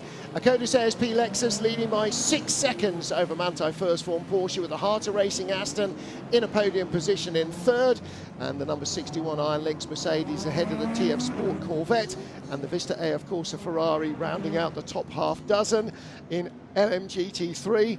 The number 15 BMW, the first hypercar retirement. 54 Ferrari and the 78 Lexus have retired from LMGT3. Just looking at the order behind this safety car, and it is good news for the race-leading number 7 car, because what we've got is they do, I believe, lead the queue, but behind them are a number of lapped hypercars before we get to the second place number 8 car, which is listed as being 18 seconds back, okay, at safety car speeds. Just trying to pick out just exactly how many of those cars there are. Start the pass around. Start the pass around. Pass around will not help those cars because their leader is ahead of them, as you can see. There's the 7. So we can pick out the 8 in the order. There is BMW, Peugeot, Alpine. Pass around is concluded. That's it. Pass around is concluded. Just pass a single around McLaren is concluded. Because the Lexus, the first LMGT3 car in the queue, 3rd back from the safety car, is the class leader. It was only the McLaren that was eligible for pass around. So he will beetle round an entire lap to catch up the back of the queue. It's 10 hypercars between the leader and the second place car in that queue. I don't remember ever seeing that before. So the big question is, behind the number 8 Toyota, how close is the 51 Ferrari? It's right there.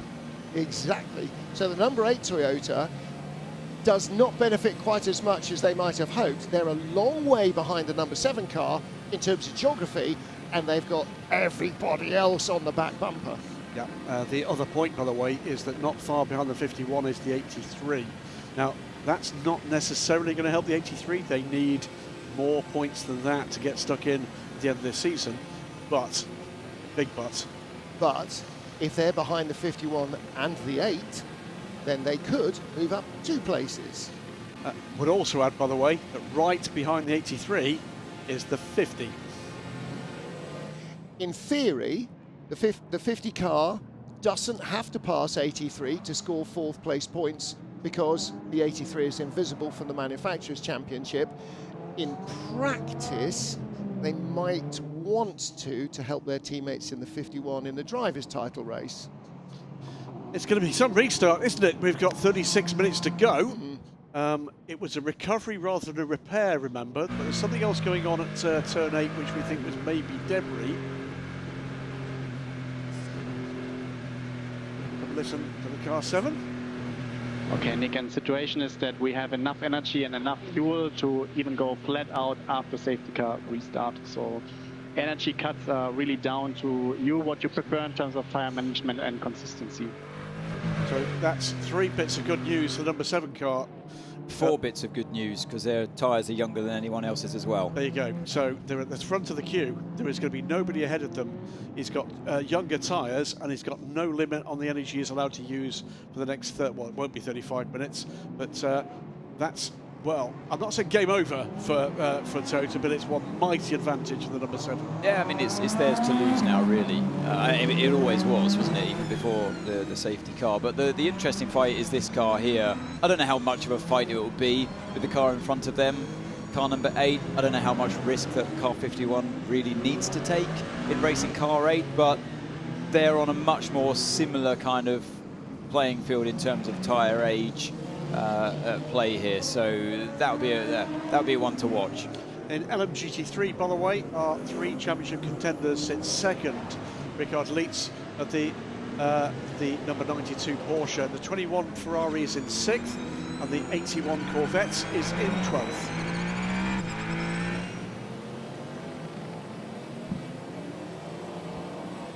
Getting ready to come back from our safety car. We're still waiting for the only car that got the pass around, the 95 McLaren, to catch the tail of the queue, and potentially a little bit of clear up at turn 8. Double yellows have been withdrawn, so we're just waiting for the McLaren.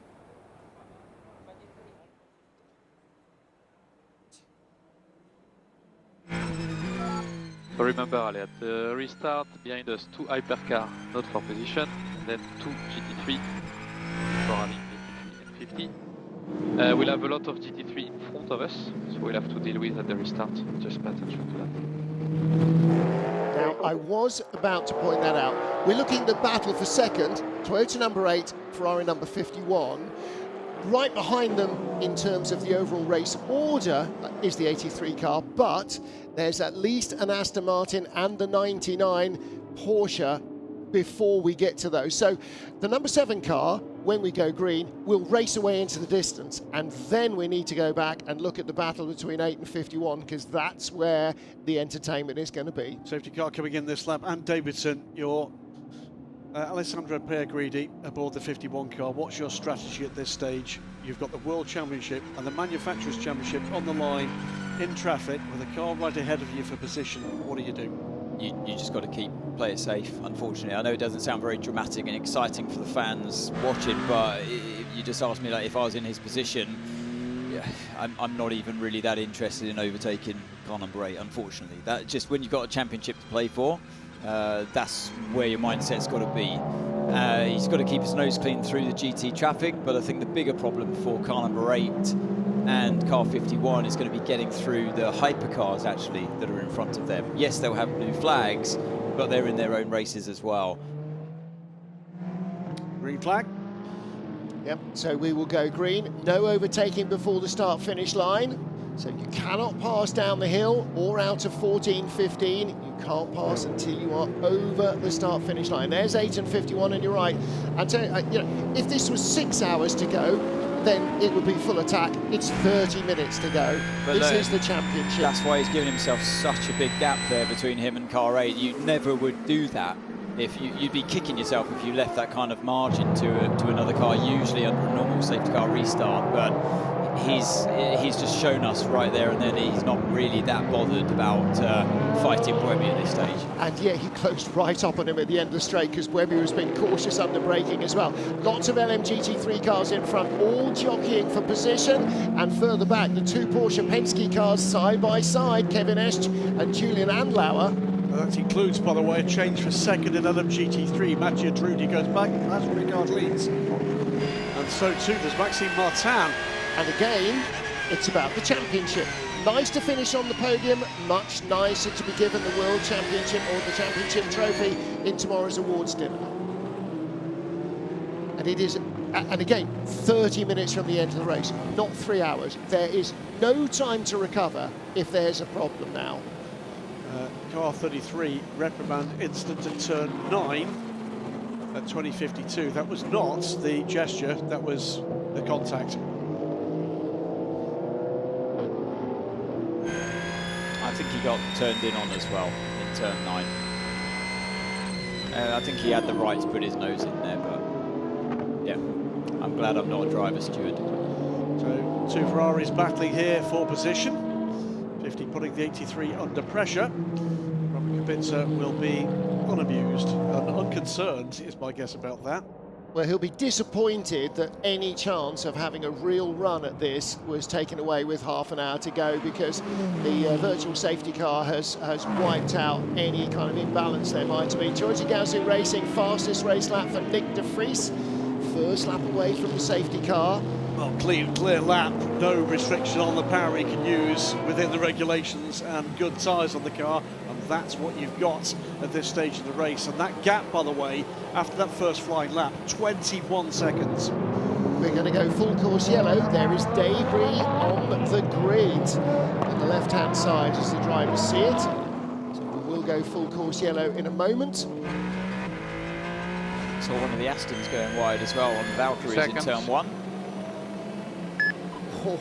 We will go under full course yellow in less than 15 seconds. Full course yellow in 10, 9, 8, 7, 6, 5, 4, 3, 2, 1. Full course yellow, full course yellow. Nick Nielsen was desperately trying to get by Robert Kubica during the countdown, but it just didn't happen for him. Yeah, but Robert Kubica did get by the number 92 car, Ricard Leitz. That means on the restart, he's going to have a little bit of protection from the Porsche behind him. There is the debris. A little bit of body work. There's been a fair amount of contact between various cars in the two different classes. Yes. Somebody's been given the shout to go. The problem with this, of course, the advantage for the marshals is that we've only just been released from behind the safety car, so everybody's bunched together rather than spread around the circuit. Is that the second piece of debris? No, that's the bit that we saw initially. Some poor marshal having to run a long way to go and get it. 255 days since we started free practice one in Qatar. And yes, we've had the two seasons, the super season and the COVID-affected lengthened season, but within a single year, the longest season in WC history since 2012 when we got running at Sebring. It's been quite a journey. 100 races up at Fuji. This is unfortunately kind of taken the sting or the battle out of the race. Back under caution again.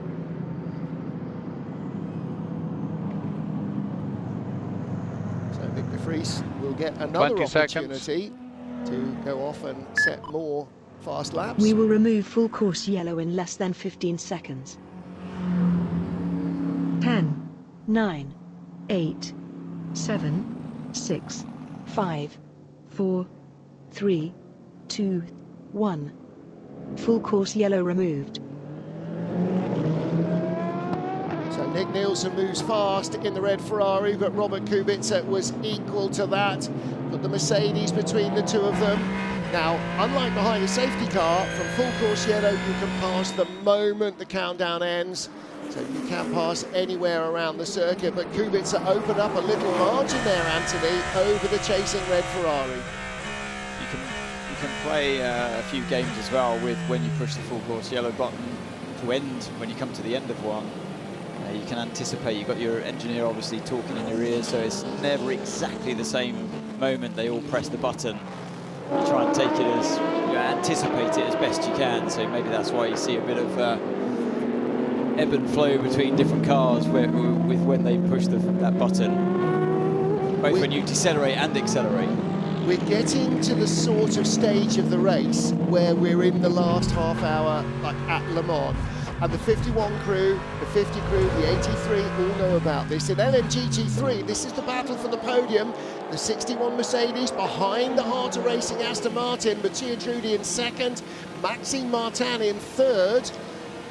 Yeah, this is the battle for second, and that was the sister car from Hypercar, not helping Mattia Drudi at all. It's allowed Maxime Martin to get alongside. Looked like the Aston Martin got the better run off the corner, but here comes Maxime Martin to the inside, then the outside. This is well aligned for second place, and what would be by far the best finish of the Mercedes MG season. And what's also happened is that the Acodis Lexus is no longer 20, 30, 40 seconds up the road, it's 6 seconds up the road. And with two fired up pros behind him. So Jose Maria Lopez has got to be fault-free here. He is a fired up pro as well. Lexus looking to win this one to round out their season on a real high. 007 Aston Martin under investigation for their pit stop just as the virtual safety car was scrambled. They're down in 15th anyway. Maxime Martin eyes forward, look at the screen for what's coming next. He needs to take account of in terms of fast-moving traffic, but the only thing he cares about now is that Aston Martin ahead. Maxime, of course, previously Aston Martin factory driver. Looks like at the moment that Drudi and the Aston Martin's got it covered in terms of pace. I think he's gapping him, isn't he? So I'm not sure there's much that Martin can do. Behind is the turquoise Porsche, the 92 first form Manto Porsche, and now right behind it is the 33 TF Sport Corvette. Danny Honkadea, I'm sure, will come knocking for Richard Leeds. What are we seeing here? Top of the screen, hypercar battle. That's where the debut came from. The two Porsches. The two Porsches. It was Porsche on Porsche. So we've seen this already before today, haven't we? When one goes to the right-hand side and the one in front immediately anticipates it and goes right as well at the same time. It was, yeah. Oh, well, he braked because he couldn't overtake the GT in front. Yeah. Because it was going back to green. Yeah, that was not brake testing his teammate, and that was not an error by Estra. That was just unfortunate. So 83, yeah, he doesn't have the tyres compared to the car behind. So yeah, he's on they put on 3 old hard tyres on Robert Kubica's car in that last pit stop. Not sure it's the best tyre to be on at this stage with the temperatures as they are. Maybe they're better than the options they had left in mediums. And again, the factory Ferraris also put hard tyres on, because again, that's probably what the best tyre they had left. Here comes the 50 car, Nick Nielsen. He's going to have a tough job getting by Robert Kubica as always. Kubica fights it under braking, and then leaves the door open, opens the steering a little, and Nielsen comes through. Yeah, with Nielsen, not done. It's not done yet, but in Nielsen's previous pit stops, the last one, they got 2 right new tyres on their medium, so he'll hang on to this. It's not the race the 83 crew needed. They needed to be ahead of 51 and comfortably ahead of 51, and they barely ever have been other than through the pit stop cycles. They haven't quite been where they needed to be. Number 12 caddy are the lights behind Robert Kubica. Will Stevens got a slow restart from that full course yellow. Just seemed to check up behind one of the GT cars, but he's gathered himself back together and is now battling away for what would be 5th place. So already the 51 Ferrari in third. We ride with Alessandro Pierguidi, just following the number 8 Toyota. So right now, with 21 minutes to go, another Toyota 1-2 is looking likely here. Yeah, this Ferrari programme got going quickly, didn't it, after that stumble that Anthony was describing earlier in the very first race with the car at Sebring. But in terms of what this has brought, in terms of the enthusiasm, John Alcon there from Ferrari has been at the helm as they've invested in this programme and found huge return on investment. There is, of course, the non-race sort of replica, but not 499 Modificata. 30 of those cars now built and sold for a cool 5.1 million euros each. I bet it's not a disappointment either for its drivers and its owners. So Sebastian Buemi with Alessandro Pierguidi, realistically just holding position, not too close, so that somehow if Buemi gets caught out in traffic it doesn't affect them, because they do need to finish the race to guarantee the championship for Ferrari and the driver's title for themselves.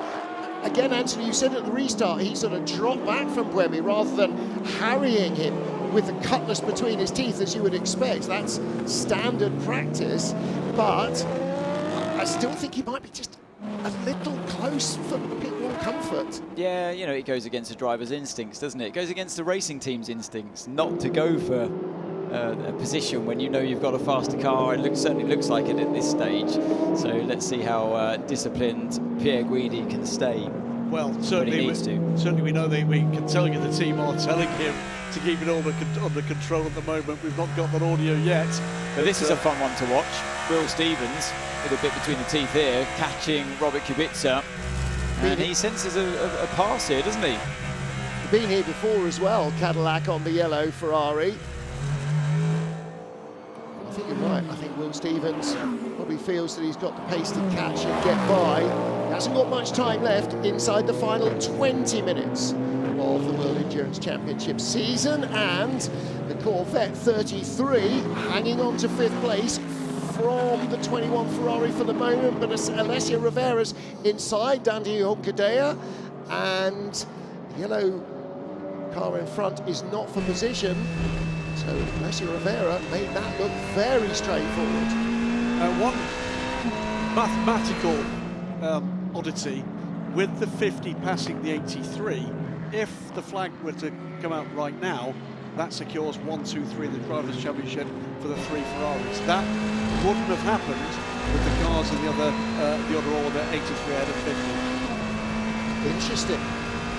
Dani Honkadea for the 33 car won the season opener, held on to the lead under real pressure at the end of the race in Qatar 255 or 253 days ago, and he's not going to be able to repeat that here. Ryan Hardwick, Manthey First Form driver of the day, awarded by you, the fans, so he'll be very happy with that. He's going to end up with the championship title unless something horribly drastic happens in the final 18 minutes. But I think that's well deserved. He did an epic triple stint at the beginning of the race, coming from 17th on the grid to hand the car over and sniffing for a podium. The debris flying up in the air there from somebody. Well, he did it in controlled way, didn't he? That's up the inside, Danny Cadella of the number 60 AMG. Now that's not for position, it's the 61 Mercedes that's ahead. This car is a lap down, so he'll be getting blue flags. But to complete the thought about Ryan Hardwick, he did what he had to do. He took the opportunities when they were there with very, very limited risk. This time up the inside, he's going to complete that move now. Danny Cadella wants to get onto terms for the 21 car for 5th place, so it's Cadella now on Alessia Rivera. And after the wretched season he had last year in the, at that stage, not performing Mustang, you could easily have imagined he would have walked away and gone back to racing in the States. He didn't, he came back, different team, different program, and boy, big difference in the result. And by the way, we'll do a little bit of both next year. That's Ricardo Pera with everything crossed. I don't suppose it's just his fingers. Car's in comfortable, nurturing hands of Richie Leeds. Yeah, you couldn't possibly hand it to anyone more trustworthy, could you, at this stage in the race? Not in terms of Porsche races, absolutely right. And don't forget that these guys won Le Mans this year in LMGT3 as well. And that's just massive. For an American enthusiast like Ryan Hardwick, it's massive. He persuaded his sponsors, First Form, to come back, promised them better things. I think they're going to listen to him when he asks next year, because boy, they've delivered. Well, Ricard Leeds, second at the championship last year, winning Le Mans with the Monza EMA car from last season, and will get to the top step of the podium. Means he, by the way, would have taken LMGT3 and GTE Pro championships. Here is the live Drivers' Championship. Now showing that the defending champions, Kevin Est and Lawrence Vantor, are currently third in the points, even though they are not scoring at the moment. Okay. What a result here tonight for Tota before we get into championship standings. Coming back from what's been a wretched season for them to have the perfect weekend as things stand at the moment, 15 minutes to go. And they've played it really well. They've used the tyres and the strategy. Okay, Ali, we are thinking about letting the Aston Martin by. We are thinking about letting the Aston Martin by. The 007. Yeah, 007, there's a lapped car. They're looking for zero risk, aren't they? Has he actually done that already? Because it's not behind him. He has, yeah. There's the Aston. No, he has. It's gone by already, so he has already done that. John Elkann there in the cap and sweatshirt. So how many other chairmen of Ferrari have come and gone since 1972? And he's the one who's in office when another world championship in sports car racing may be coming their way. Well, Martin, you've been to Maranello recently, so have I. You know just how seriously and with what pride they view these campaigns. This is going to be another banner day, literally, for the factory. This is the big one. Winning Le Mans on their return, huge. Winning Le Mans a second time, huge. Winning Le Mans a third time with a third different team and car, huge. World Championship. Well, Robert Kubica, Le Mans winner, World Cup winner as well with the 83 team and his teammates. And he's got Will Stevens still closing in behind him, inside 14 minutes of the season to go. Both got reasonably quick cars underneath them, both with issues they need to manage. Tyres certainly for Robert Kubica. Melzer Jakobsen there in car number 94 on the attack with René Rast in front of him. Jakobsen's been flying since we went back to green.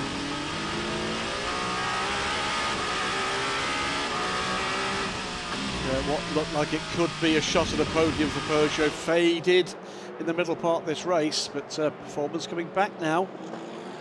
And he's got the tyres under him as well to do it. Tries even to drive around the outside of the BMW around turn 8. Hugely talented drivers from two different generations really here. Melzer Jakobsen, very much part of the future of sports car racing. So he showed us a real excellent defensive driving tactic, didn't he, earlier on? Let's see how he gets on in terms of the attacking mode that he's in now. Closing again. So for him, you'd have to say, knowing what we know about his car, it's got to be the straight line down towards turn 1. So he's got to line himself up through these kind of corners, fight that turbulent air that he finds himself in, uses that GT traffic through turn 13 so effectively right now. It's playing into his hands if he can get past his GT as well, which he will before turn 14. And we also have a massive lead battle in LMGT3. They are within a second of each other, the 27 Aston Martin and Jose Maria Lopez. There they are. That is the lead battle. The 20-30 second cushion that the Lexus has had for half the race evaporated. It's Mattia Drudi in the Aston Martin or Lopez in the Lexus. both looking for a first win this season. Well, I think the way that Trudy just pulled away from Maxime Martin, who we know is an incredibly quick driver, and the fast guy, it's been fast all weekend long, isn't it? The Iron Lynx number 61 Mercedes. The fact he pulled away from him and has raced up to the back of the race leader, has been untouchable all weekend, this Lexus. He must have better tyres under him because of that safety car, that final safety car. We don't have the numbers here, but that's what I'm seeing.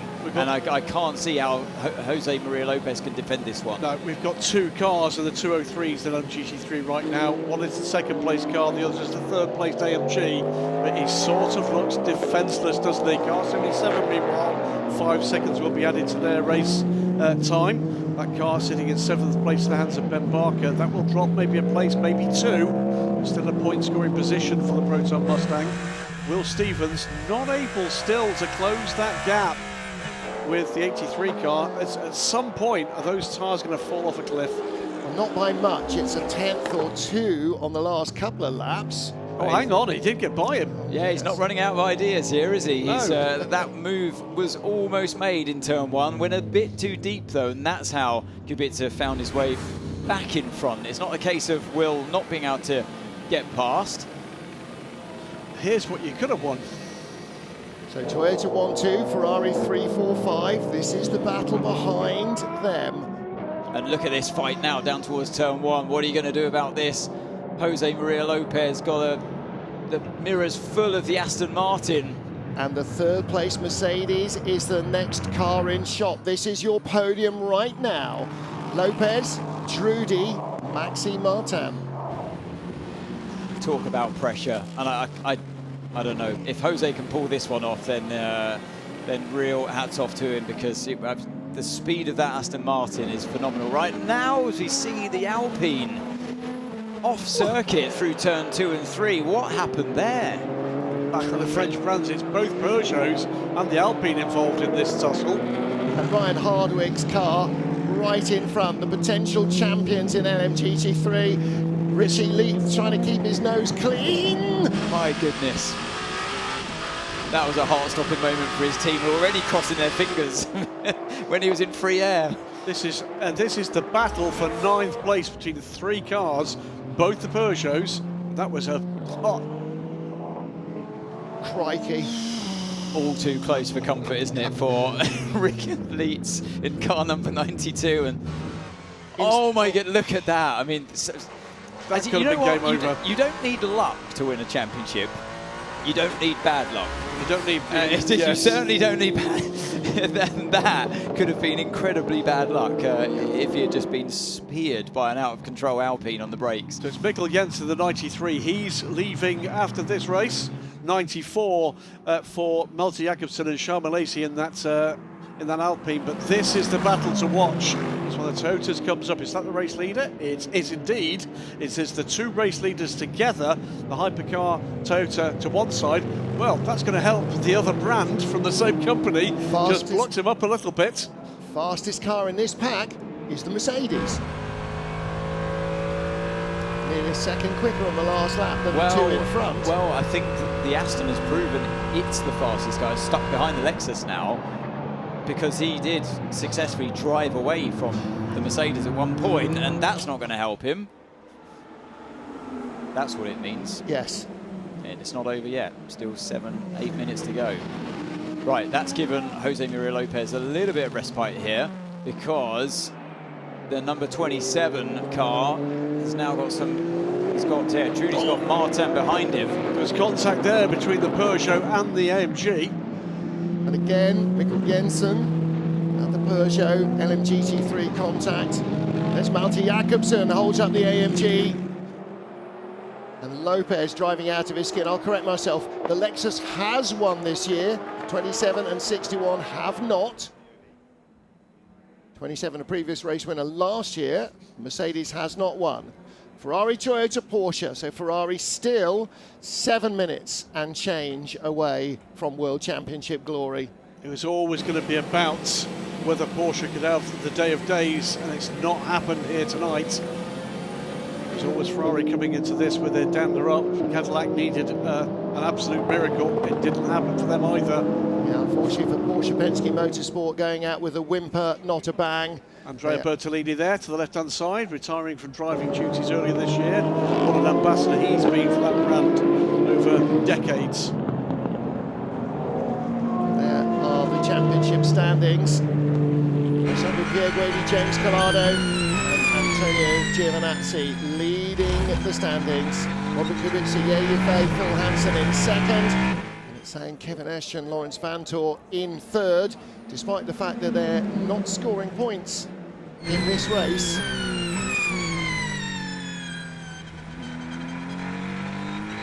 I think somehow that is reflecting manufacturers' results, whereas the 83 crew don't count for manufacturers, they do count in the Hypercar Drivers' Championship. The battle for the lead in LMGT3, inside the final 6 minutes. And it's traffic that's helping him. It's not his pace, it's traffic that is preventing the Aston Martin from getting to the back of this car. If I'm right, by the way, and I'm not doing the hard sums on air, it's too exciting here, I think Porsche and Penske Motorsport's number 6 crew get to third place on countback. All right, which means 83. It's the 50 still that have a place. It's the 50. So does 50 get to pass 51? I don't think they're going to be close enough. On board with the 50 car, looking to try and finish in third place in the championship. That's 51 just in front of us. So this is the LMGT3 battle and potentially a switcheroo in the standings to give Ferrari a 1-2-3 in the drivers' title race, and the Aston Martin just hanging on from the Mercedes. That's for second place in LMGT3. It's been this traffic, this gaggle of hypercars that has saved Jose Maria Lopez to this point, but we've still got 5 minutes to go, and they're side by side behind. Oh my goodness. I think the AMG's got it on the inside of turn 11, and the traffic has been so unkind to Drudy here. Look, this is the fight through turn 12. He's lost the position. Yeah, Maxime Martin gets his nose in front, but was that the salvation that Jose Maria Lopez needed from 0.6 of a second ahead to 2.6 seconds in front? Absolutely was. And the fact that these two are fighting still is even better for Jose Maria Lopez. The good news is that together they will be quicker down the straight than Lopez on his own, but this is how the move happened. In the slipstream, just about stayed on track and had the inside line into turn 11. Job done. Nice move. Very well calculated. See him fighting the rear of the car, Anthony. It's Not done. still not over. No, it won't be, because the fastest car out of this trio is the car we're seeing on screen right now, car 27. He lost position not through the fact he wasn't fast enough, just through traffic. Top three, 2.6 seconds separates them. Most of that 2.6 seconds is the gap first to second, 50 and 51. Do they hold station? Do they swap places? If they swap places, it's a Ferrari 1-2-3 in the Drivers' Championship. They are on the radio organising that. And if it was Toyota in the same position, you know they would do it. To guarantee a 1-2 in the title race, you know they would do it. And I think Ferrari, emotionally, of course, the 51 crew would love to be on the Ferrari, on the podium. But it's about the team, it's about the brand. No one's relaxing yet. It's 3 minutes to go. What a day for Toyota Gazoo Racing. Pretty much nowhere in terms of podium positions. Absolutely nowhere in terms of podium positions. It's a 19-second lead, but that the number 7 car of Nick de Vries has got. What a day he's had from Seb Buemi. Let's have a listen. What we're hearing from the 51 Ferrari. Okay, Ali, we will swap turn 1 next lap. The next turn 1 we swap with 50. Can't argue with that. Copy. Yeah, and Pierguidi knows the game. You know, he's been the beneficiary before now of Ferrari team orders, and he understands what's going on. But 50 car better be a bit closer, and that's what they're trying to do. They're trying to make that move to bump the 50 car ahead of number 6. So that will change the next time we see it. Thomas Floor in the background there in the white t-shirt, watching as well. Yeah, Pierre Guidi flashing his teammate Nick Nielsen. Go on, mate, keep going. Don't slow down now. Well, we've all got red blood, but Thomas Floors is somehow more red than others. I believe, right, is VistaJet operation now a Formula One sponsor as well for Ferrari, as well as the VistaJet F Corsa efforts. His race ended up in the barriers, unfortunately. He's got his eyes on bigger pictures, as everybody in the garage has. This is, yeah, 1 minute and 22 seconds on the clock. This is like the last couple of laps at Le Mans, isn't it? Nobody dares breathe. All eyes on the screen. It's the same in the Toyota Gazoo Racing Garage. They are looking for that win, more than that, for that 1-2 result from a front row lockout. Yeah, it'll be smiles all round, won't it? Toyota finally get their win this year, and in such dominant fashion of first and second. And Ferrari get their championships, both championships, drivers, first, second and third, and to win that much coveted World Championship for the manufacturer. Right, so number 7 starts what it was the last lap. Is it going to be a repeat of what we saw in qualifying? Clean sweep for Toyota, and both Toyota brands winning. LMGT3 at the moment, still in the hands of the 87 Lexus, Jose Maria Lopez for a long time, part of the LMP1 and then the Hypercar group. Maxime Martin is still 1.6 seconds back.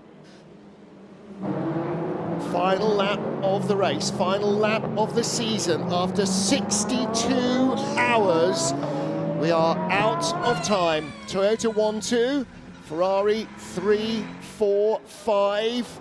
And in just a couple of minutes, when they cross the line, that will be the moment that both sets of garages erupt. Toyota, because after what was their worst season on record in Hypercar, have come out with a perfect points tally, a front row lockout and the top 2 positions in the race. But for Ferrari, something Toyota have experienced a number of times, including last year, the World Championship for sports cars. And the FIA World Endurance Championship is going to be the big one for them. Since 1972, the team from Maranello have been chasing glory, not consistently. They've won 3 consecutive Le Mans 24-hour races. Each of the 3 crews in this race has won at Le Mans. Each of these 3 teams have won at Le Mans. They've won the World Cup with the 83 car, the privateers category, and they are going to have a 1-2-3 in the driver's title as well. But for Toyota, this is a massive redemption. Nick de Vries, the man who brings it across the line, fastest race lap. Who would have thought Toyota had that? Strategy, yes. Racecraft, yes. Experience, yes. Their 11th consecutive, their 11th total win here, their 9th consecutive win. Toyota 1-2, and here is the 50 Ferrari to complete the podium and to complete the triumvirate. They will end up 3rd in the Drivers' Championship. The 51 Ferrari takes the championship title. James Calado, Alessandro Pierre Guidi have won before in GTE Pro.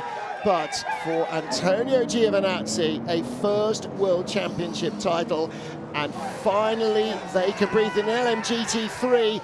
The gap has come right back down again. Jose Maria Lopez being chased by Maxime Martin in the Iron Lynx Mercedes.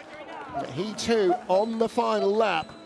And he has got space, but not much. Another lap, it might have been different, but it is victory for the 87 Lexus. They win the race. And the Iron Lynx Mercedes, their best result of the season, in 2nd place. Heart of Racing's Aston Martin completes the podium. The title goes to Manthey First Form for the teams and to the drivers' title as well. Ryan Hardwick, Ricardo Pera and Richard Leeds, who brings it across the line. They are the LMGT3 champions. That's what it means to them. Talismanic stuff from Richard Leeds again. Always there when required, whatever the job he's given. And it is Yannick Delmas, 4 times Le Mans winner, friend of the show. And what a massive part he's had to play in the success story that's been the FIA World Endurance Championship since 2012. He will depart with all of our respect. So Ferrari, the 4th manufacturer's champion in Hypercar and the first new champions since Porsche took the title back in 2015. Yeah, it's been a story of total dominance. No longer.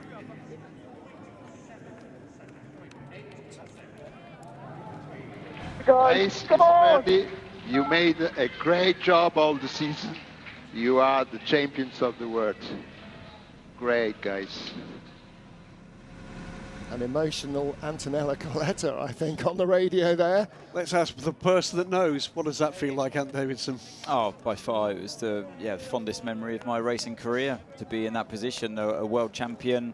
And, you know, you can see that Antonio Giovinazzi's reached the heights of Formula One. I can tell you, this is his biggest achievement in racing.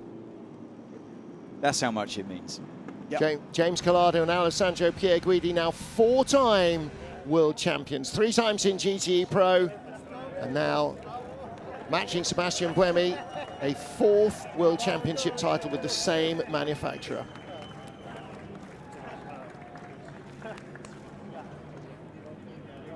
The competition that all of the Ferrari drivers have faced this year, because it hasn't just been another car you've had to beat, it's been 2 cars of the same quality of driver, same speed, of course, of the equipment.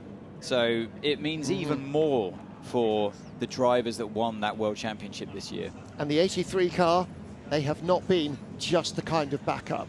They have been in there swinging every race. They won Le Mans, and they were desperate to win the title here for the drivers as well. But Ferrari have the top 3 driving crews in the championship. That's the picture that Toto will like from tonight, without a doubt. And a word here, by the way, we'll see him later on the podium. See him later. Robert Kubica, what a contribution he's made to this World Championship. Well, Ferrari, the manufacturers' world champions, and this is a stat that you're going to enjoy. In all of sports car racing World Championship history, Alessandro Pierguidi and Antonio Giovinazzi are the first Italian overall world champions. Wow. So all the drivers who previously won for Ferrari have been the likes of Jackie Hicks and Mario Andretti and a whole host of non-Italians. But Sebastian Buemi, yeah. That was a nice touch, actually, from Buemi going over to shake the hands of Nick de Vries. He knows the job that de Vries did today. All of the Car 7 crew did a great job, but Nick de Vries, for me, really stood out. He was phenomenally quick, devastatingly quick, and Ferrari had no answer to him. Yeah. Yannick Dalmas is there, recognises the young Dutchman. And that was, you're absolutely right, stand-up performance from Nick de Vries today. We saw it from Seb Buemi last year. James Collado with baby Collado. James just re-signing with the team very recently, and I'm sure they are now pleased to have secured his autograph. There's John Elkann, chairman of Ferrari. And they've gone about this programme, gentlemen, in absolutely the right way in every regard. They've found what they've needed to put together in terms of this car, its technological package, the team, the drivers around them, and understanding what it is to work with a set of rules and regulations to achieve this. There's the prancing horse being shown on the hospitality building just inside turn 1 here. They've been professional, they've raced clean, they've raced hard, they have been friendly and welcoming. They have been everything you want in a race team in this paddock. They have absolutely been part of the spirit of the World Endurance Championship, and they have their first drivers' champions as well. Alessandro Pierguidi, Antonio Giovinazzi and James Collado. They have the top 3 in the drivers' standings, and they have victory in the World Championship for Ferrari. The Scuderia triumphs for the first time since 1972. And obviously, for us, it's big news. For Brits watching this, no matter where you are in the world, it's massive news. Ferrari winning a World Championship, no matter what category it is. But in Italy, this will be off the scale tomorrow. Absolutely well, right. particularly on Monday. On Monday morning, it'll be off the scale celebrations. The passion that a singular brand attracts in Ferrari is astonishing.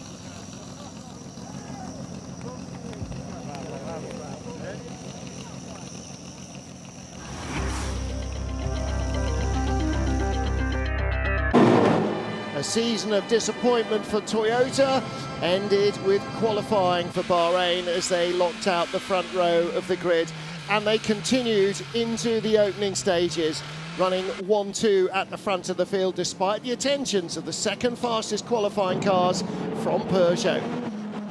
Everybody had hopes of winning races and titles. The AMG Mercedes number 60 on the front row of the grid, not making a great start, but just about hanging on in second behind the pole-sitting Lexus, ahead of the sister 61 car. And from the tail of the field, Manthey first form, knowing they had work to do to take the title. Aston Martin at the end of their debut season producing real pace and some spectacular racing. Spectacle 2 from Paul di Resta, looping out of third place in his Peugeot towards the end of the second stint of the race.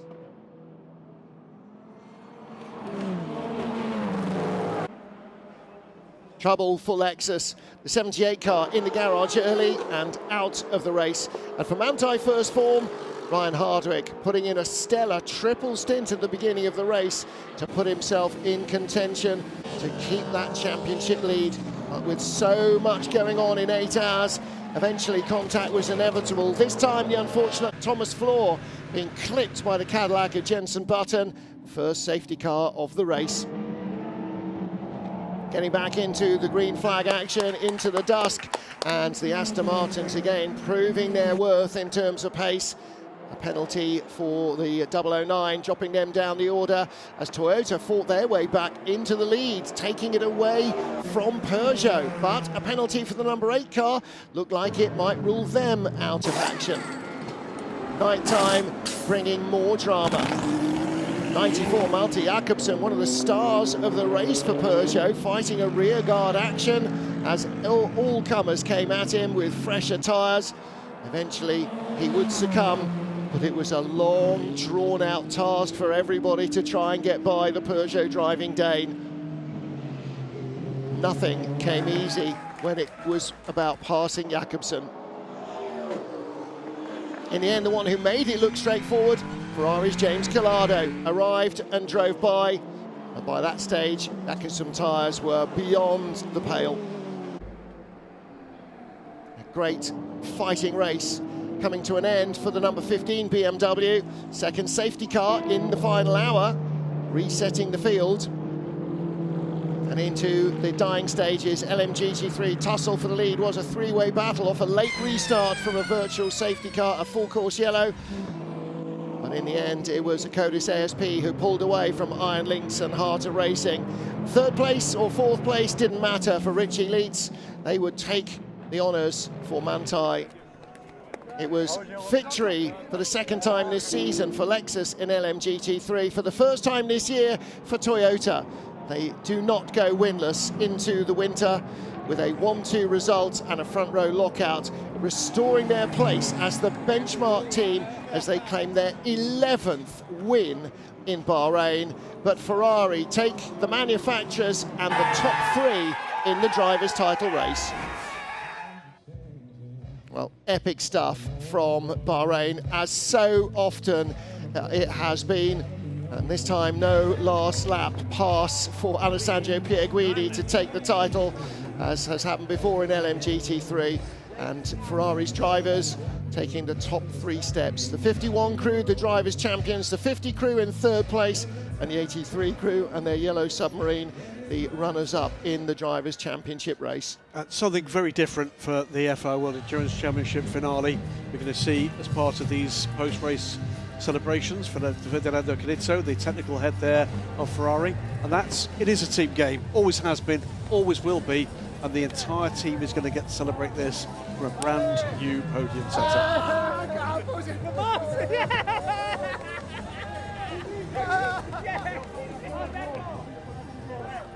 Marta Ferrari there celebrating with Alessandro Pierguidi and James Calado, who've been with AF Corsa and Ferrari for many a year, but never a better triumph than this. And that is a picture-perfect finish for the Manufacturers' Championship claimed tonight by Ferrari AF Corsa. The 83 car doesn't score manufacturers' points as a privateer entry, so it has been 50 and 51 that have made it happen for the Scuderia. And it is their team that will be on the podium. Drivers, cars, and every man jack of them. Men and women in scarlet. You can see them all coming in from the garage. John Elkann in the centre there. I said it before, didn't we, Martin? Organised chaos. Elite sport is hard. It's very, very hard. And every man and woman on that podium has played a part in what has been a banner year for one of the most famous brands of any sort on the planet. Yeah, superb stuff. And again, just orchestrating the final few laps. The 50 car coming ahead of 51. It's all they needed to do to guarantee that all three Ferrari teams would finish in the top three of the drivers' standings, denying last year's champions Kevin Est and Lawrence Vantor a chance to finish at least in the top three of the title race. Their chances of defending that championship title faded a little. And Anthony, from Ferrari's viewpoint, they've won the title, they've won the top three in the drivers. The hardest thing now is going to be coming back and repeating it next year. I thought you were going to say waking up tomorrow morning. And they might save that until after the gala on Sunday, but to win is one thing.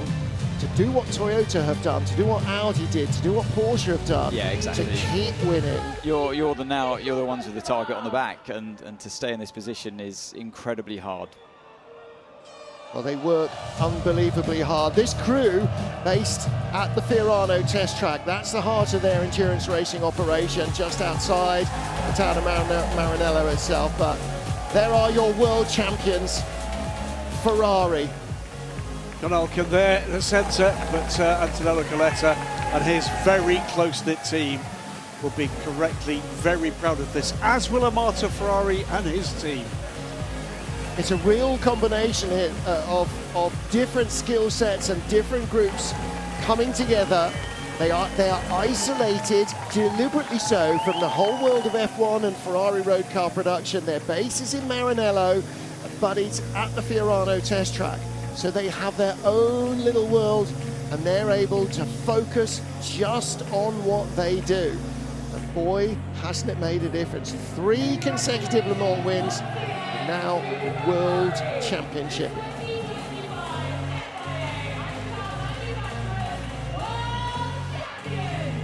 That trophy will hold a very proud place wherever it lands in the Ferrari universe. But I can tell you right now, we'll be going to the factory first. Well, I imagine that there might be some kind of celebration on the streets of Maranello as well in the next few weeks. I'm sure that there have been tentative plans made. There are your driver crews. And it is astonishing to think, isn't it, in all the history of sports car world championships, that Ferrari have been involved in so many. Never before have Italian drivers been the overall world champions. And that is another box ticked. For Alessandro Pierguidi, a 4th world championship title along with James Collado. And Antonio Giovinazzi a first, and if it's the last, then there's something very unfair going on in the future. There's something quite infectious about watching the Italians celebrate, isn't it? I mean, this is sport, you know, the heartbreak and everything that goes with it, the sweat, the toil, the endless hours that you don't see. I mean, you know, we've seen 62 hours of racing alone this season, but it's the hundreds and hundreds and hundreds of hours that everybody else has put in behind the scenes that make this 10 minutes. The jubilation overflow that it is. That trophy is going to go through the hands of every single person. Might be a while before we get to the podium here. Marvellous stuff. And it's not just the people here directly at the racetrack. They're the one that kind of, all the eyes, the spotlights are on them. But the hundreds of people back at base in the Maranello factory doing their thing to deliver these 2 cars. James, amazing. What is the feeling inside, world champion? It's emotional. You know, the first thing I did was look at my kids, even before the race finished, and I was almost in tears. They're here with me, my family, they hardly ever come, so it's amazing to get the victory, world champion for the 4th time. And of course the first time in the top class, so what an achievement. Congratulations, mate. Well, I'm glad it's not just me, James. It's these emotional moments in sport that are what it is all about. I have this expression I heard somebody else use once: motor racing, come for the cars, stay for the people. And because like all sports, yeah, we've got machines instead of running shoes or javelins or whatever, but it's about people. It is, I mean, especially in this sport, it's a massive group of people working all to one goal. It's the celebrations, it's the commiserations, it's the hellos for the new talent coming aboard, and it's the goodbyes. We've got plenty of those this year as well, but it's these moments. And Rick Ardley's one of the truly nice guys in sports car racing, and that's what it means to him. Yeah. So the 52 first form Porsche, the LMGT3 champions. Antonio, a lot of emotions, some tears back in the garage. How do you feel? I feel good, really good. Really happy. Just a lot of emotion inside of myself. Yeah, it was just a long day, a long 8 hours. After the 24-hour Le Mans, I think this is one of the best days of my life for many reasons. So, yeah, just really proud of the team. You know, we won 2 titles, so yeah, what I can say, fantastic. How do you rate this as the biggest achievement in your career so far? Yes, for sure, you know, world champion, you know, it's something I always dream with Ferrari, so yeah, what I can say. Congratulations. Grazie. Anthony Davidson, world champion in a Ferrari. There aren't many better phrases, are there? Absolutely not, Martin. And you know, the work that car crew have put in this year, over the years, this still relatively infant program at Ferrari, and who knows the level of success they can continue on achieving in the future. But here's another story as well. What great teamwork from all of this crew here in the Car 92 Porsche team. And they had the perfect driver at the wheel right at the end there, didn't they? Yeah, Ryan Hardwick did the perfect job at the start that you expect that you hope for from your bronze driver. Staying in, saving tyres, moving up from the last row of the grid into a podium position. And Ricardo Pera and Richie Leitz just double teaming it all the way through. Fantastic achievement. And again, Manthey, you know, won it last year with Pure Racing. Unbeaten. Won it this year. Unbeaten in championship terms in LMGT3. Both wins this championship taken by them. And of course, including Richie Leitz's time with the team, ran the GTE Pro team before that. So they are one of the true greats in WC GT racing history. Yeah. The Manthey family operation has been very successful racing Porsches. For a number of years with the UPS factory team, they were Porsche's sole representative in endurance racing. Wow, LMP3 champions, what a moment. Boys, you did it. Look at that. This is a great t-shirt. LMGT3 champions of 2025 and driver of the race. Ryan, talk us through that race. Man, it was unforgettable. I mean, to start from the very back row, I mean, you know, everything was against us, but I never lost confidence. I always believed, and I believe in our team. I believe in these 2 great drivers that I have with me, and yeah, step by step, we just made our way up the field, and we never made any mistakes in the race. And so it was a great effort from the team, great effort from the drivers, and it was an honor to be, you know, nominated by the fans for Driver of the Day today. I had a lot of fun in that opening triple stint. Congratulations, all 3 of you. I know you have to go and do your podium. Congratulations. Enjoy it. Oh, they will. They will. Of course, you know, Richie Leitz done that a few times. But I don't think Anthony, and having never done it once, I don't suppose it loses its flavour, does it, winning? No, not at all. It ends up, it's the reason you do it. In the beginning, you start this journey because it's fun. And then you carry it on because of the winning. And that's fun. And that becomes fun. It's a new type of fun. It's a pressured fun. There's a lot of pain that goes with it because you lose a lot more than you win. But it's because of that, that makes the wins so special. Talk about special wins. Here's Nick de Vries. Nick, you didn't take the start, but you did the final. You crossed the checkered flag. What an amazing win today. Pole position, win, 1-2 for Toyota, and you clinch place out of Porsche for the championship, finishing second. Amazing day. Yeah, certainly a very, very good way to finish off the season. I mean, it's been a challenging journey all the way through. We didn't really score any podiums or wins until now, but we finished it on a high and kind of took everything at the same time. It was a challenging race. I was very kind of annoyed with the first virtual safety car because obviously people around us managed to get a kind of free pit stop for new tires, and I was kind of hanging on all the tires at the time, but I think that was an important point, and obviously Mike and Kamui did a great job as well. So yeah, and to have car 8 joining us on the podium, which yeah, was very well executed to come back after that drive-through. So happy day. A little word about Ferrari. They finished 1, 2, 3 in the championships, pretty strong for them. And also how much work for next year and the new evolution of the car. Yeah, I mean, they did a great year. They were particularly dominant in the first half. They were kind of winning everything. So ultimately they deserve to win. So yeah, hats off to them, and congrats. Thank you so much. Well done. The Toyota team know what that's like, that kind of dominance, don't they? But, you know they've got a development car coming next year. So Toyota never down, never out. They will be back. Yeah, this result, you said it earlier, Martin, an absolutely perfect weekend there, very rare indeed. Elevates Toyota from 4th before the race. Yes. To second at the flag. People say the Germans have got no sense of humour. Yeah, I mean, just textbook Toyota, Anthony. Never give up, always working, always believe. And I was just thinking there, Nick de Vries, you know, he's not the young kid anymore. He's the real deal. He's absolutely polished performer. He was the standout in the number 7 car today. From what he achieved in his earlier career and what he achieved particularly in LMP2, he always deserved to land a big drive in Hypercar at the very top level, and that's where he finds himself today. And I tell you what, that drive he put in today was absolutely phenomenal. I mean, I saw it at the time.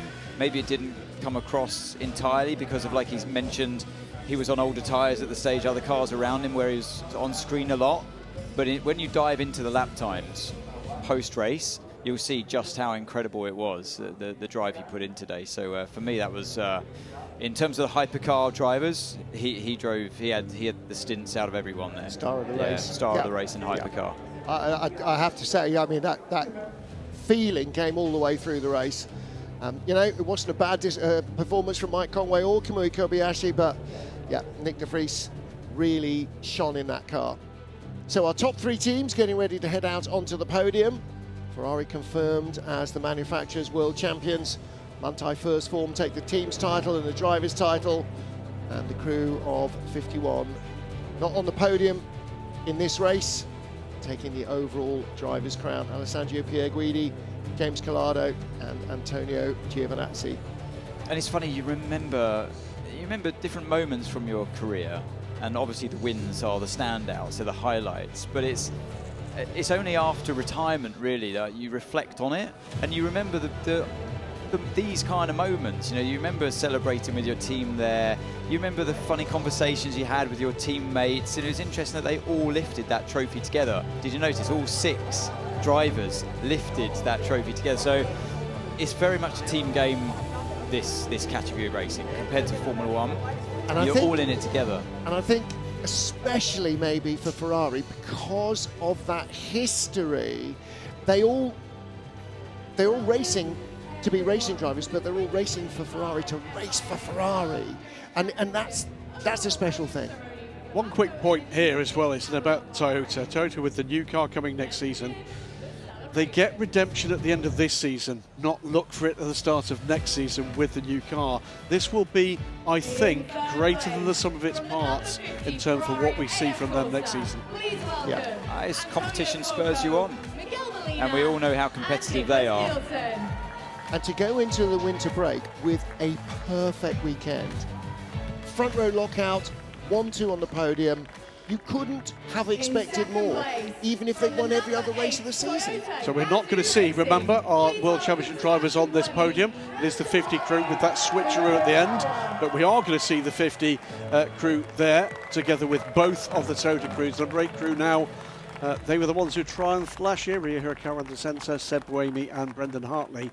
But we're going to welcome to the podium now Martin Haven, the race winners from tonight. And what a win! I thought we were going to say we're going to welcome to the podium Martin Haven, Graham Goodwin, Nancy Davis. That would be a surprise. Bit of a shock from here. It's going to be a bit of a run, yeah. We're not going to make it. So, Kamui Kobayashi, Nick de Vries and Mike Conway. Well, what a way to round out a season for this Toyota Gazoo racing team. I think I probably say it every race weekend, never count them out. They always find some way of being more competitive in the race than you think they're going to be. And they did it here in qualifying. Free practice, you didn't go, oh, this is going to be another Toyota weekend. But it was. And now, the national anthem of the main team from Japan.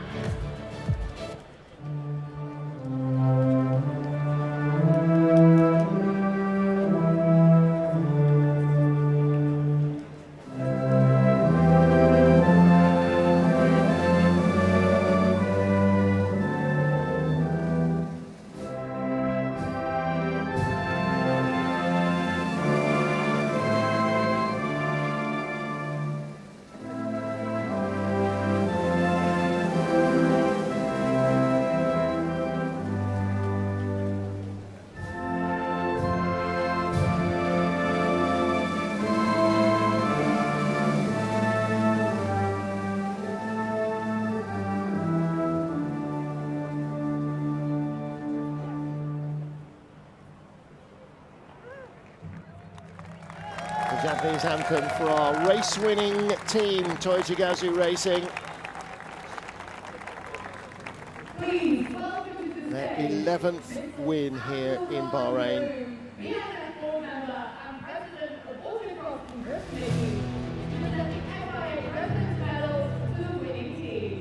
And for the number 7 crew, this is now the 6th win for Toyota number 7. So it is more successful of the two. Have always raced here as 7 and 8 in the World Endurance Championship.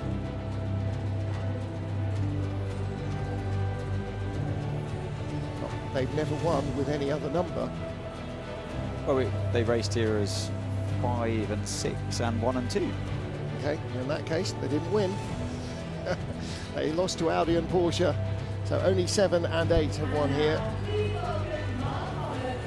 So, as we said earlier in the show, we have to go back to 2016 to find a different mark taking the overall win here, but this one was against the odds and against the form book.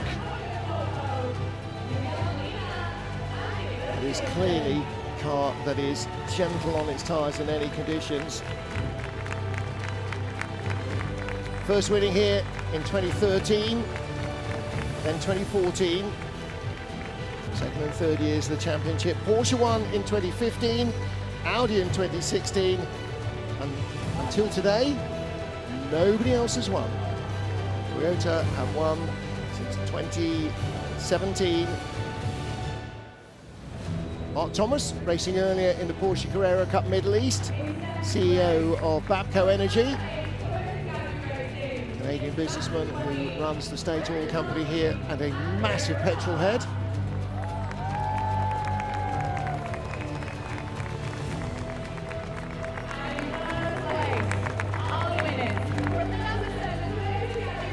Not often do you get to race and present the trophies on the same day in 2 different categories, is it? But then when you run the sponsor, that tends to be the way it is.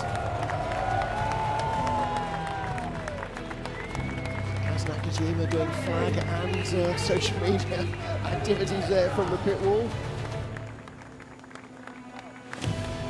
Well, congratulations to the top 3 crews. Again, Toyota, this fantastic record. That sparkling rose water never smelt or tasted so good. Well, it's been a long time coming this season for Toyota to be back where they will feel they belong, and they have been so often in the FIA World Endurance Championship, the top step, and for that matter the second step too. That's how they did it. 237 laps. 7 Toyota takes the win by just under 20 seconds. The sister 8 car.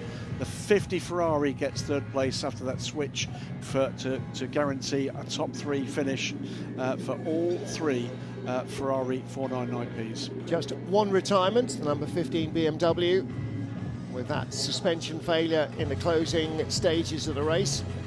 Let's hear from our race winners in LMGT3. Well, there we have it. They took the top step here in Bahrain, and so well deserved. Car 87, my goodness me, guys, what a race that was. Pachito, let's start with you. Talk us through that stint. I'm getting too off of this thing sometimes. Yeah, it was, I'm basically so happy to this. Congrats to Clemens, Petro, they did an amazing job today, all the team. Truly, it was really hard. Every time we knew we had to beat the gap, especially in the first stint. Our car on the second stint was really struggling in this track, and we knew the other ones were quicker. So, yeah, the safety car at the end didn't help much, so it reset the race, and I knew the speed the Aston had behind me was unbelievable. They told me 15 laps to go. I said, oh, it's going to be impossible, I thought. Then I left everything in the traffic, tried to win every second possible in any opportunity, risking it sometimes, but yeah, we made it. I mean, honestly, I'm so happy. I'm so happy for everyone. It's so nice to finish always the year in a high note. I think, we came through some difficult races, and to finish P3 in the championship at the end with 2 DNF and some difficult races at the beginning. Honestly, it's been a great year. So I hope we can, progress a little bit more and give even more fight next year. Congratulations, so well deserved. Clemens, I feel like that was a roller coaster race for you. It was horrible the last 20 minutes. I think nobody was able to breathe in the box. And I think for us it was even worse than for him in the car, because we thought, okay, he's gaining a second every lap. But honestly, the team made the brilliant strategy. We were always on the right tires at the right time. We were more or less the whole race leading, and it was an amazing drive from those two. Incredible, Petru, well done. You boys done it yet again. Yes, my teammates and the team did an amazing job. And to be honest, I think it's a strong statement from all of us, because we don't have like the fastest car. We missed FP2 and still we didn't give up. We fought till the last moment, and Jose did a masterclass. Boys, so well deserved. Enjoy your podium, guys. Their second win of the season, and only their 4th points score of the year, but they take victory, and it was a tough slog for Jose Maria Lopez to just hang on ahead of the Iron Lynx Mercedes and the heart of racing Aston Martin. For the best finish, by the way, for AMG, Mercedes-AMG, with that finish tonight, it could have been so different. There was the traffic that made a difference. Ian James, so close. Mattia Drudi at the end of that race as well. It'll be Aston Martin third with the heart of racing. It will be the Iron Lynx Mercedes-AMG in second place, and the Codis ASP's Lexus. Jose Maria Lopez, by the way, 15 overall wins in the FIA World Endurance Championship, and now a second win this season in LMGT3. He's had quite the career in the World Championship. First podium of the year for the heart of racing Aston Martin. And out come Martin Berry, Maxime Martin and Lynn Hedanius, the first out for the 61 Mercedes. Their first podium, their second points score. They were in 8th place last time out. The first podium for AMG Mercedes in LMGT3. Again, that is a car that has progressed through the season, getting stronger and stronger, same way that Lexus did towards the end of last year. Previous best for the AMG, by the way, 8th. Yep. This is some progress for them. This is a great way to launch whatever's going to happen next year for Mercedes-AMG, but no taking away from it. That was a great defensive drive and a great run to the flag from Jose Maria Lopez, and a great win from a Codis ASP. And now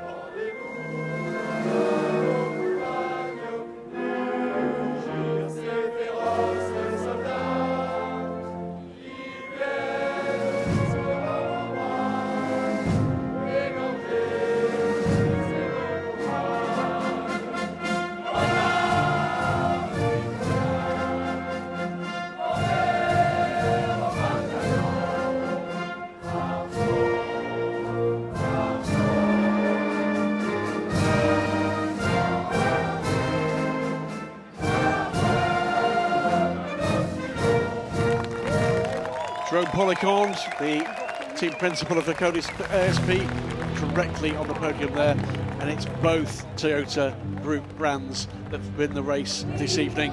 LMGT3 with their premium Lexus brand, and Toyota Gazoo Racing, their sporting brand for the overall in Hypercar. Excellent stuff. And Jerome Policond leading the singing from the podium. Heart Racing, Aston Martin taking third place here, their first podium finish of the season. Winners last year, the 27 Aston Martin, won in Texas, in James's adopted land. Big smile on the face there, Martin Berry in the middle. Yeah. It's their bronze with Maxime Martin, great run at the end from him, and Hellenius fine on the right-hand side is their silver. Martin Berry super excited to go into this race. I'm sure he's pleased with the result. There you are, your Lexus winning group, Petru Umbrorescu. Martin Berry will be very pleased indeed. He's chosen to test tomorrow in the Lexus. Get a sample of the opposition. Clement Schmidt on the right, Petru Umbrorescu in the centre, and Jose Maria Lopez on the left.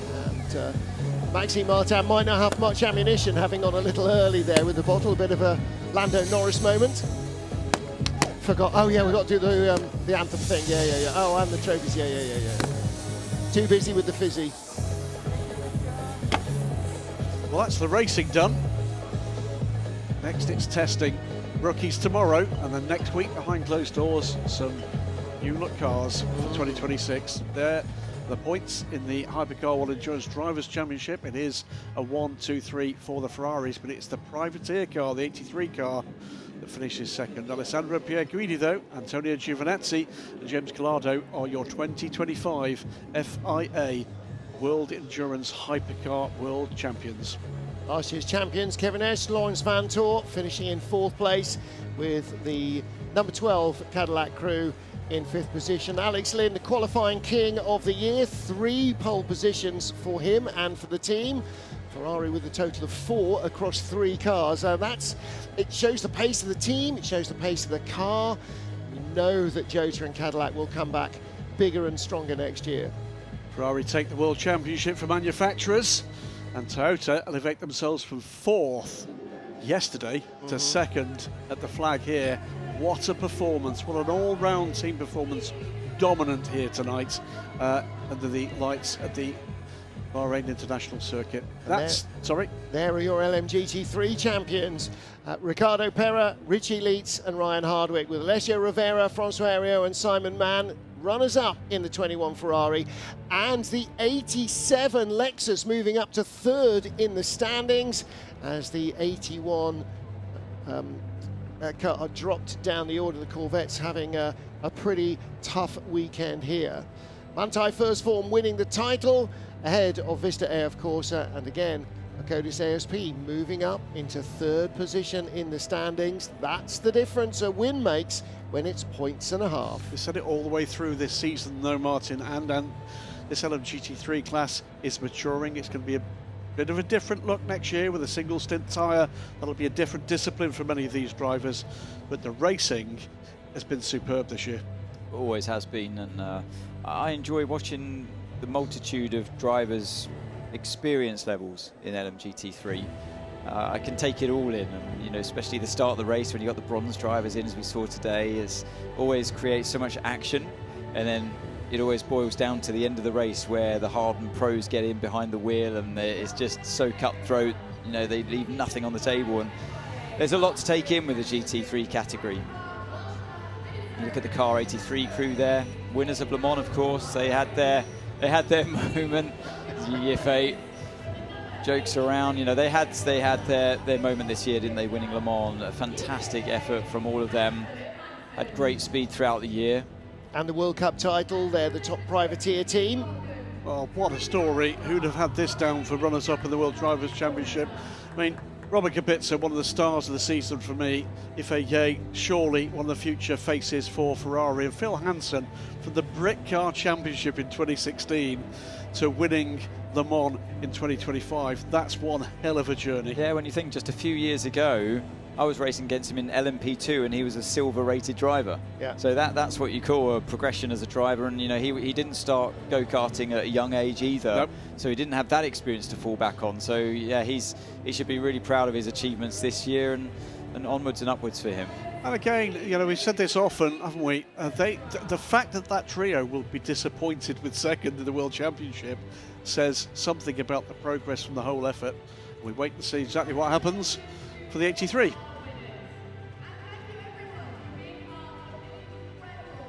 And that is it. 62 hours of racing ending in Bahrain.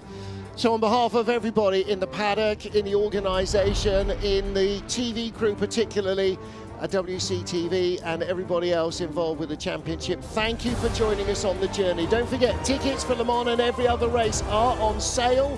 Full access comes out later this month with a Christmas special to follow.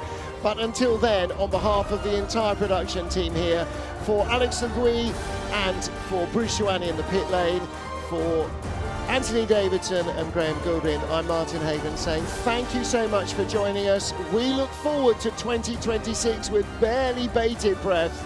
We will see you in Qatar for the prologue and the first race of the championship. Until then, congratulations to Ferrari for their World Championship victory and to all our champions. That's it from us.